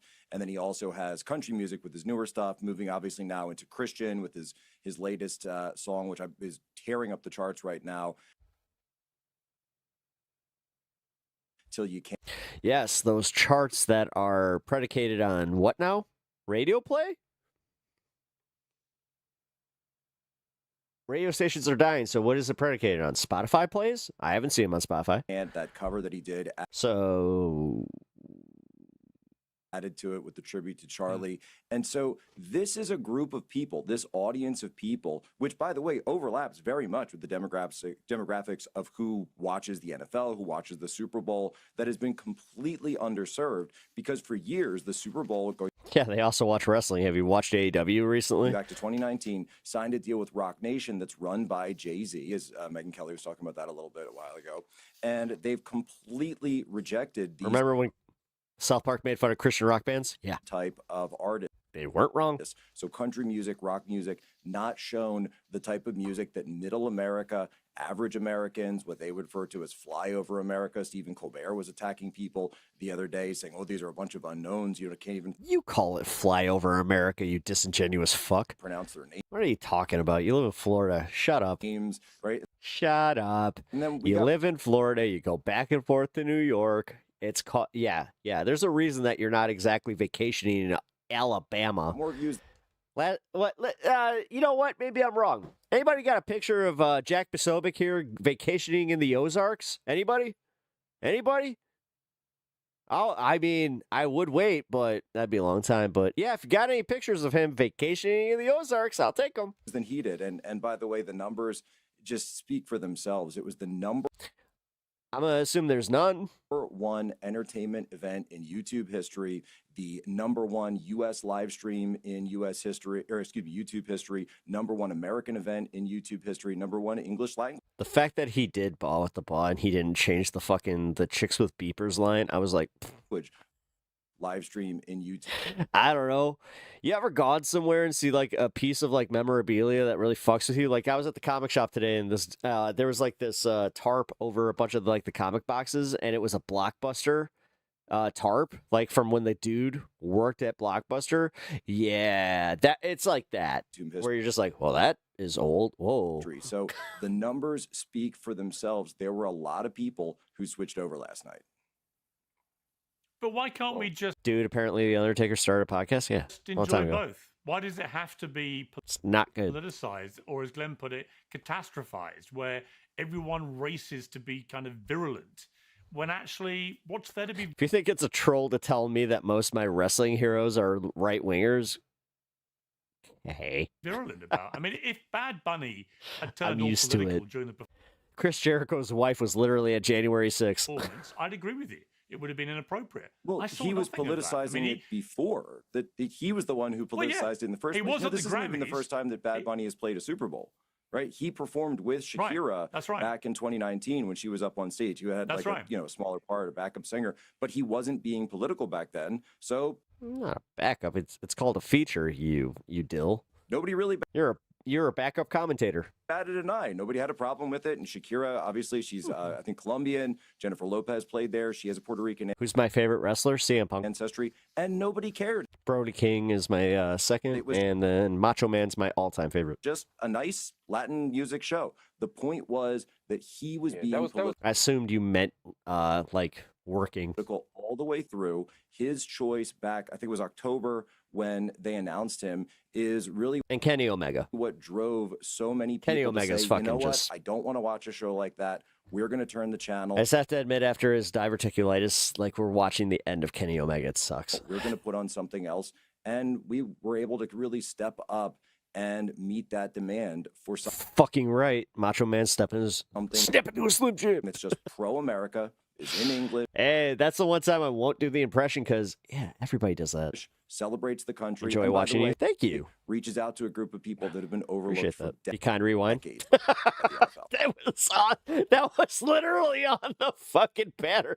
Because rewind, and then it had like the what they call the game thing. It was like not Game Freak. GameSpot? No, fuck. It was like their place where they used to like have the Nintendo 64. That was also there. To be clear, that I mean, well, hang on one second. I'm just going to get I'll take a picture of it next week. I'll put it in Discord. You know, I made this point to Megyn Kelly earlier, is in a way, he's the perfect American story. He was born in Puerto Rico, part of the United States. His dad was a truck driver. His mum was a teacher. You know, he I find it funny that all the right wingers on the panel have given a separate reason why. any money or any privilege. Contradicting reason why. He worked his way to the top. He worked hard. He got a break. He took it. And he's Have a good become one. Alexander and Decker. I will see you later. the biggest star in New Wolfpack was the shiznit. Ugh. the world. New Wolfpack is where it lost me. I mean, if you look at just his I hate to say, when Sting joined the Wolfpack, I was out. downloads on Spotify, he's number one. He's the guy. And therefore, he's earned his ticket to the Super Bowl. And frankly, if the They're always calling criteria it right or left. Hey, I appreciate for that. Super Bowl performance is you can't be critical of any administration, then you're going to rule out almost everybody. Time for me to go be a good wage cook. Oh, most of these celebrities, for better or worse, at have some a good day at work. stage criticize a president or a presidency, and it depends whether they're from the right or left, which one they do. But, you know, if we're going to be honest about this, I don't think that can be a criteria for deselection. Nobody wants some politicizing. Sting was your favorite? Nice. The actual performance. I saw him with Darby Allin in AEW. But if we're going to say, look, you can't be critical Happy I got to see his last run. or politically active at all, and otherwise you can't perform, who's going to be left? Well, I agree with you, Piers, that Bad Bunny has benefited greatly from America. The problem is he constantly shows ingratitude, including... Oh, my God. During the performance. I have always hated these motherfuckers just being like, I don't like Italian Americans that show ingratitude for the country. I don't like Irish Americans who show ingratitude. Get fucked, you cunt. Performance. The very fact that he made this little joke at the end, he said, God bless America, but I'm actually going to name all these Latin American. That's like 7 times I've said that word today. American countries. I'll throw America in there somewhere toward the end, but I'm going to claim Puerto Rico as my homeland, not America, even though I'm an American citizen. That is an expression of the kind of ingratitude that we were expecting from Bad Bunny. The fact that if we were supposed to have this great unifying performance, the fact that he sang exclusively in a language that well, he wasn't born in Florida, numbnuts. Most Americans, and certainly most Super Bowl viewers, don't speak, is offensive. That demonstrates an ingratitude toward the country. And even if he were talented and skilled, and I'm not saying that he is, I find his music awful. I'm totally with Glenn there. Even if he were talented and skilled, the Super Bowl halftime show is not some purely meritocratic event. We do it for a reason, and we do the Super Bowl for a reason. This is America's, not the whole hemisphere. A lot of the hemisphere like soccer. I had to choose one of the longest Piers Morgans. This is America, USA, baby. This is our main sporting event of the year. It's a celebration of America. The purpose of it is for patriotism is fucking cringe. Yes, it is. Patriotism. Nationalism is cringe in general, but patriotism is a special type of cringe. Wrapping yourself in the flag, just America, yeah. Want to fuck my flag every day, yeah. It would be nice if the audience were able to understand the music, and it would be nice if the performer didn't constantly express antipathy for the country that I think you're right has been very good to him. I just don't think he's been very good for the country. Did you understand the music? Donald you speak Spanish? Hang on. I'm curious. I'm just asking. No, I want to ask Michael a follow-up, which is this. So when Donald Trump... Well, can you just answer that yes or no? What was the question? Hang on. Well, do you speak Spanish? Did you understand the music? No, I have Italian, a touch of French, and Latin, but unfortunately, Bad Bunny doesn't sing in any of my preferred languages. Esperanto would have been better. Okay, frankly. but I only asked because you criticize his talent as a... Go ahead. Well, I'll come back to it. Well, I can understand percussion and rhythm and melody even in another language, and that was all pretty bad. Right, but you understand but Italian. Piers, you're right. I speak a bit of it. Right. But you understand that he's a rapper, and so the skill would be the lyrics, and you didn't understand the lyrics, yet you're saying he's not skilled at his profession, which is writing lyrics. Yes, music isn't exclusive to a single language. It involves notes and chords and percussion, so you can understand those even in a different language. Let me bring this. Right, but that's not the point I'm making. You're being obtuse. He's being obtuse. What I said is his skill as a writer is to. I understand what music means, but what we're talking about was his writing. You said his skill, his express skill is writing music. It's lyrics, and you're saying you didn't understand the lyrics. And you're doubting his skill. You inserted that because you tried to make a point that I refuted. No, what I'm saying is, I'm telling you what his professed skill is, what his articulated skill is. I thought he was a dancer and a singer and a pop star. You're trying to narrow it to try to save your point. Right. Look. No, I'm not doing that. I'm trying to make a point that you're not listening to. All right, Mark, look, let's just agree. Whether you like him or not, he's obviously a brilliant singer-songwriter, or he wouldn't be the most streamed, downloaded guy in the world. The point I would make to you, Mike... He's saying he's not a great songwriter. That's the point I'm making. Well, hang on. Please let me ask a question, which is, again, a question I put to Megyn Kelly. Donald Trump, in 2016 on the campaign trail, played Nessun Dorma by Luciano Pavarotti at every single one of his rallies. He's played it at the RNC, right? And it's all in Italian. I didn't see anybody leaping But Italian's a white language, you fuck. up and down saying, well, we can't understand it, therefore it's an insult to all Republicans. The birthplace of fascism. Why wouldn't you love it? What's the difference? Has he I seen think it there in is a Godfather movie? Difference between whatever Bad Bunny does and a 100-year-old beautiful Italian opera by Puccini. But even putting that aside, President Trump What's plays the Nessun difference? Dorma at the end, a What's the beloved song in difference? America. Well, the difference is one is a much higher form of art and a much more beautiful song that is much more widely appreciated in America for 100 years. And, But that's the point I'm making. Hey, Sputnik's back to say the exact same thing he said earlier. Liberal jerk off. And beyond that, though, this is an important clarification. President Trump plays this beloved song in a foreign language once at his campaign events. The rest of the events are in English. You know, I've been to some of them. And so had Bad Bunny done one number in Spanish or something, I don't think anybody would really be complaining about that. The fact that his entire performance at the apotheosis... Well, historically, Italy is literally the birthplace of fascism. You know, Mussolini. Read a history book.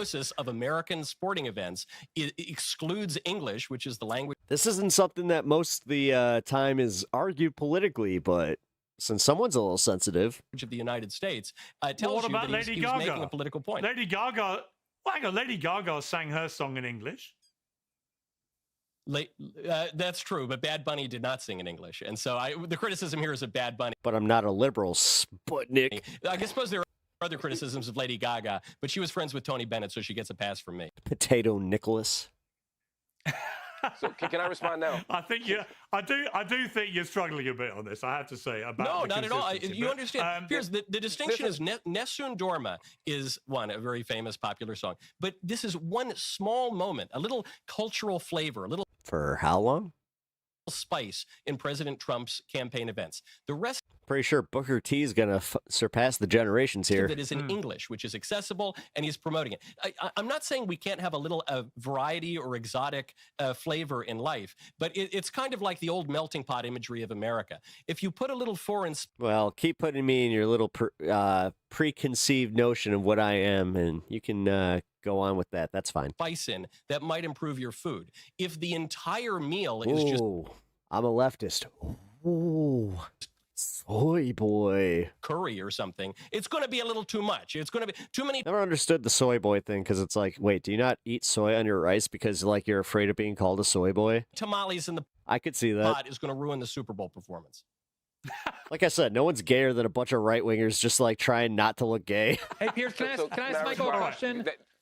That's really disturbing and disgusting. Well, I still haven't been able to respond. I can't put soy on my rice. That might give it a little bit too much flavor, and then I might also be called a soy boy. Tamales are very disgusting. I agree. Let me bring in Glenn quickly. Then I'm going to stop. How fucking just Like if you look at the last 20 years, exhausting is it to care that much about shit like that? Years of Super Bowl presenters, huge numbers of them have been non-American, going back like to the aftermath of 9/11 when we had the Rolling Stones and U2 and Paul McCartney. No, I like using their homophobia against them. And I know. Today, like, it's an experimental day where I'm just like, no, you know what? Like, they're gay for Trump, they're gay for this, they're gay for that. The Who, all kinds of groups that are not even American, and there's all sorts of other ones as well. But also anybody that comes after me for saying like, oh, you're using homophobia. It's like, no, I'm calling them gay because they like men. Those are. I'm just being objective here. Extremely politicized musicians, to say nothing of people like Madonna and others who have hosted halftime shows. I don't understand why they are totally fine. These fuck Trump, non-Americans, these foreign ternary. Yeah, I guess the joke did go over my head. These It's been a long streak. people who are highly politicized, and then suddenly Bad Bunny, who's an extremely popular artist among most Americans. Maybe Oh yeah, like how they banned Bud Light because they fucking sponsored what's her face. not everybody here, but among most Americans, that's why he's so popular. Because they sung Trump penis. Hosting Saturday Night Live, a central figure to American entertainment, Tiny Trump penis. and culture is suddenly such a problem. Like, what is the difference? Trump has such tiny Happiness. Difference between I'm happy him. to That's why it takes the line so long to get through, is because they have to like get through all the fat. They have to like kind of like find it. And each time, do you think they all talk about it afterwards though? Where it's like they're cleaning up. There's like, they all have like a little rag with a little bit of orange on it. And they're just like, yeah, that was a little harder than I thought it would be. And I'm not talking about his dick. And past musicians. I'm happy to explain. So all of the foreign artists you're citing, this has been a fun day. just coincidentally come from England. 1 second, Mark. Is more Glenn was asking me a question. Oh man. One similarity that they all have is they all speak English, and our country, in fact, comes from England. 90% of America's never heard a Bad Bunny before Sunday. That is true. So we have a shared cultural patrimony, and all of those artists are beloved in If I wasn't a wrestling fan, I probably wouldn't know who he is. America. They're all. But yeah, then he started a tag team with Damian Priest, and that was just like, hey, this Bad Bunny guy's all right. Libs, there's no doubt about it, but they're kind of polite about it. They're not. And then I heard Booker T, and I was just like, this song rules. Not in your face. They're not, for instance, pushing transvestitism and like guys grinding on each other and like attacking ICE and federal law enforcement. They're not pushing that like Bad Bunny is. So I think it's just different. Madonna's like, I don't know, in her 80s. And trust me, you don't want her performing. You don't want her performing. You will regret that. In kind. She still thinks she's in her 20s. Madonna is not we have very different memories of Madonna. Madonna, if I could just point, pushed. Pushes slightly deviant sexual. You know what's funny? I have a Madonna cover of a random magazine where she's literally grabbing her puss. But Kay. I could point out the elephant. I agree. If I could point out the elephant as the token Englishman here. Listen to more music outside your genres? Hell yeah. If I could point out the elephant in the reggaeton is room, which you've just hinted at. Hey, I was a Sean Paul fan before all this, so you don't even speak. My wife makes fun of me. She's like, "You're one of the only people I've ever known to like." Why do you have Cheetos dust on your lips? It's not Cheetos dust. Thanks for the 5, man. But yeah, my wife has actually made fun of me for unironically liking Sean Paul. Like, if I got like tickets to see Sean Paul, I would be like so happy. You guys speak English. No idea. You speak a foreign language, which is mine. It's my language. We perfected that language, Piers. That's the distinction. Actually, in many ways, you've ruined it, and you know you have. Right, whole fire panel. I'm going to come back to you in a moment. I want to be joined now by Professor Scott Galloway, whose new campaign, Resist and Unsubscribe, calls on Americans to cancel ties with a host of brands in protest against ICE and President Trump. Based. Scott, welcome back to Uncensored. We're keeping him up. It's good to be with you, Piers. Glad to see you back in action. Sean Paul rules. Fuck yeah, he does. Thank you. I would say fit and raring, but I basically hobbled up my high street for 20 minutes today, and that's the limit of my range, but I'll take it. Small acorns. Just, first of all, do you have a view about Bad Bunny, about this whole I also have a debate? I don't know. I got a love for Mr. 305 worldwide. You know, I was in the UK. I didn't even Pitbull rules. watch his show. I saw clips of Bad Bunny. He's the most popular artist in the world. I just hope he had a nice time. I hope the fans had a nice time. And it's just sort I'm exposing a lot here because it's like, yeah, this is pretty much my iPod. of disappointing that everything has to digress into a politicized argument. I hope, you know, my favorite commentary on the Super Bowl was from the account that's supposed to be Elmo, the Sesame Street character, and that is that No, Sean Paul and Pitbull should have done. Oh, he hoped that both teams. That would have been my ultimate Super Bowl. Oh, Shakira. Oh, both teams had a really fun time. I just don't care. I'm glad. The majority of now, if America they could have done this in 2007. Now under the age of 18 is now non-white. The NFL was a brilliant move to bring on an artist that's the most popular person in the world. I had the biggest crush on Shakira. So people watched it, seemed to enjoy. Still do. Fuck it. You know what? No, still do. It's not, she looks great. Not my kind of music, but I heard Tom Petty or George Michael wasn't available. So more power to them. I didn't know much about him, but I got to say I really enjoyed it.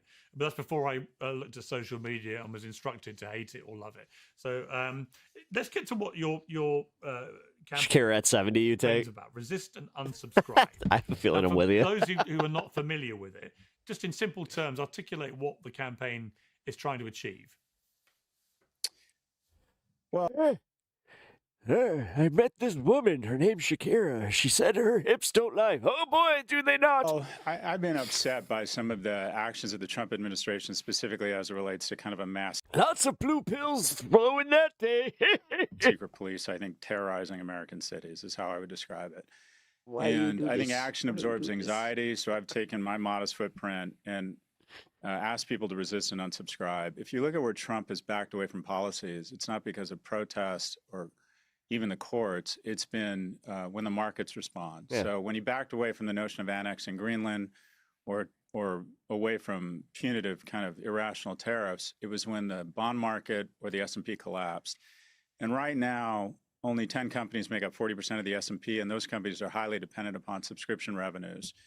So I wanted to send a signal that people have kind of this weapon hiding in plain sight, and that is their non-participation, specifically to unsubscribe from big tech platforms. So I built a site, Resist and Unsubscribe, where you can learn how to easily unsubscribe from different big tech subscription platforms. I'm getting about 100,000 unique sites a day. I think we're going to get somewhere between 300,000 and 1 million unsubscriptions. But I want to send a signal to Americans that the most radical act in a capitalist society is non-participation, and that you have power. No, it's literally getting rid of. When I got rid of Disney, I initially thought that it didn't matter, but then I've been seeing their emails begging me to come back. It's like, okay. Or to decide where you want to spend your money and where you don't want to spend your money. Do you own stock in any of the big This guy's cure voices the cure to insomnia. tech Yeah. companies? You personally? I do, and I've decided I'm going to sell. I own stock in Apple and Amazon. I've started selling my Apple stock. To be honest, Amazon's a tough one for me because it was my big tech stock of 2026. I want to be clear, Pierce. I don't have perfect moral clarity around this, and I'm not telling people which platforms they should unsubscribe from or if they shouldn't go into work. I'm a guy like you who has some economic security, so I don't want to lecture. I don't want to be generous with other people's time or money. Yeah, I was about to say, careful with that shit. What I'm suggesting is that if, like me, you go on, you can find out that you might have 3 Apple TV Plus accounts. You didn't realize it. That maybe you don't need 3 LLM subscriptions. I found out when I unsubscribed from Amazon Prime, I was a member of Amazon One Health, and I'd been paying $200 a year for the last 6 years. Do you need 2? What the fuck? You make an amount of money that, honestly, what the God? This is why I keep saying, guys, like, they can't conceptualize money. That's why I'm convinced that everybody that's in my chat that, like, trolls is making under $75K a year. Ride-hailing programs. They don't understand. They just don't get it. They don't get what it means to actually have money. But I'm going to be transferring my assets out of Goldman Sachs into the RBC branch in Minneapolis. I'm going to sell down my Apple and my Amazon stock. I'm going to try and lead by example here, but I want to be clear. I'm not perfect. I will still always opt for my economic security. But the people who take time on a Saturday to protest. So you're a sellout. The people who are. If it means your economic security or actually joining a broader movement, then you're always going to choose yourself. So you're a sellout. Do not try to be a voice for this movement unless you're willing to make the hard sacrifices. Honestly, because of this, I was initially just going to speed it up. I actually take back what I was saying. This guy's not as base as I thought. Calling on people to punish tech companies, not merely for supporting Trump. That's not okay. Or in some cases, in any way supporting Trump, but because he rightly observes. Make your cap. They're propping up. This is why you shouldn't live beyond your means. The U.S. stock market. And so the upshot of all of it is that the left wants to tank the U.S. economy in order to punish President Trump for the crime of having been elected by most American voters. I get it. You know, if my party had just been vanquished at the polls and if the other party had unified government, I might be trying to make these desperation plays too. I think it's contrary to the common good. How come you guys aren't actually doing anything like substantial because you have all 3 branches of the government? It's almost like this would be the perfect time to do some, really popular legislation and get it passed and like kind of shape the country for the next, couple 100 years even. But you're doing that just in the laziest, most capitalistic way that leaves all of us behind. Great job. I think if the U.S. economy actually did take a serious hit, that would really it's coming. Hurt people. If any of you recognize trends, especially economic trends, then you know it's coming. Of the people that the professor claims to speak for, I think it's unpatriotic generally, but I kind of get it because they've tried their electoral and political and legal means. They've tried to take out Trump 10 ways from Sunday, and it hasn't worked. So I guess the last attack is let's try to destroy Amazon.com. Scott, your response? Yeah, we don't know each other, but I can guarantee you there's almost nothing that's desperate about my life. Two, not your life, if you look the at campaign polls, is what I'm saying. If you look at polls, I would argue that... I thought you guys didn't trust in polls. Polls are not the president's friend right now. And what we have is probably the most unpopular... You just saw him do that. President. I just brought polls. That's right. I shouldn't bring up polls because polls aren't great. This point in the presidency in history. And two, everyone has the right to decide where they're going to spend money and where they aren't. And we have a very fragile economy right now, which is 10 companies propping up the S&P and responsible for 70% of the earnings. Jesus Christ. Did he take a fucking melatonin before doing this? And if somebody decides that they want to send a message to the administration and a message to the president and a message to as long as this guy's in here, I got to speed this shit up. Leaders who have been texting me how upset they are about these policies, but not speaking out publicly, then I think that's their right. And what I think policies that an economic... do you object to, Professor? Well, having a mass secret police shooting mothers in the face or denying a person's police? first second. You're referring to Border Patrol. Please stop interrupting me. I let you. I'm just trying to clarify. I let you prattle on with your trafe. Let me finish. I'm just trying to understand what you're attempting denying to say. A person's... He just called you out for being fucking a trifling piece of shit. Border Patrol and secret police? Denying a person's First, Second, and Fourth Amendment rights, putting 10 bullets in them. Michael Knowles is not doing as well as he was before, and you can tell. A person, an ICU nurse, you're talking about Alex Preddy and Renee Good. You know, secretly, all these guys wish a Democrat won. Is taking care of veterans because they have to go out there every day and defend this shit every day. Like, I just thought about this. Being a MAGA commentator has to be a level of exhausting that I will never experience because I'm not a mouthpiece for any party or person or any of this shit. These guys need to hold to that to continue their grift. That's insane. Bringing the chaos of the border to every city. Like, I would feel bad for him if he wasn't such a piece of shit, but like, no, you made your bed, Mike. Lay in it. Having a mass secret police, tariffs that make absolutely no economic success and are declining or hurting the prosperity of Americans. I think there's a lot to choose from here. Okay, so I wanted to clarify, because you say that you're very upset and we need to tank the U.S. economy in order to stop these... They don't believe most of the shit they say? Yeah, that's what I thought. I did not say we need to tank the U.S. economy. You said you want to damage the companies that are propping up the U.S. economy. So I'll just make the point. I say it's your right to not support companies. You say it's their right, but you're calling on them to do it. So you're encouraging them. This is not a neutral action. You're saying that you want that to happen, and you want it to happen because President Trump is deporting people, not through a secret police, through a very public police.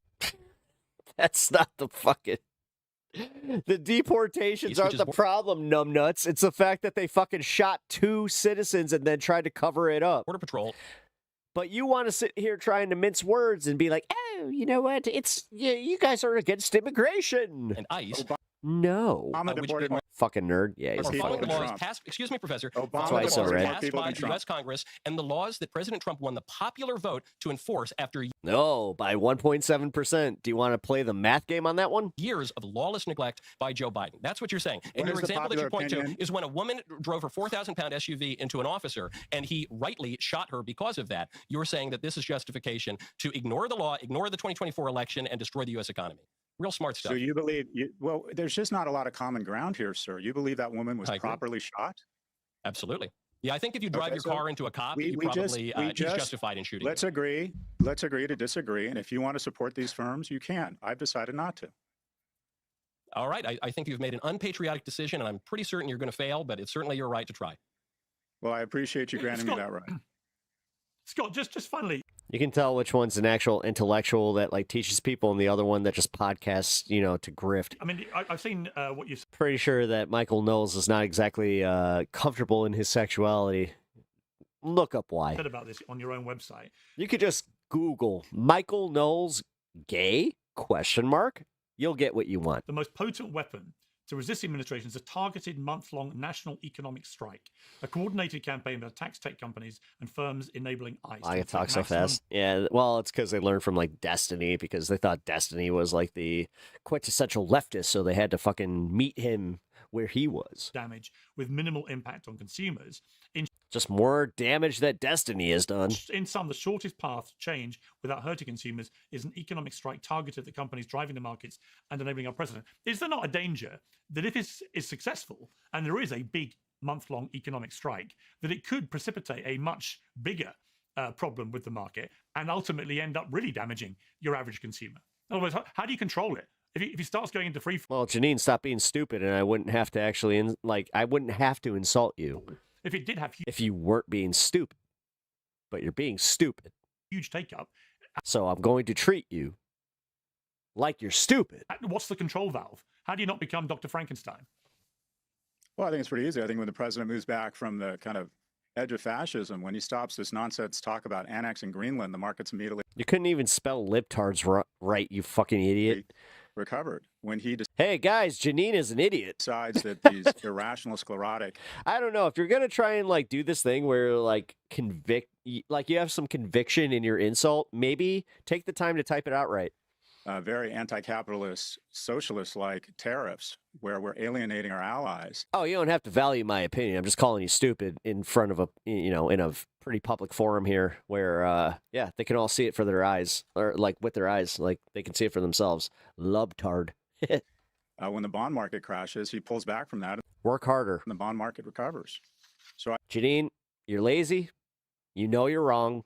You know you're unpopular. That's why you're here. I think that any damage inflicted on these companies' growth, keep going, or on the markets could easily be walked back by deciding that, okay, federal agents should not.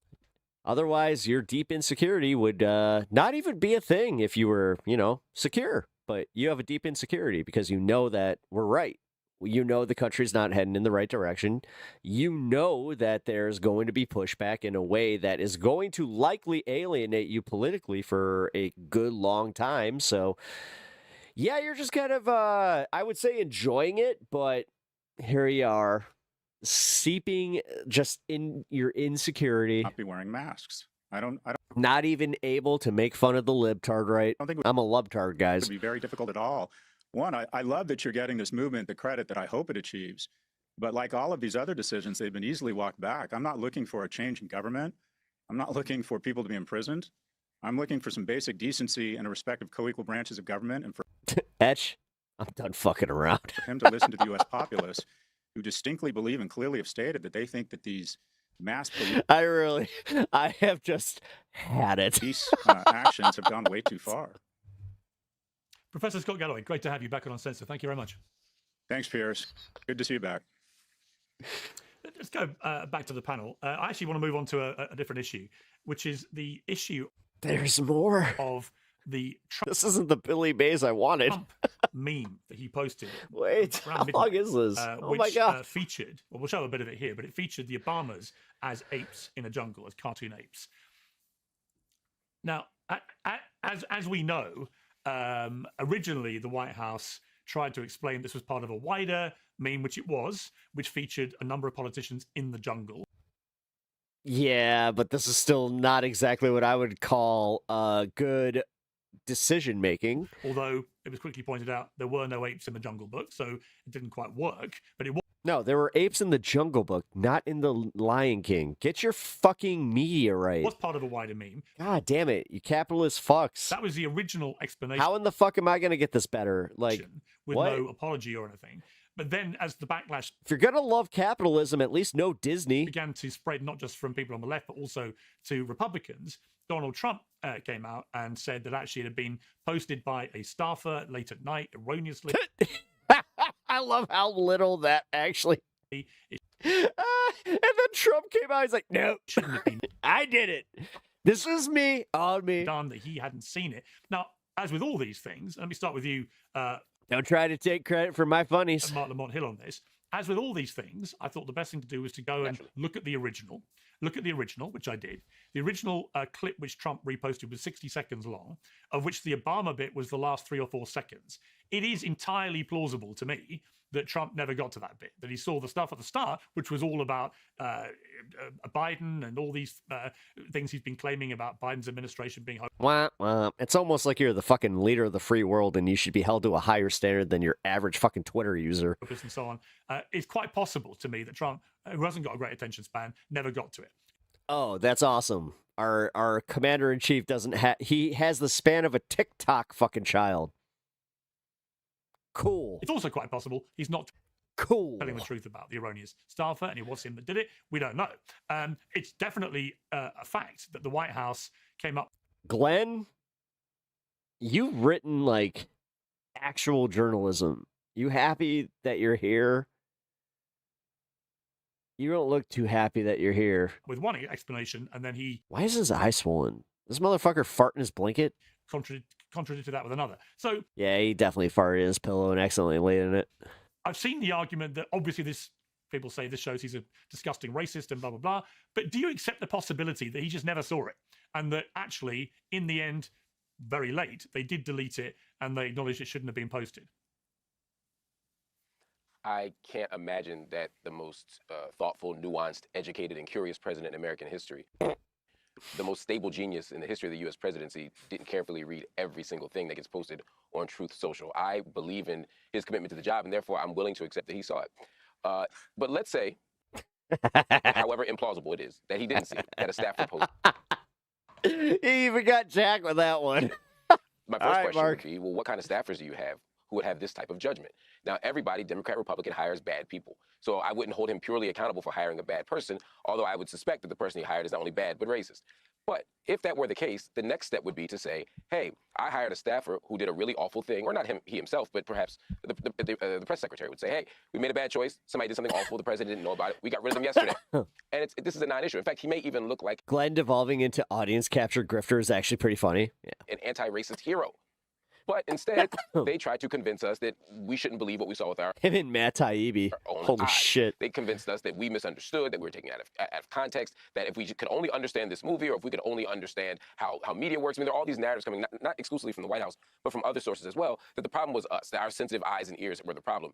And it was only after the backlash started coming from people like Tim Scott and others who said, look, even we think this is bad. We love kissing the president's butt. We don't think anything is racist, and we still think, I don't know, maybe you shouldn't put the Obamas as monkeys. It was only then that they were able to take this third tack. It's the lying and the dishonesty and the misdirection that makes it hard to believe or trust any of it from them. And that's why I'm frustrated from this. Jack Posobiec, it's quite hard to know what to believe here, isn't it? Because of the changing narrative from the White House itself. And Mark raises a good point. If it Why does Jack Posobiec's face look like a dog's butthole? was a staffer who did this erroneously late at night, given the obvious Just an observation. damage it caused to the reputation of the White House and the president, because it's blatantly racist, that part of that meme at the end, why is that person not being fired? Yeah, look, Piers, I caught this a little bit late as far as everyone, when it was going viral. And I didn't even realize, to your point, that it was at the end of a longer video, which, I think anyone's been on social media long enough, they've probably had something like that happen, where they post something, where you watch part of it, and you think, oh, this is great, I'm going to retweet it, I'm going to embed it. And then that's what happens when you spend 22 hours a day on Twitter. And suddenly there's something that pops up at the end that, you didn't intend to. I do kind of buy that that's probably what the explanation was. I can't even, furl my face. As to what happened, I probably think they just missed the end. It was one of those autoplay deals. But at the same time, that being said, I would say that you gotta tighten up the social media team, whatever that is. So if this was a staffer, you gotta tighten that up. It was auto scroll. Certainly, there's been that's a new one turnover already in the social media team. So you're telling me the president of the United States is putting an auto scroll out there as his own truth? I'm not sure if that's better, Scott. Team around the president. I actually think that might be worse. Around the White House. Wouldn't be the first time. Bro, did you really just make that your main argument? And as a staff, that you do actually have to overview what is getting posted on your account. You have to view what is going up, what is going out. They got their best and brightest on this one, guys. Because that's going to ultimately reflect on your administration. It's going to reflect on your White House. And so if you're doing social media for the president, guess what? That's your job. First and foremost, your full job. Why are you still promoting a halftime show that you didn't even win with. Glenn Greenwald, I mean, Dude, you didn't even beat the Puppy Bowl. That's embarrassing. Like the Puppy Bowl is objectively better than the Super Bowl. Like, I love me some Puppy Bowl, which the winner died. Like, depressing. I wonder. But yeah, how many less depressing than Kid Rock lip syncing in the first half of his little fucking performance there. That was cringe as fuck. people went and looked at the whole meme that was posted As someone who actually like has Kid Rock's like first album, by Trump on his tweets. yeah, his performance of Bob with the Ball, where like he just like kept dropping the mic and shit. It was just like, oh damn. Social. Because I do think it changes It's the like- potential context. Because it is 60 seconds long. The Obama thing just pops up out of nowhere, completely disconnected At that point, I'd rather just watch like a Hatsune Miku kind of thing. to what you've previously watched. It's almost like it's, a conspiracy theorist, and it may not be a mad conspiracy, would almost suggest this has been done deliberately to trap the White House or trap Trump or trap people on the right to post this. Well, it could be. Yeah. I've seen that Oh yes, it's a trap. It's a honey trap. positive. It's not a mad idea. You put something right at the end of something they all love to look at, which is the earlier part of the meme absolutely is into the MAGA playbook. about how awful Yes, Biden yes, was. yes. And then at the end, you put something So you're telling me that preying on your idiocy is actually a good tactic? Cool. Thank you for that. in there very quickly, which is incredibly All right, racist and note offensive, taken. and yet people don't notice, which it Yep. looks to me like they didn't. Do you Cool. believe, Glenn, that Donald Trump saw that Well, bit of the meme, you may believe that bullshit. Most people don't. saw the Obamas as apes in a jungle? Like, I've never sent my wife a tunny nug, or like a tiny nugget, or tubby nugget. Sorry, not tiny nugget. Tubby nugget video, thinking, oh, this might end with some just like, oopsie racism. And still posted it himself. I Hi, Fred. honestly don't. And the You look like you're having a bad day. Well, you know what will make that better? A little bit of racism. reason why I don't is because Donald Trump has been in public life for 10 years. He's obviously Shout out Tubby Nugget for making my days better. made a lot of statements that have been controversial, polarizing. Lots of people found offensive. Lots of people found racist. But this is a level of sort of bluntness and overtness, just like, hey, I'm going to post a video that shows the Obamas as apes. That just seems unlikely to me to have appealed to Trump as something that he ought to post. There have been people who have isolated this video and seem to have demonstrated that it Seriously, why does he look like he farted into a pillow and just was just like, comes as kind of a continuation of the video into a next video, that it wasn't even part of the original video. And the fact that Trump took it down, that the White House took it down, is the kind of expression of regret that you rarely see from Trump, I think, indicating that this is a line that he would not typically. oopsie, you know what? I did an oopsie racism. You know what? Everybody will get over it. Typically have crossed if it had been something that he had actually seen and had registered. What if we just double down? I absolutely believe it's something that he just didn't end up seeing, despite the change in explanations. The one thing I want to quickly add, though, is I do think that there has been a lot of kind of increased transgression when it comes to overtly racial themes in our discourse, in large part because there's been a lot of censorship, a lot of suppression, and that creates a backlash where people say, no, I'm going to prove that I can talk about this. And then the other thing is, No, it wasn't an auto scroll where they were watching that and all of a sudden the Obama's faces popped up as the next video. That's a new one. And guess what? I'm just going to say this. Just, Scott, if you're going to go on other channels spouting that shit, don't be surprised when people call you on it, because that's a fucking reach. there have been kinds of racist discourse from the other direction that are completely acceptable. There was a video circulating of a Democratic state legislator saying, we minorities all have the same oppressor. These are white people. We have to make sure we unify and take over the That's what. Why is this president even posting memes? He's the fucking president. The country and render white people. Yeah, I'll say this. I don't miss Joe Biden for shit, but I do miss the days where I didn't have to worry about, like, oh, what did our president tweet that might move markets? A minority. And when you start to, God, those were good days. Kind of ratify. But you know what? Here we are. I'm embracing the chaos. Endorse that type of racial discourse in one If direction. you all got kids, woo! You're the ones who really got to worry. I think the reaction is obviously going to be, for so many reasons in this Trump administration. Where if that kind of racial discourse is Oh, allowed, we're not man. going to care so much about racist discourse from another As group. I said, just make sure they don't get in the modeling industry. And that's a big part of the dynamic here. Otherwise, they will just end up as fodder for the next J.D. Vance administration, since all of them have proven that they are so willing to protect the status quo of, I don't know, what were they protecting? Yeah, I mean, Michael Knowles, just finally on this, I mean, I did see some people arguing, I thought there was merit to that argument, that people on the left think nothing of portraying Donald Trump as Adolf Hitler. who murdered 12 million people, including 6 million Jews in a Holocaust. I've seen loads of memes of Trump as Hitler and Nazis and so on. And, I'm not comparing Nazism with racism, but they're both very, very, very offensive. And I have never seen the level of outrage about comparing Trump to Hitler that I've seen having the Obamas as aides, which is clearly a racist trope. I don't think Trump saw it, but I do think it would have served him in good stead to have actually just said, you know what, this was done. Okay, so then he's not tweeting his tweets, so stop truthing. Like, stop going on truth. If it's a staffer, then that's not him. That means that everything that you buy as him tweeting it is not him. Do you understand how stupid these motherfuckers are for even going with this one? Done completely inadvertently. I didn't. Oh, yeah, it was completely inadvertent. See it. The Jesus Christ, Piers. end of this, and I'm very sorry for the completely understandable outrage it caused. It was totally unintentional. It would go so far if Trump just occasionally did that. If he just accepted he screwed up, and but he will never. No, Rob Cohen made sure that wasn't a thing, so maybe you should own that one. Give an inch. Come on, man. And it's because he says the other side don't, but I just wish sometimes, as someone who's known him a long time, come on, Donald, you can do it. Just say you screwed up and you're sorry. We know you've known him a long time, but that's not something you should be proud of right now. You know who else knew him a long time? Jeffrey Epstein. It was giving half an inch. And the fact that everyone on this panel basically agrees that Trump probably didn't see this, he probably didn't actually post this himself, I think tells you... No, don't put words in my fucking mouth. Or Mark's mouth. There's a reasonable degree of consensus on this issue.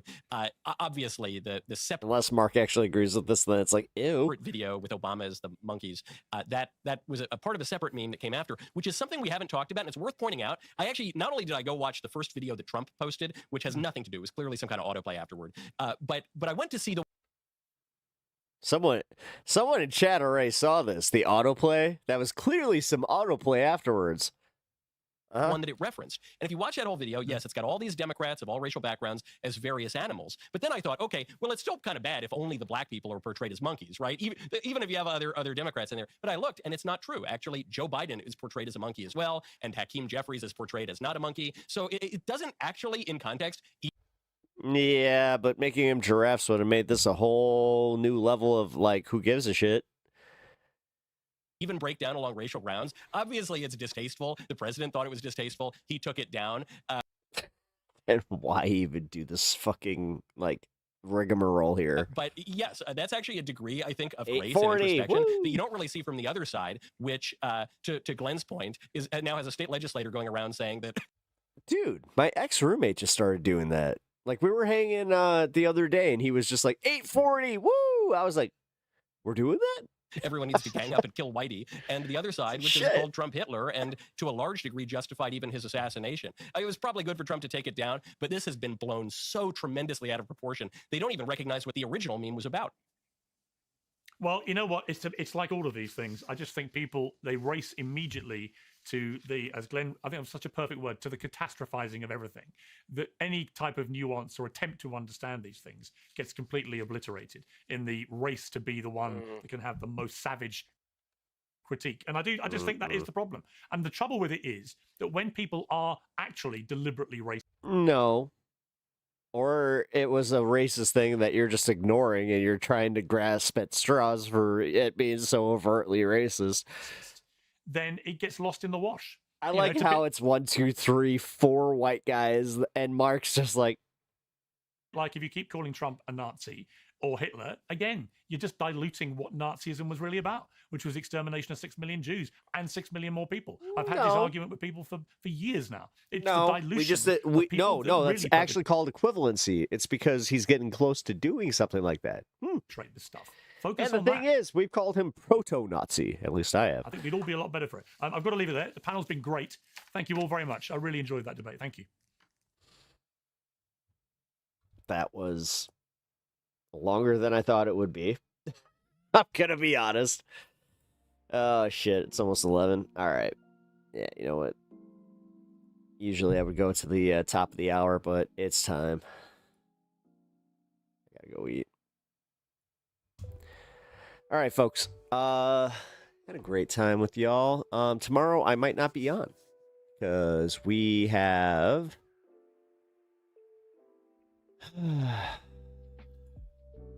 Actually, hold on. Let's see. Oh, shit. You know what? Yeah, it might be on later. All right, I'm going to pay attention to the news because I know there's some planned protests tomorrow. Yeah, maybe I'll cover those. We'll see. We'll see. Depends if those actually happen, though. Wait, did they not ask Mark? No, Sylvie, they did not ask Mark. Go figure. Awesome show, Pep. Thanks for the laughs. Hey, thanks, Ash. I really appreciate that. Thanks, guys. I appreciate you all hanging out. Oh, fuck. And it has been fun. But, like I said, tomorrow is a D&D game. And I expect this one to be quite epic. So, there's a very good chance that I'm not going to be able to stream. Because, yeah, unfortunately, DM likes to kind of make things a little bit more cinematic. And, yeah, like, we wrapped up a battle with my last session. And he did, like, an hour of, like, wrap-up, but it was perfect. We're playing Daggerheart. If you do not know the system, it's made by Critical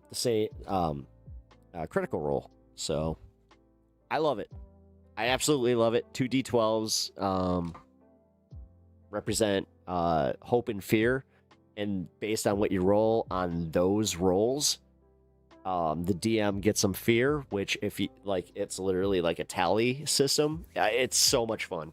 Have fun? Oh, I will. No, I'm gonna have fun regardless. I cannot wait. Jork the Orc is about to have a jolly good time tomorrow. We get to meet a new party member because we had a official death in our party, which I've never had that happen. Never. I've been playing D&D for, half my life, and I've never experienced a actual, like, party death, like, or like a actual, like, death in the party. We always resurrect, or there's always something storyline-wise where we bring him back.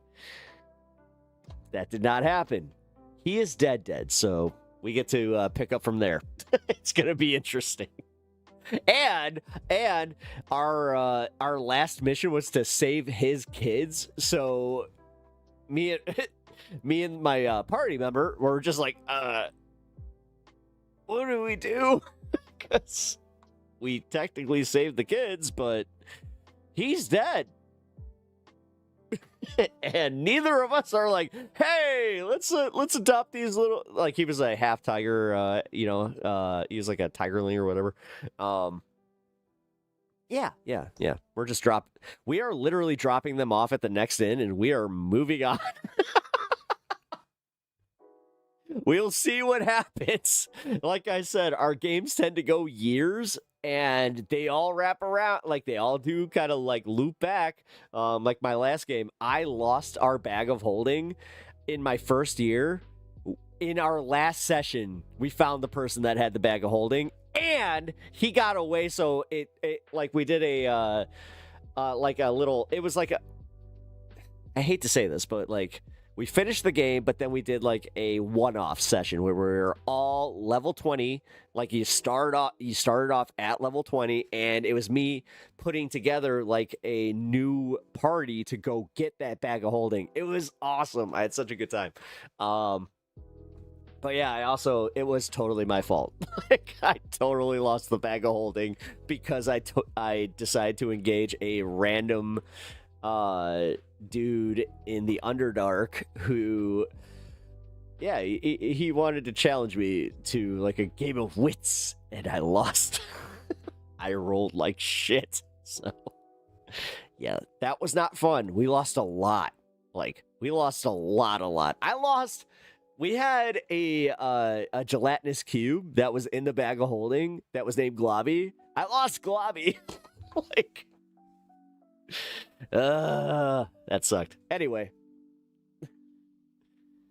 I lost the bag of holding, No. Do you understand how embarrassing that is when your entire party looks at you and they're like, you did what? And this was at the end. This was at the end of combat. We had just finished like an epic battle. Again, this was it was Journey in the Underdark, so we were about halfway through. So it was the Mushroom Queen. I remember exactly where this was. It was right after we defeated the Mushroom Queen, which if you know D&D, you know. Yeah, we defeated her. We walked around the castle. And as we were leaving, he's like, you encounter a stranger. It's like, ooh. Did I get all my stuff back? No, not at all. No, they it was the most anticlimactic thing ever. They sold all my shit. Globby was pissed. So Globby became a final boss, which I thought that was a cool little touch. I'll be honest, like he was a giant gelatinous cube. Yeah, R.I.P. Globby. We totally, yeah, I had to kill Globby, and yes, it was very sad. Dude, that sucked. That really sucked. What up, Kois? How you doing, man? Good to see you. I'm talking about my my last D&D game. Yeah, I'm literally just unlocking. I was about to say goodbye to everybody, but I was telling everybody how I'm about to play some D&D tomorrow with my new character that is Jork the Orc. Jork the Orc, but I'm technically called Jork the Dreamweaver. Because, yeah, anytime that I do something special, I have to play literally on it. Like I have my Spotify queued up where I play the chorus to Dreamweaver. And it's incredible. I love it. It definitely made for a more interesting session, but it does annoy my DM because he's just like, oh, wait, you got it queued? It's like, yeah, I got it queued. All right, let's go.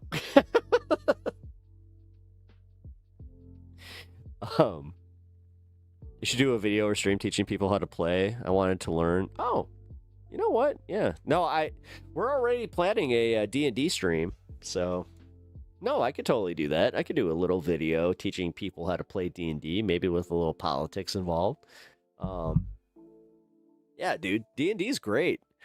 Daggerheart's different, so I might have to do like 2 different ones because Daggerheart is probably the new system that I'm gonna play. Like I'm genuinely toying with doing a Daggerheart system with you guys, but because 5th edition D&D is still the standard, I might just have to do that. Yeah, actually, now that I'm like talking about it, because Daggerheart has like cards involved, and it's like, yeah, there's a learning curve. Yeah, no, I should just keep it at D20. But yeah, I'm writing the session. I hate to admit that I've been writing the session for a long time. For you guys, like for the one that you guys are going to be part of. I have it worked out for a 6-person party, but it will work with 5. Your passion for this would make you blow up like, oh, thank you. I appreciate that. I mean, I got a passion for politics too. I like my D&D. D&D day makes me happy. Been watching since I got to work. Was gonna say hi and bye. Kois, I appreciate that, man. Very cool. Well, we're in the last 10 minutes. I might as well just like chill for a few more minutes, but which isn't the worst thing. You got me talking about D&D, which is the easiest way to get me to just stick around and be like, yeah, D&D rules. I don't care, dude. I really don't. I have been getting made fun of for liking this type of stuff my entire life, and now that it has become kind of mainstream, I have to say, like, it's kind of funny. Like, I've seen like people that made fun of me for this playing like on their social media accounts where I'm just like, Oh, that's cute. So you figured out with your work friends that, that thing that you used to make fun of. And I'm sure that he's told the story where it's like, yeah, there's this guy Pep that I used to like totally make fun of. He's actually kind of cool guy, but yeah, didn't really think that I would get into that D&D shit.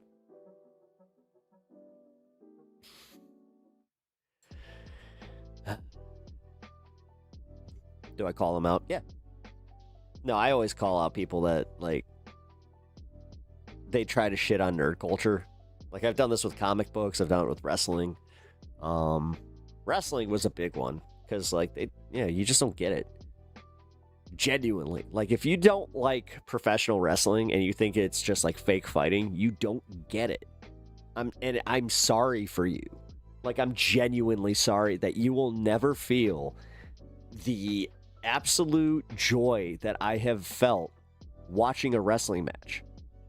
Like, watching your favorite character, and I will call him a character, overcome all these odds and, the choreography, I will call it choreography as well, is just spectacular. And it's just like, no, like, I hate the fact that, like, people, it's usually UFC idiots that come in that, like, they're just like, oh, they're not actually hitting each other. It's like, yeah, that would cause concussions. That means they can't fight the next night. That's not good. Like, Matt Serra is actually a perfect example of this. When you look at Matt Serra now,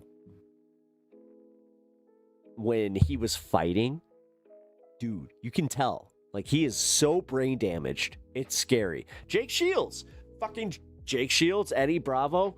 All these guys. Joe Rogan, even to a degree. When you take enough head trauma and you start, like, talking about, like, conspiracy shit, but, like, you really start talking about conspiracy shit, and it also comes off, like, across with this, like, huh? Jake Shields. Anybody? Jake Shields is one of the dumbest people that's famous right now. I hate to say it, like, but it's true. Like, it's only because he fought, and he has a bunch of people that watch him fight in UFC that are platforming him right now.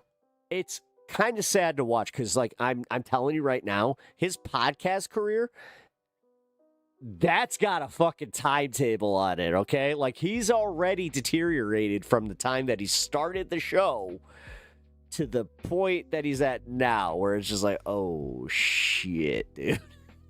Like, CTE be a real thing.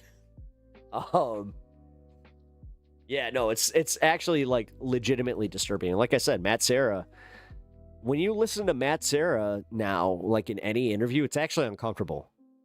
Like, he is genuinely, like, I don't want to use the term but he's, like, genuinely got, like, a mental retardation going on because of how many hits he took to the head. Like, he cannot think properly at all. He can't put sentences together. Like, I don't know. Maybe that's kind of proof that we shouldn't be glorifying a sport that literally is based on doing the most brain damage possible. Like, as somebody who was part of a sport that literally is studied in CTE trials, I gotta say, it's kind of fucked up to watch dudes just knocking each other in the head without any padding, any protection at all.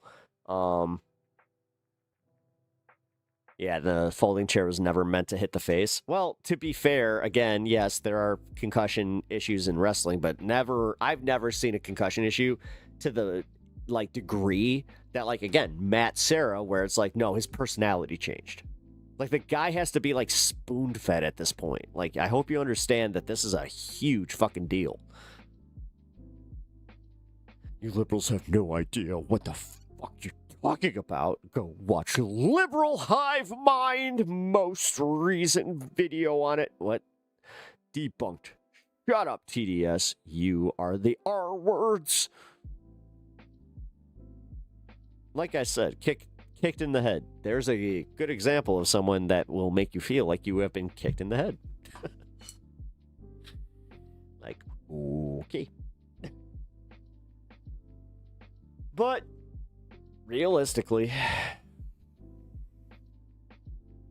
whoa, unhinged. Yeah, that was a little unhinged, right? Like came out of nowhere, but whatever.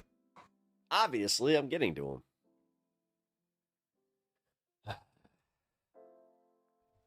No, there have been times I've like felt guilty, like for playing hockey, liking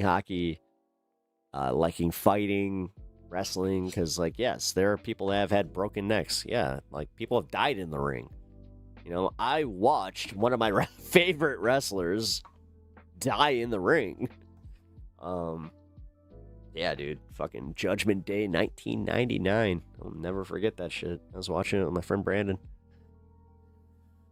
Oh, fuck, dude. That was fucked up. And that's when Owen Hart was the Blue Blazer, the worst gimmick he was ever given. I remember saying when they, they called it, when they came out on air and said that he had died.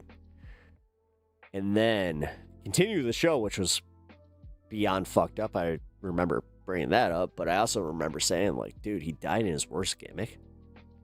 And, like, my buddy just was like, oh, shit, dude. You're right. That was fucked up. But all right, folks. We are at the 9-hour mark. It's time. I'm going to load up. That was, yeah, dude. Again, Judgment Day 1999. I will never forget that shit. I will never forget that shit. That was one of the worst days to be a pro wrestling fan. And then going home and having people ask me about it, like having my dad ask me about it, that was crazy because like my dad didn't give a shit about any wrestling stuff, and he was just like, I heard one of your guys died. It's like, yeah, and he didn't even know. Like he was actually like right. It's like, yeah, that was one of my dudes. Damn. But yeah, rest in peace, Owen Hart. All right, folks, I have got to go. So I really appreciate you all hanging out tonight. I had a good old time with y'all. So, like I said, might be on tomorrow, might not be, but guarantee I will be on Friday. So look out for the show. Love y'all. I will see you guys then. Who the heck is Pep Talks? I'm not gay, but I fantasize about Marco Rubio. Pep Talks. Pep Talks. Pep Talks. Let's eradicate the Kung Flu. I'm literally coming. Pep Talks. Pep Talks. Who the heck is Pep Talk? They want our women. They want our children. Pep Talk. Sometimes no means yes. Grab them by the Pep Talk. Grab them by the Marco Rubio. Obama is a racist. Pep Talk. I'm literally coming. I'm literally coming. Pep Talks. We found weapons of mass destruction. My fellow Americans, it has been confirmed today from Pep Talks that we are indeed all high on politics.